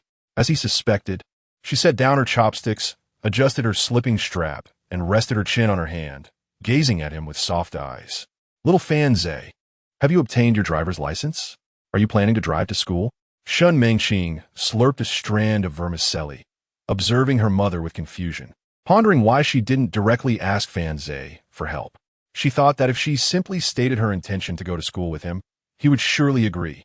If Fanze were to learn of her thoughts, he would likely be amused, yet bewildered. Fanze nodded. Yes, I just picked up the car before coming here. You've already acquired it? How does it feel? Aunt Yu inquired with curiosity. I haven't driven it yet. I had the shop deliver it to my home, Fanze replied. How can you have the car and not drive it? That's akin to, well, never mind. Why aren't you driving? Fanze felt a surge of joy, as this was precisely what he had anticipated saying. He cleared his throat and stated, I just got my license, and I'm not very experienced yet. I plan to practice at home before driving. Aunt Yu looked at him in surprise, reaching out to touch his forehead to ensure he wasn't feverish. You can't do that. It's too dangerous. How can you hit the road right after getting your license? Fanze insisted. I believe I can pick it up quite quickly. This is no joking matter. It's far too perilous. I shouldn't have bought you a car. Sister, don't worry. My dad used to drive a taxi, and before I got my license, I learned driving with him. I'll be fine once I practice a bit at home. Aunt Yu's expression revealed skepticism as she leaned forward, anxious. Fanze made an effort to control his gaze, avoiding any inappropriate sights. It's absolutely true. My dad will supervise my practice. If I can't handle it, he won't let me drive. Although Aunt Yu remained somewhat doubtful, there was a semblance of logic in Fanze's reasoning, especially with parental supervision in place. Nevertheless, she found it difficult to voice the suggestion of allowing him to take Shun Mengqing to school. After all, having just acquired his license and lacking proficiency, no one would dare let their daughter ride in such an unreliable vehicle to school. Suddenly, a knock echoed through the air, interrupting their conversation. Aunt Yu rose to answer the door. As soon as she left, Shun Mengqing and Fanze resumed their chopstick duel. With a large bowl of vermicelli nearly depleted, Fanze seized the last morsel, sending it to his mouth. Shun Mengqing, feeling a sense of urgency, noticed the half-eaten vermicelli in his mouth, and without regard for the identity of the visitor at the door, opened her mouth and lunged for the remaining food. Chapter 59. A mere touch shouldn't be so serious, right? Aunt Yu opened the door to find 4 individuals standing outside. At the forefront was a familiar face, the renowned matchmaker of the neighborhood, affectionately known as Town Yang. Her skill in forging connections was widely lauded, earning her the endearing title. Behind Town Yang stood a smiling couple and a young man in his 20s. Upon seeing this ensemble, Aunt Yu quickly grasped their purpose. They had come to discuss a match for her daughter. Having just graduated from high school and turned 18, it was quite common for suitors to appear at this juncture in 2010. In the future that Fanze had experienced, such an occurrence might have seemed peculiar. Are you all dining? I hope we aren't intruding, Town Yang said with a beaming smile, getting straight to the point. I brought along a couple of friends for a brief visit. I trust we won't be a bother? The couple chimed in with greetings. Hello, Aunt Yu. The term Aunt Yu is not strictly a matter of kinship, but rather a reflection of her warm demeanor, which endeared her to the neighbors and friends alike. One does not strike at a smiling face, and moreover, the presence of a matchmaker at the door signified that her daughter was esteemed and their family recognized, a positive omen indeed. Aunt Yu promptly offered them a place, saying, Not a bother at all. Please come in and make yourselves comfortable. Town Yang, a seasoned matchmaker, demonstrated her adeptness in social niceties as she ushered her companions into Aunt Yu's home. The young man felt his heart race upon seeing Aunt Yu at the entrance, and upon stepping inside, his gaze fell upon Shun Mengqing, leaving him momentarily astounded. His heart seemed to skip a beat. He could hardly believe that the girl before him was his intended match. Was this a dream? Shen manquait innocent visage. Even in an era when few were bored enough to discuss the school beauty, was universally acknowledged as such, her purity was evident. Whether one had experienced love or not, her face elicited a nostalgic feeling akin to encountering one's first love. However, his gaze quickly shifted to Fanze. for their faces were alarmingly close. Both were slurping the same noodle. One was savoring the head while the other relished the tail. As someone entered, they both turned their heads toward the door, yet their grip on the noodle remained steadfast. Tao Yang and the couple were momentarily taken aback by this scene. Stammering, Tao Yang inquired, "This is Aunt Yu," who was welcoming guests inside, turned to the sound of her voice and instantly felt a headache coming on. "These two children. This is my daughter's classmate, Fanze." "Classmate?" "Ah, ilu, classmate." It's wonderful for students to learn together and strive for improvement every day. "Oh, but you're in the midst of a meal. It would be quite inappropriate for us to intrude. I shall return on another day," Tao Yang said, turning to leave while forcing a strained smile. Remaining here would only heighten the awkwardness. She had come to propose a match, yet her daughter and classmate were so intimately engaged. How could she proceed with the introduction? It was hardly appropriate to discuss suitors in front of a potential candidate. The couple hesitated, their eyes reflecting regret, and followed Tao Yang out. "I apologize for the intrusion. I shall visit another day. I sincerely regret interrupting your meal." The expression on the young man's face immediately fell, his eyes filled with regret and reluctance. Just as his beautiful aspirations began to take shape, they were abruptly shattered. Once everyone had departed and the door closed, Shen Mengxing belatedly bit off a piece of noodles, resembling a child who had committed a mistake, silently focusing on her meal. Aunt Yu approached and resumed her seat, exasperatedly rolling her eyes at the two of them. Outside the grand courtyard of the Fan family, an unknown commotion had gathered a crowd. Mr. and Mrs. Fan had just returned from a leisurely stroll near the supermarket. "Old Fan, what is happening over there? Why are there so many people?" "It seems to be Aunt Wang. Come, let's take a look." The couple conversed as they made their way toward the throng. At that moment, someone passing by greeted them. "You two are rarely this free, not busy today?" "Mrs. Fan replied with a smile, "We're taking a break." They preferred not to boast about their son's expenditure of over $1 million to open a supermarket. Thus the neighbors were unaware of the details. As they entered the crowd, they observed a dozen or so residents gathered around a new car. The Wang family has raised a fine son, buying a new car at such a young age. "Wang Jia, you made it. How much did this new car cost?" "Wow, it seems your fruit shop is indeed thriving, and you've only been in business for 2 years." Wang Jia wore a broad smile. "Oh, it wasn't too much. Just under 200,000. Although he feigned humility, it was evident to all that he was quite proud. After all, purchasing a private vehicle at the age of 25 indeed warranted a sense of accomplishment. 200,000 in a central neighborhood. One could buy an elevator apartment and still have money left over. Beside Wang Jia stood his mother, Aunt Wang, who was also beaming, engaging in conversation with several women. Behind them was a white sedan adorned with large red flowers. "You bought a new car. That is splendid." Mr. and Mrs. Fan approached, and upon hearing the neighbors' chatter, they grasped the situation. Aunt Wang was their downstairs neighbor, someone they saw daily, and they were quite familiar with each other. Wang Jia, upon noticing Mr. Fan's arrival, displayed a slight change in expression. He had heard his mother complain numerous times about how the Fan family son had been accepted into Shuimu University, while his own brother had only managed to enroll in a less prestigious institution. Lately, the residents had been comparing his brother unfavorably to Fan Zhe, praising Fan Zhe and criticizing his brother, which had fostered resentment towards the Fan family. However, Mr. Fan was unaware of this tension. Seeing their neighbors with a new car brought him joy, and he stepped forward to admire it. "Wow, the paint on this new car is truly radiant, Mr." Fan reached out, inadvertently touching the car's hood. "Hey, old Fan, please don't touch it. Damaging the paint would be quite costly to repair." Langia suddenly edfli medlobli. Mr. Fan was taken aback. Could mere touch really damage the paint?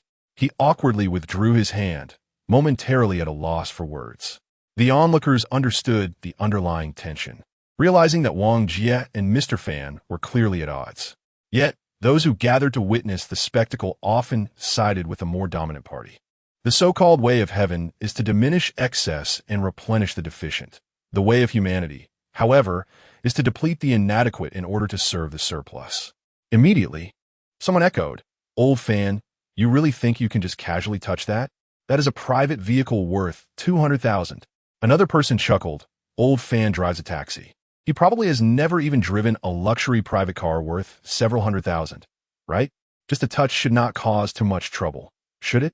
Chapter 6. Fensha. Did you rob a bank? Additional update. Ah, you all truly are something. Old Fan merely touched it. And is it really that severe? A neighbor, unable to tolerate the scene, spoke up.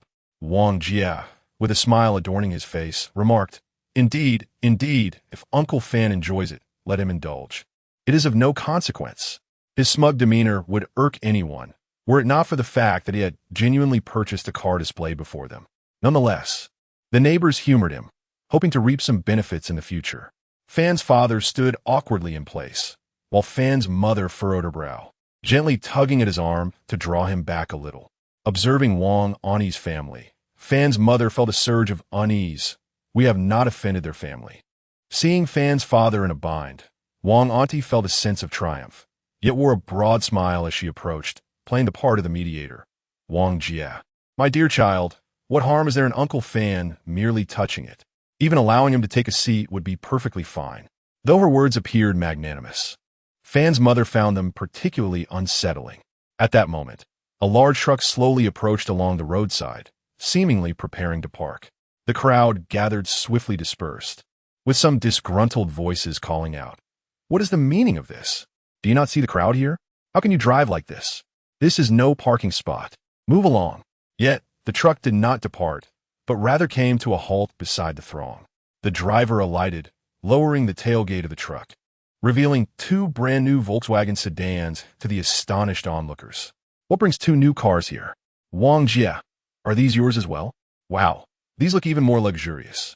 Who could possibly buy two cars at once? I suspect they are merely passing through. Otherwise, who possesses such wealth to acquire two cars simultaneously? Wang Jia, taken aback by the sight of the two new vehicles, recalled his own extensive search for cars, having scoured nearly every dealership. He had admired these particular models on the truck, but found them prohibitively expensive and beyond his means. He quickly exclaimed, How could these be mine? The two cars together must cost at least 600,000. I certainly do not have that much money. A neighbor interjected, one must not say such things. You are already quite impressive, having purchased a car worth over 100,000 on your own. Wang Jia, upon hearing this, beamed with pride, responding, It's just fine. These two cars are likely just passing through. We haven't heard of any owner in our courtyard who could afford to buy two cars at once, have we? The neighbors in the courtyard gazed on curiously. Having lived together for over a decade or two, they knew each other well and genuinely could not fathom which family could boast such affluence. Fan's father and mother exchanged glances, a shared premonition swelling within them. Could it be Fan Zhe? After all, Fan Zhe had mentioned before that he had obtained his driver's license and intended to purchase a car, though he had yet to do so. Yet upon reflection, Fan Zhe had spoken of acquiring a single vehicle, and here were two. Surely it could not be him. Wang Jia observed the expressions of Fan Dad and Fan Mom, noting the arrogance that graced their faces. He remarked, Uncle Fan, you needn't concern yourself with those vehicles above. They are exceedingly expensive, and should they incur damage, the cost would be unmanageable. Fan Dad, feeling a twinge of irritation, thought to himself that he was merely passing by to witness the spectacle. Yet this young man seemed to be fixated on him. How costly could they possibly be? Can they truly ascend to the heavens? Fan Dad retorted. Wang Jia, with a grin, replied, I doubt you comprehend. This is no ordinary taxi. Those who can afford such vehicles, and are purchasing two no less, are certainly prominent business figures. They despise others touching their possessions. Fan Mom furrowed her brow, wishing to dismiss Wang Jia, and pulled Fan Dad aside. The onlooking neighbors chimed in, Old Fan, do refrain from showing off. Not only is purchasing such a car impractical, even if it were gifted to us, the upkeep will be burdensome. If it were to get scratched, the cost would be unthinkable. Encouraged by their support, Wang Jia felt increasingly smug.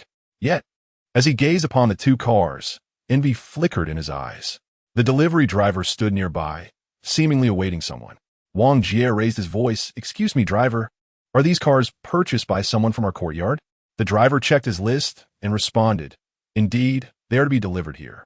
As for who, I cannot say. Someone will arrive shortly for the handover. Is it truly someone from our courtyard? Who could it possibly be? Has someone in our vicinity become such a significant figure? Upon hearing that the cars were indeed for someone from their courtyard, the neighbors began to murmur. The feeling of speculation grew stronger in Fan Dad and Fan Mom's hearts. Could it be Fan Zhe? At that moment, Fan Zhe emerged from a taxi, stating, "It's me." He had just arrived and overheard Wang Jie's comments while paying the driver. "Fenxia." Wang Jie stared at him, momentarily taken aback before sneering. "Have you lost your wits? Do you truly believe you can afford such a vehicle?"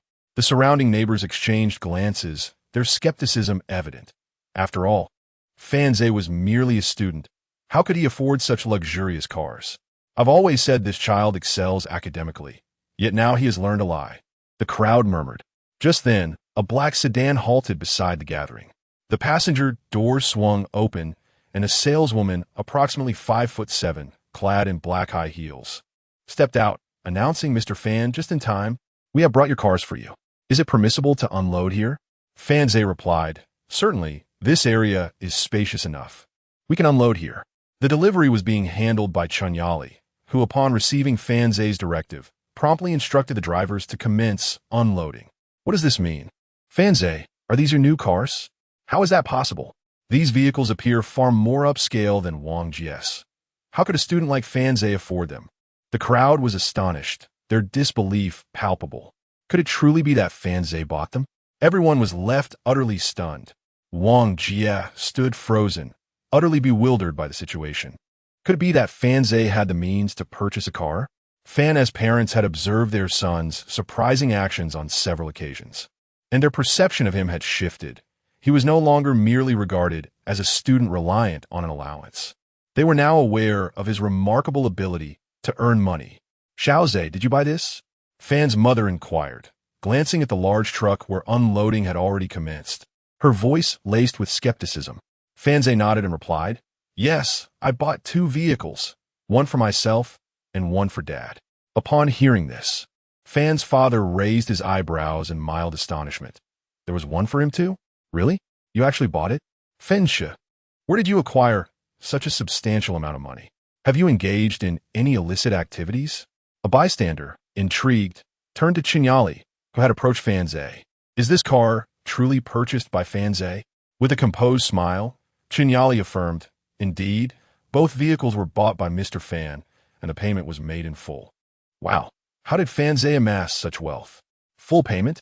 Together, these 2 cars must cost around 400,000 to 500,000, right? Where did all that money come from? The crowd gazed at Fan Zhe in disbelief. As a sales representative, Chunyali understood the importance of maintaining the client's image and calmly stated, "Actually, the total for both vehicles is over 800,000. Over 800,000. The crowd gasped. "Fan Zhe, you haven't resorted to robbing a bank, have you?" Chapter 61. Not a young man living off others. "Ah, Fan Zhe, you've truly made something of yourself. I always knew this child would achieve greatness. He excels in academics and is quite adept at earning money. Old Fan, congratulations on your new vehicle. An impressive 800,000, with one of those costing 400,000. Indeed, you get what you pay for." As the 400,000 car undeniably exudes a more imposing presence than those priced in the tens or 20s of thousands. The onlookers, witnessing the 2 vehicles being unloaded, were filled with envy and began to lavish praise upon Fan Zhe. Standing beside Fan Zhe, Chunyali wore a smile. Yet inwardly she scoffed. What skill is it to have a wealthy woman purchase these for you?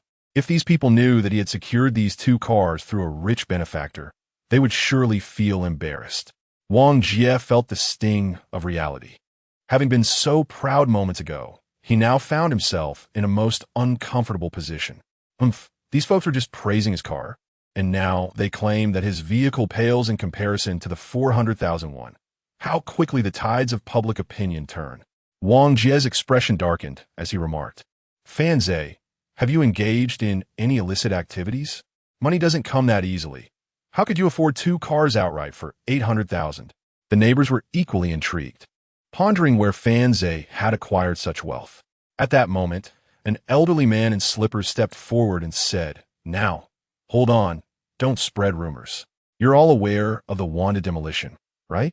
I overheard my son mention that Fanze invested over 100,000 in 2 properties there before the demolition and received compensation amounting to several hundred thousand. Initially, the Fan family had kept this matter under wraps, and I hadn't mentioned it to everyone. Oh, so Fanze was fortunate enough to benefit from the demolition and make a profit? Old Fan, is this true? It seems he got the inside scoop ahead of time. Impressive, Fanze. Some began to pull at Fanze's father's sleeve, eager to inquire more. And Fan Dad felt a swell of joy. Having just endured Wang Jie's mockery, he felt vindicated as he replied, "Indeed, that is the case. I partnered with his classmate's mother in the purchase and enjoyed a bit of good fortune." "Oh, I see. Having a good classmate is indeed a blessing." Qinyali stood off to the side, taken aback as memories of Aunt Yu surfaced. So, it was the classmate's mother after all? It seemed she had misjudged the situation, initially thinking it was something else. But wait, isn't having a classmate's mother involved even more suggestive? She slowly glanced at Fanze. Having earned a bit of luck, would he squander it so recklessly? Surely, he would struggle to maintain such a vehicle in the future, right? Wang Jie remarked with a sarcastic tone. Wang Jie's mother's face darkened instantly, her previous facade of generosity vanishing. Her son had bought a car, and after a brief moment of joy, he was overshadowed by Fanze's success, which left her displeased. Unable to restrain herself, she subtly insinuated, "Maintaining such a car must be quite costly, isn't it? With just your couple's income, how could you possibly afford it?" The neighbors exchanged puzzled glances, pondering the implications. Indeed, the more expensive the car, the higher the maintenance costs. What if? If one doesn't have ample funds, perhaps they shouldn't flaunt such extravagance, lest they find themselves unable to afford fuel. The youth are so concerned with appearances, recklessly squandering their earnings. Fanze, however, was disinclined to engage with the idle gossip of the neighborhood. After all, they were merely individuals with too much time on their hands, reveling in the misfortunes of others. He saw the car parked before him, surrounded by several neighbors who came to observe. He turned to Qinyali beside him and inquired, "Is this sufficient? Or is there something else?" "Yes, just sign here to acknowledge receipt," she replied. Wang Jie felt he had salvaged a modicum of dignity. Speaking as if he were an experienced individual, remarked, "Youth is still on your side. Possessing wealth does not compel one to engage in meaningful endeavors, merely showcasing extravagant purchases." As soon as his words faded, someone on the roadside exclaimed, "Mr. Fan, what brings you here?" Fanze, having completed his signature, looked up to see Uncle Liu, the landlord of the supermarket. Previously, Fanze had intended to purchase the 2 floors of the supermarket, but Uncle Liu was unwilling to sell. Accompanying Uncle Liu was a slightly older girl, whose features bore a resemblance to his. "Hello, I reside here," Fanze said after signing. Uncle Liu ambled over, hands clasped behind his back, and glanced at the 2 cars before Fanze. "Have you bought new vehicles?" he inquired. "Dad, who is this?" asked Liu Qianji, glancing curiously at Fanze's youthful and handsome visage. "This is the young proprietor of the Jiang supermarket, which is housed in our store," Uncle Liu introduced. Liu Qianji looked at Fanze with surprise. "It's him? So young? What is Jiang supermarket?" A curious elderly woman interjected, having overheard their conversation. "It's the Jiang supermarket at the big intersection, currently undergoing renovations," Uncle Liu responded. "What? Jiang supermarket is owned by Fanze?" exclaimed the neighbors in disbelief. "No way. Just the other day, I passed by and thought it would be convenient to have a supermarket there. And it turns out it's Fanze's? Is that for real?" The supermarket, though still under renovation, had its sign installed to advertise in advance, ensuring locals were aware of its existence. Hence, when Jiang supermarket was mentioned, many recognized it, and those unfamiliar could quickly inquire and learn. That place under renovation is indeed a supermarket, and it's owned by Fanze? This must require millions in capital. I heard Brother Yin even invested. Wang Jie stood still, stunned. Jiang supermarket is owned by Fanze? Just moments ago, I remarked on his youth and wealth, assuming he lacked business acumen. Yet he is opening a large supermarket? Is that supermarket yours? Wang Jie instinctively asked. However, Fanze did not respond. Someone eagerly inquired, "I heard Brother Yin also invested. Is that true, Fanze?" Fanze turned back and replied, he did invest some. Really? Fenshe, what exactly have you done to be associated with Brother Yin? Just friends, Fanze stated. With many aware of Brother Yun's investment, it benefited the supermarket, and Fanze saw no reason to conceal it. Wang Jie's expression soured, as if he had swallowed a fly, and he remained silent. Fanze's parents were surrounded by well-wishers. It was also the first time Qinyali learned that Fanze had opened a supermarket. She realized she had underestimated this young man all along. While it may be suggested that acquiring a car could involve unscrupulous methods, one cannot operate a supermarket through such means. Moreover, the investment made by Yun indicates that Fanze possesses considerable connections. This certainly does not portray a young individual who resorts to dishonest tactics. Chapter 62. He is him.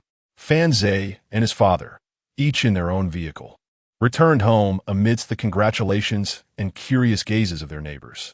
Wang Jie and his mother observed the taillights of Fanze's car, their eyes brimming with envy. Fanze noticed this, but remained indifferent. The notion that all neighbors are as benevolent as saints exists solely in television dramas. In reality, a diverse array of personalities populate the world, many of whom harbor concerns about others faring better than themselves. Thus, one ought to find a circle that resonates with their own being. The so-called humility often serves merely as a guise, a means to assimilate into a relatively lower environment to attain a sense of superiority. Fanze contemplated that his stay in this place might not be prolonged. Upon his return during winter break, he was determined to secure a grand villa for his parents. The expansive space of a villa could feel somewhat vacant for his parents, necessitating thoughtful decoration to create a cozier atmosphere. For reasons unknown, the thought of enriching his home conjured memories of Aunt Yu. School beckoned, and he found himself missing her. The following day, Fanze placed his luggage in the trunk of his car, bid farewell to his parents, and officially prepared for his journey to school. However, before setting off, he made a brief stop at an internet CAF to check on his Bitcoin investments. After responding to several transaction inquiries, he discovered that his total Bitcoin holdings had surpassed 80,000 coins. The money spent was negligible in light of his current financial circumstances.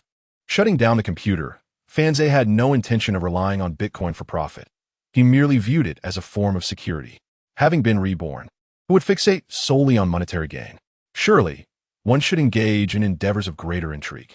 For instance, establishing a gym outside the school, with meticulously chosen equipment and thoughtfully selected staff to create a comfortable fitness environment.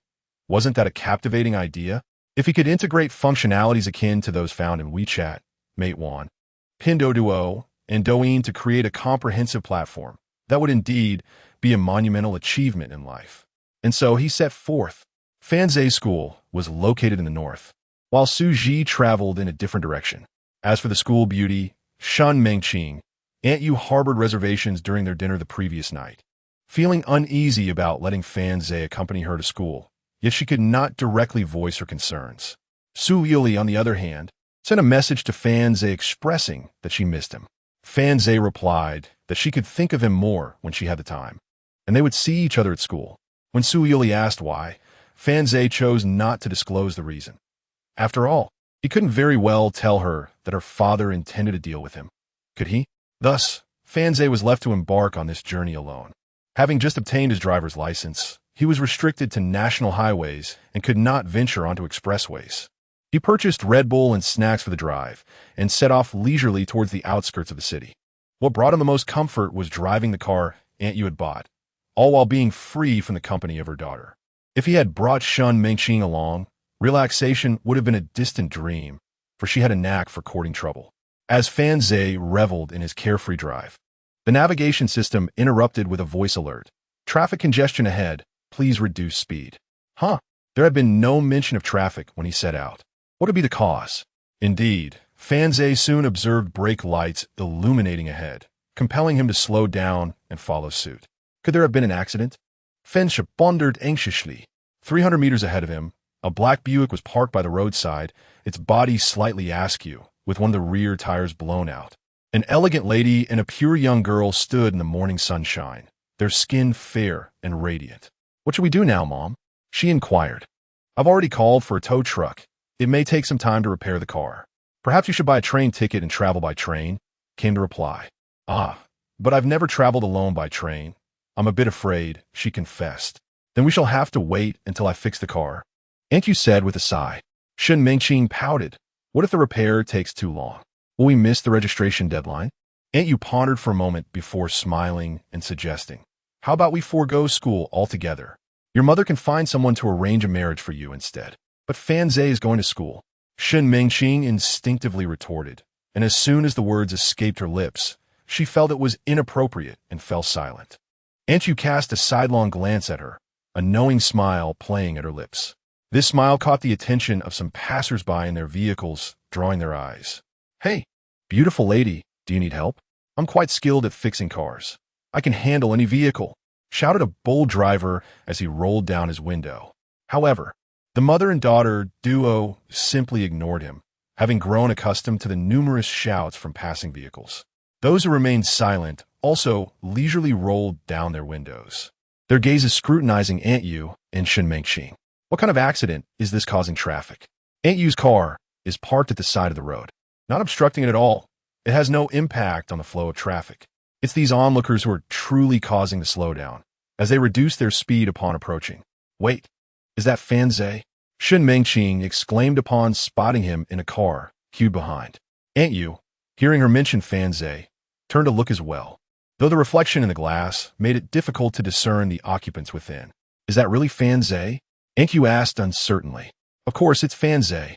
Shen Mengqing replied matter-of-factly. Aunt Yu gazed at her daughter in bewilderment. How well must she know him to identify a mere shadow as Fan Zhe? Fortunately, the vehicle that had been ignored soon drove away, and another car approached. A head poked out of the window, and upon seeing it, Aunt Yu exclaimed, Hey, it really is Fan Zhe. Is this what they call the intuition of love? She looked at her daughter in astonishment, who wore a proud smile, and declared, See, I told you it was Fan Zhe. Fan Zhe felt a twinge of helplessness. He had only just begun to feel content. Were it not for the car in front of him refusing to move, he would have accelerated past. Yet, with the speed so slow and the pretense of not noticing, it seemed rather inappropriate. Thus, he rolled down his window and asked, What's going on? What are you doing here? My car broke down. Aunt Yu replied as she approached his window, her hand gently resting on it. I see you drive quite steadily. You don't seem like a novice. It's pure talent, really, he replied. Fan Zhe steeled himself to respond, aware that he could not evade the situation any longer. He maneuvered his vehicle to a stop in front of Aunt Yu's car, pulling over to the side. Two passing vehicles, noticing Fan Zhe's halt, followed suit and also came to a stop. As Fan Zhe approached the mother and daughter, the occupants of the cars disembarked and made their way toward them. Who are you? Aunt Yu inquired, noticing the individuals trailing behind Fan Zhe. The two exchanged glances, one stammering, I was just passing by. Do the ladies need assistance? No, thank you, Aunt Yu replied softly. The individual then turned to Fan Zhe, asking, Then who is he? He is her boyfriend. Aunt Yu indicated with a nod towards Shen Mengqing.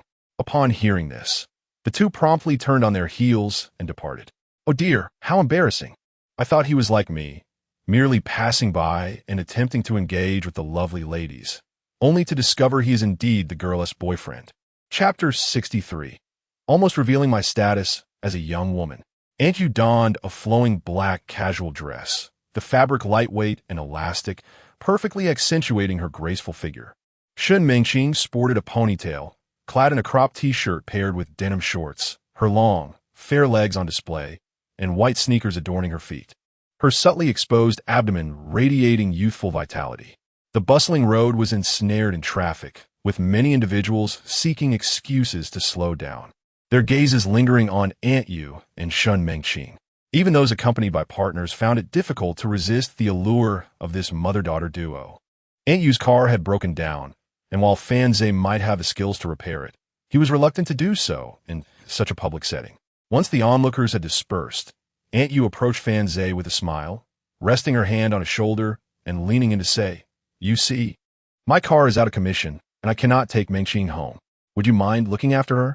Shen Mengqing stood nearby, ostensibly observing the passing cars, yet attentively eavesdropping on her mother's conversation with Fan Zhe.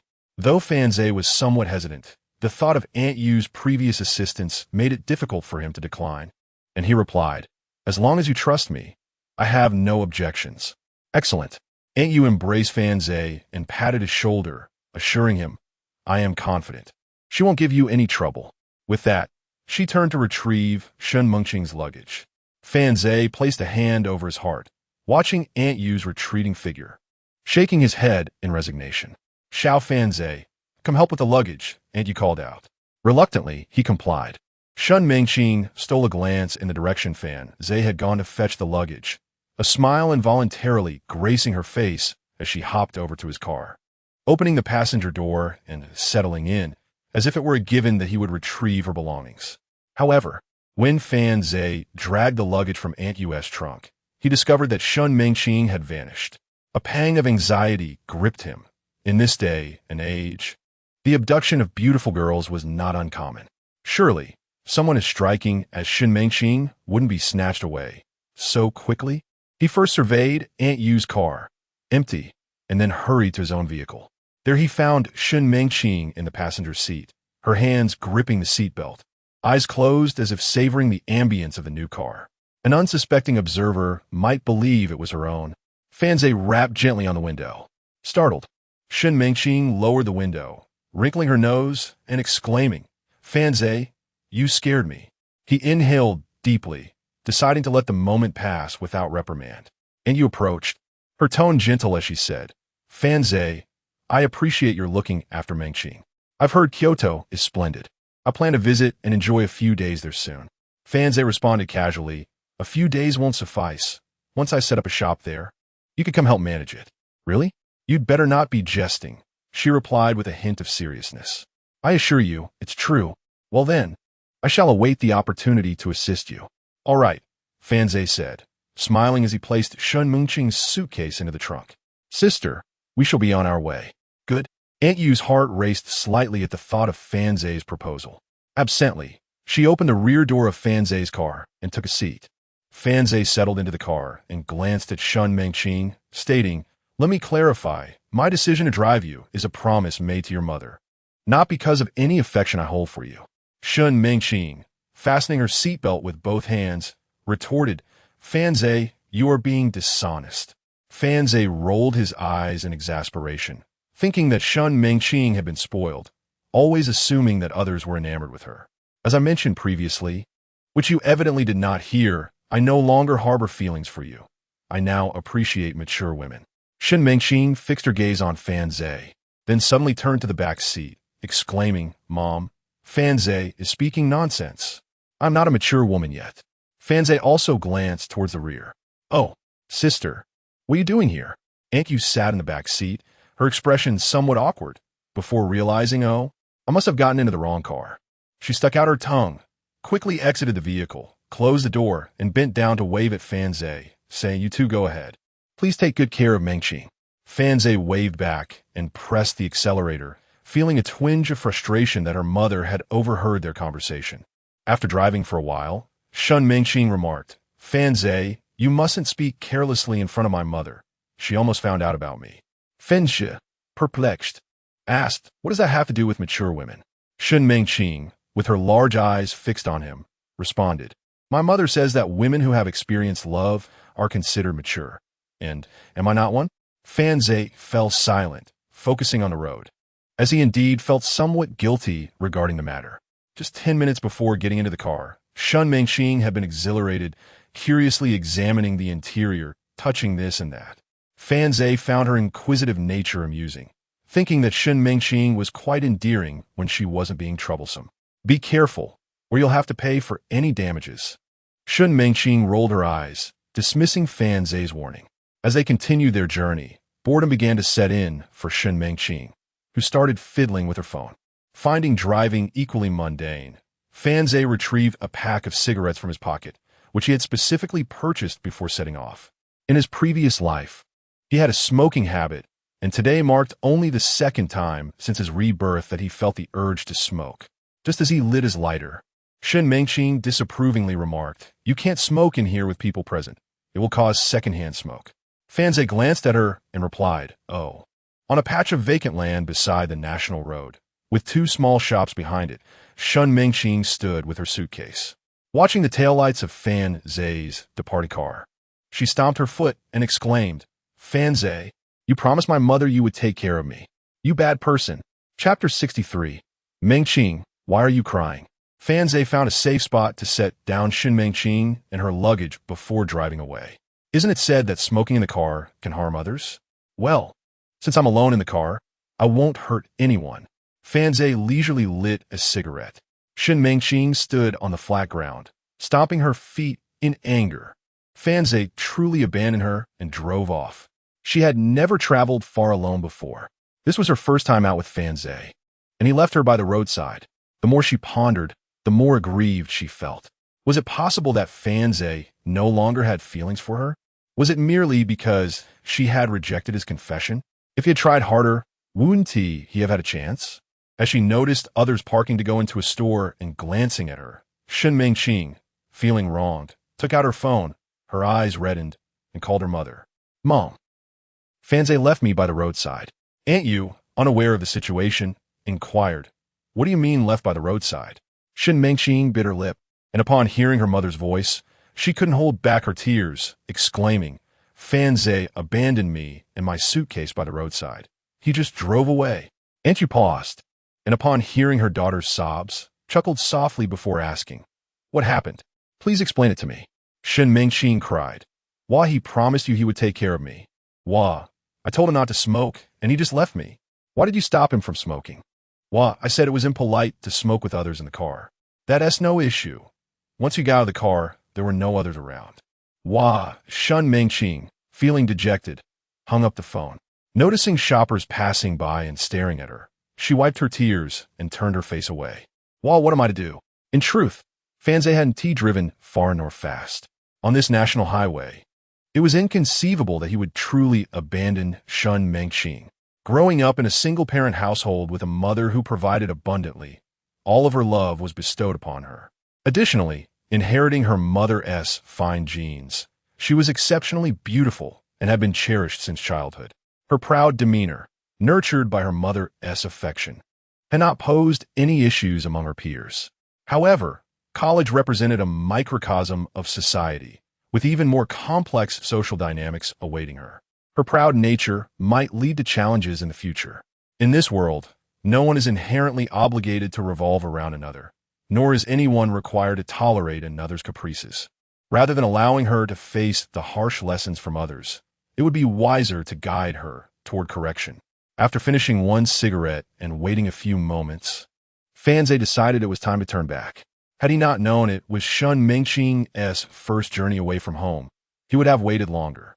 Meanwhile, not long after she hung up, Wang Chongming, driving his father's car, happened to spot her.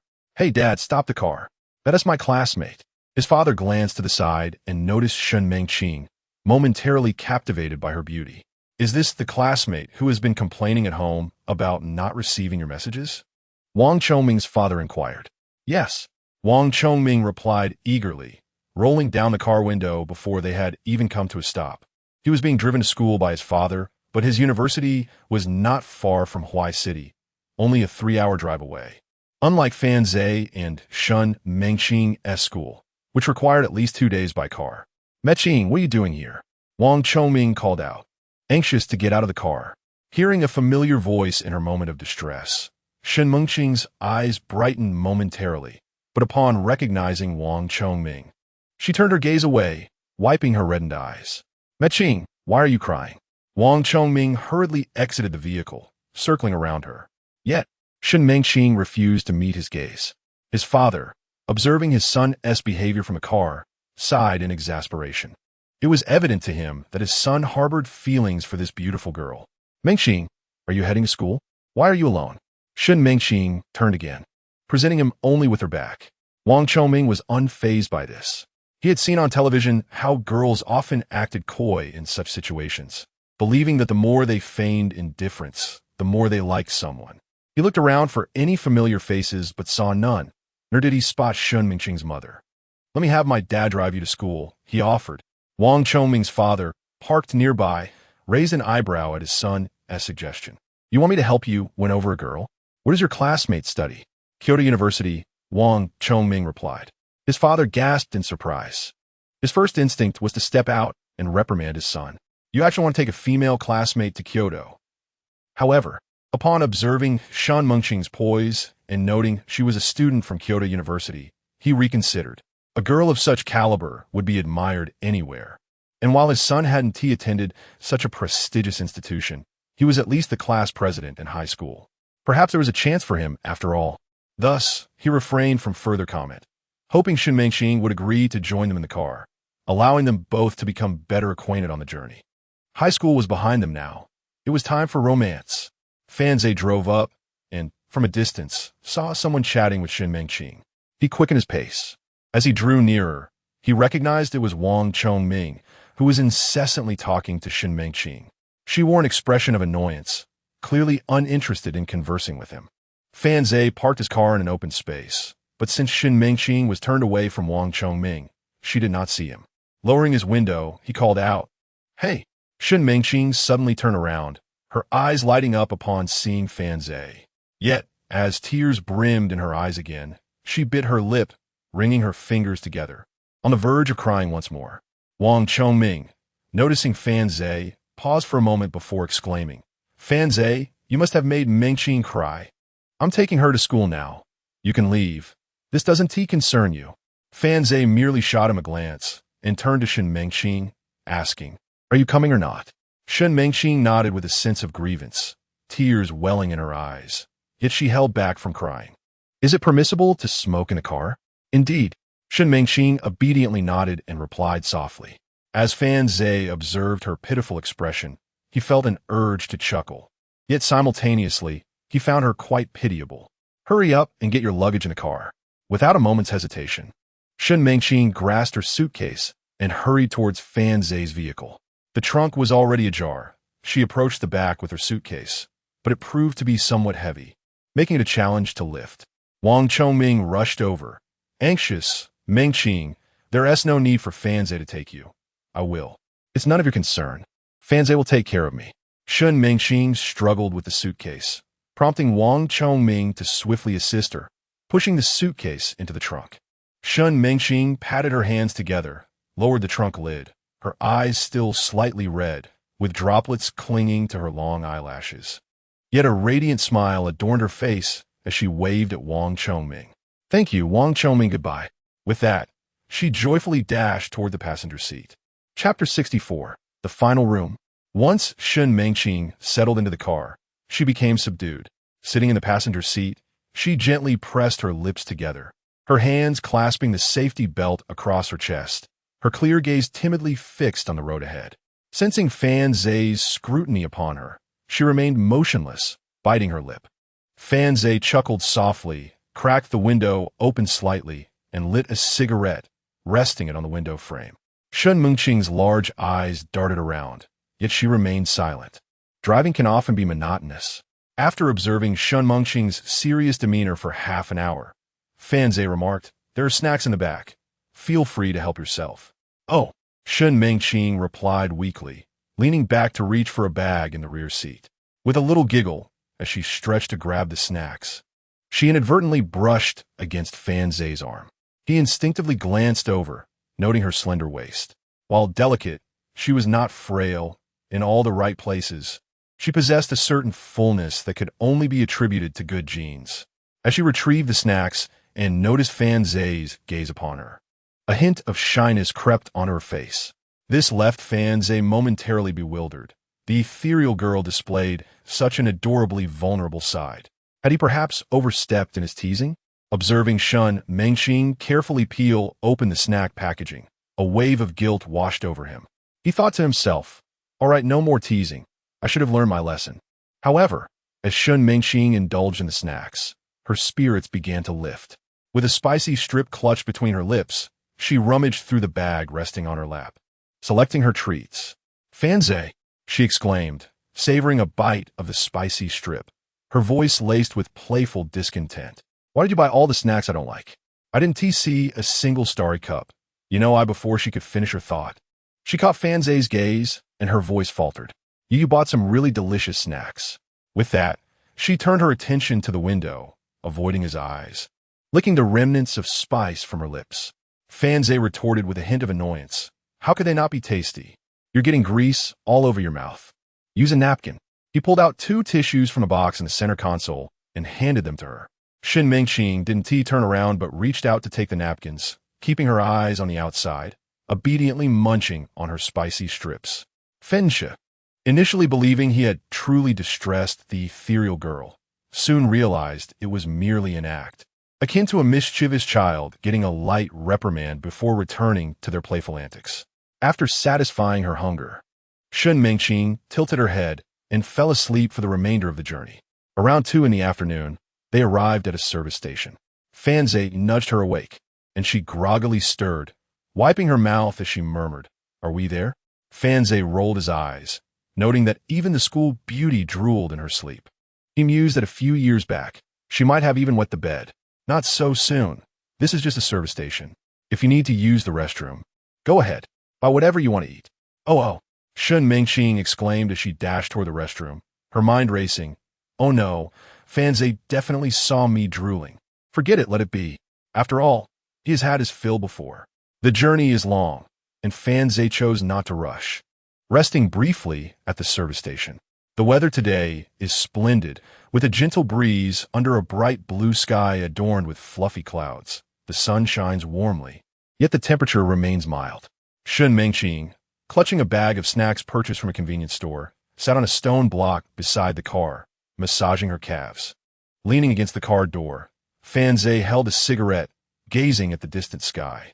Passers-by at the service station could not help but be drawn to this handsome couple, their first impression being that they were a young gentleman and lady from some coastal city. However, a glance at the license plate of Fanze's car revealed they hailed from a small town, yet it seemed to nurture its own. Fenxia, Shin Mengqing called from her perch on the stone block. My legs are sore. Could you massage them for me? Sure, he replied, flicking away the cigarette butt and bending down to pick up a brick from the ground. Sensing trouble, Shin Mengqing sprang to her feet and dashed towards the car. She opened the door and settled into the passenger seat. Fanze, having discarded the brick, turned and clapped his hands before joining her inside. Noticing her pursed lips, he leaned over. Shin Mengqing was bewildered by Fanze's sudden proximity, unsure of his intentions as he rested on her lap. She raised her hands, her expression one of trepidation. Could you please adjust the seat back a bit? Fanze said, pressing a switch on the side of the seat. The passenger seat is too close. Sitting like this keeps your legs bent, which can be quite uncomfortable over time. Shin Mengqing, puzzled, responded, Is it really that hard to move it back a bit? Come on, you can rock back and forth, but moving the seat is too much for you? Oh. Once the seat was adjusted, Shin Mengqing could finally stretch her legs. Her spirits lifted as she reveled in the newfound space. All right, let's set off, declared Fanze. Shin Mengqing clutched her bag of snacks with one hand, her other fist raised in anticipation. Off we go. What? No rooms available? Fanze inquired at the hotel front desk. None, replied the clerk. Both Shin Mengqing and Fanze emerged from the hotel, their heads drooped in disappointment. Couples continued to pass them by, heading into the hotel. It was already evening, and Fanze, following the navigation, sought a county along the national road, planning to rest for the night before continuing their journey the next day. However, it seemed that with the school year approaching, the number of couples seeking accommodations was particularly high. They had already visited 4 inns and hotels, all fully booked. When Fanze went to buy water, he noticed that the convenience store supply of condoms had been completely depleted. What a peculiar county this was. What are we going to do, Fanze? Shin Mengqing asked, her head drooping, one hand gripping his sleeve as they stood at the roadside. I'm not accustomed to sleeping in the car. I'm not used to it either. Fanze replied with a sigh. Hey, Shin Mengqing suddenly turned to face him. Why don't we skip sleeping? I'm not tired at all. I'm quite energetic. Let us go have a late-night snack, play some billiards, and in the morning, we can find a spot to watch the sunrise. Fanze cast a glance at her and proceeded towards the car. Of course you aren't tired. You've spent most of the journey asleep. How could you possibly feel fatigued? Shin Mengqing replied. It does seem that way. Junior, which school do you attend? Shall we exchange QQ numbers? As Fan Zhe was about to enter the vehicle, he heard someone speaking behind him. Turning around, he noticed a young man with long hair blocking Shen Mengqing, inquiring about her QQ number. Fan Zhe swiftly returned and grasped Shen Mengqing's arm, pulling her back. It's late at night, and we are in an unfamiliar place. Stay close. We can't risk you being led away and sold off.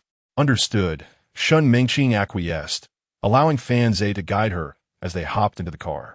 While driving, they searched for 3 hotels before finally arriving at IKEA, where the receptionist uttered the words Fan Zhe had longed to hear. We have one last room with a king-size bed available. Would you like it? Yes, Fan Zhe exclaimed.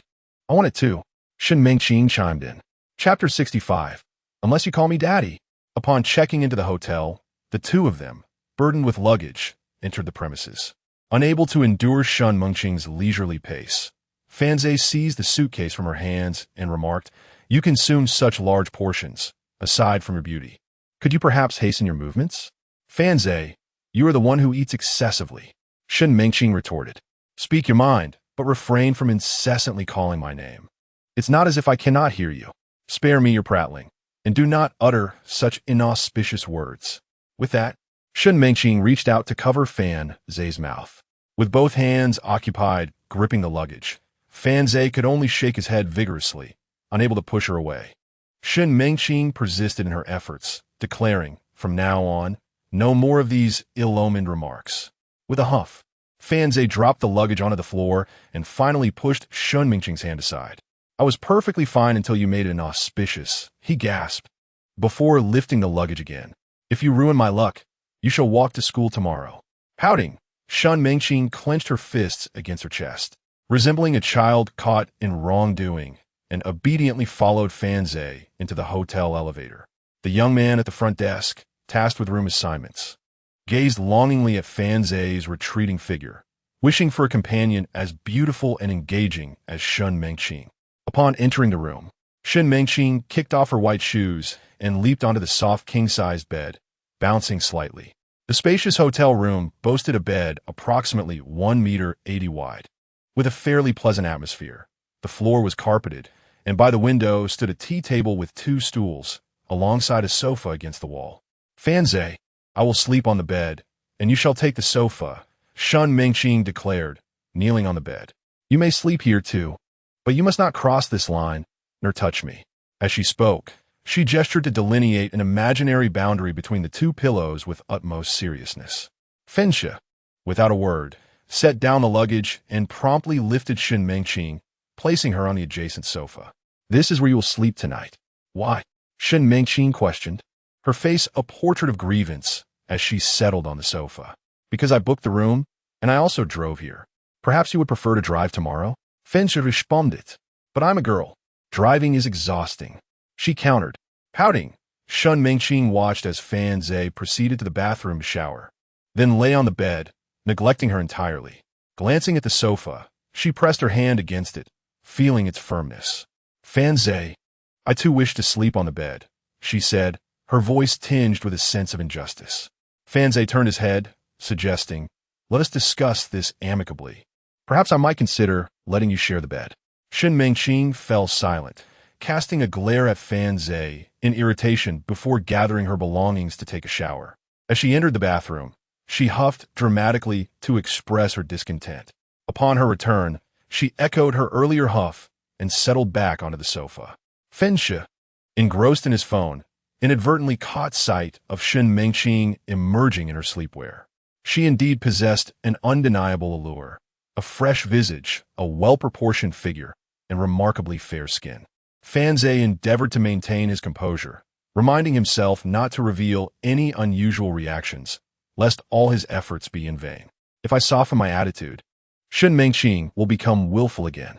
I must guide her slowly and not rush. Shen Mengqing sat on the sofa, pouting, gazing at Fan Zhe, who had his back turned to her. You are a bad person. I'm going to tell my mother that you are bullying me. Fan Zhe turned around and said, I haven't bullied you, so don't go complaining. Oomph, Shen Mengqing retorted. My mom says you only talk big, but are too afraid to act. Fan Zhe did not respond. He glanced at Shen Mengqing and said, don't overthink it. Get some rest. I am not foolish. Shen Mengqing shot him a glance, resting her feet on the sofa, hugging her knees, lost in thought. She looked around the room. Despite Fan Zhe's presence, she felt a twinge of fear and anxiety.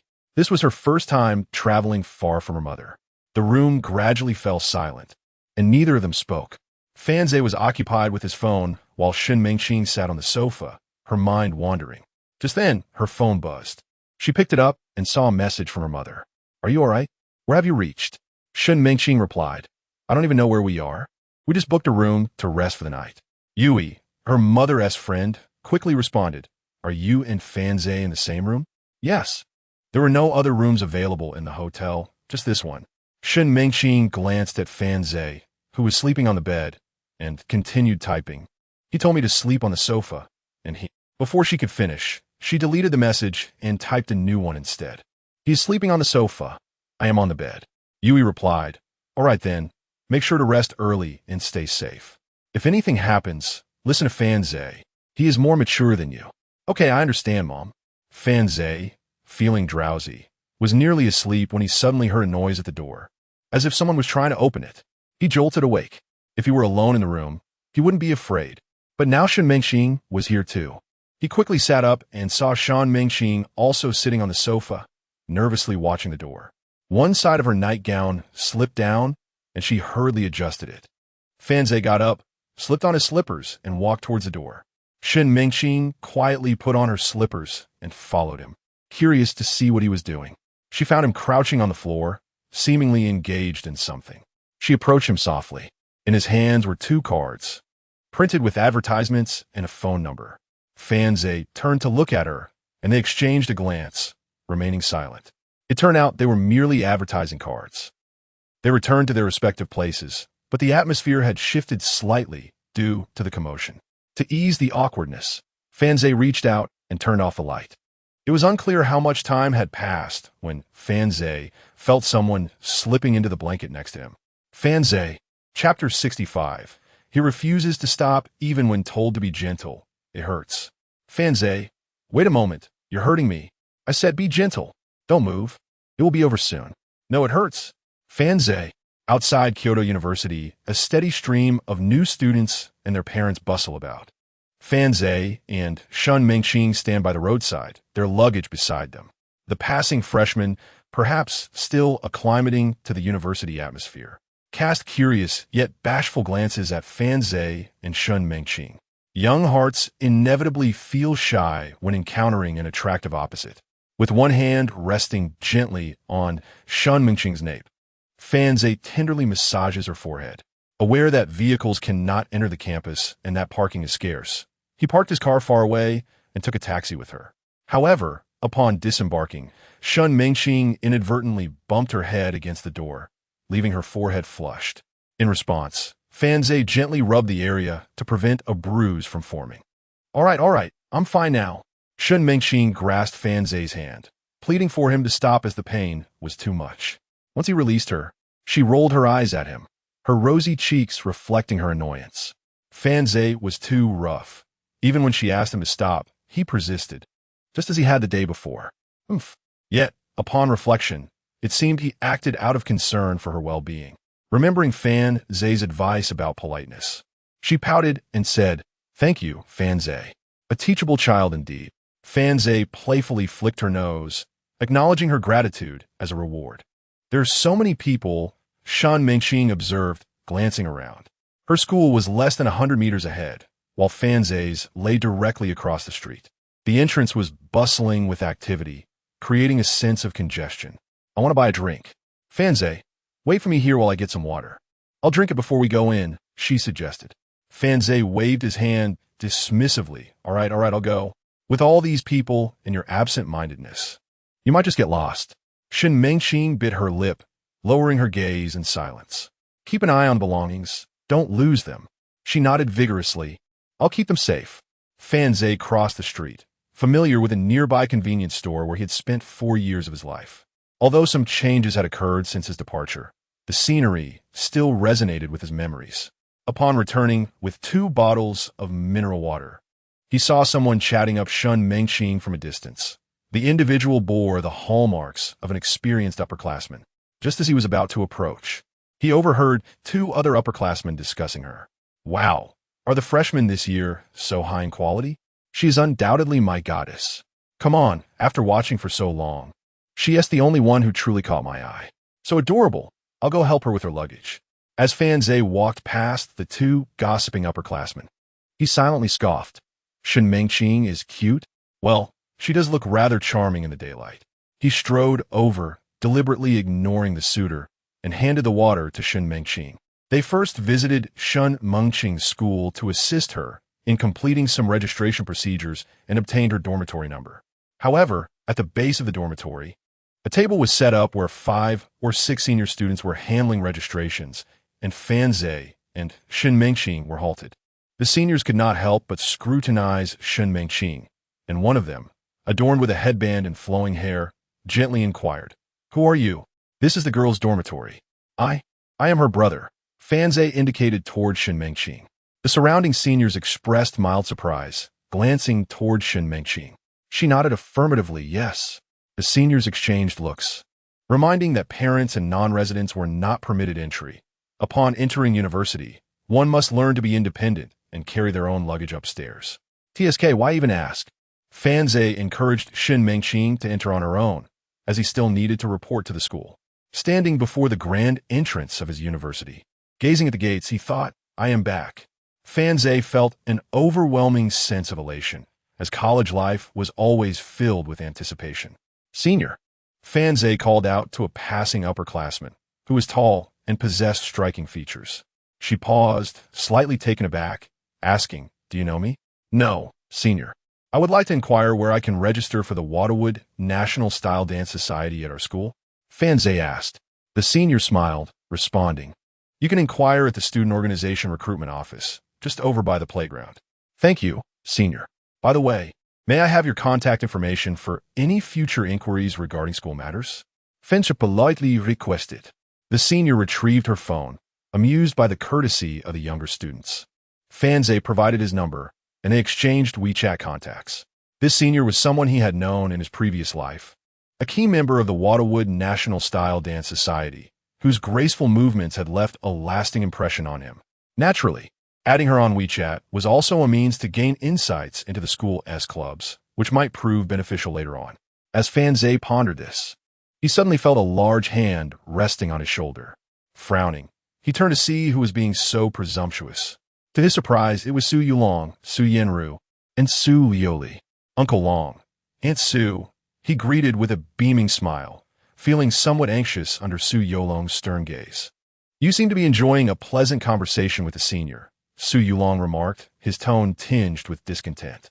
No. Fan Zhe stammered. The senior, noticing the familiar faces approaching, glanced at Su Liuli and said, "Junior, I have matters to attend to, so I must take my leave. See you later." "Goodbye, senior." Fan Zhe waved with a smile. Su Yulong then wrapped an arm around Fan Zhe's shoulder, leading him aside, and lowered his voice. "Kid, I'll give you $1 million. Take it and start a business, but don't get involved in romance at school. No, wait, keep an eye on Liuli and ensure she doesn't T-date." That's not right either. As Su Yulong continued speaking, his thoughts became increasingly muddled, leading him to bluntly declare, "Kid, I'll give you another $1 million. Stay away from my daughter, and don't entertain any ideas about her." "Uncle Long, what are you saying?" Fan Zhe replied. "Liuli and I are just friends. There's nothing more to it than that." "Uncle, you mustn't wrong me," Fan Zhe said with a sincere expression. Su Yulong shot him a glance, asserting, "Not even friends. Keep your distance from my daughter." "Of course, Uncle Long. If I had the capital to start a business, I wouldn't have time for anything else," Fan Zhe replied. Su Yulong scrutinized Fan Zhe, still feeling a tinge of unease, yet finding himself without alternative recourse. He reluctantly agreed to provide Fan Zhe with $1 million, feeling a pang of reluctance, but acknowledging that the other had saved his daughter, leaving him with little choice. After reaching an agreement with Su Yulong, he embraced Fan Zhe, a smile gracing his face as they returned. "What were you two discussing? That you felt the need to exclude us?" "Su Jiandu inquit." "Ha ha ha. It was nothing of consequence. Merely an inquiry into Fan Zhe's future plans," Su Yulong chuckled, giving Fan Zhe's shoulder a hearty pat, showcasing considerable strength. "If it weren't for your favor, I would have been quite upset, Fanze silently mused. Chapter 66. A different approach to this world. After parting ways with Fanze, Shin Mengqing ascended the dormitory building with her suitcase in tow. In the four-person dormitory, two girls had already arrived. Upon seeing Shin Mengqing enter, they immediately showered her with compliments upon learning she was their roommate. "You're so beautiful. Wow, I can't believe I have such a stunning roommate." Accustomed to receiving praise for her looks, Shin Mengqing felt no discomfort and quickly engaged in light conversation with her new roommates. However, it wasn't long before they realized that their beautiful companion was not particularly adept at making small talk, and the conversation soon dwindled. Consequently, although it was unintentional, they gradually left Shin Mengqing to herself. Having brought only a single suitcase containing essential clothing and undergarments, Shin Mengqing found herself in need of bedding and other necessities. She ventured downstairs to purchase these items from a senior, making several trips and becoming breathless from the exertion. Determined to make her bed, Shin Mengqing attempted to figure out the process, feeling somewhat perplexed yet undeterred. She reasoned that Fanze would likely struggle with it as well, which made her feel a sense of resilience. With the other two roommates gone, she was alone in the room. To her surprise, she noticed that the empty bed opposite hers had been made up with bedding, presumably by another roommate who had arrived while she was out shopping. Finding herself laden with numerous items and wary of dust in the unkempt corners, Shin Mengqing cautiously placed her freshly acquired pillowcase on the opposite bed, planning to retrieve it later once her own bed was made. Before long, a girl entered the dormitory. Shin Mengqing turned to greet her warmly. "Hello there." The girl paused momentarily, taken aback by Shin Mengqing's appearance, and replied curtly with a cold before stepping inside. Shin Mengqing felt a twinge of confusion. She believed she had done nothing to offend her. "What is this doing here?" came the girl's sharp inquiry, pointing at Shin Mengqing's pillowcase with a displeased expression. "Oh, that's mine," Shin Mengqing replied, turning to see the girl glaring at her. I didn't know where to put it. I apologize." Meanwhile, Fanze had finished registering and, after making his purchases, returned to the dormitory. All three of his roommates were present, and he greeted them enthusiastically. "Hey, everyone, I'm here." Fanze nearly slipped up in his words, but caught himself just in time, his spirits high as he had just returned to campus and received a significant sum of money. The three roommates, familiar faces from his past life, greeted him warmly. Hey, trying to take advantage of us right away? That's not how it works," exclaimed Du Xiaosheng, who sported a slick-back hairstyle.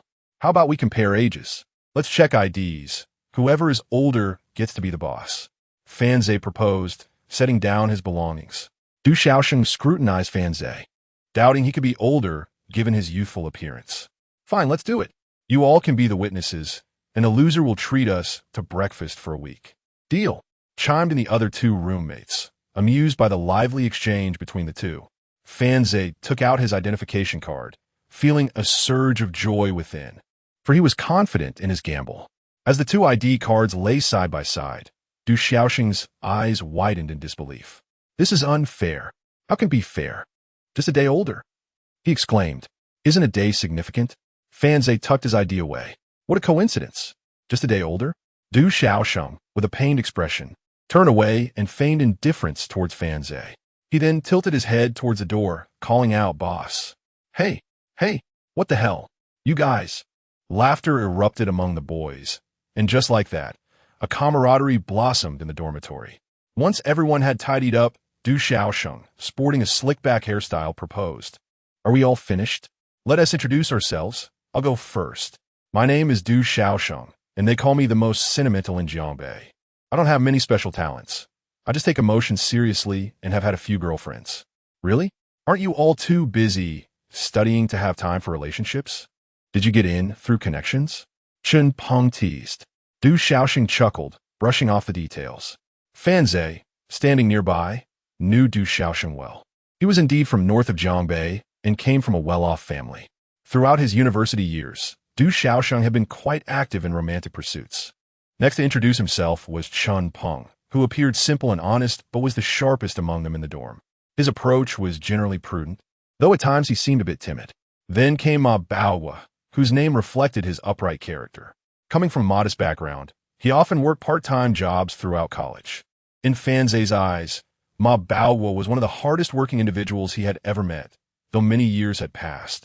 And he had only managed to earn a meager living, living frugally to the point of being called stingy. Fan Zhe understood his thriftiness but felt that he was overly submissive in matters of the heart, resembling a love-struck admirer. In a past life, Fan Zhe had shared a similar fate with him, and they connected well, though they were often criticized by Du Xiaosheng for their stubbornness. Finally, it was Fan Zhe's turn to introduce himself. To be candid, I've just received a sum of 1 million. Oh, I could claim to be a millionaire too, came the teasing retort. Since no one believed him, Fan Zhe proceeded to give a serious account of his situation. The group then compared their ages based on their ID cards. Fan Zhe ranked third. The self-proclaimed sentimental Du Xiaosheng came in fourth. The clever yet timid Chen Peng took the second spot, while Ma Baowu, being the oldest, was designated as the leader. Du Xiaosheng suggested they unwind in the evening with a late-night snack, and the others readily agreed, heading downstairs to familiarize themselves with their surroundings. Fan Zhe chose to remain behind, sending a message to Liuli. Once your father leaves, could you pick up a couple of packs of tissues? He then began to contemplate his financial situation. Having just received 1 million from Su Yulong, along with the remaining 8 million after purchasing a car, he now had a total of 8 million in cash. Fan Zhe had previously purchased Bitcoin without expending much capital. He intends to acquire more in due time, but that is merely a secondary concern. What Fan Zhe truly aspires to do is to be the pioneer in launching a communication product akin to WeChat. In this reborn parallel world, just as in his previous life, everyone is currently utilizing QQ, as WeChat has yet to emerge. In this era, no one comprehends the immense potential of a WeChat-like product better than Fan Zhe. In the future, for other internet companies to succeed, every step must be meticulously calculated. Even the slightest misstep could lead to their downfall. However, a product like WeChat is distinct, even if it encounters some detours during its development. Its robust vitality enables it to maintain a dominant position in the communication sector. Thus, Fan Zhe is resolute in his determination to create such a product. After all, embarking on a venture in the real economy involves myriad complex factors. He aims to establish a virtual platform based on this digital product, leveraging substantial cash flow to lay the groundwork for his foray into the industrial realm. Fan Zhe believes that the trajectory of development in this world could indeed be transformed. 10,000 years ago, humanity relied on hunting for sustenance. 1,000 years ago, agriculture became predominant, and from a century ago, most people opted for wage labor. Humanity possesses wisdom, yet it has merely transitioned from hunting to farming, and subsequently from farming to working for others. Perhaps this world ought to embrace an entirely new model of development. Chapter 67. A solitary person since childhood originally. Du Xiaosheng had proposed that the residents of dormitory 407 gather for a late-night snack. However, the plan was thwarted by the counselor's summons for an assembly on the playground, where several interactive games were organized to foster camaraderie among classmates. Thus, the late-night outing was regrettably canceled. Before they had even departed from the dormitory, Du Xiaosheng stood before a small patch of mirror mounted on the bed frame, meticulously styling his hair into a slick back. He exclaimed, "Pay attention, everyone. Watch how I engage with the female classmates later. I must tell you, the key to interacting with them is to be proactive, and once again proactive. Learn to observe what she enjoys and strive to embody the qualities she admires. This will surely bring you closer to her." Ma Baowu and Chen Peng stood nearby, contemplating Du Xiaosheng's words with earnestness, noting that his serious demeanor did not seem to be mere bravado. Once he had perfected his hairstyle, Du Xiaosheng snapped his fingers, feeling a sense of pride at the attentive gazes of his roommates, urging them to take heed of his advice. His attention then shifted to Fan Zhe, who was engrossed in his phone, seemingly oblivious to the ongoing conversation. "Hey, third, have you ever been in a romantic relationship?" Du Xiaosheng inquired. In dormitory 407, Fan Zhe was quite handsome. Though he could not quite rival the extraordinary looks of the reader's friends, he was undeniably attractive. Well-spoken and tall, he possessed commendable qualities. leading Du Xiaosheng to perceive him as a potential rival in matters of romance. At that moment, Fan Zhe was engaged in a conversation on QQ, explaining to Su Liuli the reason behind requesting her to buy tissues, not due to any peculiar whims, but rather out of genuine necessity. Su Liuli responded with a crying emoji, as if to inquire whether it was due to a previous injury. Injury? What injury? Fan Shi pondered, ready to elaborate further when he heard someone calling his name and lifted his head. Yes? What is it? Du Xiaosheng repeated his question. Have you ever been in a relationship? Noticing Fan Zhe's focus on his phone, Du Xiaosheng felt a twinge of anxiety, fearing that Fan Zhe might have already established a romantic connection with a female classmate. If Fan Zhe were to forge a closer bond with someone before him, it would eclipse Du Xiaosheng's own chances. Fan Zhe replied, "No, I haven't the time for such things." Upon hearing this, Du Xiaosheng breathed a sigh of relief and asked, "Then what do you usually do?" "What do I do?" Fan Zhe paused before responding, "I research various topics." Young people shouldn't be so consumed with studies or other pursuits. One must embrace romance. It would be a shame not to seek a partner during university. I shall guide you. All right. It seemed Du Xiaosheng had misinterpreted his meaning, so Fan Zhe chose not to elaborate further, simply replying, "Fine. Let us go. Let us go. Departing now. Be bold and seize the opportunity to meet more female classmates. Only then can one cultivate friendships." Thus, the group set off from the dormitory. Chun Peng and Ma Baohua had been successfully persuaded by Du Xiaosheng, their minds now preoccupied with the prospect of meeting female classmates. Ma Baohua, more composed, repeatedly urged, "You must show me the ropes. I have no idea how to attract the attention of the girl I like."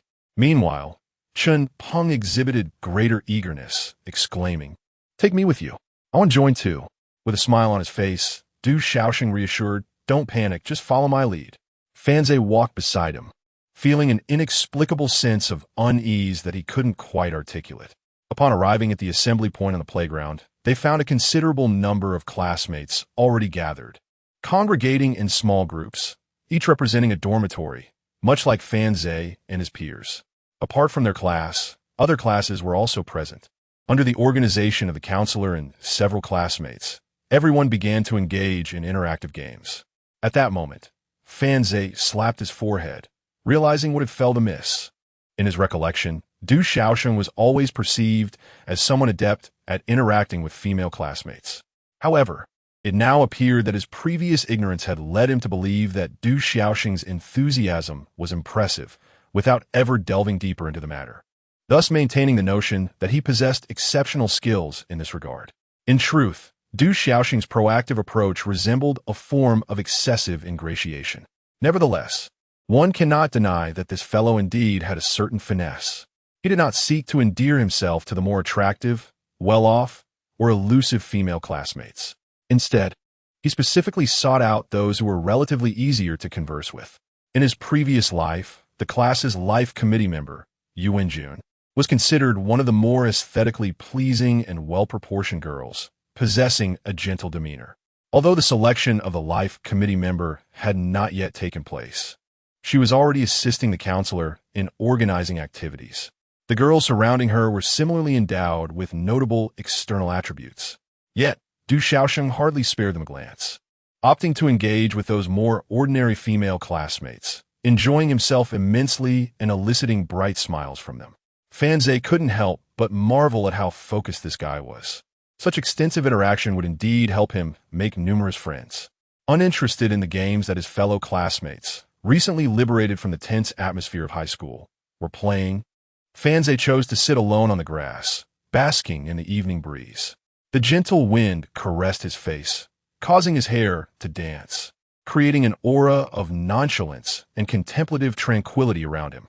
Several female classmates covertly glanced at him, their gazes lingering momentarily on his handsome, resolute face before hastily averting their eyes. Du Xiaosheng dashed over, exclaiming, "Fan Zhe, why are you sitting here alone? Someone like you, who doesn't take the initiative, will have a hard time making friends. Come on, follow me. I'll introduce you. I've already met several girls. Just tell me which one you like, and I'll help you." No, I'll just rest here for a bit. You all enjoy yourselves," Fan Zhe replied. Du Xiaosheng, exasperated by his friend's reluctance, earnestly counseled, "You're already an adult. If you don't take the initiative, do you expect the girls to come to you? Classmate, I've noticed you sitting here for quite a while. Are you struggling to adjust to the new environment?" Just as Du Xiaosheng finished speaking, a sweet voice rang out from behind them. Turning around, Du Xiaosheng is the up. The girl speaking was none other than Yu Wenjun, the life committee member from his previous life. However, she was not addressing Du Xiaosheng. Rather, she bent slightly, resting her hands on her knees, smiling warmly at Fan Zhe. Fan Zhe raised his head and said, "No, I am rather introverted and unsure of how to interact with others." Yu Wenyun's eyes flickered as she responded, "I see. In that case, come with me. I shall introduce you to our classmates." "All right," Fan Zhe replied, rising to follow Yu Wenyun. Du Xiaosheng squatted in place, watching the silhouettes of the two depart. Oh dear, what is this situation? How could this happen? Just moments ago, he had told Fan Zhe that if he did not take the initiative, no female classmates would approach him. This was truly unexpected. Chapter 70. The microphone in the pocket. Upon returning to the dormitory, Du Xiaosheng wore a troubled expression. He earnestly advised Fan Zhe, "Fan Zhe, heed my words. As someone with experience, I implore you not to grow too close to that Yu Wenjun. Associating with her will only hinder your opportunities to engage with other female classmates." "Is that so?" Fan Zhe inquired, then nonchalantly remarked, "Fortunately, I do not intend to pursue any relationships with my female classmates." "Not intending to date, huh?" Du Xiaosheng's eyes brightened momentarily, yet he persisted. "Even if you're not dating, it's best to keep your distance from a girl like her. She is not someone easy to get along with." "What kind of girl?" Fan Zhe asked. "Just one who is rather elusive, someone like Yu Wenjun," Du Xiaosheng replied. Chen Peng and Ma Baoguo, in high spirits, had completely regarded Du Xiaosheng as an authority on such matters. The two chatted about the girls they had met that evening, discussing their personalities, debating which were amiable and which were not, simply categorizing them as good-looking. Fan Zhe couldn't help but chuckle. Among the few girls they had encountered that night, if their conversation revolved solely around beauty, there would be little to discuss.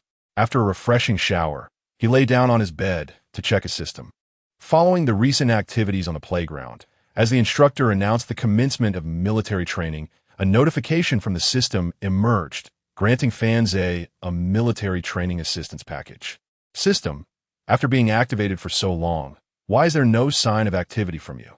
This system is a perfect life assistance system. The host's unique behavior necessitates adaptation to their rhythm." Fen Shere marked. Is that meant to be a compliment or an insult? He examined the newly acquired package in his mind and activated it. "Congratulations, host has gained 1 to physical constitution." "Congratulations, host has received 1 to bodily function enhancement." "Congratulations, host has acquired 1 in comprehensive combat experience." As a series of notifications flooded in, Fan Zhe felt a surge of warmth forcibly entering his body, followed by a sensation of lightness, as if he were floating among the clouds. However, this feeling dissipated quickly, and he returned to normal. "Has my constitution and bodily function truly been enhanced?" Fan Zhe mused, feeling notably lighter, yet experiencing no other distinct sensations. He was both perplexed and intrigued. He could comprehend the 1 to physical constitution, but what was this comprehensive combat experience? Was it suggesting he should spar with the instructor during military training? That was preposterous. He had no interest in such activities. Nevertheless, he was willing to entertain the notion. Yet, what precisely was being enhanced in terms of bodily function? What utility would this enhancement serve during military training? Fan Zhe couldn't help but grumble internally, though he was also eager to head downstairs for a run or to engage in some other activity to test the system's rewards. At that moment, his phone rang. Upon checking, he saw it was Shun Mengqing. "Hello, what's the matter?" He answered. Fan Zhe, Shun Mengqing's voice carried a note of grievance. With a sigh of resignation, he replied, "If something's wrong, just tell me. No need to keep calling my name." "There are people targeting me," she stated. Fan Zhe frowned and inquired, "Why are they targeting you?" Shun Mengqing explained, "Someone has quietly informed me that she is speaking ill of me behind my back." Fen Shi. "So how exactly is she targeting you?" She is deliberately ignoring me. Fen Shi. Truly, she is Shun Mengqing. All right, Step outside and wait for me at the school gate. After hanging up, Fanze noticed that Chun Peng and Ma Baoguo were staring at him intently. "What are you looking at?" he asked. "Was it your girlfriend on the phone?" Chun Peng inquired. Ma Baoguo also waited expectantly for Fanze's response. "No, just a friend." Fanze replied, relieving Chun Peng. Du Xiaosheng lay on his bed, chatting with a girl he had just met on the playground, saying, "Fanze, come look at how I chat with girls. You could learn a thing or two to improve your rapport with them." While packing his things, Fanze nonchalantly replied, "I'm not in the mood to study this. If you're not studying how to communicate with girls, then what are you studying?" Du Xiaosheng guessed. Fanze replied, "I'm studying more important matters." "More important matters?" Du Xiaosheng paused for a moment, then added, "Hey, we're in college now. Don't focus solely on studying or part-time jobs. You should take some time to relax." Fanze pouted, feeling that Du Xiaosheng didn't grasp his meaning, and chose not to elaborate further. After organizing his belongings, he left the dormitory. "Hey, could he already have a girlfriend?" The way he was on the phone just now seemed quite serious, Chun Peng remarked as Fanze walked away. Ma Baoguo, still confused about how to interact with girls, could only look on blankly, unsure of Fanze's situation. Du Xiaosheng casually said, "Old 3? No way, I've already asked him, and besides, I haven't succeeded yet. So how could he have a girlfriend first?" "That's true," Ma Baoguo replied. Come, look, Hui just replied to my message." Du Xiaosheng said with a hint of pride in his voice. Chun Peng immediately leaned over. "Huh? I just texted her, and she didn't reply to me." "What did you talk about?" "Let me see." She asked, definitely ignoring your messages. "Watch how I send mine." In a hotel room, Shun Mengqing sat on the bed, her large eyes curiously surveying the surroundings, her hands clutching the edges of the blanket. "Fanze, didn't you say you would teach me? Why are we a hotel? It's too noisy outside. It's not suitable for teaching." Shun Mengqing looked at Fanze skeptically. "You could teach over the phone." "It's not clear over the phone," Fanze said earnestly. Shun Mengqing fixed her gaze on him. "Tell me, do you have other intentions?" "What are you talking about? How could you think that?" Fanze replied, somewhat anxious. "All right, then tell me, what is that small item doing in your pocket?" Shun Mengqing questioned, glancing at the pocket by Fanze's thigh. Fanze looked down. Buzz, buzz, buzz. Fortunately, at that moment, his phone rang, providing him an escape. It was a call from Aunt Yu. "Fanze, how was your reporting today?" Aunt Yu's gentle voice came through the receiver. "It was fine. Everything went smoothly." Fanze responded, wondering what prompted Aunt Yu to call at this time. However, Aunt Yu promptly provided an answer. "Xiao Fanze, could you check when you have a holiday? Is it possible for you to assist your sister in finding a suitable place to stay near your school?" Fanze paused momentarily, then inquired, "Sister, are you coming to Kyoto?" "Indeed," she replied. Fanze's brow furrowed slightly. In his previous life, he and Shun Mengqing had spent 4 years studying here, yet Aunt Yu had never sought accommodation in Kyoto. Why had the situation changed now? Could it be a consequence of his own actions? Fanze asked, "Sister, what brings you to Kyoto?" "Of course, I am here to take care of Mengqing. She is too innocent and easily deceived." Listening to Aunt Yu's gentle voice emanating from the phone, Fanze glanced at the small item in his pocket and then at Shun Mengqing. "Rest assured, sister, I will watch over her and ensure she is not deceived." Chapter 71. In the dormitory of Shui Mu University, the lights were to be extinguished promptly at 11 o'clock in the evening. Now, darkness enveloped the space, except for the faint glow of a backup lamp in room 407.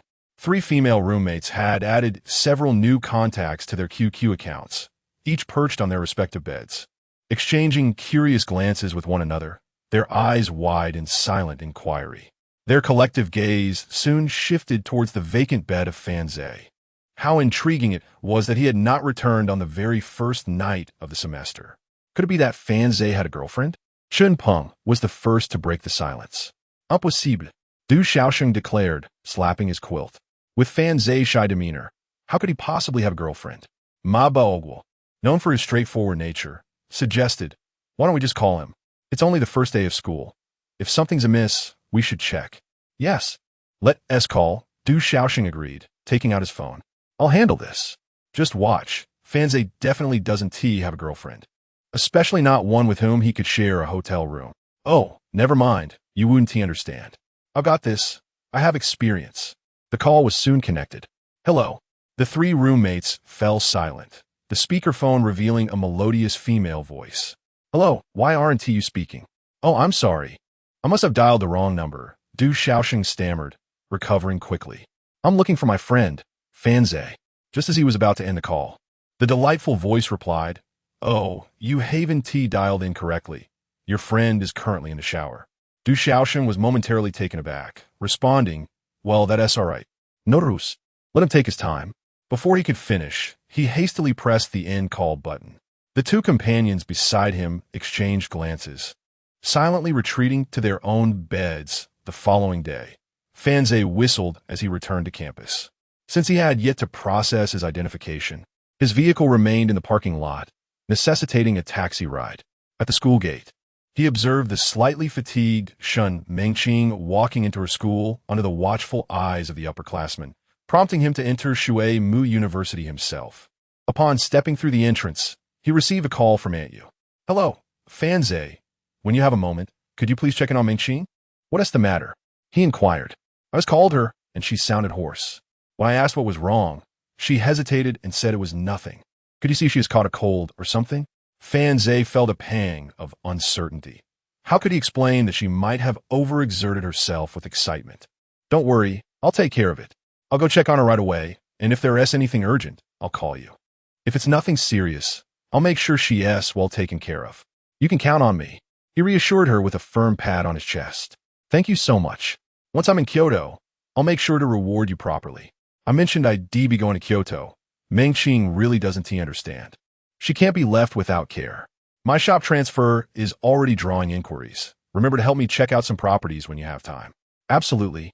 Leave it all to me. After hanging up the phone, Fanze communicated once more with Shun Mengqing, aligning their statements regarding the recent events. It was imperative that Aunt Yu did not learn the true situation, for certain matters could become quite troublesome. Brothers, I have returned. Fanze exclaimed as he entered the dormitory, taken aback by the sight before him. What happened to you? Those dark circles under your eyes are quite pronounced. Du Shaoxing, sporting the aforementioned circles, nearly burst into tears upon seeing Fanze. I didn't sleep a wink last night. He approached Fanze, grasping him urgently. You must tell me, did you spend the night with your girlfriend? Please say it isn't true. You can't deceive me. I've shared a room with a girl before. Of course, we bathed together. Has this guy lost his mind? Fanze, withdrawing his hands, regarded Du Shaoxing with concern, sensing his mental state was amiss. No, that's not the case. I don't have a girlfriend. That was my sister. Really? Indeed. Now that makes sense. I knew it wasn't true. Du Shaoxing's expression was vacant as he stumbled back to his bed, collapsing in a sleep devoid of further movement. What's going on? Fanze inquired of the other two occupants in the dormitory. Shun Peng and Ma Baohua shook their heads, indicating they were unaware. Did your sister also get accepted into Shuimu University? Shun Peng asked, eyeing Fanze. Yes. The military training at Shuimu University was scheduled to commence in 2 days. Apart from the registration deadline, students were granted a total of 3 days to recuperate. During this time, Fanze purchased a computer, returned his vehicle to the campus, and completed the necessary paperwork. On the following evening, Fanze summoned Su Liuli and discreetly met her behind a large tree in a secluded area of the campus's botanical garden, where he retrieved a supply of tissues. Su Liuli was thoughtful, having prepared various types of tissues for him.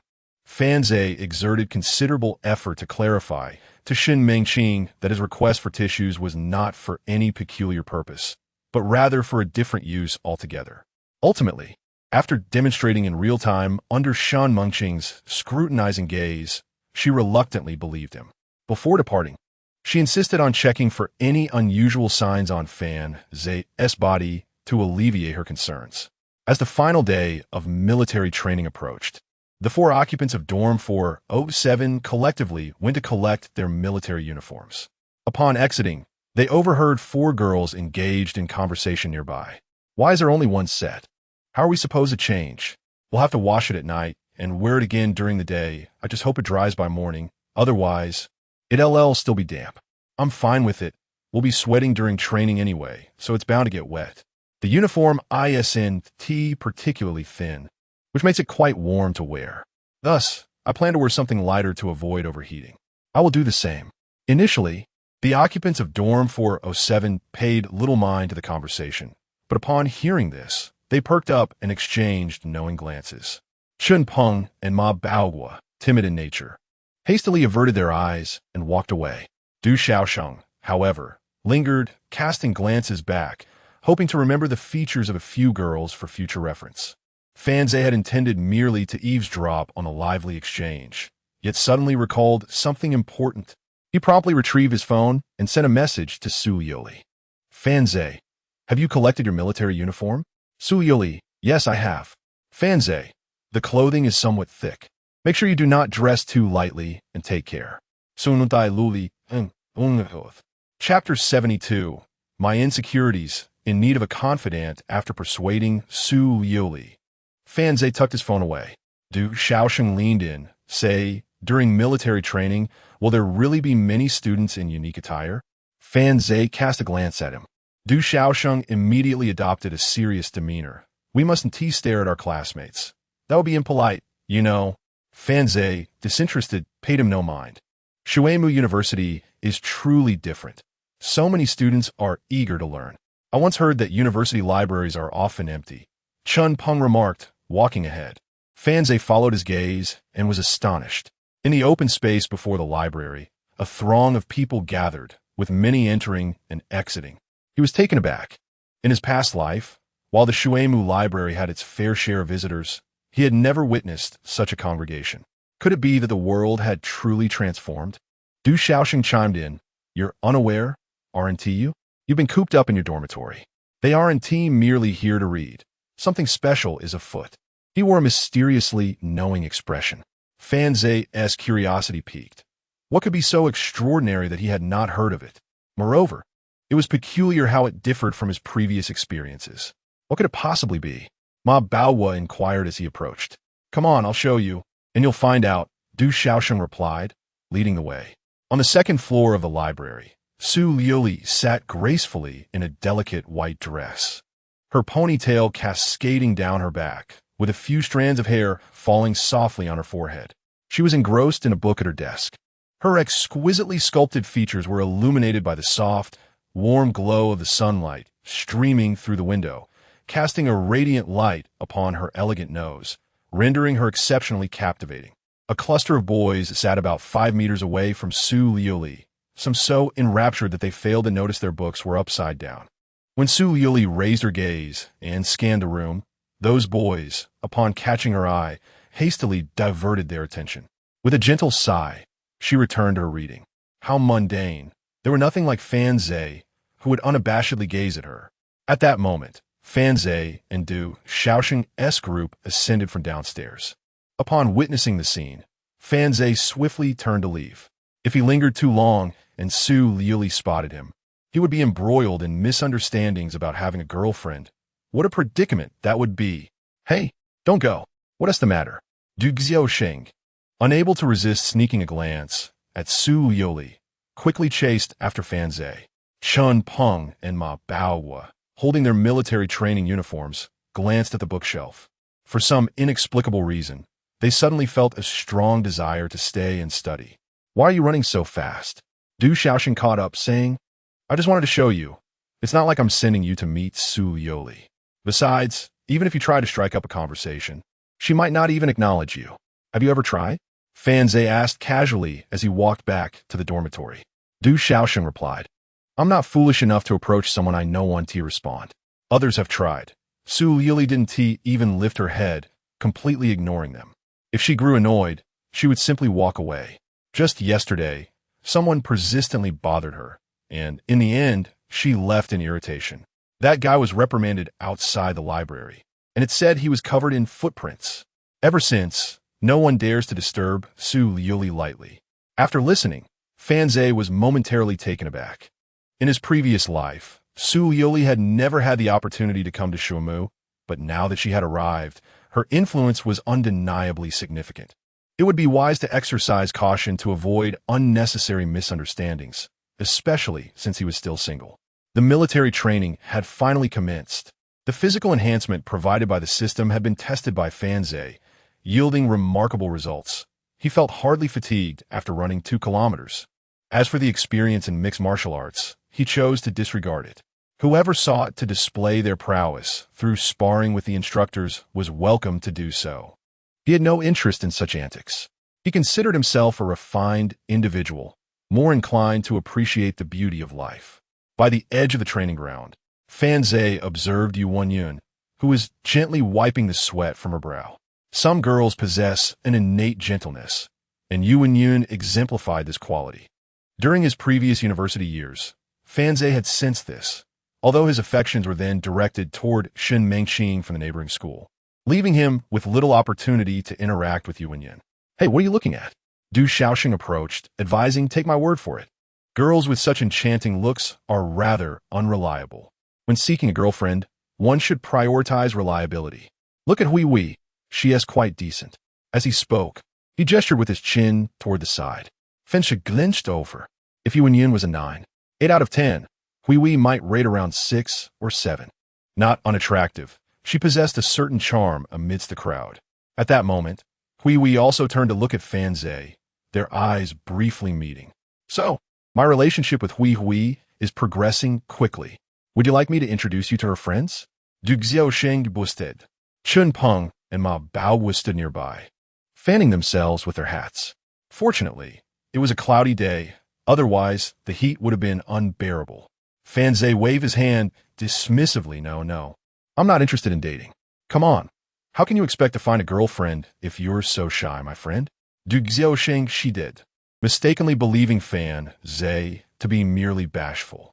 Chun Peng, with a mix of envy and jealousy, remarked, "If I had your looks, I would seize every chance to approach beautiful girls. You're actually hesitating. Such a handsome face is truly wasted on you." Ma Bao nodded in agreement, sharing the sentiment. "Let us go, Chun Peng, Ma Bao. Join me in getting some water to take to Hui Wei and her friends. Let us chat with them," Du Shaoxing urged.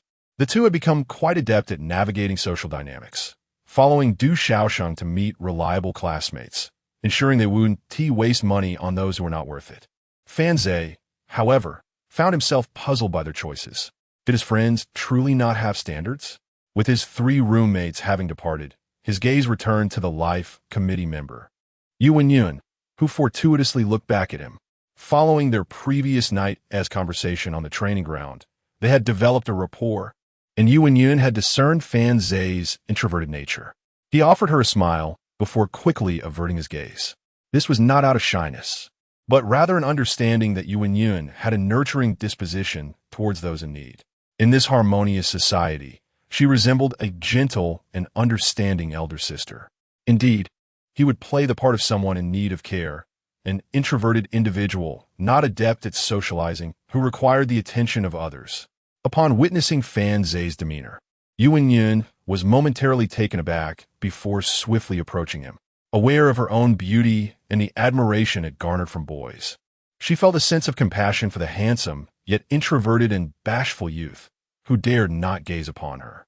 An urge to initiate a conversation welled up within her, driven by a desire to convey that the world was not as indifferent as it seemed.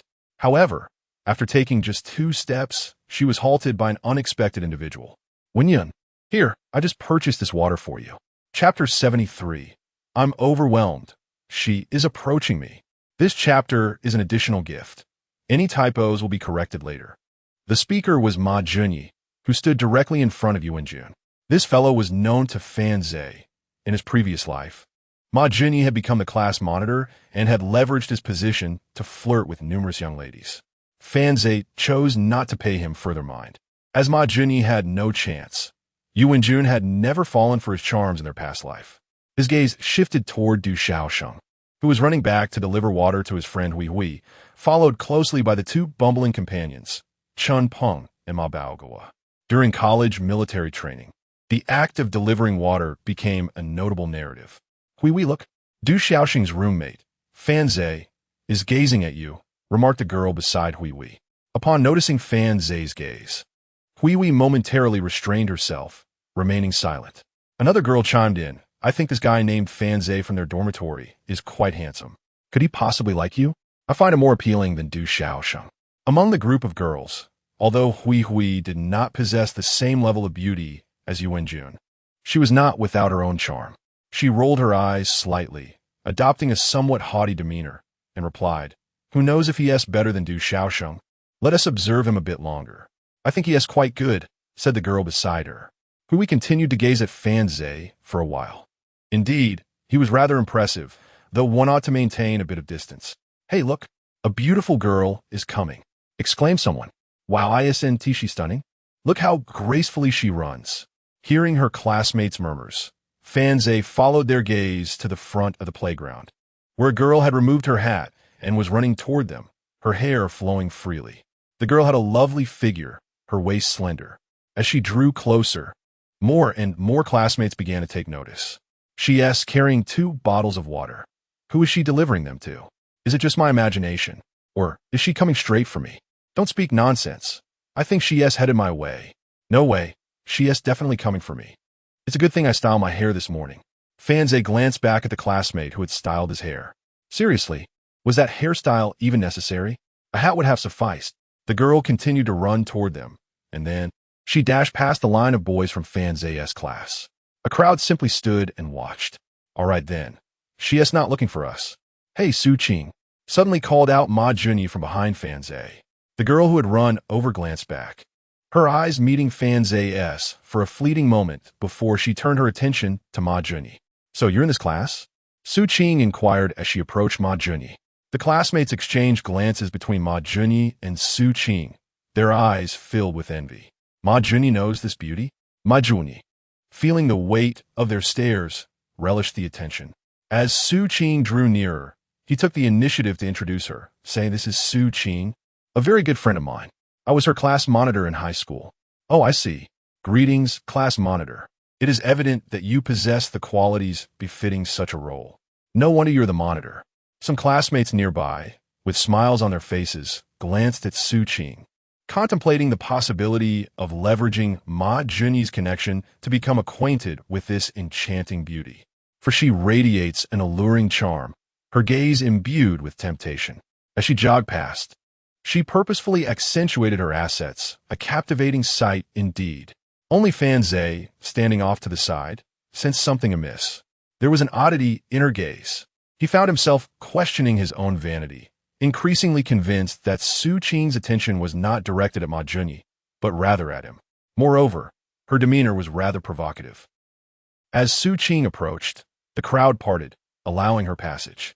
Fan Zhe too intended to make way, as Ma Junyi stood behind him.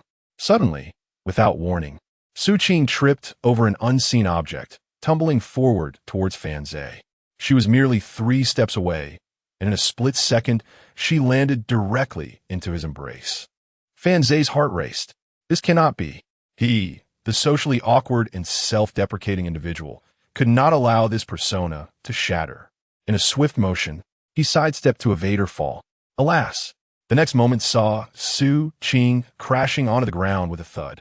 Had it not been for a stroke of luck, she might have fractured a couple of ribs. The onlookers were momentarily stunned.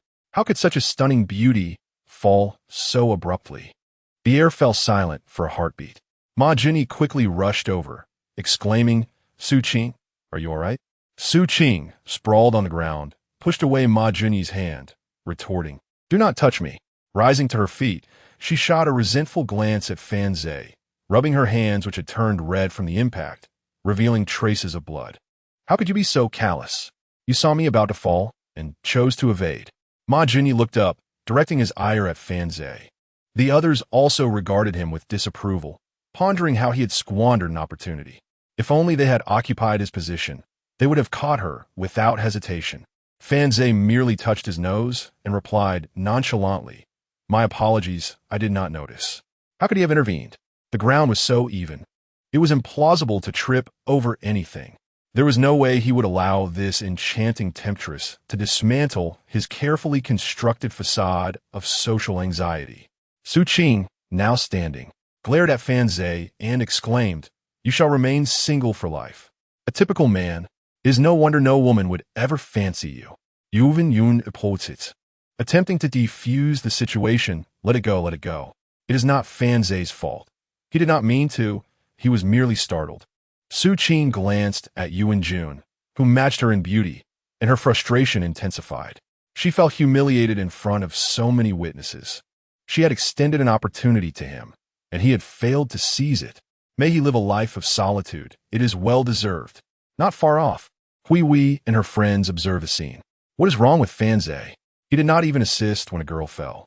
Indeed, he lacks any sense of decorum. He is worse than Du Xiaosheng. Hui Wei warned, if he ever pursues you, do not accept his advances. Hui Wei pressed her lips together, gazing at Fan Zhe's face. A tingling sensation coursing through her heart. After a brief pause, she remarked, indeed, it requires a test. At that moment, she noticed the boys in their class gradually turning their attention towards a single direction. It was not just the boys in their class. Students from other classes were also looking in that direction. Perplexed, Hui Wei turned to see what had captured their interest. There on the playground, a girl with a ponytail was approaching.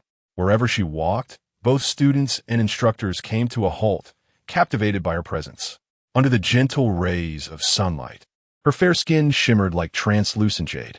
Amidst the crowd's gaze, the girl paused to speak with a classmate from the front, who appeared equally entranced and stood frozen in place. Who could that be? Su Liuli was actually conversing with him. What was their relationship? Goodness, has Su Liuli always been alone? Does she have friends here? I see she is holding a bottle of water. Is she going to give it to that boy? Wait. Before long, everyone witnessed Su Liuli exchange a few words with the boy, who pointed towards Fan Zhe's class. Then, her gaze shifted in this direction, and she quickened her pace, bouncing over with an energetic skip. Oh my goodness, she's coming towards me. No way, she really is approaching our side. It can't be that she knows Ma Junior, right? Fan Zhe rubbed his nose. Oh no, Su Liuli has already spotted her, and there's no escaping now. This is disastrous for my image. Chapter 74. The young boy who courteously asked the lady to slow down Du Xiaosheng had just returned with a bottle of water, extending it toward Hui Hui while his gaze remained fixated on Su Liuli. In a moment of distraction, he inadvertently bumped the bottle against Hui Hui. Oh dear, what is the matter with you? Hui Hui chided gently, playfully tapping the back of Du Xiaosheng's head. Her touch carried a hint of playful annoyance, and as she rubbed her hand, her eyes drifted towards Su Liuli, revealing a glimmer of envy. She could not deny that the girl walking across the playground possessed an undeniable charm. Ma Junyi, like the other students present, found himself momentarily entranced. When Yuan Jun noticed the way Ma Junyi and the boys were gazing, a flicker of disappointment crossed her face. Just moments ago, these classmates had been stealing glances at her, but now they were entirely captivated by Su Liuli. Among the girls, gossip was rife, and she had heard whispers of Su Liuli's reputation and her encounters in the library. However, amidst the crowd, she observed that Fan Zhe was unlike the others. He did not look at Su Liuli. She mused that this shy boy must be feeling somewhat awkward in the presence of Su Liuli. Holding a bottle of water, Yuan Jun approached Fan Zhe. Fan Zhe, would you like some water? This bottle is for you. Ma Yuni stood beside Fan Zhe, bewildered as he witnessed the very bottle of water he had just given to Yuan Jun now in Fan Zhe's possession. His mind was awash with confusion. Then, to his astonishment, he saw Fan Zhe walk towards Su Liuli with the bottle in hand. At that moment, Su Liuli happened to draw near. What is he planning to do? Is he really going to give the water I offer to Yuan Jun to Su Liuli? Despite the convoluted nature of the situation, his heart brimmed with questions. What followed left everyone astounded. Fan Zhe casually draped his arm over Su Liuli's shoulder, leading her aside. The onlookers gasped in surprise. Yet, rather than resisting, Su Liuli followed him willingly, softly saying, I heard them mention that during military training, if a boy brings water to a girl, it would be quite impressive, so I brought you water. Ma Junyi was left speechless. He could hardly believe his ears. Did Fan Zhe know Su Liuli? What kind of relationship could they possibly share? Was Su Liuli his girlfriend? This was Fan Zhe. Goodness, how could Su Liuli, who usually exuded an air of aloofness, be so compliant in his presence, even going so far as to offer water? Many from Fan Zhe's class had overheard Su Liuli's words. This sudden turn of events had taken everyone by surprise. Du Xiaosheng, Chun Peng and Ma Bao stood some distance away with Hui Wei and a few other girls, their mouths agape in disbelief as they watched Fan Zhe to draw Su Liuli aside to converse. How could this be possible? How could he possibly know Su Liuli? And with such familiarity. Oh, how disheartening it is to witness a friend surpassing me. Hui Wei felt an overwhelming sense of embarrassment. Just moments ago, she had been discussing with her close friends whether Fan Zhe might harbor feelings for her, even mentioning her intention to test him. Now, it seemed that he might not care for her at all. Su Qing cast a wistful glance at Fan Zhe and Su Liuli, pondering why she hadn't noticed Fan Zhe first, only to have Su Liuli suddenly appear. Yu Wenjun stood slightly agape, recognizing the shy boy who had now taken the stunning Su Liuli aside to whisper sweet nothings, veering away from the crowd, under the watchful eyes of everyone around. Fan Zhe and Su Liuli engaged in hushed conversation. After a considerable time, Su Liuli waved goodbye to Fan Zhe, turning back 3 times as she departed. Once she was out of sight, Du Xiaosheng rushed over, followed closely by Chun Peng and Ma Baogawa. Fan Zhe, what is your relationship with Su Liuli? She is usually so aloof. Why is she so close to you? Du Xiaosheng inquired, gasping Fan Zhe's arm.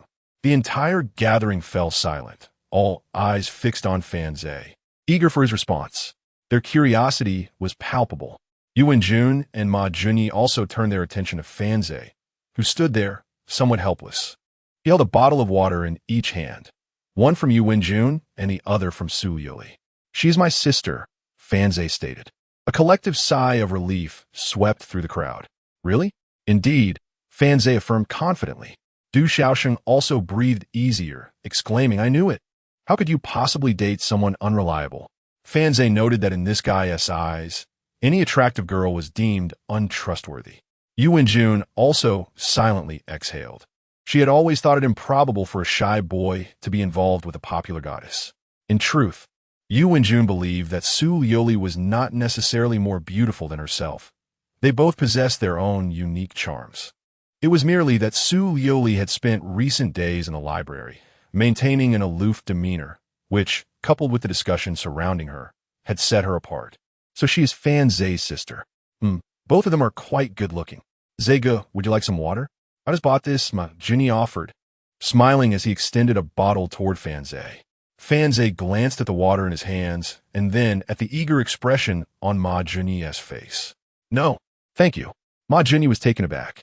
Su Qing bit her lip, shooting a glare at Fan Zhe, feeling somewhat dissatisfied. It seemed she had forgotten about her earlier fall and how Fan Zhe had not assisted her. Now, she felt as though something she had desired was being snatched away from her. Even though Su Liuli was Fan Zhe's sister, she could not shake off her discontent. Su Qing relished the sensation of having control, akin to fishing, waiting for the fish to bite, yet not reeling it in, keeping the other party suspended. With such a beautiful sister beside Fan Zhe, she presumed his standards would be exceedingly high, making it difficult for her to attract his attention. Your sister is truly beautiful, Yu Wenjun remarked, a sweet smile illuminating her face. Fan Zhe responded, Thank you. You are quite lovely as well. Yu Wenjun was momentarily taken aback, a ripple of emotion stirring within her. It was a peculiar feeling. Being complimented by a shy boy made her feel an unexpected sense of achievement. Fan Zhe possesses an innate elegance, and with just a slight adjustment to his expression, he resembles a refined youth. Oh, are you Fan Zhe? Do you remember me? We met yesterday when we collected our military training uniforms. I am Li Ming. Surely you recall our encounter in the cafeteria. Fenxia, do you remember me? Just a day before yesterday, I borrowed 200 yuan from you. Surrounding Fan Zhe, several male classmates suddenly seemed to recall their prior acquaintance with him, eagerly greeting him. Fan Zhe glanced over, fully aware of their intentions. Fan Zhe, at last, I have found you. At that moment, he heard a familiar and melodious voice behind him. His heart tightened, turning around. Indeed, it was Shen Mengqi. Chapter 75. Whose subordinate is so brave? Shen Mengqi stood there, her cheeks puffed up in indignation. Fan Zhe, why haven't you brought me water for my school? Everyone else does, but you don't. Fan Zhe raised an eyebrow. This girl has become quite mischievous after just a few days of neglect. Following his usual habit, He strode over, wrapped an arm around Shun Mengqing, and led her away, leaving behind only their intertwined silhouettes for the onlooking students. Many had already noticed Shun Mengqing's arrival, though she lacked the fame of Su Liuli among the freshmen at Shui-Mu University. Nevertheless, even without such renown, her pure visage held immense allure for the 18-year-old boys. Unlike Su Liuli, who exuded an air of aloofness, Shun Mengqing possessed a certain charm, her eyes sparkling with a hint of playful pride. Such a girl, if criticized, would likely be distressed for quite some time, many students mused. Yet, the pivotal point was Fan Zhe. It was indeed him again. I know that girl. Her name is Shun Mengqing. She is from the prestigious Jingda University. A friend of mine sent me her photo. I wager her popularity at Jingda is on par with Su Liuli's at our school. Of course, according to my friend, she is very aloof and ignores anyone who tries to strike up a conversation with her. Aloof? I certainly don't perceive it that way. Look at how she is being adorable with Fan Zhe. Bro, wake up. The way she is being cute with Fan Zhe doesn't contradict her aloofness towards you. It seems that way. How frustrating. Could she possibly be his sister? His sister, you say? Do you think we're fools? Shun Mengqing, with Fan Zhe's arm around her neck, was led to his side. How did you manage to get in? Fan Zhe inquired, somewhat astonished that this girl had managed to infiltrate, given that they were from different schools. Shun Mengqing's earlier bravado was swiftly subdued by Fan Zhe's embrace. Unable to withstand even 3 seconds. My mother taught me, she replied. My sister is quite impressive. Isn't she? How did she instruct you? Shun Mengqing glanced at Fan Zhe's face, which was so close. She told me to tell the gatekeeper that I was looking for my boyfriend who had a heart condition, and since his phone was unreachable, I needed to rush in to find him. Fan Zhe pressed his lips together. Aunt Yu's method truly works wonders. After the military training, I must find a place for Aunt Yu.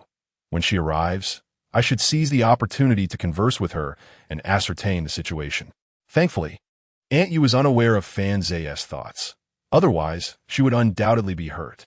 Previously, when delivering the car, he referred to her as a wealthy woman. And now he calls her a widow. What brings you here? Here I bought 2 bottles of water and couldn't finish them, so I brought one for you. Fan Zhe glanced at the 2 bottles he had discarded on the ground, then at the bottle in Shun Mengqing's hand. True to her character, she was strong-willed, making excuses even when delivering water. Was it truly an unfinished bottle that prompted her visit? Behind Fan Zhe, a pair of sharp eyes fixed on his back. The instructor had actually returned from the restroom some time ago and had witnessed the entire interaction while Su Liuli was still present. The behavior of that young man appears rather improper, thought Instructor Lu Ming to himself. In truth, Instructor Lu Ming is quite youthful, merely 23 years of age. He joined the military immediately after graduating from high school and has yet to experience the joys of romance. In the military, encounters with women are scarce, let alone with beauties like Shun Mengqing and Su Liuli, who could remain unaffected by such young and stunning girls. He, too, felt a stirring in his heart. If only the current military training instructors were not temporarily assigned from the army, but rather from military academies years later, he would have had no chance to meet them. Yet, these 2 enchanting ladies appear to be intimately acquainted with Fan Zhe. He perceives Fan Zhe as a frivolous scoundrel, which hurts him greatly. Unbeknownst to Fan Zhe, he was under the scrutiny of that piercing gaze. He playfully tapped Shun Mengqing's cheek, watching her skip away joyfully. Upon turning around, he discovered his classmates staring at him in bewilderment. Du Shaoxing wore a look of utter astonishment, his hands frozen in place as if enchanted. Fan Zhe raised his hands and cleared his throat, saying, calm down, she is indeed my sister. Oomph. The previously tense atmosphere dissipated as the male classmates exchanged skeptical glances, disdainfully scoffing before turning their backs on Fan Zhe. Another sister? Do they think we are fools? Frustrated, they resolved to treat him with the attitude befitting an unreliable acquaintance. Unless they too could enjoy such favor. Oh, how they longed to be in his position, embraced by the affections of girls. Du Shaoxing pouted, silently turning away, unwilling to engage with someone so obstinate. Chun Peng and Ma Baogua, innocent as ever, gazed at Fan Zhe as though he were a deity. Had there been fewer people present, one might have suspected these naive souls would kneel before him in reverence. They too wished for such a sister. After all, they bore no jealousy towards Fan Zhe. Recognizing its futility, they could hardly expect Liuli to fetch them water. It was unlikely she ever would. Hence, envy held no significance. They merely desired to learn a few tricks from Fan Zhe. Observing the reactions of his classmates, Fan Zhe shrugged helplessly. What I said is true, yet you refuse to believe me, choosing instead to seek your own discomfort. She truly is my sworn sister. Her mother has entrusted me to look after her. The glances from the surrounding girls towards Fan Zhe now carried a more intricate significance than before. Such is human nature. Often, one dismisses what others do not desire. Yet, when coveted by the exceptional, regardless of personal preference, there is an innate urge to vie for it. This seems to symbolize status, prestige, and success. Hey, sister. I notice your gaze towards Fan Zhe has changed. Could it be that you've taken a liking to him? Indeed, what of it? Did you not see? He seems rather fickle. I am drawn to such charm. It is harmless to be captivated by him. Besides, do not boys do the same? Knowing some girls are unsuitable, yet still pursuing them? There seems to be some truth to that. Two girls seated nearby engaged in hushed conversation, and many others followed suit, whispering amongst themselves. At this moment, Su Qing harbored certain thoughts, contemplating that perhaps she still had a chance to captivate Fan Zhe's attention. However, Fan Zhe paid her no heed. Given her demeanor, even if he were to establish a company and seek employees, she would merely serve to fulfill a quota. His gaze shifted towards the empathetic class monitor, Yu Wenjun, only to find her gentle eyes glimmering with resentment directed at him. Upon noticing Fan Zhe's glance, Yu Wenjun promptly turned away. Was it all a ruse when she claimed to be reclusive? It appeared that such individuals secretly sought closeness with girls in this manner. Fenxia, a sudden, resounding voice interrupted his reverie. Fan Zhe looked up to see the instructor. Instantly, he stood at attention, exclaiming, "Yes, please give your orders." At ease. You are to run 1,200 meters and return upon completion. Fan Zhe momentarily froze, scrutinizing the instructor's gaze. This system was indeed perplexing. It had previously instilled in him experience in mixed martial arts. Could it be that it intended for him to engage in combat under these circumstances? One could only wonder from where the system had acquired such dubious tactics. Engaging the instructor was out of the question, as military personnel are bound by the duty of obedience, and executing orders without question is a fundamental discipline of the armed forces. As he prepared to embark on his run, he reminded himself that, thanks to the system's enhancements, running 1,200 meters felt as effortless as shedding a jacket, hardly qualifying as strenuous exercise. Just then, a gentle yet resolute voice echoed, "Instructor, I believe this is unfair. Fan Zhe has done nothing wrong. He merely received water from someone."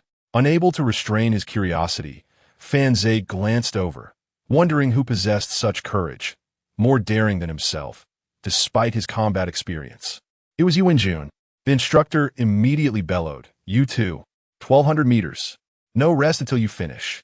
Yu Wenjun was taken aback. She had intended to reason with the instructor, but witnessing his fierce demeanor, she felt compelled to comply. The once spirited Yu Wenjun suddenly lost her bravado, responding pitifully, "Oh, Fenxia." Chapter 76. I refuse to submit. I shall go for a run. Fan Zhe cast a glance at Yu Wenjun, pondering to himself, "I truly believed you possessed remarkable courage." Fan Zhe felt a sense of helplessness towards this instructor, who was merely in his 20s. He fully understood the rationale behind the sudden punishment of running laps. Nevertheless, Fan Zhe chose not to contest with him. Without uttering a word, he accepted the penal task, recognizing the significance of military training. For students, military training is a precious lesson, not merely an act of respect towards the instructor. However, it seemed rather excessive to penalize Yu Wenjun as well. Yet, one must consider that on the battlefield, even under more demanding circumstances that may require the ultimate sacrifice, true warriors do not flinch.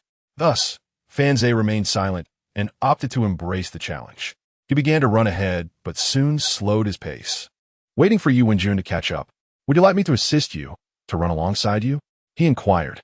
The gentle Yu Wenjun rolled her eyes at him, refusing to run together, retorting, "You're so eccentric.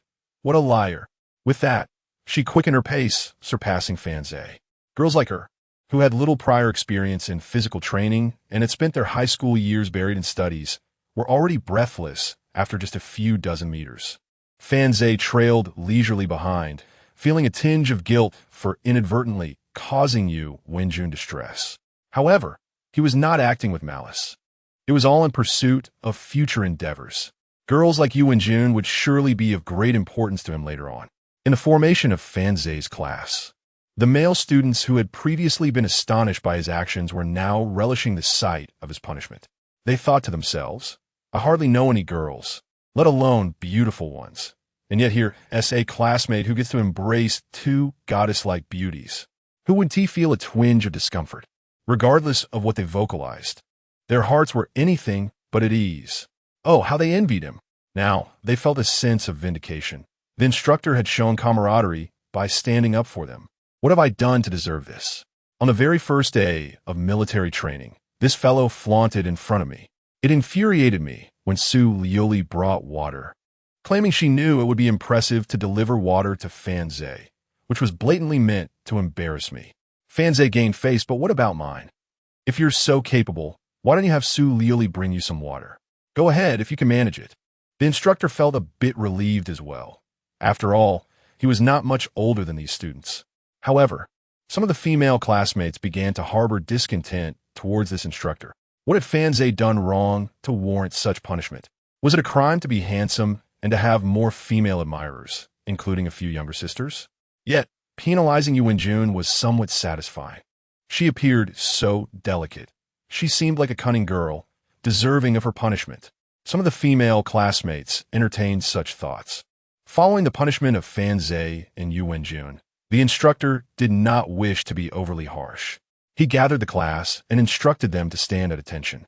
Yet, it was not long before a student in the front row on the far left of Fanze's class began to tilt his head to one side, his gaze fixated on the running track. Gradually, more and more classmates began to gaze in the same direction. What are you doing? The instructor bellowed, instinctively directing his gaze towards that spot. He was then taken aback. On the overcast playground track, shrouded by dark clouds, Fanze was jogging leisurely. But that was not the main focus. The crux of the matter was that he had extended one hand, with Yu Wenjun almost draped over his arm, being supported by him. This scene left the male classmates utterly dumbfounded. Was this punishment or a form of indulgence? Why did it feel even worse for me that he was being punished? With each step he took, it felt as though my heart was being struck. I refused to stand any longer. I simply do not wish to remain standing. What of it? Punish me, make me run. Suddenly, a male classmate with a defiant posture shouted at the instructor. Following suit, another male classmate quickly grasped the implication and joined in the outcry. I won't stand either. So what? If you have the guts, make me run. Running is splendid, being able to run alongside Yu Wenjun, and even support her while running. Banishchme, banishchme, banishchme. Soon, 3 more male classmates joined in the chorus, demanding the instructor to make them run. This elicited uncontrollable laughter from the female classmates. Everyone was well aware of the intentions of these boys. The instructor's expression turned icy. You, and you. 100 push-ups. Do not rise until you complete them. The female classmates in front stepped forward to help count, and if they did not finish, they would not be allowed to return to formation and stand at attention. Every time their hands left the ground, an additional 15 would be added. What? Instructor, we refuse to comply. Instructor, we protest. We want to run, not do push-ups. The boys shouted in vain, for the instructor remained unyielding. The instructor, using this as a lesson, silenced the previously restless boys, who could only watch helplessly as Fanze supported Yu Wenjun, slowly jogging past them. How infuriating. I want to support her too. Yu Wenjun, whether due to running or some other reason, had her gentle, delicate face flushed. She bit her lip. I do not wish to appear so helpless being supported. But I truly cannot keep up. The further they ran, the more discomfort Yu Wenjun felt. Hundreds of meters, 1,000 meters, merely numbers. Yet for those unaccustomed to long-term training, such distances were indeed arduous. Even at a slow pace, the fatigue was overwhelming. Fortunately, the instructor was somewhat lenient. not imposing a strict time limit or speed requirement, allowing for a chance to slack off. Nevertheless, Yu Wenyun was still exhausted. She no longer wished to cling to Fan Zhe's arm, and even contemplated collapsing directly onto him, despite carrying her burden for such a distance. Fan Zhe hardly seemed out of breath. Yu Wenyun thought to herself, setting aside everything else, his physical fitness is truly commendable. Other students from different classes on the playground also stared blankly at the pair on the track. Although they were strangers, everyone possessed the gift of observation. It is evident that Yu Wenyun possesses remarkable beauty. Oh, can military training be conducted in such a manner? Supporting a girl while running? Is it possible to engage in a romantic exchange whilst running? On the track, not only Fan Zhe and Yu Wenyun are running. A male classmate, also subjected to punishment, devised a clever idea upon witnessing this scene. He slowed his pace, waiting for the female classmate behind him to catch up, and breathlessly offered, "Would you like me to assist you?" The girl, envious of Yu Wenyun's charming companion, found herself gasping for breath. Upon hearing someone offer assistance, she glanced up. Well, although he may not possess the same handsomeness as the classmate ahead, having someone to lean on is acceptable. She placed her hand on his, but just after a few strides, she witnessed the boy's legs give way, and he collapsed onto the ground. "I can't go on. Please call an ambulance." "Thank you." The female classmate responded with silence. In Fan Zhe's class, the students remained in their military stance. Those penalized with push-ups had yet to complete a single one. They were required to finish 100 push-ups in one go. Resting even once would incur an additional 15. Some boys, after taking a break, could manage only 10, leaving them 5 short. The count of push-ups only increased. From 100, they now owed 112. The girls tasked with counting sat on the ground, propping their chins in their hands. How delightful! They secretly wished the boys would be unable to complete the task. If they couldn't finish, the girls could remain seated and avoid standing in formation. Even the breeze felt more refreshing. Wait, what is that? On the track, only Fan Zhe remained in motion. As for Yu Wenyun, she had already nestled onto Fan Zhe's back, with him carrying her along. Although her face was concealed against his neck, everyone knew it could only be her. The girls, who had been comfortably seated counting, suddenly rose to their feet and shouted at the instructor, "Instructor, I believe you are being unjust. Why punish Fan Zhe? You need not explain. If you have the ability, you can punish me to run instead. I too am dissatisfied. Why impose punishment on Fan Zhe? If you think I am disputing this unfairly, then punish me to run." Chapter 77. I want Fan Zhe to hold me high.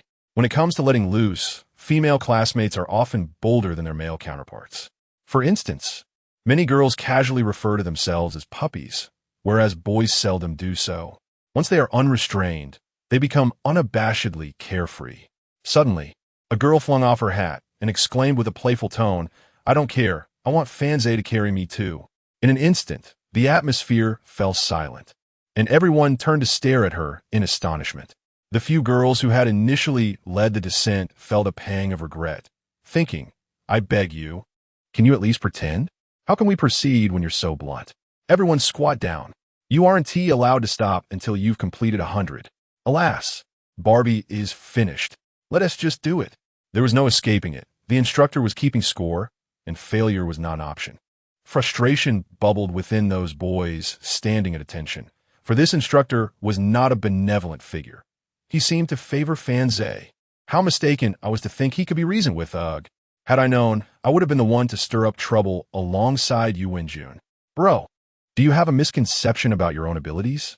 Are you certain you can carry Yu Wenyun and run a lap without collapsing? Don't talk to me. He disliked chatting with you. Many began to recognize the undeniable truth. Fan Zhe was truly impressive. Watching him sprint, he appeared unfazed, gliding effortlessly. He must have quite a bit of muscle, right? Wow. Could he be like those stars, with a fantastic physique, a true athletic boy? After the commotion, the formation had become disorganized, and several girls began to whisper among themselves. As newcomers to university life, they had yet to encounter many experiences. Thus, they simply assumed Fan Zhe's strength was attributed to his muscular build and good looks, unaware of the true essence of his prowess. Shen Mengqing, however, understood this all too well as being handsome enough. What good is that if it can't fill your stomach? Yu Wenjun felt utterly embarrassed. Burying her head in the hope that no one would see her flushed face, I don't want this either, but I really can't run anymore. Moreover, Fanze's broad back was surprisingly comfortable to lean against for a brief rest. Fanze himself was quite at ease, although carrying someone added a bit of pressure. It didn't necessitate a frantic sprint. Thus, he maintained a leisurely pace, alternating between speeds, feeling relatively unburdened. Yet, he was somewhat taken aback by the physical prowess of the class representative. Although her figure seemed decent, he had underestimated her strength. Fanze didn't have any particular feelings about it. He merely hoped that Liuli wouldn't be disobedient and would join in as well. This is absolutely unacceptable to Fanze. That girl, though emotionally naive and simple-minded, is incredibly focused and earnest in her studies, which is precisely what worries Fanze. I must inquire later. After completing the final stretch, while carrying Yu Wenyun, he returned to the formation of his class. Yu Wenyun was immediately surrounded by her female classmates, chattering away about who knows what. Meanwhile, Fanze found himself isolated. The boys all turned their backs to him. I refuse to associate with such a nonconformist. We stand at attention while you engage with the girls. Our destinies are misaligned. Thus concluded the day's military training. Upon returning to the dormitory, Fanze noticed that, as he ascended the stairs, unfamiliar seniors instinctively pressed against the wall to grant him passage. What is this? Am I a monster? Yet I do not feast upon men. What does this signify? Earlier, before climbing the stairs, he had added Yu Wenyun on QQ. Consequently, when Fanze arrived at the dormitory, Chun Peng and Ma Bao were already waiting by the door. As soon as they spotted him emerging from the stairwell, they rushed over, one on each side, and dragged him into the room. There are too many people outside. Come with me. Brother, I have never begged anyone in my life, but I kneel before you. Please teach me how to find a girlfriend. Fanze was pulled into the dormitory and pushed onto the bed. Hey, what are you doing? Du Xiaosheng was also present in the dormitory and, unable to contain himself any longer, rushed over upon seeing Fanze restrained. He exclaimed, "What is your relationship with the goddess Liuli?" Observing Du Xiaosheng's expression, one could sense he was on the verge of tears. Fanze felt a chuckle rising within him. His roommates were not bad people, or else he wouldn't have been reborn and ended up in this dormitory. If he truly disliked them, he would have simply chosen to live alone off campus. After some playful scuffling, the group begrudgingly came to accept a somewhat palatable truth. They are truly just your fellow townsfolk. You can easily verify that. It's quite simple. All right then. Du Xiaosheng sighed in relief. Knowing they were just fellow townsfolk made it a tad easier to digest. Otherwise, it would have been unbearable to share a dormitory with someone who felt like they were in a different stratosphere. The other three roommates, after showering, lay on their beds like dead fish, engrossed in their phones reading novels, utterly motionless. A check-in. There was a knock at the door. Fanze approached and opened it to find several upperclassmen. The postures of the seniors seemed somewhat peculiar as they tilted their heads upwards to regard him. Fanze stepped aside to let them in.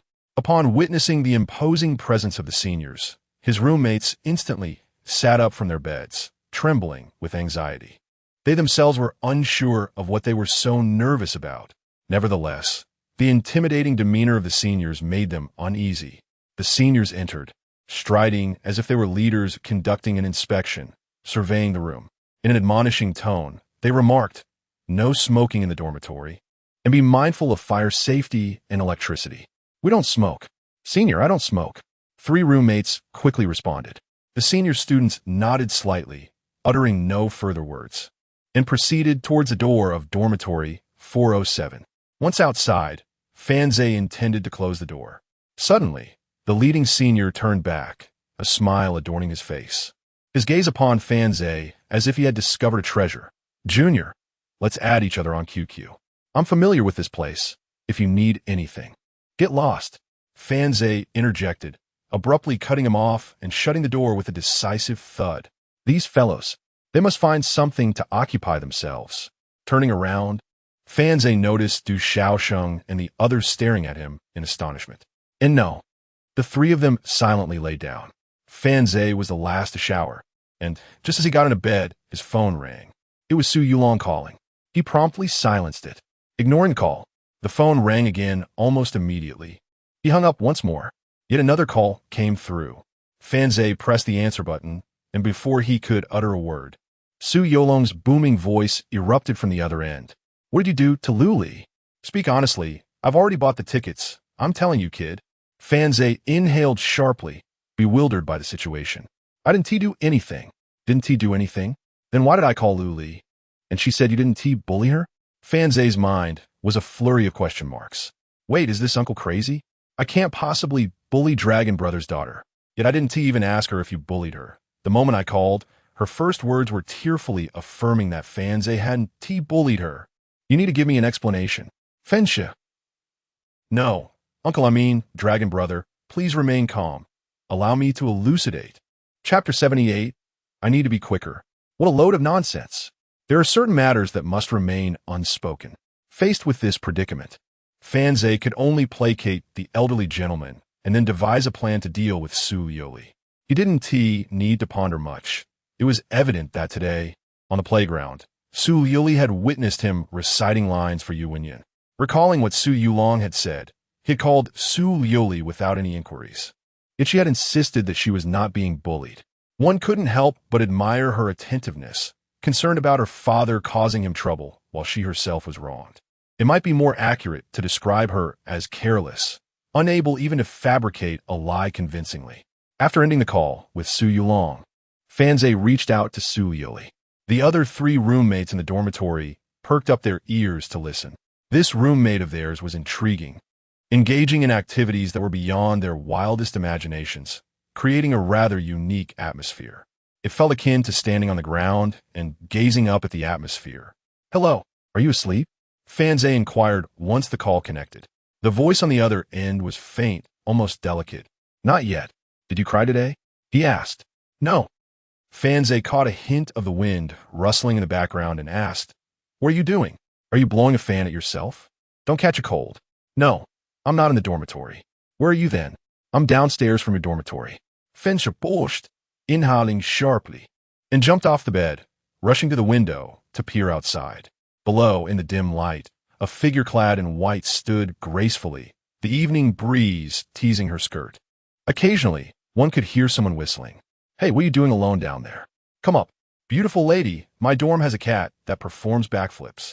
This dormitory building likely housed only freshmen, and the residents here lacked the cunning of upperclassmen, with only a few engaging in idle chatter. It was also nighttime, making it difficult to discern Su Liuli's features. If they were to discover that it was indeed Su Liuli waiting below, their excitement would surely escalate beyond the current fervor. What is going on? Third one? Fanze disregarded the 3 in the dormitory, ending the call and hastily dressing to head downstairs.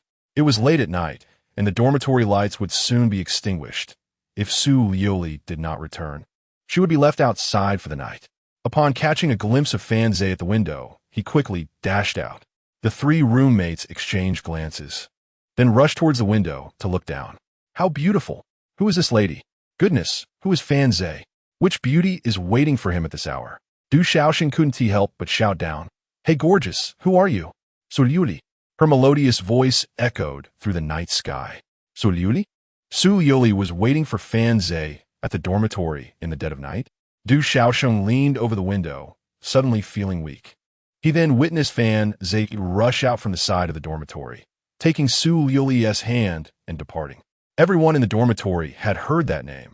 The previously serene atmosphere shattered in an instant. Goodness, it's Su Liuli. Su Liuli, I adore you. I cherish you. Hey, can you see me, Liuli? I love you. The dormitory echoed with frenzied shouts, and then they witnessed a man emerge, taking Su Liuli's hand and fleeing. What on earth? Who is that beast? Release Liuli. Hey, I want to lodge a complaint. Someone is dragging her away. How infuriating. Don't let him escape. Who is he? Fanze. How annoying. I know it's Fanze. Who is Fensha? So irritating, regardless. Fanze is truly detestable. This is maddening. Su Liuli, the goddess, spent 3 days in the library prior to military training. The freshmen frequently visited, often discussing Su Liuli, yet in those 3 days, None had the fortune of knowing her personally. Moreover, no one had the opportunity to converse with her. Yet today, Su Liuli took the initiative to wait beneath the boys' dormitory for someone. How frustrating. This feels worse than death. My goddess is lost. Had I known she had a boyfriend beforehand, I would have merely felt envious, or perhaps it would have been more exhilarating. But it was common knowledge that Su Liuli had no male friends. Suddenly, she waits for a male, especially at night. It's utterly disheartening, heart-wrenching. Fanzai disregarded the shouts, pulling Su Liuli towards the girls' dormitory. Midway, Su Liuli wrenched her hand free and stood her ground, refusing to move. What are you doing? My ancestor? If we don't return to the dormitory soon, they'll turn off the lights. No, I refuse to go back. If you want to return, where will you go? I'm going to the playground. Su Liuli gazed at the distant streetlights, avoiding Fan Zai's gaze. Fan Zai felt overwhelmed. Given her character, when she expresses herself, she means it, and it becomes challenging to persuade her otherwise. Fan Zai stared at Su Liuli as they remained locked in silence for several seconds. Neither spoke. Ultimately, Fan conceded. Fine, let's head to the playground. If we can't return before the lights go out, we'll just sleep there and let the mosquitoes feast on us. So Liuli remained silent, fixated on the distant streetlight, nervously tapping her fingers. She was stubborn, impossible to soothe. She resembled a child who refuses to leave a toy store without a toy after school. Fan Zai turned and headed toward the playground. Only then did Su Liuli follow. The playground was illuminated. Faint silhouettes of people were visible, mostly couples. Well, we've arrived at the playground. Are you happy now? Fan Zai chose not to mention the events of the day, as bringing it up would only lead to defeat. A rebirth of sorts. In this world, only the law can restrain me. A hint of a smile appeared at the corner of Su Liuli's mouth, diminishing the earlier disappointment on her face. Carry me. Fen shied in resignation. I knew this would happen. To placate her, I have no choice but to carry her. Fanze assumed astens. And Su Liuli gleefully leaped onto his back. Let us go that way. Su Liuli pointed towards the track. I'm telling you, don't get carried away. All right, then your hand should get carried away either. Fen shi. Under the dim lights of the playground track, Fan Zai carried the girl in a white dress, strolling leisurely down the track. Why aren't you running? Is it because I haven't offered you enough encouragement? Su Liuli, akin to a rider dissatisfied with her steed's pace, inquired, then leaned forward, resting her entire body upon Fan Zai's back. Now, how can we speed up? With no choice but to jog, Fan Zai remarked, Are you unhappy today because you saw me carrying someone else? That's only because you came to bring water, and now both of us face punishment together. No, she retorted. Then what is it that troubles you? She hasn't had any special interaction with you, yet you carry her. You've never carried me. Fan Zai raised an eyebrow, pondering, isn't this jealousy rather peculiar? So now that I am on your back, does that mean you'll be free to carry others in the future? It seems so, Su Liuli replied, her uncertainty palpable. She quietly calculated in her mind, and it appeared to be the case, yet it felt somewhat amiss. After a moment of contemplation, unable to grasp the reasoning, she sighed, forget it. I must run faster. What more is there to say? With that, Fan Zai dashed off. Adored. Who wouldn't cherish such a warm companion? Yet, he pondered when Su Yu Long might encounter misfortune. Chapter 79. You can even sleep openly. Su Liuli lay on Fan Zai's back, her hands gripping his shoulders as she joyfully shouted into the wind. Although she was unfamiliar with certain internet slang, in that moment, she radiated pure exhilaration. The evening breeze tousled her hair, her eyes narrowed into slits, and her lips puffed out as she attempted to adopt a fierce expression to intimidate imagined foes, yet she appeared utterly adorable. Fan Zai, you run so fast. Don't speak carelessly. The playground was filled with couples and those with ambiguous relationships. As Fan Zai carried Su Liuli around the track, the girls watching this scene clamored to experience it themselves. Some boys, perhaps eager to please the girls, eagerly squatted down, inviting them to hop on. Wang Qingtao had spent the day delivering takeout and, after the dormitory doors closed for the night, finally had time to invite his girlfriend out for a stroll on the track, planning to rest in 2 separate rooms afterward. As they walked, a girl excitedly shouted from a nearby boy's back. Oh, that looks so fun. I want to try too. Wang Qingtao's girlfriend gazed enviously at the couple ahead. Well, Wang Qingtao hesitated. His takeout business had only started gaining momentum at the end of the last semester, and now, at the onset of the new term, was a crucial time for development. He was exhausted from his daily struggles. Do you not love me? His girlfriend, noticing his reluctance, stomped her foot in displeasure. Look at how impressive other boyfriends are. Love, love, love. How could I not love you? Wang Qingtao forced a smile as he half-squatted. Although his girlfriend sensed his unwillingness, she could not help but envy the couple ahead, moving with such carefree elegance. She joyfully leapt onto Wang Qingtao's back, thrilled. Hee, now I have one too. However, before long, Wang Qingtao's girlfriend began to feel something was amiss. Why did it seem so lacking in vigor? Observing the couple that had just passed, she felt a sense of freedom and enjoyment, while her own experience felt like a laborious trek to seek medical attention. Hey, are you even capable? She frowned and complained. Of course. Wang Qingtao chuckled awkwardly, feeling deeply troubled. He delivered for his startup takeout company every day, and while his stamina was not poor, carrying someone while running was indeed taxing. He had no idea who the couple that had just rushed by was, but they had inadvertently made his situation miserable. Can't you play at all? Charge ahead. A wood just then, Wang Qingtao heard a voice behind him. Turning around, he was instantly taken aback. A girl, resembling an angel, emerged from the dimly lit track into the bright light. So beautiful. But how did she end up on the boy's neck? Hadn't she just been on his back? Noticing someone staring at her, Liuli immediately fell silent. Pursing her lips and fixing her gaze straight ahead, she silently prepared herself, thinking that when they brushed past each other, she would greet them with a simple hello. If the other person, like many others, expressed surprise saying, "Aren't you Liuli?" she would nod in response. However, the distance quickly closed, and the two individuals merely stared at her in silence. Subsequently, Fanzai led her away. Liuli released a sigh of relief, since they remained mute. She felt no obligation to speak. She promptly raised one hand, pressing the other against Fanzai's head, continuing her excited shouts. I want to... Liru observed Liuli's figure with envy. She had just witnessed the scene and found it both handsome and beautiful. Wang Qingtao felt a heavy weight in his heart. He knew this would happen. Instantly, his legs weakened, and he knelt on the ground. Carrying someone was already quite strenuous, and now he had to bear her on his shoulders. It was simply unfeasible. He feared falling and injuring himself. Fanzai ran 2 laps before finally setting Liuli down. Judging by her expression, she appeared to be thoroughly enjoying herself, her hair tousled by the wind. Liuli pouted, standing still as Fanzai helped her tidy her hair. Are you happy now? Sununtai Liuli nodded. You're happy, but we can't return to the dormitory. Liuli pursed her lips, choosing silence. For she knew her playful nature had led to this predicament. What should she do? She was at a loss, as the books had not provided guidance. Fanzai, holding the seemingly remorseful Liuli, who had lost her usual arrogance and appeared somewhat bewildered, made his way to the parking lot and drove toward the school gate. As they approached the exit, they needed to slow down.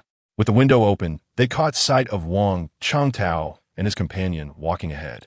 Fanzai did not recognize Wang Qingtao, but Wang Qingtao was well aware of Fanzai. Ah, it's that person. Wang Qingtao glanced at Fanzai's car, contemplating that he was indeed a wealthy scion. He harbored a slight aversion to the affluent, feeling they possessed little beyond their indulgent upbringing. He, Wang Qingtao, aspired to rival the forebears of such wealthy youth. Once my company scales up and secures funding, earning money, we shall also acquire a car, and at that time, I will marry you. Noticing that his girlfriend was also admiring Fanzai's vehicle, Wang Qingtao remarked, although Liru felt a twinge of envy. She was not one to dwell in unrealistic aspirations. She nodded and managed a smile, saying, I believe you will succeed. Oh, by the way, how is that venue application you mentioned last time? Liru still held some confidence in her diligent boyfriend. A proud expression immediately crossed Wang Qingtao's face as he replied, although we haven't signed yet, it should come through. With the school's support for the venue, we can save a substantial amount. Hearing this, Liru felt a surge of joy. Yet, The carefree figure that had danced in the evening breeze continued to linger in her thoughts. Far from the school, Fanze booked a room for Liuli. Why choose a more distant location? It was because most establishments near the school were budget hotels. He sought a more pleasant environment. Upon entering the room, Liuli tossed off her shoes, clamoring for the air conditioning. Fanze, exhausted from the day, though his stamina had improved, was still merely human, not a machine. He lay down on the bed, reluctant to move. Liuli stood beneath the air conditioner, basking in the cool breeze for a while before leaping onto the bed and collapsing onto it. She reached out and tugged at a strand of Fanze's hair. I want to sleep on the bed too. You mentioned last time that it's nice to occasionally share a bed. Fanze was momentarily taken aback, turning his head to glance at Liuli, who was now playing with her hair. This was where she differed from Shen Mengxing. The first thing Shen Mengxing would do upon entering a room was to insist that Fanze sleep on the sofa. In contrast, Liuli seemed anxious about not being allowed to sleep on the bed. All right, sleep as you wish, he replied. Sleep as I wish. What does that mean? Fanze found himself momentarily at a loss for words, responding, it means you can sleep however you like. Buzz buzz, my dad's calling, Liuli said, glancing at her phone before promptly pressing the answer button. Chapter 80. Old Deng almost suffered a stroke. Fanze watched in disbelief as Liuli pressed the answer button on her phone. He immediately fell silent, refraining from uttering a word. If Long Gu were to discover that he had accepted money and brought Liuli to the hotel, he would likely encounter Long Gu and his henchmen at the school gate the following morning. The room was enveloped in silence. Fanze soon heard Long Ji's voice emanating from Liuli's phone. Aren't you unhappy? Your father just called to scold that scoundrel Fanze. I'm not unhappy, Liuli replied matter-of-factly. Fanze lay beside her, quietly observing her demeanor, finding her utterly adorable. How many people truly knew the authentic side of this aloof goddess? On the other end of the line, Su Yulong seemed relieved upon hearing Liuli's assertion that she was not upset. That's good. Are you still awake? What are you doing? Liuli responded, I'm in a hotel room with Fanze. Bang! Fanze sprang from the bed and landed on the floor. Where's the knife? Where's my knife? Damn it! Bring me the knife that a yin gave me. In a hushed room, the faint sounds from the phone continued. Liuli looked at Fanze in confusion. Let that rascal Fanze answer the phone. As Fanze listened to the voice on the line, he could feel Long Ji's fury. Long Gu was at home, feeling as though his heart condition might flare up. He had previously mentioned buying tickets casually, but now he felt he had delayed too long in securing them. Damn it! Su Yenru, who had been enjoying a rose bath in the bathroom, hurriedly donned a bathrobe and rushed out, tugging at the slipping garment. Upon entering the bedroom, she saw her husband sitting on the large sofa, his face contorted in distress. What happened? Is he going to have a stroke? Su Yenru's once enchanting face now bore a look of deep concern. Don't scare me, darling. What will I do if something happens to you? Knife, knife, give me the knife. Su Yulong continued to shout, his face twitching uncontrollably. After a while, he finally regained his composure. Su Yenru sighed with relief, chiding, this is why I tell you to exercise. You can't handle a little excitement. In the hotel, Su Liuli remained oblivious to the unfolding situation. The dormitory is locked. I can't go back. What's wrong? I like Fanze, and I can sleep with him. What's the big deal about getting a room together? He is not someone I dislike. She pouted and held the phone out toward Fanze, not grasping what was amiss. Fanze glanced at the phone and then at Su Liuli, feeling a chill run down his spine. With Long Ji's vast empire, he had only one daughter, and his concern for her was evident. This situation was undeniably complicated. Steeling himself, Fanze took the phone and pressed it to his ear. Hello, Long Gu, what is the matter? You owe me an explanation. Why are you unable to fulfill your promise? And why are you in a room with Liuli? Fanze immediately took a deep breath, his voice resonating even louder than Su Yolong's. You ask me what is going on. I do like to inquire the same. In the dead of night, you claim I've upset your daughter, so I got out of bed to console her.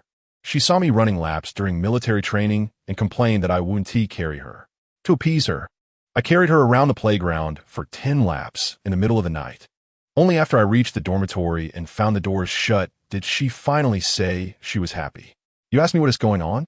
I want to know what is going on with you. Am I to sleep on the street? Or should I toss your daughter out so she can find her own place to stay. You tell me. Su Liuli stood by. Blinking in confusion, it was only 2 laps. After all seeing her about to speak, Fan Zhe quickly put a finger to his lips, but fearing he was too slow, he simply covered her mouth with his hand. Thus, Su Liuli stood in front of Fan Zhe, her mouth covered, gazing at him with wide eyes. There was silence on the other end of the phone, but Fan Zhe knew Su Yulong was undoubtedly listening.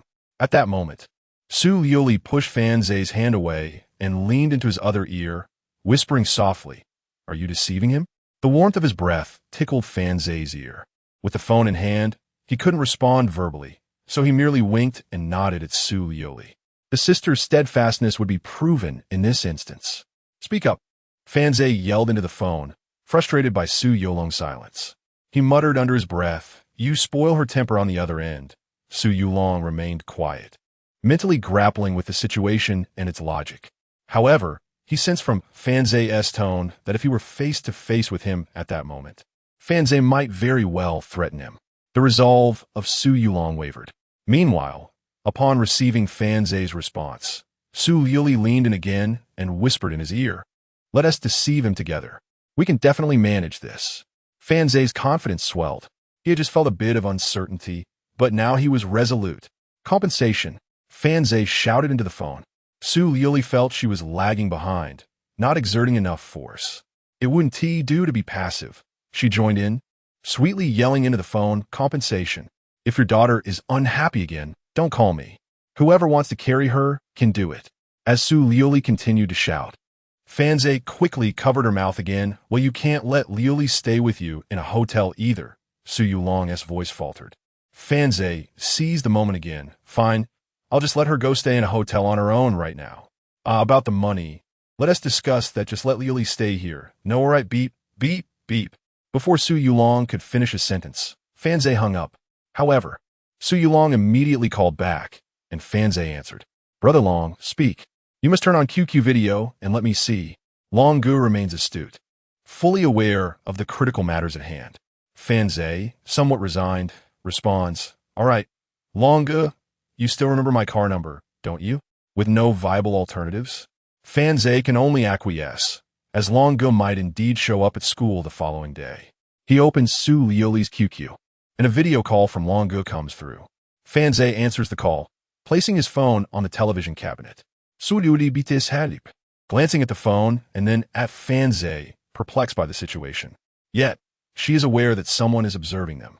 Is it not permissible to sleep alongside someone one cherishes? Fan Zhe breathes a sigh of relief, having managed to navigate the situation without incident. This leniency is afforded solely because it is Fan Zhe. Had it been anyone else, Long Gu might have already issued a relentless pursuit order. Indeed, had Long Gu discovered the affair involving Fan Zhe and Su Yijia, he might have turned a blind eye, but the potential for calamity looms. Fan Zhe reflects on the misfortune of having encountered Su Yijia at such an inopportune moment. "You must remain still while you sleep. Otherwise, I shall forbid you from accompanying me on outings in the future." Su Liuli obediently removes her shoes and lies down, tucking herself beneath the covers. Each occupies their half of the spacious, plush bed. However, the longer Fan Zhe gazes at Su Liuli's angelic visage, the more restless he feels. Darn it, this cannot be allowed to gratify that old fool's whims. It is utterly disconcerting. Chapter 81. Come quickly. I have a secret to share. Who can enjoy sleeping under such scrutiny? However, Fan Zhe seemed to have forgotten that he had just received 100,000 yuan from old Deng. With the money in hand, he dismissed it from his mind. Nevertheless, he felt utterly dissatisfied at present. Su Liuli lay under the covers, turned on her side, and blinked her eyes at Fan Zhe. For her, tonight was undoubtedly a joyous occasion. If not for Fan Zhe's admonition against any erratic movements, she would have longed for an embrace. At Long Ji's residence, it wasn't long before he found it hard to resist. This was primarily due to his physical ailments sustained during years of relentless striving. In the past, amid fierce competition, to safeguard his daughter Su Liuli, he had hidden her away when she was very young, ensuring that few outsiders were aware of her existence in Huai City. Only in recent years, as the security improved and Hawaii City stabilized, did he finally bring Su Liuli back. Upon reuniting with Su Liuli, witnessing her timid, self-doubting, and withdrawn demeanor, Su Yulong felt an indescribable pang of sorrow. Having risen to prominence from humble beginnings, he was a formidable figure in a small locale. He had contemplated having more children, but due to irreparable injuries sustained in his youth, certain aspects of his health were compromised. This was a truth known only to Su Yenru. Noticing her husband's deteriorating spirits, Su Yenru settled onto the sofa beside him and gently suggested, "Why don't you go to sleep? Let me keep watch." Understanding Su Yulong's character, she knew he would not be able to refrain from monitoring the situation. Yet he would surely struggle to endure a sleepless night. After a moment's thought, Su Yulong handed his phone to his wife, saying, "All right, you keep an eye on things, but do ensure you call me if that rascal dares to stir." Understood, Su Yenru replied with an eye roll. She then took the phone, settled onto the sofa, and turned on the television, intending to keep vigil while watching. In truth, she harbored a fondness for Fanze. Among the many young people she had encountered, he was the most exceptional. He was tidy, efficient, and possessed talents. Furthermore, he was always mindful of earning money, demonstrating a commendable ability to provide for a family. Su Yenru mused that if her daughter could find a boyfriend like him, it wouldn't be such a bad thing. After all, wasn't it about time for her to consider a partner? However, she refrained from voicing these thoughts, for while Su Yulong was receptive to her opinions on minor matters, he would not be swayed on significant issues. For instance, regarding recent construction site affairs, Su Yulong had been visiting the most perilous locations daily, and no amount of persuasion seemed effective. "Oh, by the way, Yenru, remember to wake me early tomorrow. I have a meeting scheduled with the contractors at the construction site." Su Yulong reminded her. Su Yenru furrowed her brow and replied, "You're always preoccupied with the construction site. Just let them build the houses. It's too dangerous for you to be going there every day." Su Yulong dismissed her concerns, replying nonchalantly, "Oh, it's nothing to worry about. I developed that real estate project myself. It is my first venture into this field, and I must familiarize myself with the process, lest I remain oblivious to its intricacies." Su Yenru, with her autumn-like eyes, rolled them in exasperation, choosing not to elaborate further as she resumed watching television. However, her gaze inadvertently fell upon her phone, and upon seeing something in the camera, she was momentarily taken aback. Meanwhile, Fanze, in his room, lay on the bed, increasingly restless, with Su Liuli sleeping beside him. Slumber proved elusive. He was hardly a paragon of virtue. He decided to take a shower, donning merely the hotel's short pajama bottoms as he stepped before the camera, positioning it perfectly to capture his athletic physique. "You wish to torment me? Then do not blame me for showcasing a little." Unbeknownst to him, as the video was streaming, the person holding the phone had switched, leaving him oblivious to the change. His transformed physique, a result of systematic training, was thus revealed to the lens, and he began performing push-ups and stretching exercises, executing every impressive move he could conjure. Mutual torment? Bring it on. Let the insecurities flow. After this display, Fanze felt an uplifting surge of joy. On the other side of the video, Su Yenru observed the unfolding scene, contemplating saying something, yet fearing that her voice would reveal her presence and startle Fanze. It was better to remain silent and watch. Throughout that night, Fanze appeared thrice before the camera, treating it like a casual display of his prowess. Meanwhile, Su Liuli slept soundly, though she felt a twinge of regret for not having someone to cuddle with, as the book suggested. The following morning, Su Yulong was roused from his slumber by the alarm clock. Groggy and disoriented, his thoughts immediately turned to something significant, his daughter. He sprang up to check on his wife, relieved to find her attentive and awake. Su Yenru, appearing dazed, turned to her husband. "Longo, what is wrong? Your eyes are so bloodshot."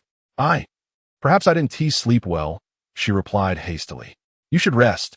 I'll keep watch." As Su Yulong rose and headed towards the sofa, Su Yenru lamented, "No need to watch. They've already left for school." "I see that. That's good. You should sleep now. I must head to the construction site." With a resigned sigh, Su Yenru mused about her situation.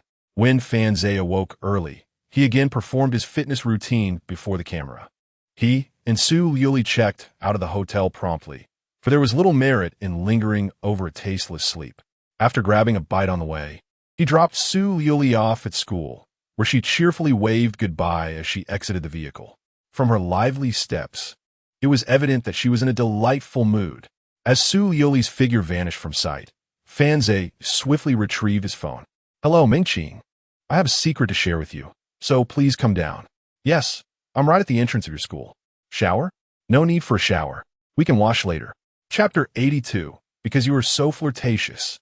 There exist 3 things that cannot endure, marking the maturity of a man: deep affection, the art of writing, and the ability to communicate. Fan Zhe has matured. Yet, Shun Mingqing wept. Her tears appeared somewhat feigned, alleging that Fan Zhe had deceived her, claiming he had no intention of whispering sweet nothings. In an effort to console the little fairy, Fan Zhe relinquished control to her. The proud little fairy felt a sense of restored dignity. Military training is a torment for freshmen, yet a segment of them find joy within it. It is akin to the poignant farewell when the training concludes, as a group of young girls, with tear-streaked faces, bid adieu to their instructor. The anguish of parting is often proportional to the joy of reunion, suggesting that, perhaps, they had experienced happiness during the training. Fan Zhe wished to shed a few tears himself, to express his sentiments, yet ultimately, he could not. This joy, unique to the novet of youth, eludes him in this lifetime. Such is the regret of rebirth. After the military training, the election for class officers did not undergo significant change due to the butterfly effect of Fan Zhe's presence. Ma Junyi retained his position as class leader, while the gentle confidant, Yu Wenyun, was elected as the life committee member. In his previous life, Fan Zhe believed Ma Junyi was chosen for his exceptional qualities. Now, he perceives the truth. Ma Junyi relished the spotlight and had aspired to be class leader from the very first day of school. Moreover, he had presented a gift to the counselor, Bai Jing, a delicate golden bracelet. Fan Zhe is acutely aware of this because, while processing his business license, he chanced upon Ma Junyi purchasing the bracelet at a jewelry store. This recollection triggered memories of a time in his past, when he, having earned money from a part-time job, visited a jewelry store to buy a small gold pendant for Shun Mingqing, only to encounter Counselor Bai Jing selling bracelets. The clarity of his memory stems from certain vivid scenes etched in his mind. However, back then, he was solely focused on his love for Shun Mingqing, resolutely avoiding the allure of other women. Thus he averted his gaze after that fleeting glance. Yet, he remembers it distinctly. Upon reflection, it becomes evident that Ma Junyi had indeed gifted the counselor. This revelation casts a shadow on the seemingly pristine Bai Jing, who, at the age of 26, stands among the most attractive individuals within the Shui Mu community. However, for Fan Zhe, her beauty holds little significance. He yearned for the likes of Yu Wenyun and Jiang Cheng, who attract attention and admiration from many. While Bai Jing is indeed lovely, few would dare to pursue a counselor. Those who do represent a mere minority. Thus, Bai Jing holds no utility for Fan Zhe. Consequently, during the class officer elections, Fan Zhe remained silent, harboring no thoughts. Although class officers possess certain privileges and resources, these do not appeal to him. However, his silence during the election led to discord in dormitory 407 that night. Chun Peng, Ma Baohua, and Du Xiaosheng encircled Fan Zhe, demanding to know if he regarded them as anything less than brothers, especially Du Xiaosheng, who wore an expression of frustration. "Damn it. Just seeing Ma Junyi's smug demeanor infuriates me. Why don't you run for class president and let him take the position?" Chun Peng and Ma Baohua also glared at Fan Zhe, their faces reflecting discontent, much like relatives who aspire to hold an official position but ultimately fell short.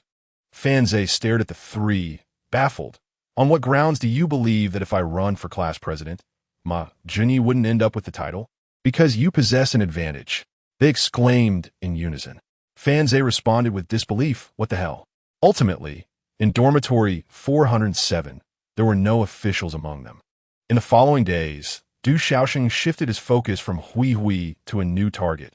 Lingling from the civil engineering department, claiming she was superior to Hui. However, Fan Zhe could sense an underlying resentment in Du Xiaosheng's words.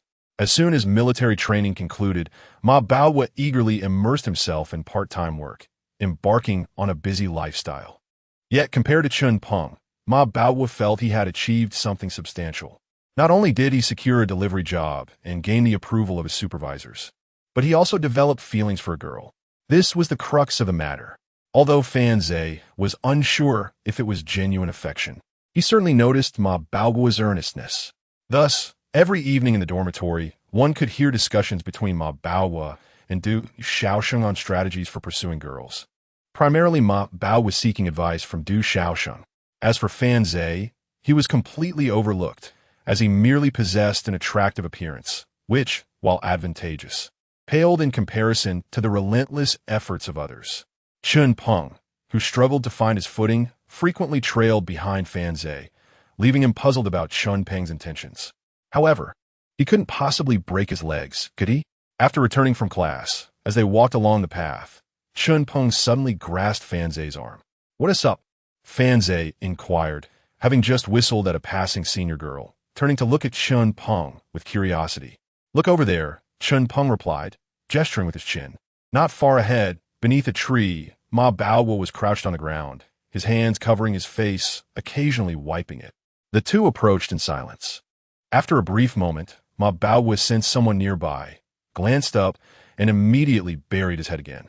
Fan Zhe observed Ma Baohua's tear-streaked eyes and clicked his tongue, remaining silent.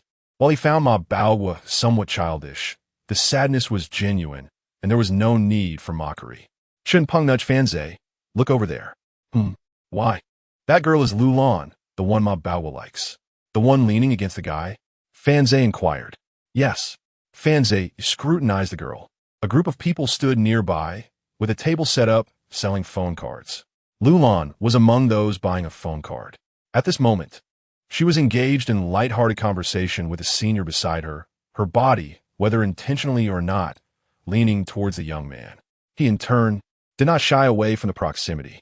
Their interaction was frequent, and the atmosphere was undeniably peculiar. The senior in question was Liu Xiaojun from the Student Council, who was responsible for collaborating with telecommunications providers to procure cards. Previously, I had overheard my superior mention that he had secured a part-time position selling cards. But upon Liuli's interest, he graciously relinquished the opportunity to her and opted to deliver takeout instead. Now this.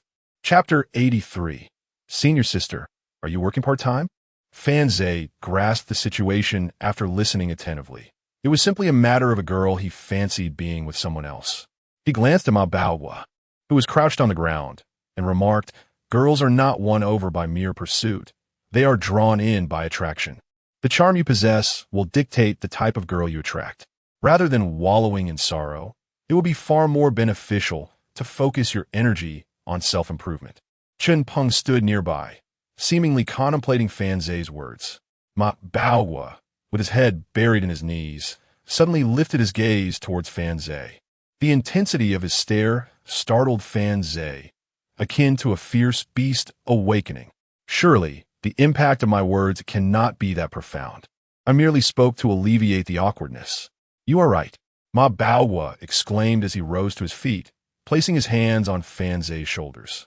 He looked earnestly into Fan Zhe's eyes and declared, "I should concentrate on myself. I shall go deliver takeout right now." With that, Ma Baohua resolutely turned and strode purposefully in the opposite direction of Liuli. After a few steps, he pivoted back, brushing past Fan Zhe while casually remarking, "Wrong way. The takeout is that way." Fan Zhe was taken aback, pondering, concentrating on oneself equates to delivering takeout. Why the grand display? Watching Ma Baohua depart, Chen Peng nodded vigorously. "You truly are impressive. I always knew you surpassed Du Xiaosheng." Fan Zhe replied, "You should head back. I have matters to attend to." As he watched Ma Baohua leave, he spoke while walking. "What is wrong? Aren't you coming with me?" Fan Zhe waved dismissively. "Go aside. Can I bring you along on a date?" Reluctantly, Chun Peng fell silent. After shaking him off, Fan Zhe hurried to the library for a quick glance. However, he found Liuli absent. Puzzled, he thought it odd, as she had been frequenting the place these past few days. He picked up his phone to call Su Liuli. On the other end, Su Liuli sounded cheerful. Fanze, you called me. Upon hearing this, Fanze fell silent for a moment. It struck him that she seemed to have been anticipating his call. What are you up to? Why aren't you here? As the words left his mouth, an inexplicable thought crossed his mind. Surely she isn't saying she is out? What a psychological shadow. I'm at the milk tea shop by the school gate. Fanze raised an eyebrow, surprised that Su Liuli would go to the milk tea shop on her own. Are you alone? To which her gentle voice replied, No, I'm with my roommate.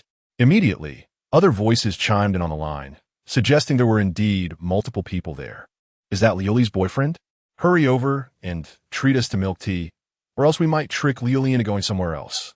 Quickly, is that Liuli's boyfriend? Before he could respond, he heard Su Liuli's voice affirming, and then, just from that sound, Fanze could vividly imagine the earnest expression she wore while answering. Oh my. Indeed, would you like to come over and get acquainted? Otherwise, if Liuli is taken away, you wouldn't even know who is behind it. Who is this fortunate individual to be Liuli's boyfriend? I can't help but feel envious. Fanze was uncertain whether his words could be heard by the people nearby. Having roommates is nice. It's beneficial to have more friends. It's good to go out with them often and say, when I have time, I'll treat you all to a hearty meal. No, they're not my friends. You are my only friend, came the swift reply of Su Liuli. Fanze covered his forehead, falling into silence. The other end of the line fell silent as well. And after a while, someone remarked, what kind of personality does Liuli have that, after all these days, everyone still doesn't know? This girl just struggles with relationships. Don't take it to heart. I want to take it to heart. I'm already frustrated. She is just too pure and adorable. I can't bring myself to dislike her. Is this an excess of sincerity? Fanze knew he could not continue this line of conversation, lest it lead to further complications. He softened his voice. All right, you go ahead and have fun with them. Once I finish my tasks, I'll treat them to a meal. Okay, but when you treat them, can you bring me along? After learning about Su Liuli's situation, Fanze felt relieved and began to focus on his own affairs. Venturing into the virtual internet, he could not overlook WeChat and Douyin. It can be said that everything derived from the internet that is widely used by the public can be based on these two. One is a communication tool combined with essential services, and the other is entertainment mixed with interests. The internet's most formidable and perfect foundation.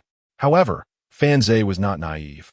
What he experienced in his previous life revealed that the rise of these two platforms was not simply due to their creation. If it were that easy, there would be countless programmers out there. Yet, there is only one WeChat and only one Douyin. Others simply cannot survive. Nevertheless, Fanze had his own approach, taking it step by step. In a small square at Shuaimu, various clubs were gathering for new member recruitment. Forgive me for living freely and loving liberty. Guitar Club, born for freedom. Hey, junior sister, would you like to join the guitar club? Junior brother, interested in the classical literature club? Junior sister, the wrestling club welcomes you. Classmate, how about exploring swimming and fitness? Due to the requirements for freshmen, each student must join 2 interest clubs by the end of the semester. Thus, after military training, it becomes the peak recruitment period for various clubs. Everyone gathers here to recruit new members. The location of the National Style Dance Club, originally a niche group, was now surrounded by a large crowd. Because the senior sisters are beautiful, the attire of the National Style Dance Department accentuated the graceful waists of the senior sisters. A mere gentle movement exuded elegance and lightness. Dude, mind your image. Me? Look at yourself. Jiang Cheng sat on a bench, casually scanning the scene, her gaze landing on those juniors lingering nearby for various reasons. Today, the endeavor to recruit new members left her utterly exhausted. However, the prospect of earning a commission from the new members' fees, amounting to a total of 250 yuan, made Jiang Cheng feel that the effort was worthwhile.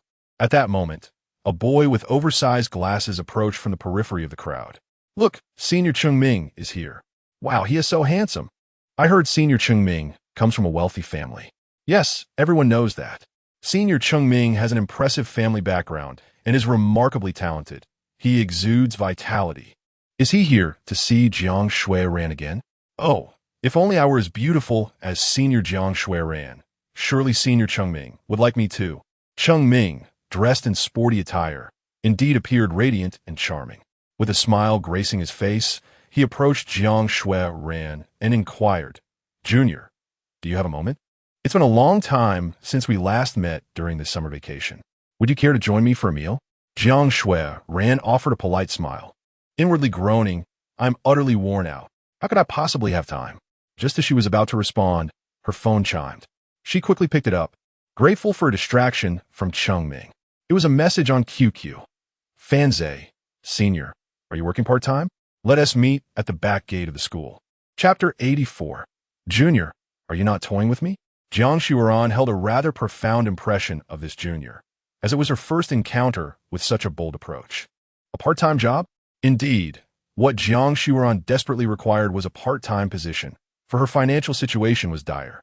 However, earning money through part-time work was no easy endeavor. It often involved arduous labor, and if the job was not vetted and reputable, one could easily fall victim to exploitation, toiling without recompense. Encountering such deceitful employers could truly leave one feeling weak and defeated. Thus, Jiang Cheng remained cautious. "Junior, you wouldn't be playing games with me, would you?" "Senior, do not worry. It took considerable effort for me to gather information about you. I would not do something so foolish." Upon reading the message, Jiang Cheng pondered and realized the validity of his words. This junior had gone to great lengths to approach her. If he were to toy with her, it would render all his prior efforts futile. Thus, it was unlikely he would do so. Jiang Cheng replied, "All right, I'll be there shortly." As she tucked her phone away and raised her gaze, she was met with the disingenuous smile of Cheng Ming. "Junior, I have specially reserved Australian lobster at the Hai Tian Hotel. Let us head there, and the chef can prepare sashimi for us." "Ah, Senior, I have matters to attend to today. You go ahead. I'm not hungry," Jiang Cheng said, leaving Cheng Ming, whose expression had frozen in surprise, in her wake as she hurried away, her skirt trailing behind her. Cheng Ming stood still, momentarily entranced by the graceful silhouette she left behind. At the back gate of the school, the path leading to the intersection beyond was lined with food stalls and eateries. Numerous students gathered in pairs, seeking sustenance. Jiang Cheng emerged from the school, her hands lifting the hem of her skirt, her beautiful eyes scanning for Fan Zai's presence. Clad in a dark-hued gown, its length was not excessive, yet she instinctively held it up, for this dress was precious to her. In that moment, she resembled a princess in a black wedding gown fleeing from her own nuptials. Passers-by could not help but admire her beauty. There, Fan Zai stood before a stall selling stinky tofu, holding a bowl of the dark delicacy and waving at Jiang Cheng. She hurried over, glancing at the disposable bowl in his hands, swallowing discreetly. After a long day, she was indeed famished. "Junior, what part-time job are you offering?" Fan Zai took a bite of tofu, fanning himself as it was too hot, and replied, "Come eat with me." Jiang Cheng's brows furrowed slightly. "Junior, do you find it amusing to toy with me?" Unable to contain himself, Fan Zai quickly interjected as she turned to leave. "Senior, wait. I'm serious. The part-time job is simply to dine with me. 2 hours for 80. Jiang Cheng halted, turning to glare at Fan Zai, indignant. "You're trying to deceive me. This isn't a part-time job. This is indeed a part-time job. You accompany me for a meal, and once we finish, we settle up. What else could it be? No, a part-time job entails actual work." "Precisely. The work is to dine with me."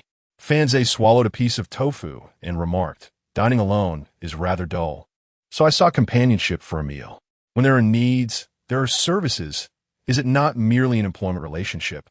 Jiang Cheng pondered for a moment and responded, "You merely wish to invite me under a different guise." Fan Zai chuckled and conceded, "All right, I admit this is not a part-time job. I simply wish to invite you, Senior, for a meal and discuss a few matters." Jiang Cheng's furrowed brow relaxed as she mused. "So you see through me? Very well. I shall treat this as a part-time engagement. Where shall we dine, Junior? Shall we indulge in stir-fried dishes or snacks? Do you care for milk tea? Can you handle spiciness?" "I certainly can." Fan Zai observed Jiang Cheng's eyes sparkle at the mention of food and internally scoffed. After they departed, a sophomore standing before a food stall gazed at their retreating figures, wide-eyed. Is it truly possible to approach it this way? Why had I not thought of this sooner? He promptly retrieved his phone and opened QQ, clicking on a contact. Lily, are you interested in a part-time job? I am at the back gate of the school. A few moments later, Lily replied, Senior, are you already aware? The sophomore pondered the message for a while, unable to decipher its meaning. What does she mean by aware? Never mind. All right, I shall wait for you at the back gate. Behind a stall serving stir-fried snails. A few tables and low stools were arranged. Fanze and Jiang Shuran occupied one of the seats. Jiang Shuran, with grease on her lips, took a swig of beer, smacked her lips, and boasted, Rest assured, Junior, this expense is on me. Nothing to worry about. Well then, I entrust this to you, Senior, he replied. No need for concern, Jiang Shuran said, reaching for the snails. Fanze watched as she savored her meal, almost swallowing his own saliva. Is there anything else you wish to eat, Senior? Jiang Shuran popped a snail into her mouth, chewing enthusiastically, and waved her hand. I'm nearly full. Anything more would be excessive. Perhaps just another serving of snails, a bottle of beer, 2 skewers of gluten, and a meat sandwich. Well done. Well done indeed.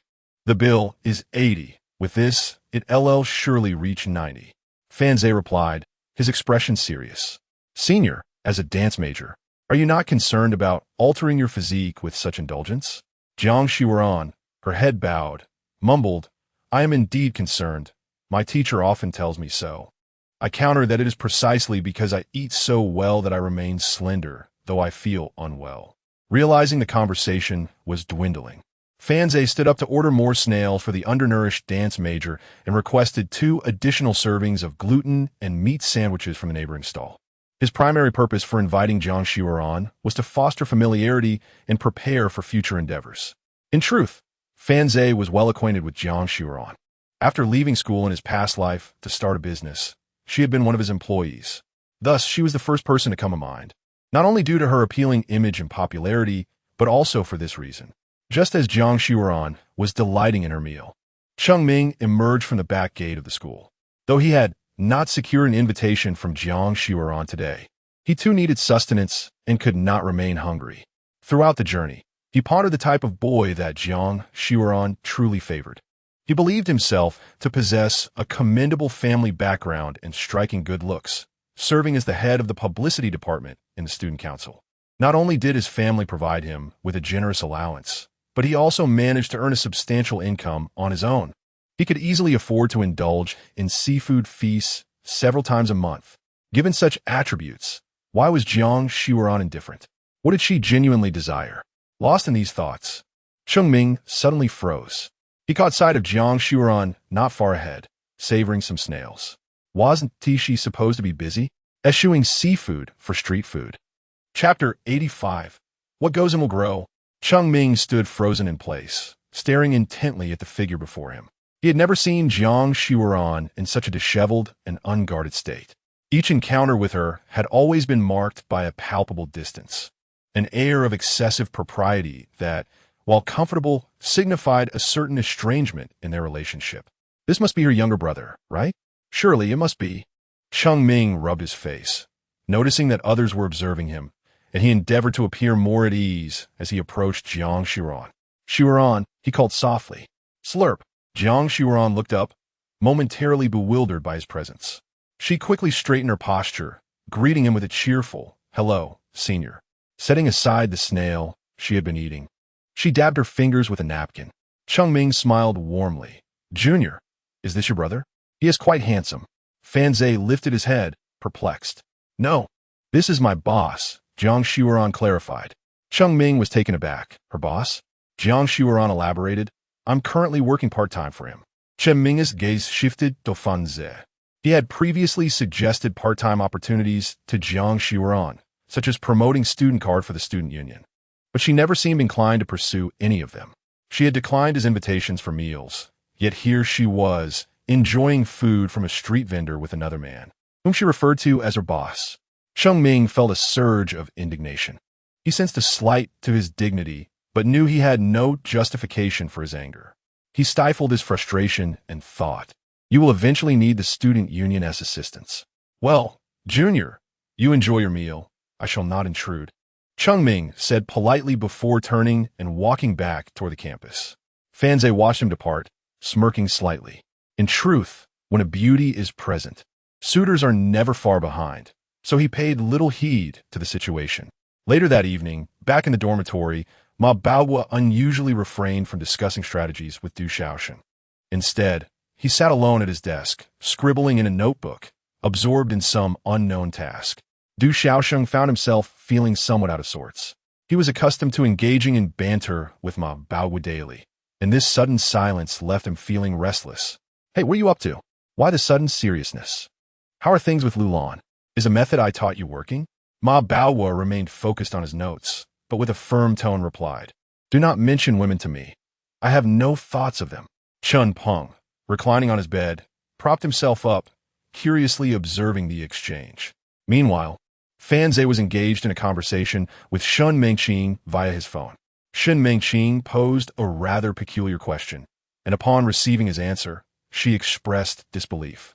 Attempting to reason with him, Fanze was uncertain whether she genuinely did not understand or was merely pretending not to. After all, some individuals at times are quite adept at putting on a facade for the sake of pride, unwilling to concede defeat. Fanze found himself unable to elucidate his point to her, so he chose to forego further explanation and simply retorted, "I told you not to do it, yet you insist it's easy." Shin Mengqing immediately replied, "You're being fierce with me." Fanze, opting for silence, put away his phone and observed the conversation between Ma Baohua and Du Xiaosheng. Ma Baohua's words left Du Xiaosheng momentarily stunned. "Wait, if you've given up on women, what are you thinking?" Ma Baohua lifted his head and declared, "Fanze is right. I must focus my energy on myself. I'm currently designing a delivery route map. Once I have completed this blueprint, I can efficiently identify the best delivery routes for orders to different dormitory buildings while delivering food. This way, I can earn considerably more money. And once I have the funds, I will buy Liuli the gifts she adores." "I refuse to believe she won tea like me then," Du Xiaosheng exclaimed. Fanze echoed, "Brother, are you mistaken? Is this truly focusing on yourself?" Du Xiaosheng immediately slammed the table. "Boss, you're confused. This won tea work. You need to pursue both simultaneously. Otherwise, by the time you earn your money, Liuli will already belong to someone else. You need not purchase something so extravagant. For instance, if you deliver food tomorrow morning, you could conveniently bring her breakfast." Ma Baohua continued to concentrate on his planning, responding in a nonchalant tone, "You need not instruct me. I have already told Liuli this afternoon that I will deliver her breakfast tomorrow. Isn't that just right?" Du Xiaosheng threw up his hands in exasperation. Then, Ma Baohua unexpectedly added, "She mentioned needing 2 portions, one for Senior Lu Xiaojun, with extra chili." Du Xiaosheng was left dumbfounded, unable to process the information. Fanze sighed inwardly, thinking there was no hope left. Perhaps they were still unaware of the term simp. The following afternoon, Jiang Cheng sent a message. "Junior, I found the person you're looking for. He is in the second row of the cafeteria." Fanze replied, "Great, I'll be there shortly." One of the tasks Fanze had assigned to Jiang Cheng was to help him locate a certain individual, Zhang Long. This person, in a previous life, founded WeChat at the end of 2012, which briefly emerged as a new communication tool. However, with the advent of WeChat, Little Mom managed to stabilize the market by relying on QQ. Consequently, Zhang Long's WeChat became a stepping stone for WeChat and ultimately failed. Although WeChat and Zhang Long faced defeat, it is undeniable that his technical skills were absolutely commendable. This was precisely what Fanze required. He understood the market and had vision, but he still needed to rely on these technical personnel for expertise. At that moment, Fanze was returning from school, initially intending to seek out Shun Mengqing. Their previous conversation had yet to be clarified, as she insisted on compelling Fanze to reiterate the details, seeking to prove that it was not her volition, but rather Fanze who had urged her to act. However, now that Zhang Lijun has been located, the related matters can be postponed for the time being. He hastened his steps towards the cafeteria, and indeed, he spotted Zhang Lijun in the third cafeteria, sporting glasses and hair disheveled like a bird's nest. Fanze approached, introduced himself, and candidly stated the purpose of his visit, to invite Zhang Lijun to join in a venture and embark on an entrepreneurial journey together. Zhang Lijun did not decline. He expressed his willingness to hear Fan Zhe's entrepreneurial vision. Fan Zhe then elaborated in detail, unveiling a grand blueprint aimed at revolutionizing the methods of information communication and dissemination. After listening attentively, Zhang Lijun responded earnestly, "Get lost." Chapter 86. Have you played with me after it ripens? Fan Zhe gazed intently at Zhang Lilong, quite impressive. The elder brother indulges in the strongest of spirits. You truly are remarkable. Fan Zhe moved past the third dining table, where Jiang Cheng was enjoying her meal. Today, she adorned herself in a floral long dress, with her dark tresses elegantly secured by a headband, exuding an air of refined femininity. She had inquired about this senior on behalf of Fan Zhe, yet he did not summon her over. Thus, she continued to eat while subtly glancing in Fan Zhe's direction. Many classmates in the cafeteria occasionally stole glances at her, including Zhang Lilong. He feigned an unintentional glance towards Jiang Cheng and quickly redirected his gaze. Remarking to Fan Zhe, "Are you still leading the charge? Do you honestly believe that creating something like this could rival QQ? The benefits are substantial. Just how substantial could they be? Setting aside salary, you wish to discuss dividends with me? Do you take me for a fool? Are your colleagues truly as stunning as blooming flowers? Could any of them rival Jiang Cheng's beauty in her sophomore year? Spare me your grandiose claims." Zhang Lilong unleashed a barrage of criticism towards Fan Zhe. In response, Fan Zhe picked up his phone and called Jiang Cheng. "Come over." "All right, boss," she replied, promptly carrying her plate over. Her curiosity piqued, for this junior emanated an aura of exceptional capability.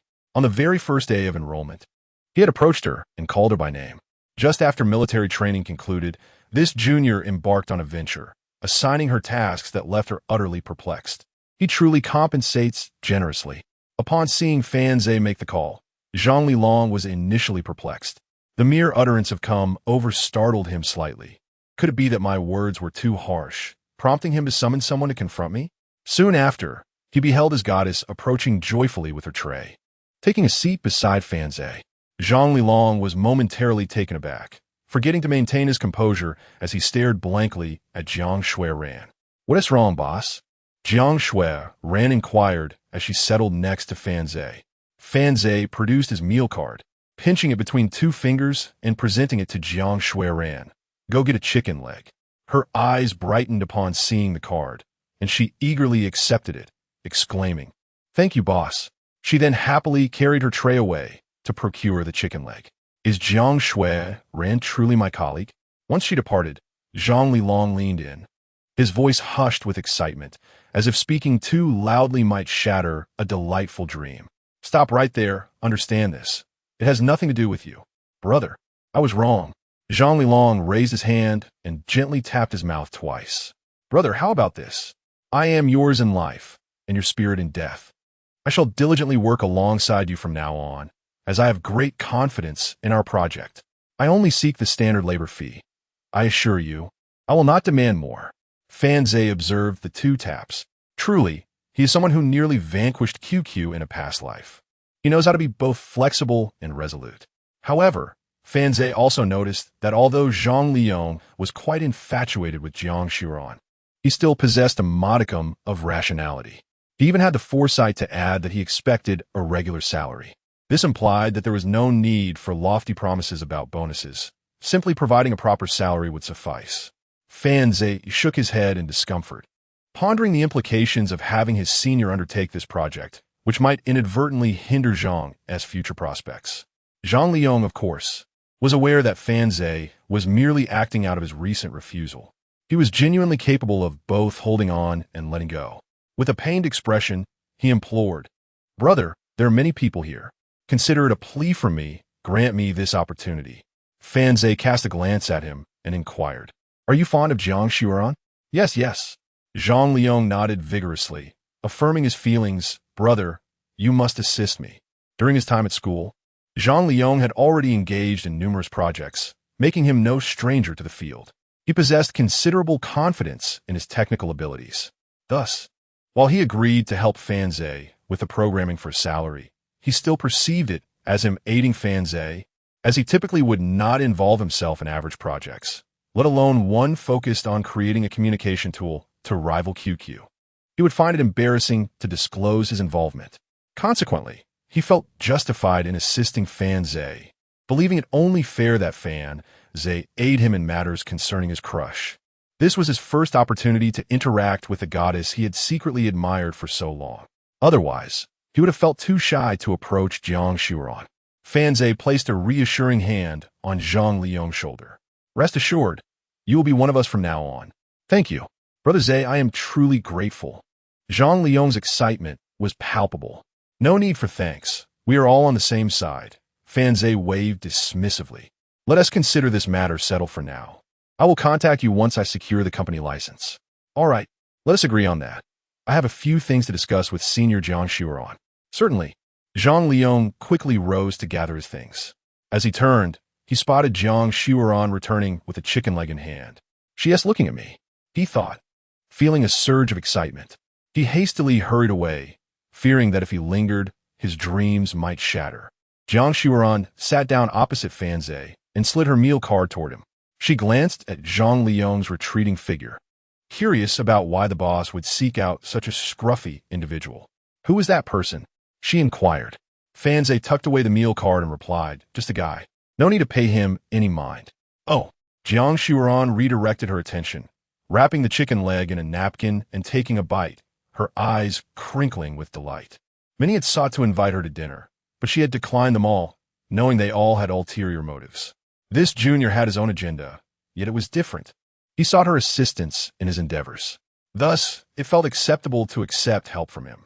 If it came to it, she could simply put in a little more effort when the time came. Is it delicious? Yes. Fan Zhe observed this foodie, acknowledging her hard work over the past couple of days. Once you finish eating, I will take you out to relax. Relax? Jiang Cheng's eyes sparkled as she looked at Fan Zhe while munching on her chicken leg. It seems she has never visited a place for relaxation. Why not go? Let us go. Well, let us eat. I'm already full. We can leave now. Jiang Cheng picked up a chicken leg, took a bite, and remarked, Fen Shi. He walked alongside Jiang Cheng towards the parking lot and inquired, Senior, you must be familiar with this area, right? What is the matter? I need to ask where there are houses for rent. My sister is coming over. I know about that. What kind are you looking for? Perhaps 3 bedrooms and 2 living rooms. I would greatly appreciate your assistance, Senior. Well, wait. Jiang Cheng suddenly turned her head to look at Fan Zhe. Why am I the one putting in the effort? I'm merely informing you where they are, not helping you search, unless you're willing to pay extra. Oh, we are so familiar with each other. Discussing money feels trivial. You see, I wouldn't mind treating you to a relaxing outing, would I? Jiang Cheng furrowed her brows, contemplating. Is this what happens when we become close? You intend to brush me off? Chapter 87. The Vanishing Seatbelt. Senior, please don't say that. There are too many people outside, Fan Zhe remarked. Jiang Cheng shot him a glance, choosing to remain silent, aware that her efforts today were not in vain. She still had to assist this infuriating junior in finding a place. Junior, do you have a car? At that moment, Jiang Cheng realized they were heading toward the parking lot. Fan Zhe nonchalantly flicked his car keys. Your boss has a car. Is that so surprising? Work hard, and you will have one too, indulging in the finer things in life. Jiang Cheng froze in place, her mouth slightly agape. The prospect was quite enticing. Upon seeing Fan Zhe's car, her beautiful eyes widened in astonishment as she scrutinized the vehicle. It wasn't that she had never seen luxury before, but in this school, aspiring entrepreneurs like him were typically penniless, living hand to mouth. Who could afford a car? Those with wealth would hardly toil away in school. Get in. As she settled into the passenger seat with poise and composure, Fan Zhe's gaze fell upon her. He drove toward the school gates. At the roadside by the entrance, Chengming had just exited the school and noticed a car passing by. In a fleeting glance, he caught sight of half of Jiang Cheng's face. He was all too familiar with that visage. Hey, yesterday, dining at a street stall, and today, she's getting into someone else's car? Acting like a goddess in front of me, but the more he thought about it, the angrier he became, feeling increasingly frustrated. Fenxia. Instead of heading to the foot massage parlor, directed the car to an agency to collect his business license. In that moment, under Jiang Cheng's intrigued gaze, as Fanzai obtained the license for his internet technology company, he heard a long-lost notification sound. Ding! Host has established an internet company. Activating the support gift pack. Oh, what is this? Fanzai was somewhat taken aback. He had not given much thought to this auxiliary system, never considering it as a reliance. After all, who could predict when it would chime? Did it think he was useless? Certainly not. Its presence merely added a touch of brilliance. Ding! Would you like to open the gift pack? Yes. Finch is scheidently affirmed. Congratulations. Host has acquired a comprehensive app directory from Parallel World. The host may access it at will. Congratulations. Host has obtained the most advanced AI assistant from a Parallel World. Wow, this is quite impressive. A complete app directory from a Parallel World? How useful. With this gift pack, I hardly need Zhang Lilong. This completely compensates for my technical shortcomings. And an AI assistant. What's wrong? Jiang Cheng's voice interrupted Fanzai's reverie. Nothing, let's go for the foot massage. Perhaps overwhelmed with joy, Fanzai casually placed a hand on Jiang Cheng's shoulder, guiding her towards the car parked outside. Jiang Cheng's eyes widened slightly, momentarily taken aback as she followed Fanzai. She glanced down at his hand, noting his polite and appropriate gestures. Consequently, she remained silent, allowing herself to be led to the car. On the surface, she appeared unaffected, but her heart raced ever so slightly. Sitting in the passenger seat, her chest rose and fell gently. Fanzai, preoccupied with thoughts of the substantial gift package, failed to realize that Jiang Cheng had not yet reached the level of intimacy they had shared in their previous life. In his moment of distraction, he overlooked this detail. Once they were in the car, Fanzai drove while continuing to explore his gift package. Within the app collection, he discovered an abundance of options. He quickly found familiar communication apps such as WeChat, MeTalk, and Momo, alongside many others he had never encountered. Additionally, there was a plethora of short video apps with hundreds, if not thousands, of options like Douyin and Kuaishou. The app collection of this parallel world seemed to encompass far more than what he had previously known. Next, he examined the AI assistant. It appeared as a small, black, doll-like figure. What exactly is this AI? It doesn't seem like a hacker, does it? He pondered. The system responded, the host may regard it as a hacker, and a highly skilled one at that. It can retrieve the app program codes you require. Does that mean with it, I can target anyone I wish? Could I simply convert the bank into my personal vault? Even though Fanzai had no intention of relying heavily on the system, he felt a surge of excitement, causing him to momentarily lose focus and jerk the steering wheel. He abruptly slammed on the brakes, bringing the car to a sudden halt by the roadside. Oh no! Jiang Cheng exclaimed, jolted by the sudden stop, grateful for her seatbelt. Hearing her shout, Fanzai glanced over. Jiang Cheng was adjusting her seatbelt, visibly frustrated. Are you doing this on purpose? She huffed, her cheeks puffed in irritation. She unfastened her seatbelt, straightened her clothing, and glared at him. My apologies, I got distracted, Fanzai replied sheepishly, restarting the car. At that moment, the system chimed in with a response. Host, I regret to inform you that it may not be capable of that. It possesses advanced algorithms, but is not omnipotent. Fanzai sighed in relief that makes since it seemed normal, not exceeding the bounds of comprehension. The AI assistant was indeed powerful, comparable to a highly skilled programmer. Yet it remained bound by the fundamental logic of the internet. This realization was reassuring. Before long, Fanzai led Jiang Cheng to a sizable foot spa establishment. Upon entering the lobby, they were greeted by soft lighting and a tranquil atmosphere. A well-dressed staff member approached them, asking, "Good day, sir. How many guests are you expecting? Would you like a foot bath or a massage?" "Two, for a foot bath," Fanzai replied, while Jiang Cheng surveyed her surroundings with curiosity sparkling in her eyes. In the hall, several staff members dressed in neat uniforms stood attentively. Their gazes were fixed upon Jiang Cheng. In such an establishment, the employees were always impeccably groomed. A natural beauty like Jiang Cheng, who appeared striking even without makeup, inevitably drew attention. Fanzai and Jiang Cheng were escorted to a private room for two. The staff informed them that there was a shortage of technicians and they would need to wait for a while. Fan Zhe waved his hand dismissively, indicating that it was not an issue. He had come here simply to unwind. After such an extended period of military training, he felt utterly fatigued. A couple of days prior, he had asked Shenmengxing for a massage, but she had barely managed 2 minutes before her technique became unrefined, leaving him even more exhausted. Chapter 88. Can I be punished? In a dimly lit private room, Fan Zhe and Jiang Shuiran were seated on separate sofas.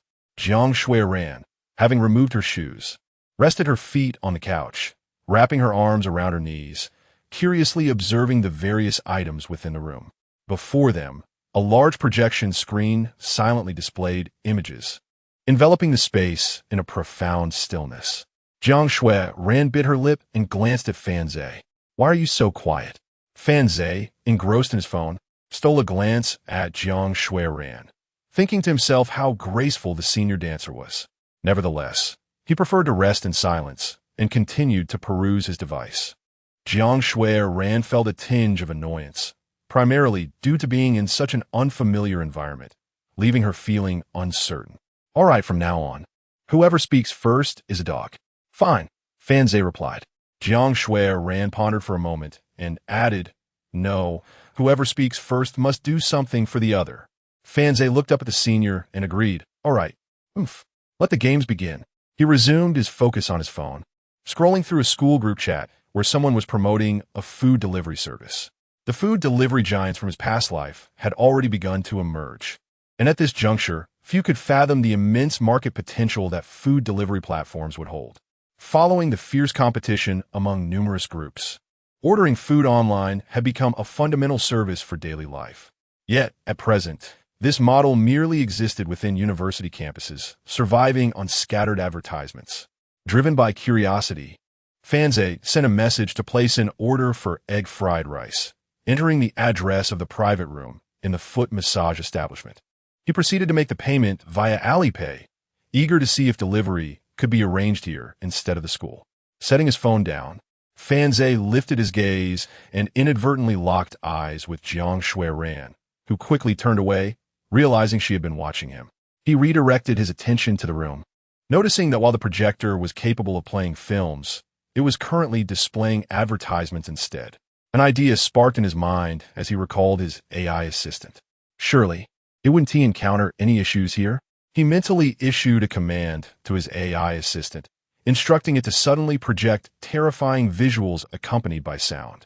Received startled by the response, Fan Zhe was taken aback. This was his first experience utilizing the AI assistant in such a manner. Did this imply it was feasible? Without hesitation, he closed his eyes and quickly covered his ears. At that moment, Jiang Shuiran, unaware of what was happening, happened to look back. Boom! Suddenly a chilling, eerie sound erupted from the speakers, while the projected image revealed a desolate village. Fan Zhe! In an instant, Jiang Shuiran was rendered pale with fright. Leaping from her sofa to join Fan Zhe on his, instinctively drawing closer to him. She nestled against his side, her head tilted toward his shoulder, her hands gripping his clothing tightly. Enough! Fan Zhe promptly issued a command to the AI assistant. Sensing the palpable tension emanating from Jiang Shuiran beside him, Fan Zhe, well, perhaps he was being a tad excessive. He gently patted Jiang Shuiran on the back, reassuring her, there, it's all over now. Why you scare me to death? It was so terrifying. Jiang Shuiran leaned against Fan Zhe, her emotional fluctuations evident as she spoke. Senior, you should try to relax a bit. Jiang Shuiran discreetly glanced back, only to discover the screen had reverted to its previous state. She exhaled a quiet sigh of relief, though a lingering fear remained. Was it you who did that? I haven't moved from my seat. Jiang Shuiran looked at Fan Zhe, then paused, suddenly realizing how close they were. She hastily shifted to the side, returning to her own sofa, her cheeks flushed as she stammered. I didn't mean to. I was just startled. Fan Zhe remarked. Do you remember what you said about those who speak first having to do something? Jiang Shuiran stared at Fan Zhe in confusion. 5 minutes later, wearing a floral long dress. Jiang Shuiran sat on a small stool in front of Fan Zhe's sofa. Before her was a foot bath, water filling it. Is this how you do things? Can't you handle losing? Fan Zhe observed Jiang Xiuran's reluctance. With resignation, Jiang Xiuran extended her hand, preparing for the task ahead. Cheng Ming was in a foul mood today. He had come to the foot bath establishment, hoping to unwind. While downstairs, he noticed a car parked nearby that seemed familiar, reminiscent of one he had seen at the school gate. Could it be such a coincidence? Cheng Ming pondered briefly, but dismissed it. Upon reaching the second floor, he was promptly attended to by a staff member who guided him inside. However, halfway through, the staff member received a message through the earpiece and turned to say, "Sir, I apologize, but you'll need to wait here for a moment. We may need to change your room." After speaking, the staff member headed back to the lobby. Cheng Ming's irritation flared, yet he could do nothing but wait. Just then, his gaze inadvertently drifted to a nearby private room. Through the glass door, he spotted a somewhat familiar figure. Jiang Xiuran? Unable to restrain himself, he pushed the door open. Jiang Xiuran, preparing to proceed with her task, turned to look at the entrance, stunned. 3 seconds passed in silence. Cheng Ming snapped back to reality, shot a furious glare at Fan Zhe, and turned to leave. Pain. It hurt deeply. He felt as though his heart had been pierced. Inside the private room, Jiang Xiuran remained dazed. She glanced at her actions, then at Fan Zhe. Unable to hold back, Jiang Xiuran burst into tears. With a heart full of sympathy, Fan Zhe gazed upon the sorrowful Jiang Xiuran, who was weeping inconsolably. There, do not cry. What is there to weep about? He gently reassured her. Wu Yu spoke, which means you have lost this time. Jiang Xiuran suddenly lifted her head, tears streaming down her face as she declared. Fan Zhe paused momentarily, realizing the implications of her words. After Jiang Xiuran had suffered defeat, they had wagered once more, with the same stipulation. Whoever spoke first would lose. In her determination for Fan Zhe to falter, Jiang Xiuran had deliberately exerted herself in her tasks.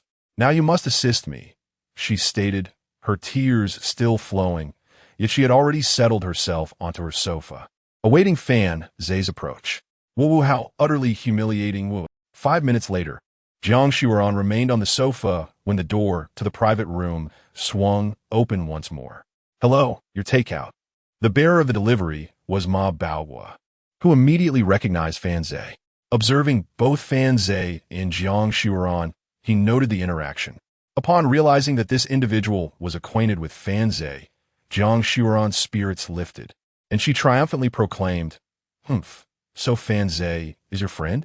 I am currently punishing him. Jiang Xiuran thought to herself how embarrassing it was for her actions to be witnessed by someone she knew, and now she was determined to return the embarrassment to Fan Zhe.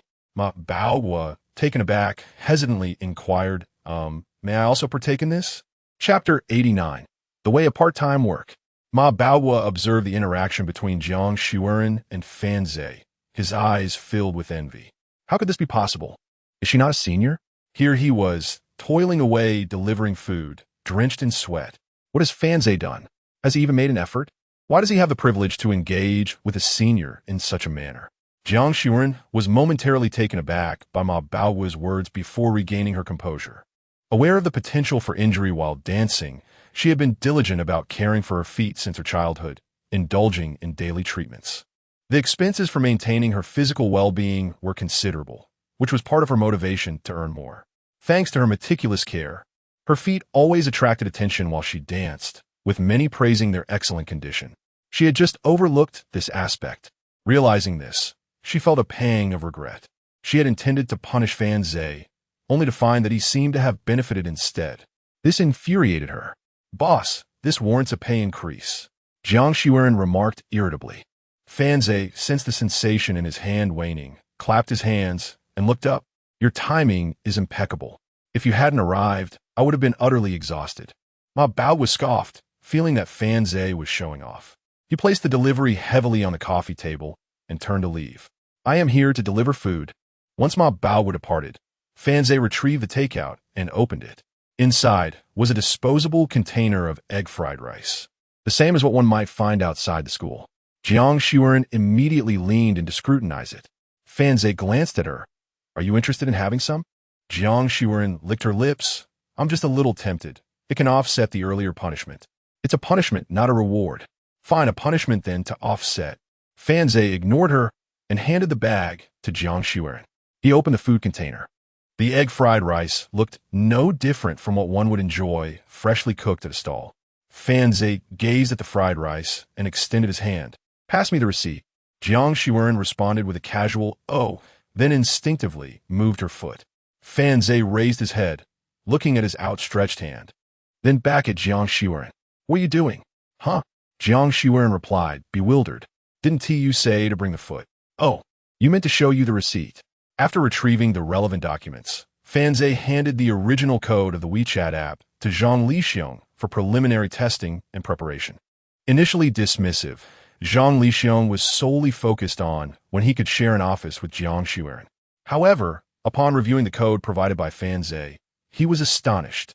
Though the program was simple and not high-tech, the rigor and professionalism of the original code left Zhang Lixiong, a top student from Shuyuan University, in awe. Boss, this program must have required at least a team of 15 individuals and would take at least a month of hard work to develop, right? Do you have a professional team behind you? Zhang Lixiong sent a message to Fanze. Fanze, it is best not to inquire too much about societal affairs. Zhang Lulong paused momentarily upon reading this message. The enigma surrounding Fanze's identity instantly deepened in his mind.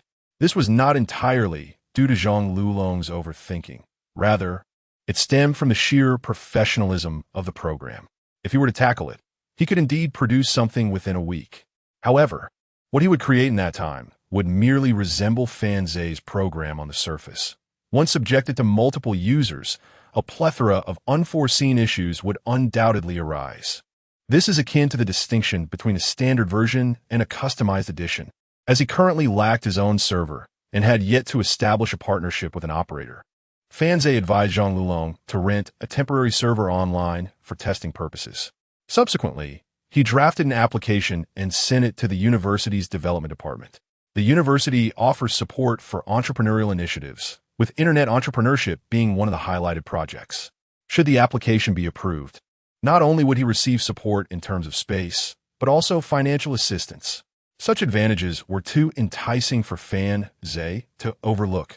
While he had sufficient funds for the moment, why not seize the opportunity? Most importantly, there were numerous talented individuals at Shuemu.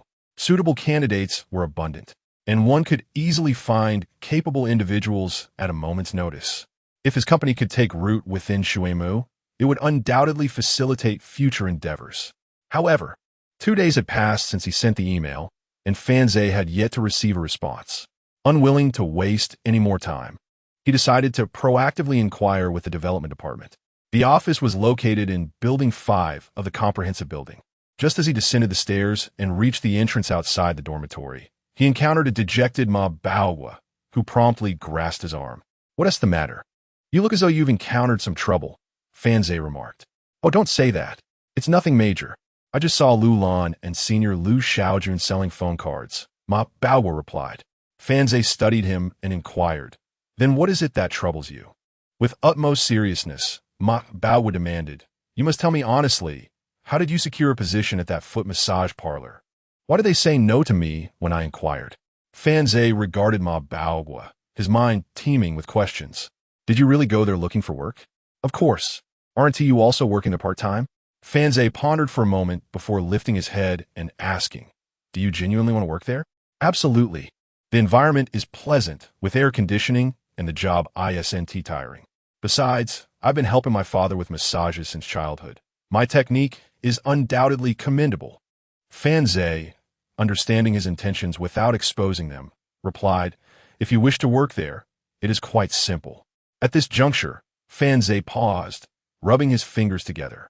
Ma Baowa, sensing something, quickly rummaged through his pocket and produced 2 bills, one 50-yuan note and one 2-yuan note. After a moment's hesitation, he pressed the 50-yuan note into Fanze's hand. This is what I earned from yesterday and today as part-time work. It's all for you. You must teach me. Don't deceive me. Fanze tucked the money into his pocket and beckoned with a flick of his finger. Ma Baoguo leaned inclusive. Fanze Dao. It is rather simple. Just step into their store, select an item that is reasonably priced yet valuable, and deliberately damage it. Huh? Wouldn't that require compensation? Indeed, once it is broken, someone will promptly approach you for restitution, and you can simply state that you lack the funds and can only repay through labor. Ma Bao pondered for a moment and exclaimed, "Yes. What a brilliant idea. I was wondering how you managed to gain access. Thank you. Once I earn some money, I shall treat you to a meal. From the cafeteria? Very well." Observing Ma Bao would depart with a cheerful demeanor brought joy to Fan Zhe as well. It is indeed delightful to assist others. Along the way, Jiang Cheng called, informing Fan Zhe that she had located a suitable venue and sent him pictures for review. Fan Zhe felt quite assured with Jiang Cheng handling these matters. Thus, he instructed her to pay the deposit. Following that, he dialed Aunt Yu. As soon as the call connected, Fan Zhe was greeted by an unusual sound on Aunt Yu's end. "Aha, si Fan Zhe." Fan Zhe responded, "What on earth are you doing?" Immense toile cramps. Chapter 90. The Young Woman's Menstrual Pain. It is often said that women who have daughters capable of bearing children experience menstrual pain. This revelation momentarily astonished Fan Zhe, broadening his horizons. However, upon further contemplation, it became comprehensible. After all, she had given birth to Shun Mengqing before the age of 20, and soon thereafter, her husband had passed away. Offering her some words of comfort, Fan Zhe proceeded to inform Aunt Yu about the good news regarding the house he had found. Coincidentally, they had arrived at Building 5 of the comprehensive building. The office of the Business Development Department was modest in size, furnished with 3 desks. At that moment, only one pouting young woman, visibly annoyed, was tapping away at her computer keyboard. Fan Zhe approached the door and knocked gently. Do you need something?" inquired the somewhat endearing young lady. Entering the room, Fan Zhe replied, "I came to check on the progress of my entrepreneurial support application."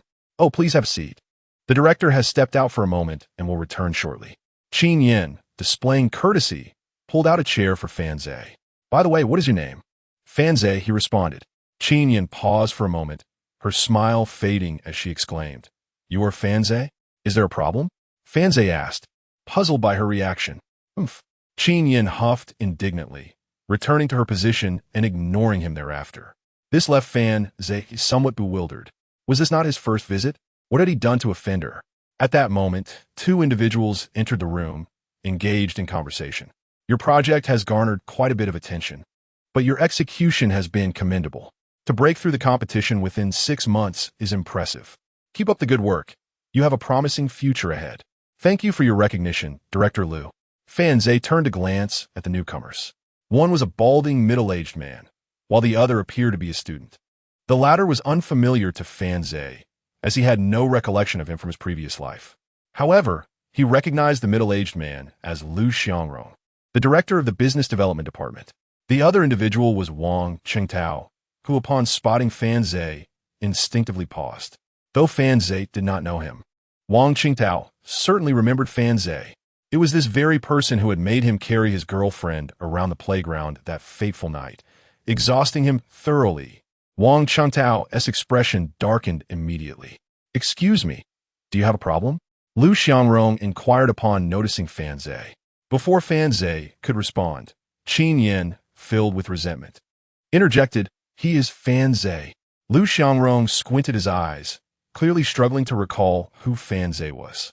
Qin Yin elaborated, "He is the one who said some words that affected me." "Oh, now I remember," Liu Xiangrong remarked, gesturing in the air. "You are the one who spoke of creating something called a trust software, claiming it would lead a new era of communication, correct?" Fan Zhe felt a sense of bewilderment wash over him. How had he influenced this young woman? Nodding, he affirmed, "Yes, that's me." Liu Xiangrong approached and patted Fan Zhe on the shoulder, advising, "My dear fellow, while you have the time for entrepreneurship, it would be wise to focus on your studies instead. Entrepreneurship may not be suited for you, and given your family's circumstances, it would be a waste to squander such opportunities." Fan Zhe stared in disbelief, realizing that his application had been rejected even before his comrades had arrived. "What did you write in the application?" "The future has arrived. Life and death are trivial. If you are unconvinced, just act." Your words led me to believe there was genuine potential, prompting me to recommend your project to Director Liu, and I ended up getting scolded. Umph. So this is how it is. Fan Zhe came to understand, and he turned to Liu Xiangrong, saying, although smartphones have yet to become ubiquitous, it is merely a matter of time. The era of mobile internet has already dawned. The previous CPN communication will inevitably be supplanted by simpler communication tools accessible to the masses. Will Director Liu not reconsider? Liu Xiangrong sighed and replied, my dear student, over the years, many companies have aspired to replace QQ. Can you name one that has succeeded? Not to mention success. There hasn't even been a single contender. Let go and focus on your studies. The quota for this round of support has already been determined, and the last spot has been allocated to him. Liu Xiangrong pointed to Wang Chengtang. Wang Chengtang thought to himself that Fan Zhe was merely a rich second-generation heir. Hearing that Fan Zhe intended to establish a company to rival QQ only made Wang Chengtang chuckle at the absurdity. A college student defeating Xin Qingma? What a joke. However, whether out of genuine politeness or a desire to show off, he extended his hand, greeting Fan Zhe. Hello, I am Wang Chengtang, the founder of Chituan Takeout. Chituan. Although Fan Zhe did not secure the school's support, he felt no disappointment. Having it would be beneficial, but not having it was equally acceptable. Were it not for his current lack of strength, with certain elements needing to remain concealed, he would not require an office space at all. For the technical issues on the internet, AI Xiaoke could handle everything, and indeed, it would perform better than any technician. Even customer service could be managed by AI Xiaoke, eliminating the need for training and learning. However, the primary concern was his current insufficient capability. If Xiaoke were exposed, it would lead to numerous complications. Thus, he still needed a location, a company, and staff to provide cover. Upon exiting the comprehensive building, Fan Zhe made his way to the student union office. Seeking the publicity department, he needed to acquire campus cards from the 3 major telecom operators to facilitate promotion. Through his inquiries, Fan Zhe discovered that the campus card operations for China Telecom, China Mobile, and China Unicom were managed by the student union at Shumu. As Fan Zhe understood, campus cards were quite profitable. The telecom operators typically issued these cards for free, with a small amount of initial credit. Their aim was for students to authenticate their identities and use the cards long-term, profiting from the subsequent call charges. Yet, once the cards reached the student union, they could be acquired at no cost and then resold at a markup. This allowed for profits on both ends. Moreover, if the cards sold were used long-term, they could even receive a year's worth of call charges as cashback. The profits calculated in this manner were indeed substantial. However, such profits are certainly beyond the capacity of a mere student council to absorb. Without distributing any profits, it is inconceivable that the 3 major telecommunications operators would grant them exclusive rights to manage the cards. Regardless of the company, there will always be employees, and employees require incentives. Naturally, they will gravitate towards the source of greater benefits. Those who understand the situation are well aware of the dynamics at play, so I shall not elaborate further. At the student council, Fan Zhe articulated his intentions, expressing his willingness to invest in procuring a batch of cards. However, he also intended to sell these cards on campus at the same price as the student council, thereby not undermining their market. Fan Zhe's plan was merely to leverage this avenue without intending to disrupt the existing interests, as he had little regard for them anyway. Yet, midway through the conversation, the individual speaking with Fan Zhe informed him that the head of the publicity department had arrived. This card was indeed under the purview of the publicity department. Upon seeing this, Fan Zhe felt a sense of dread. This matter was undoubtedly doomed. The newcomer was Cheng Ming, whom Fan Zhe remembered all too well. Previously, during a meal with Jiang Cheng, this very person had approached them with ill intentions. Beside Cheng Ming stood Liu Xiaojun, the romantic interest of Ma Baogua. As expected, Cheng Ming swiftly concocted an excuse to refuse Fan Zhe, not granting him the opportunity to finish his thoughts, and turned to leave. What could he possibly say? Did he not observe the circumstances before stepping out today? He did not wish to jeopardize their interests, but if they left him no alternative, he would have no choice but to strive for his own. Dear readers, if you find the narrative to your liking, please bestow upon the author, Xiao San, a 5-star review. Your encouragement and gifts, along with positive feedback, are crucial for any book success. Thank you. Chapter 91. I mentioned late-night snacks. You speak of overnight stays. In the evening, within the confines of dormitory 407, Fanze had gone to take a shower. Ma Baohua remained seated at his desk, engrossed in his writing and sketching. Cheng Peng reclined against the head of his bed, perusing a book titled A Bing's College Life.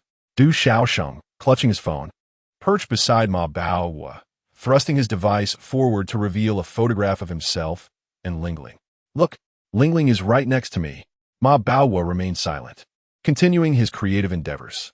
Du Xiaosheng, feeling the pangs of unfulfilled vanity, was reluctant to concede defeat. This is rather dull. I'm not trying to belittle you. I merely wish for you to learn.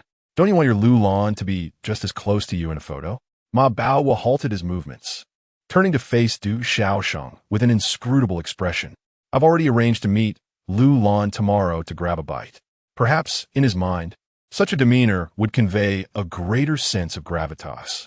Indeed, Du Xiaosheng was taken aback. Is that for real? Of course it is. Ma Baohua, unable to contain his excitement, quickly retrieved his phone. Let me show you the message. Do you want me to accompany you tomorrow and offer some suggestions? After viewing the message, Du Xiaosheng replied, and Ma Baohua pondered for a moment before nodding. Yes, come with me, and remember to remind me of anything important. He felt that Du Xiaosheng was indeed more reliable than Fanze. As Fanze emerged from the shower, clad in his pajamas, he observed Ma Baohua's state with curiosity. Earlier that afternoon, Ma Baohua had inquired about securing a job at a foot massage parlor. He had instructed Ma Baohua on how to break things. Logically, such a lack of reaction was unexpected. Could it be that he and T gone? Upon seeing Fanze, Ma Baohua's eyes lit up. Fanze, are you going to foot massage parlor? Fanze responded with a bewildered expression. When did I develop such an interest? Why are we discussing foot massages in the dormitory at this hour? Du Xiaosheng, frozen with his phone in hand, stared wide-eyed at Ma Baohua.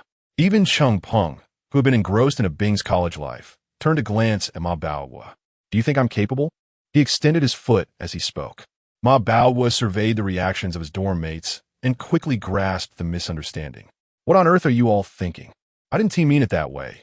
I was merely asking Fanze if he wanted to go for a foot massage. Fanze regarded him skeptically. Oh, are you treating? Ma Baohua stammered. I can't afford to treat anyone. I've never even been there myself. Fanze, observing his flustered demeanor, queried, so what is the story? How did your job search go today? Du Xiaosheng and the others, unaware of the details, watched with intrigue as the two conversed. After a moment of hesitation, Ma Baohua finally confessed, I found a job at the foot massage parlor.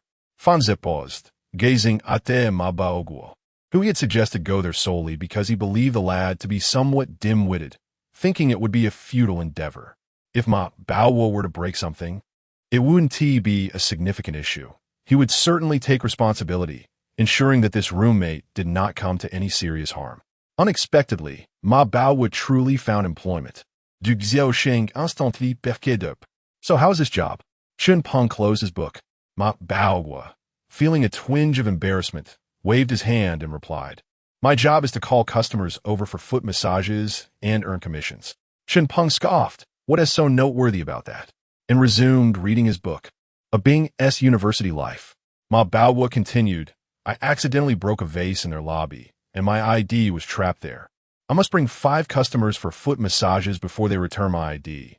Otherwise, they threatened to report me to the school. However, bringing in customers does yield commissions for me. Fanze was somewhat taken aback.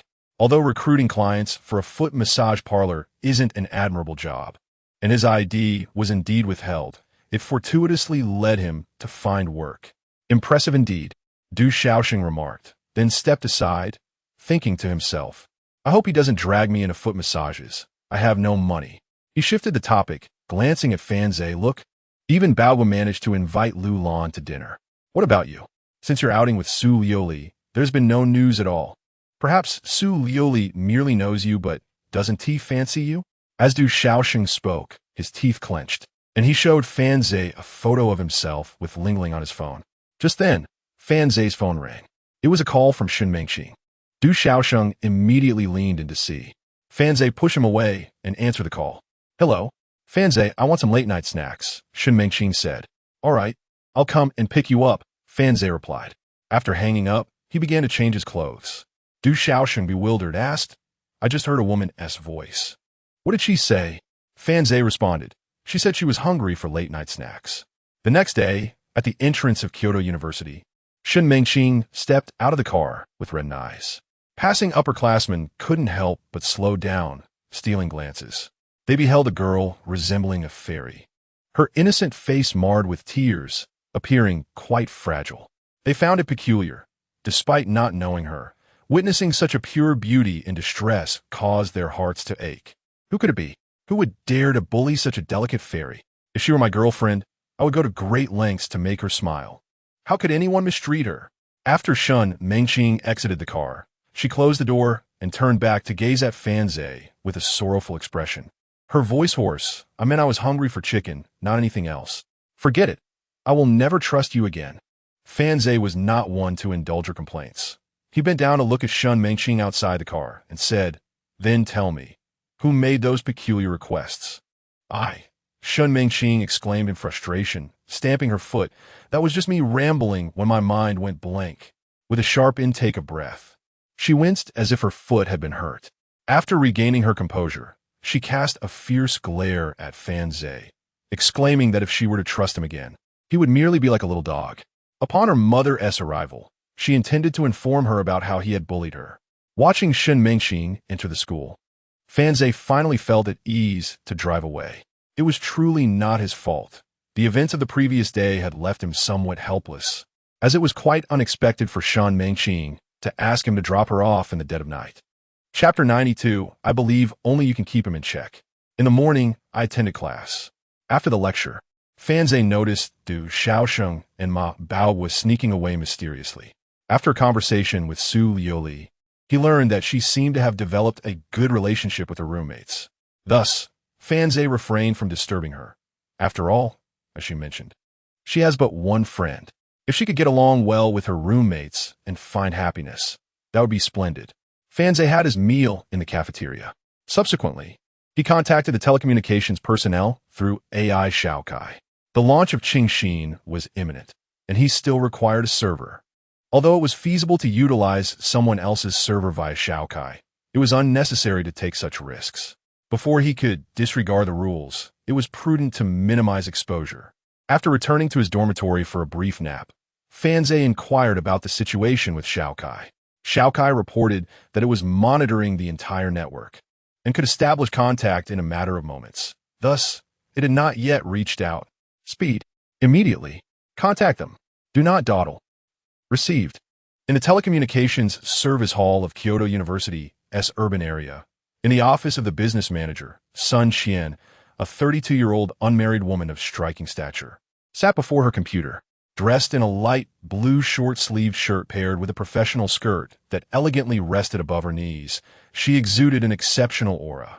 At that moment, she was reviewing the performance task list on her screen, which had been dispatched from the Superior Service Hall at the end of the last quarter.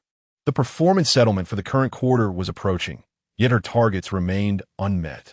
The rental quota for servers was still short by 200,000. Knock, knock, knock.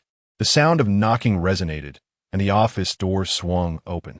The lobby manager, Liuli, entered and addressed Sun Qian, stating, Students from the Student Union of Shuemu University are here to collect cards.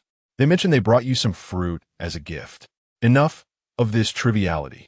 I am not unfamiliar with fruit, Sun Qian replied coldly, her tone revealing a hint of impatience. Oh, understood. Liuli hastily retreated.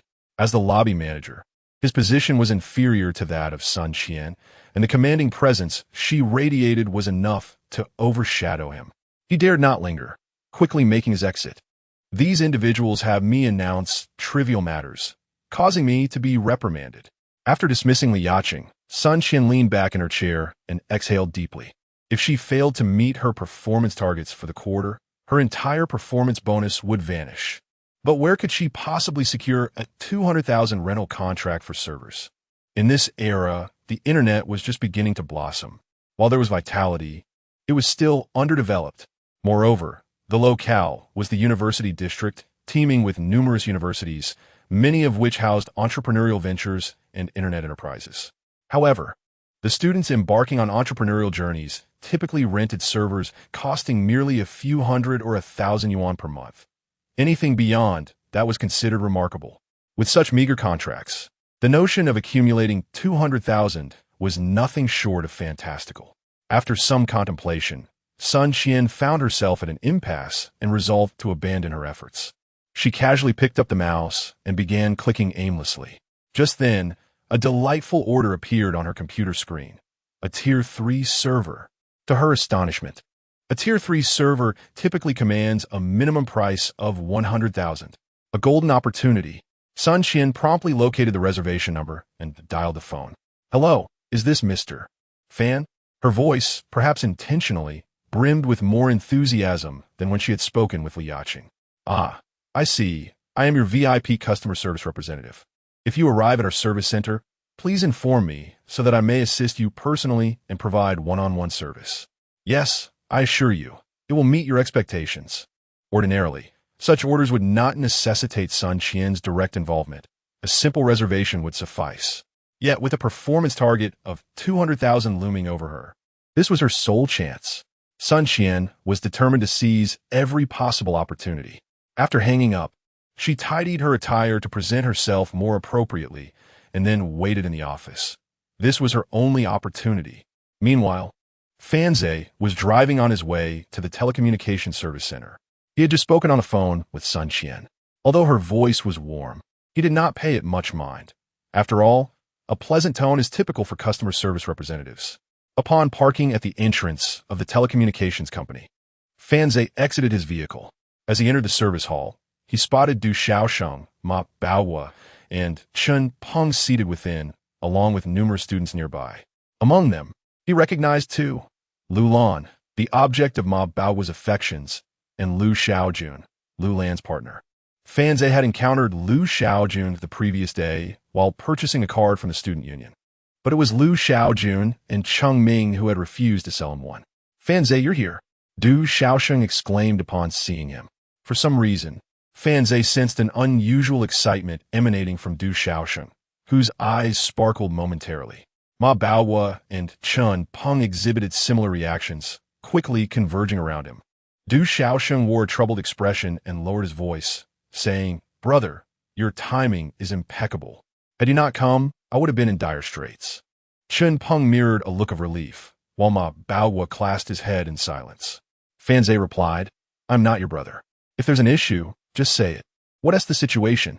Du Xiaosheng continued. "If you hadn't come, that guy would have been flaunting himself in front of me again. I truly cannot endure it. He has already succeeded in boasting. His triumph is irrelevant to me." Fanze retorted with irritation. "If he is boasting, what use is my presence?" Du Xiaosheng posed, as if contemplating seriously. "I believe only you can keep him in check. You are superior to him." Chapter 93. The charm of a smile. Stop talking nonsense. "I'm not putting on airs. I have matters to attend to, so do not disturb me." Fanze brushed aside Du Xiaosheng's hand and pushed Chen Peng aside. He proceeded to the VIP passageway on the side of the hall. In a recent phone call, Sun Qian mentioned that she would meet him in the private room for discussions. As he walked inward, he took out his phone, intending to send a message to Sun Qian. At that moment, a figure obstructed his path. "Hello. Entry is restricted to authorized personnel only. Please queue over there." The speaker was Liu Cheng, who gestured toward the row of benches where Mr. Du and his companion stood. "I have a reservation," Fanze replied. "I do not care what you have reserved. Everyone must queue." Liu Cheng's tuna escalata. He had just been reprimanded by Sun Qian inside, and his mood was particularly sour, especially upon seeing that Fanze was acquainted with that group of students. He assumed they must be together, which only increased his disdain. Thus, when Fanze mentioned a reservation, Liu Cheng dismissed it, thinking Fanze merely sought a campus card. Fanze regarded him with a glance, but did not insist. The situation was simple. He could have customer service come to assist him. Du Xiaosheng and the others hurried over, whispering, "Hey, what is going on? Even student council can't get in there." Fanze did not explain, but inquired curiously, "What are you doing here?" Du Xiaosheng's frustration bubbled to the surface. "I am truly a victim of circumstance. Ma Baowu said he had arranged to dine with Lu Lan and sent me to brainstorm ideas for him. Upon arriving at the designated location, I found 7 or 8 others accompanying Lu Lan, including that Lu Xiaojun. When he saw so many people, he claimed he had no money and cowardly refused to approach, leaving me still hungry. Why don't you all just go eat?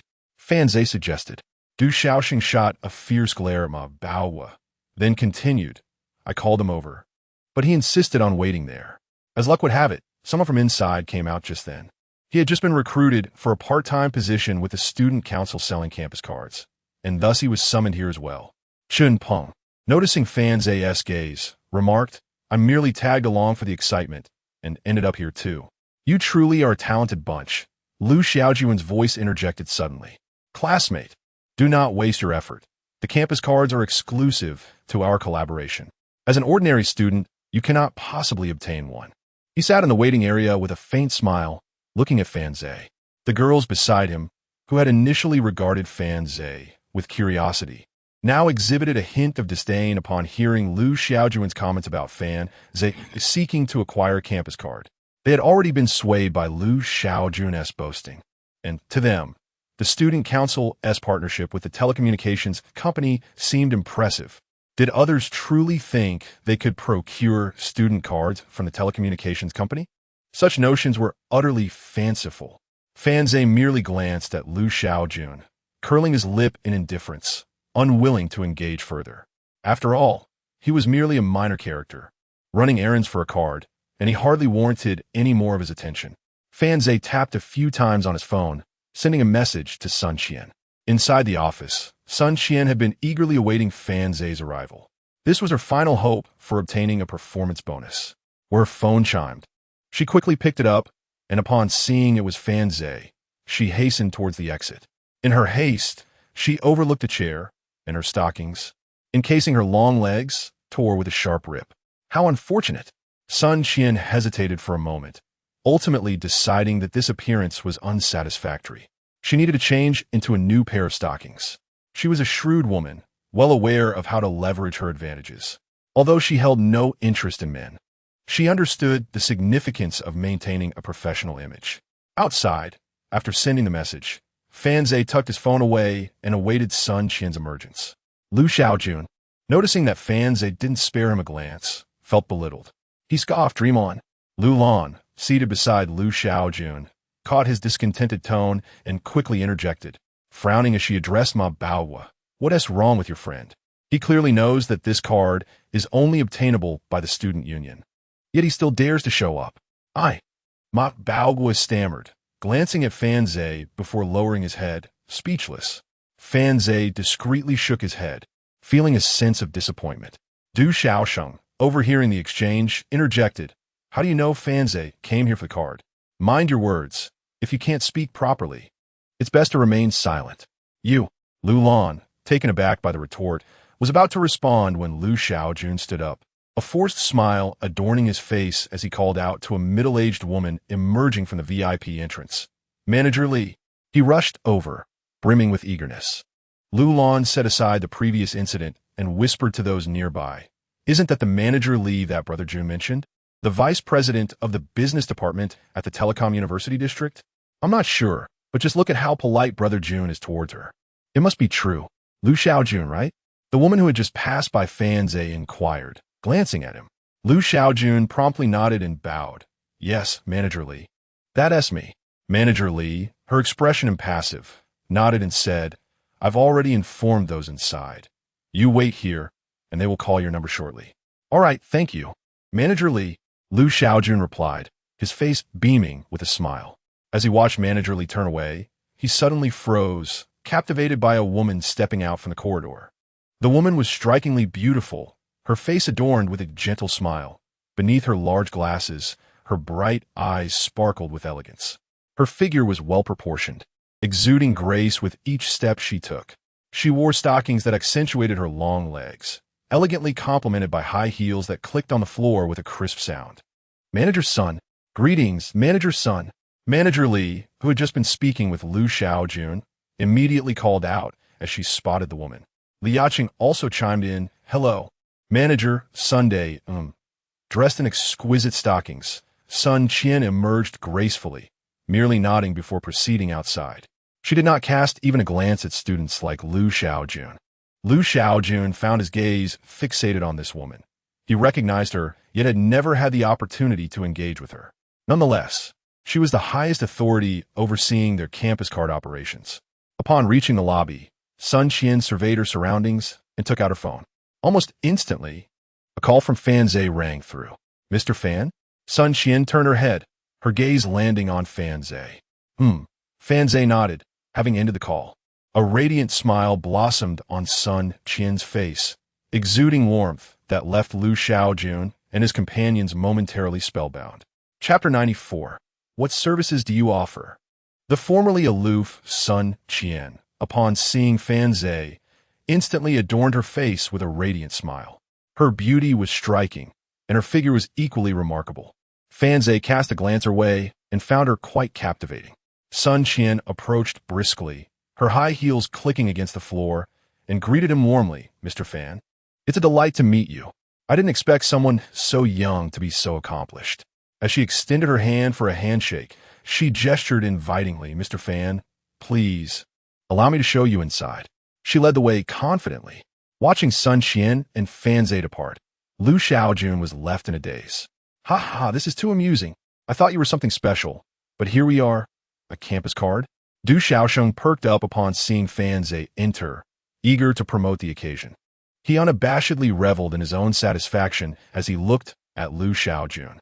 Lu Lan and several other women hurried over, glancing at the hallway inside, and inquired, "Who was that person just now?" "I saw Mr. Li." Before she could finish her thought, she caught sight of Liu Xiaojun's sullen expression and quickly fell silent.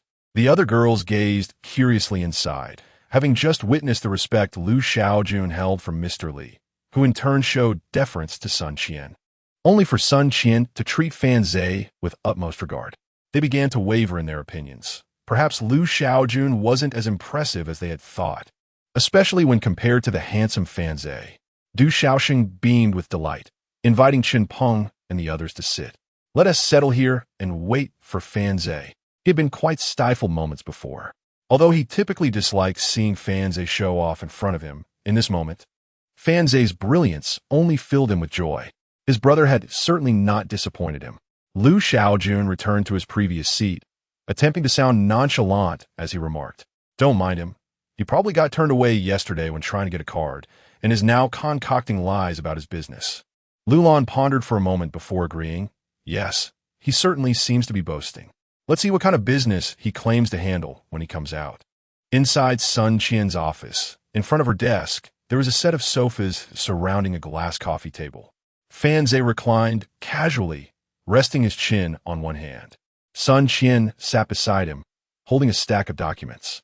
She crossed one leg over the other, her shoes perched on the coffee table before Fan Zhe, swaying them from side to side. According to Fan Zhe's own plans, a server costing at least 500,000 was necessary to get started. As for the future, he certainly intended to establish his own servers. Yet listening to this woman, it seemed a 200,000 server might suffice for now. Fan Zhe stroked his chin, contemplating this matter, and, lost in thought, he failed to notice his gaze lingering on Sun Qian's shoes. Believing he harbored ulterior motives, Sun Qian intensified her efforts in the introduction. As Fan Zhe had reserved a package at the 100,000 level, she prematurely assumed that he would undoubtedly wish to select the lowest priced option within that tier. However, unbeknownst to her, Fan Zhe had already decided upon the 500,000 package prior to his arrival. Consequently, she incessantly extolled the merits of the 200,000 package. Yet Fan Zhe neither expressed agreement nor dissent. He remained silent, seemingly engaged in contemplation. In truth, he was deliberating whether to opt for the 500,000 package or the 200,000 one. Sun Qian assumed that Fan Zhe was still undecided about the 200,000 option, believing he merely desired the 100,000 package. "Young man, with your youth, do you have a girlfriend?" Sun Qian, not receiving a response from Fan Zhe, resolved to shift the topic in an effort to foster a closer rapport. This was her final opportunity to meet her performance targets, and she was unwilling to relinquish it easily. Moreover, she felt that Fan Zhe was on the verge of being enticed, as his gaze lingered on her shoes. She perceived him to be rather inexperienced in the ways of the world, a type easily swayed. A girlfriend? What I need that for? Fan Shikeshuri replied, casting a glance at Sun Qian, who was leaning in closer. He understood that his purpose for being there was to conduct business, not to engage in frivolous banter with a saleswoman. He had no inclination for such pursuits. Since she had positioned herself nearer, he allowed it, finding her appearance tolerable, thus seeing no reason to decline. Fan Zhe inquired, "Is this 200,000 package truly as remarkable as you claim? Is it sufficient?" "Trust me, young man, it is absolutely sufficient." Sun Qian leaned closer to Fan Zhe, placing the contract before him, her fingers tracing circles on the document as she pointed out its features. "Mr. Fan, behold, this is our company's flagship package, offering the most substantial discounts and a wealth of services." Fan Zhe glanced at her delicate fingers, polished with transparent nail lacquer. "My dear, that is unnecessary." He gently pushed her hand aside and asked, "What services does it entail?" Taken aback by his rejection, Sun Qian was surprised that this young man had not been easily charmed. However, when he requested she elaborate on the services, her dissatisfaction simmered beneath the surface. While she endeavored to present herself as a paragon of virtue, the inquiry about services stripped away any pretense.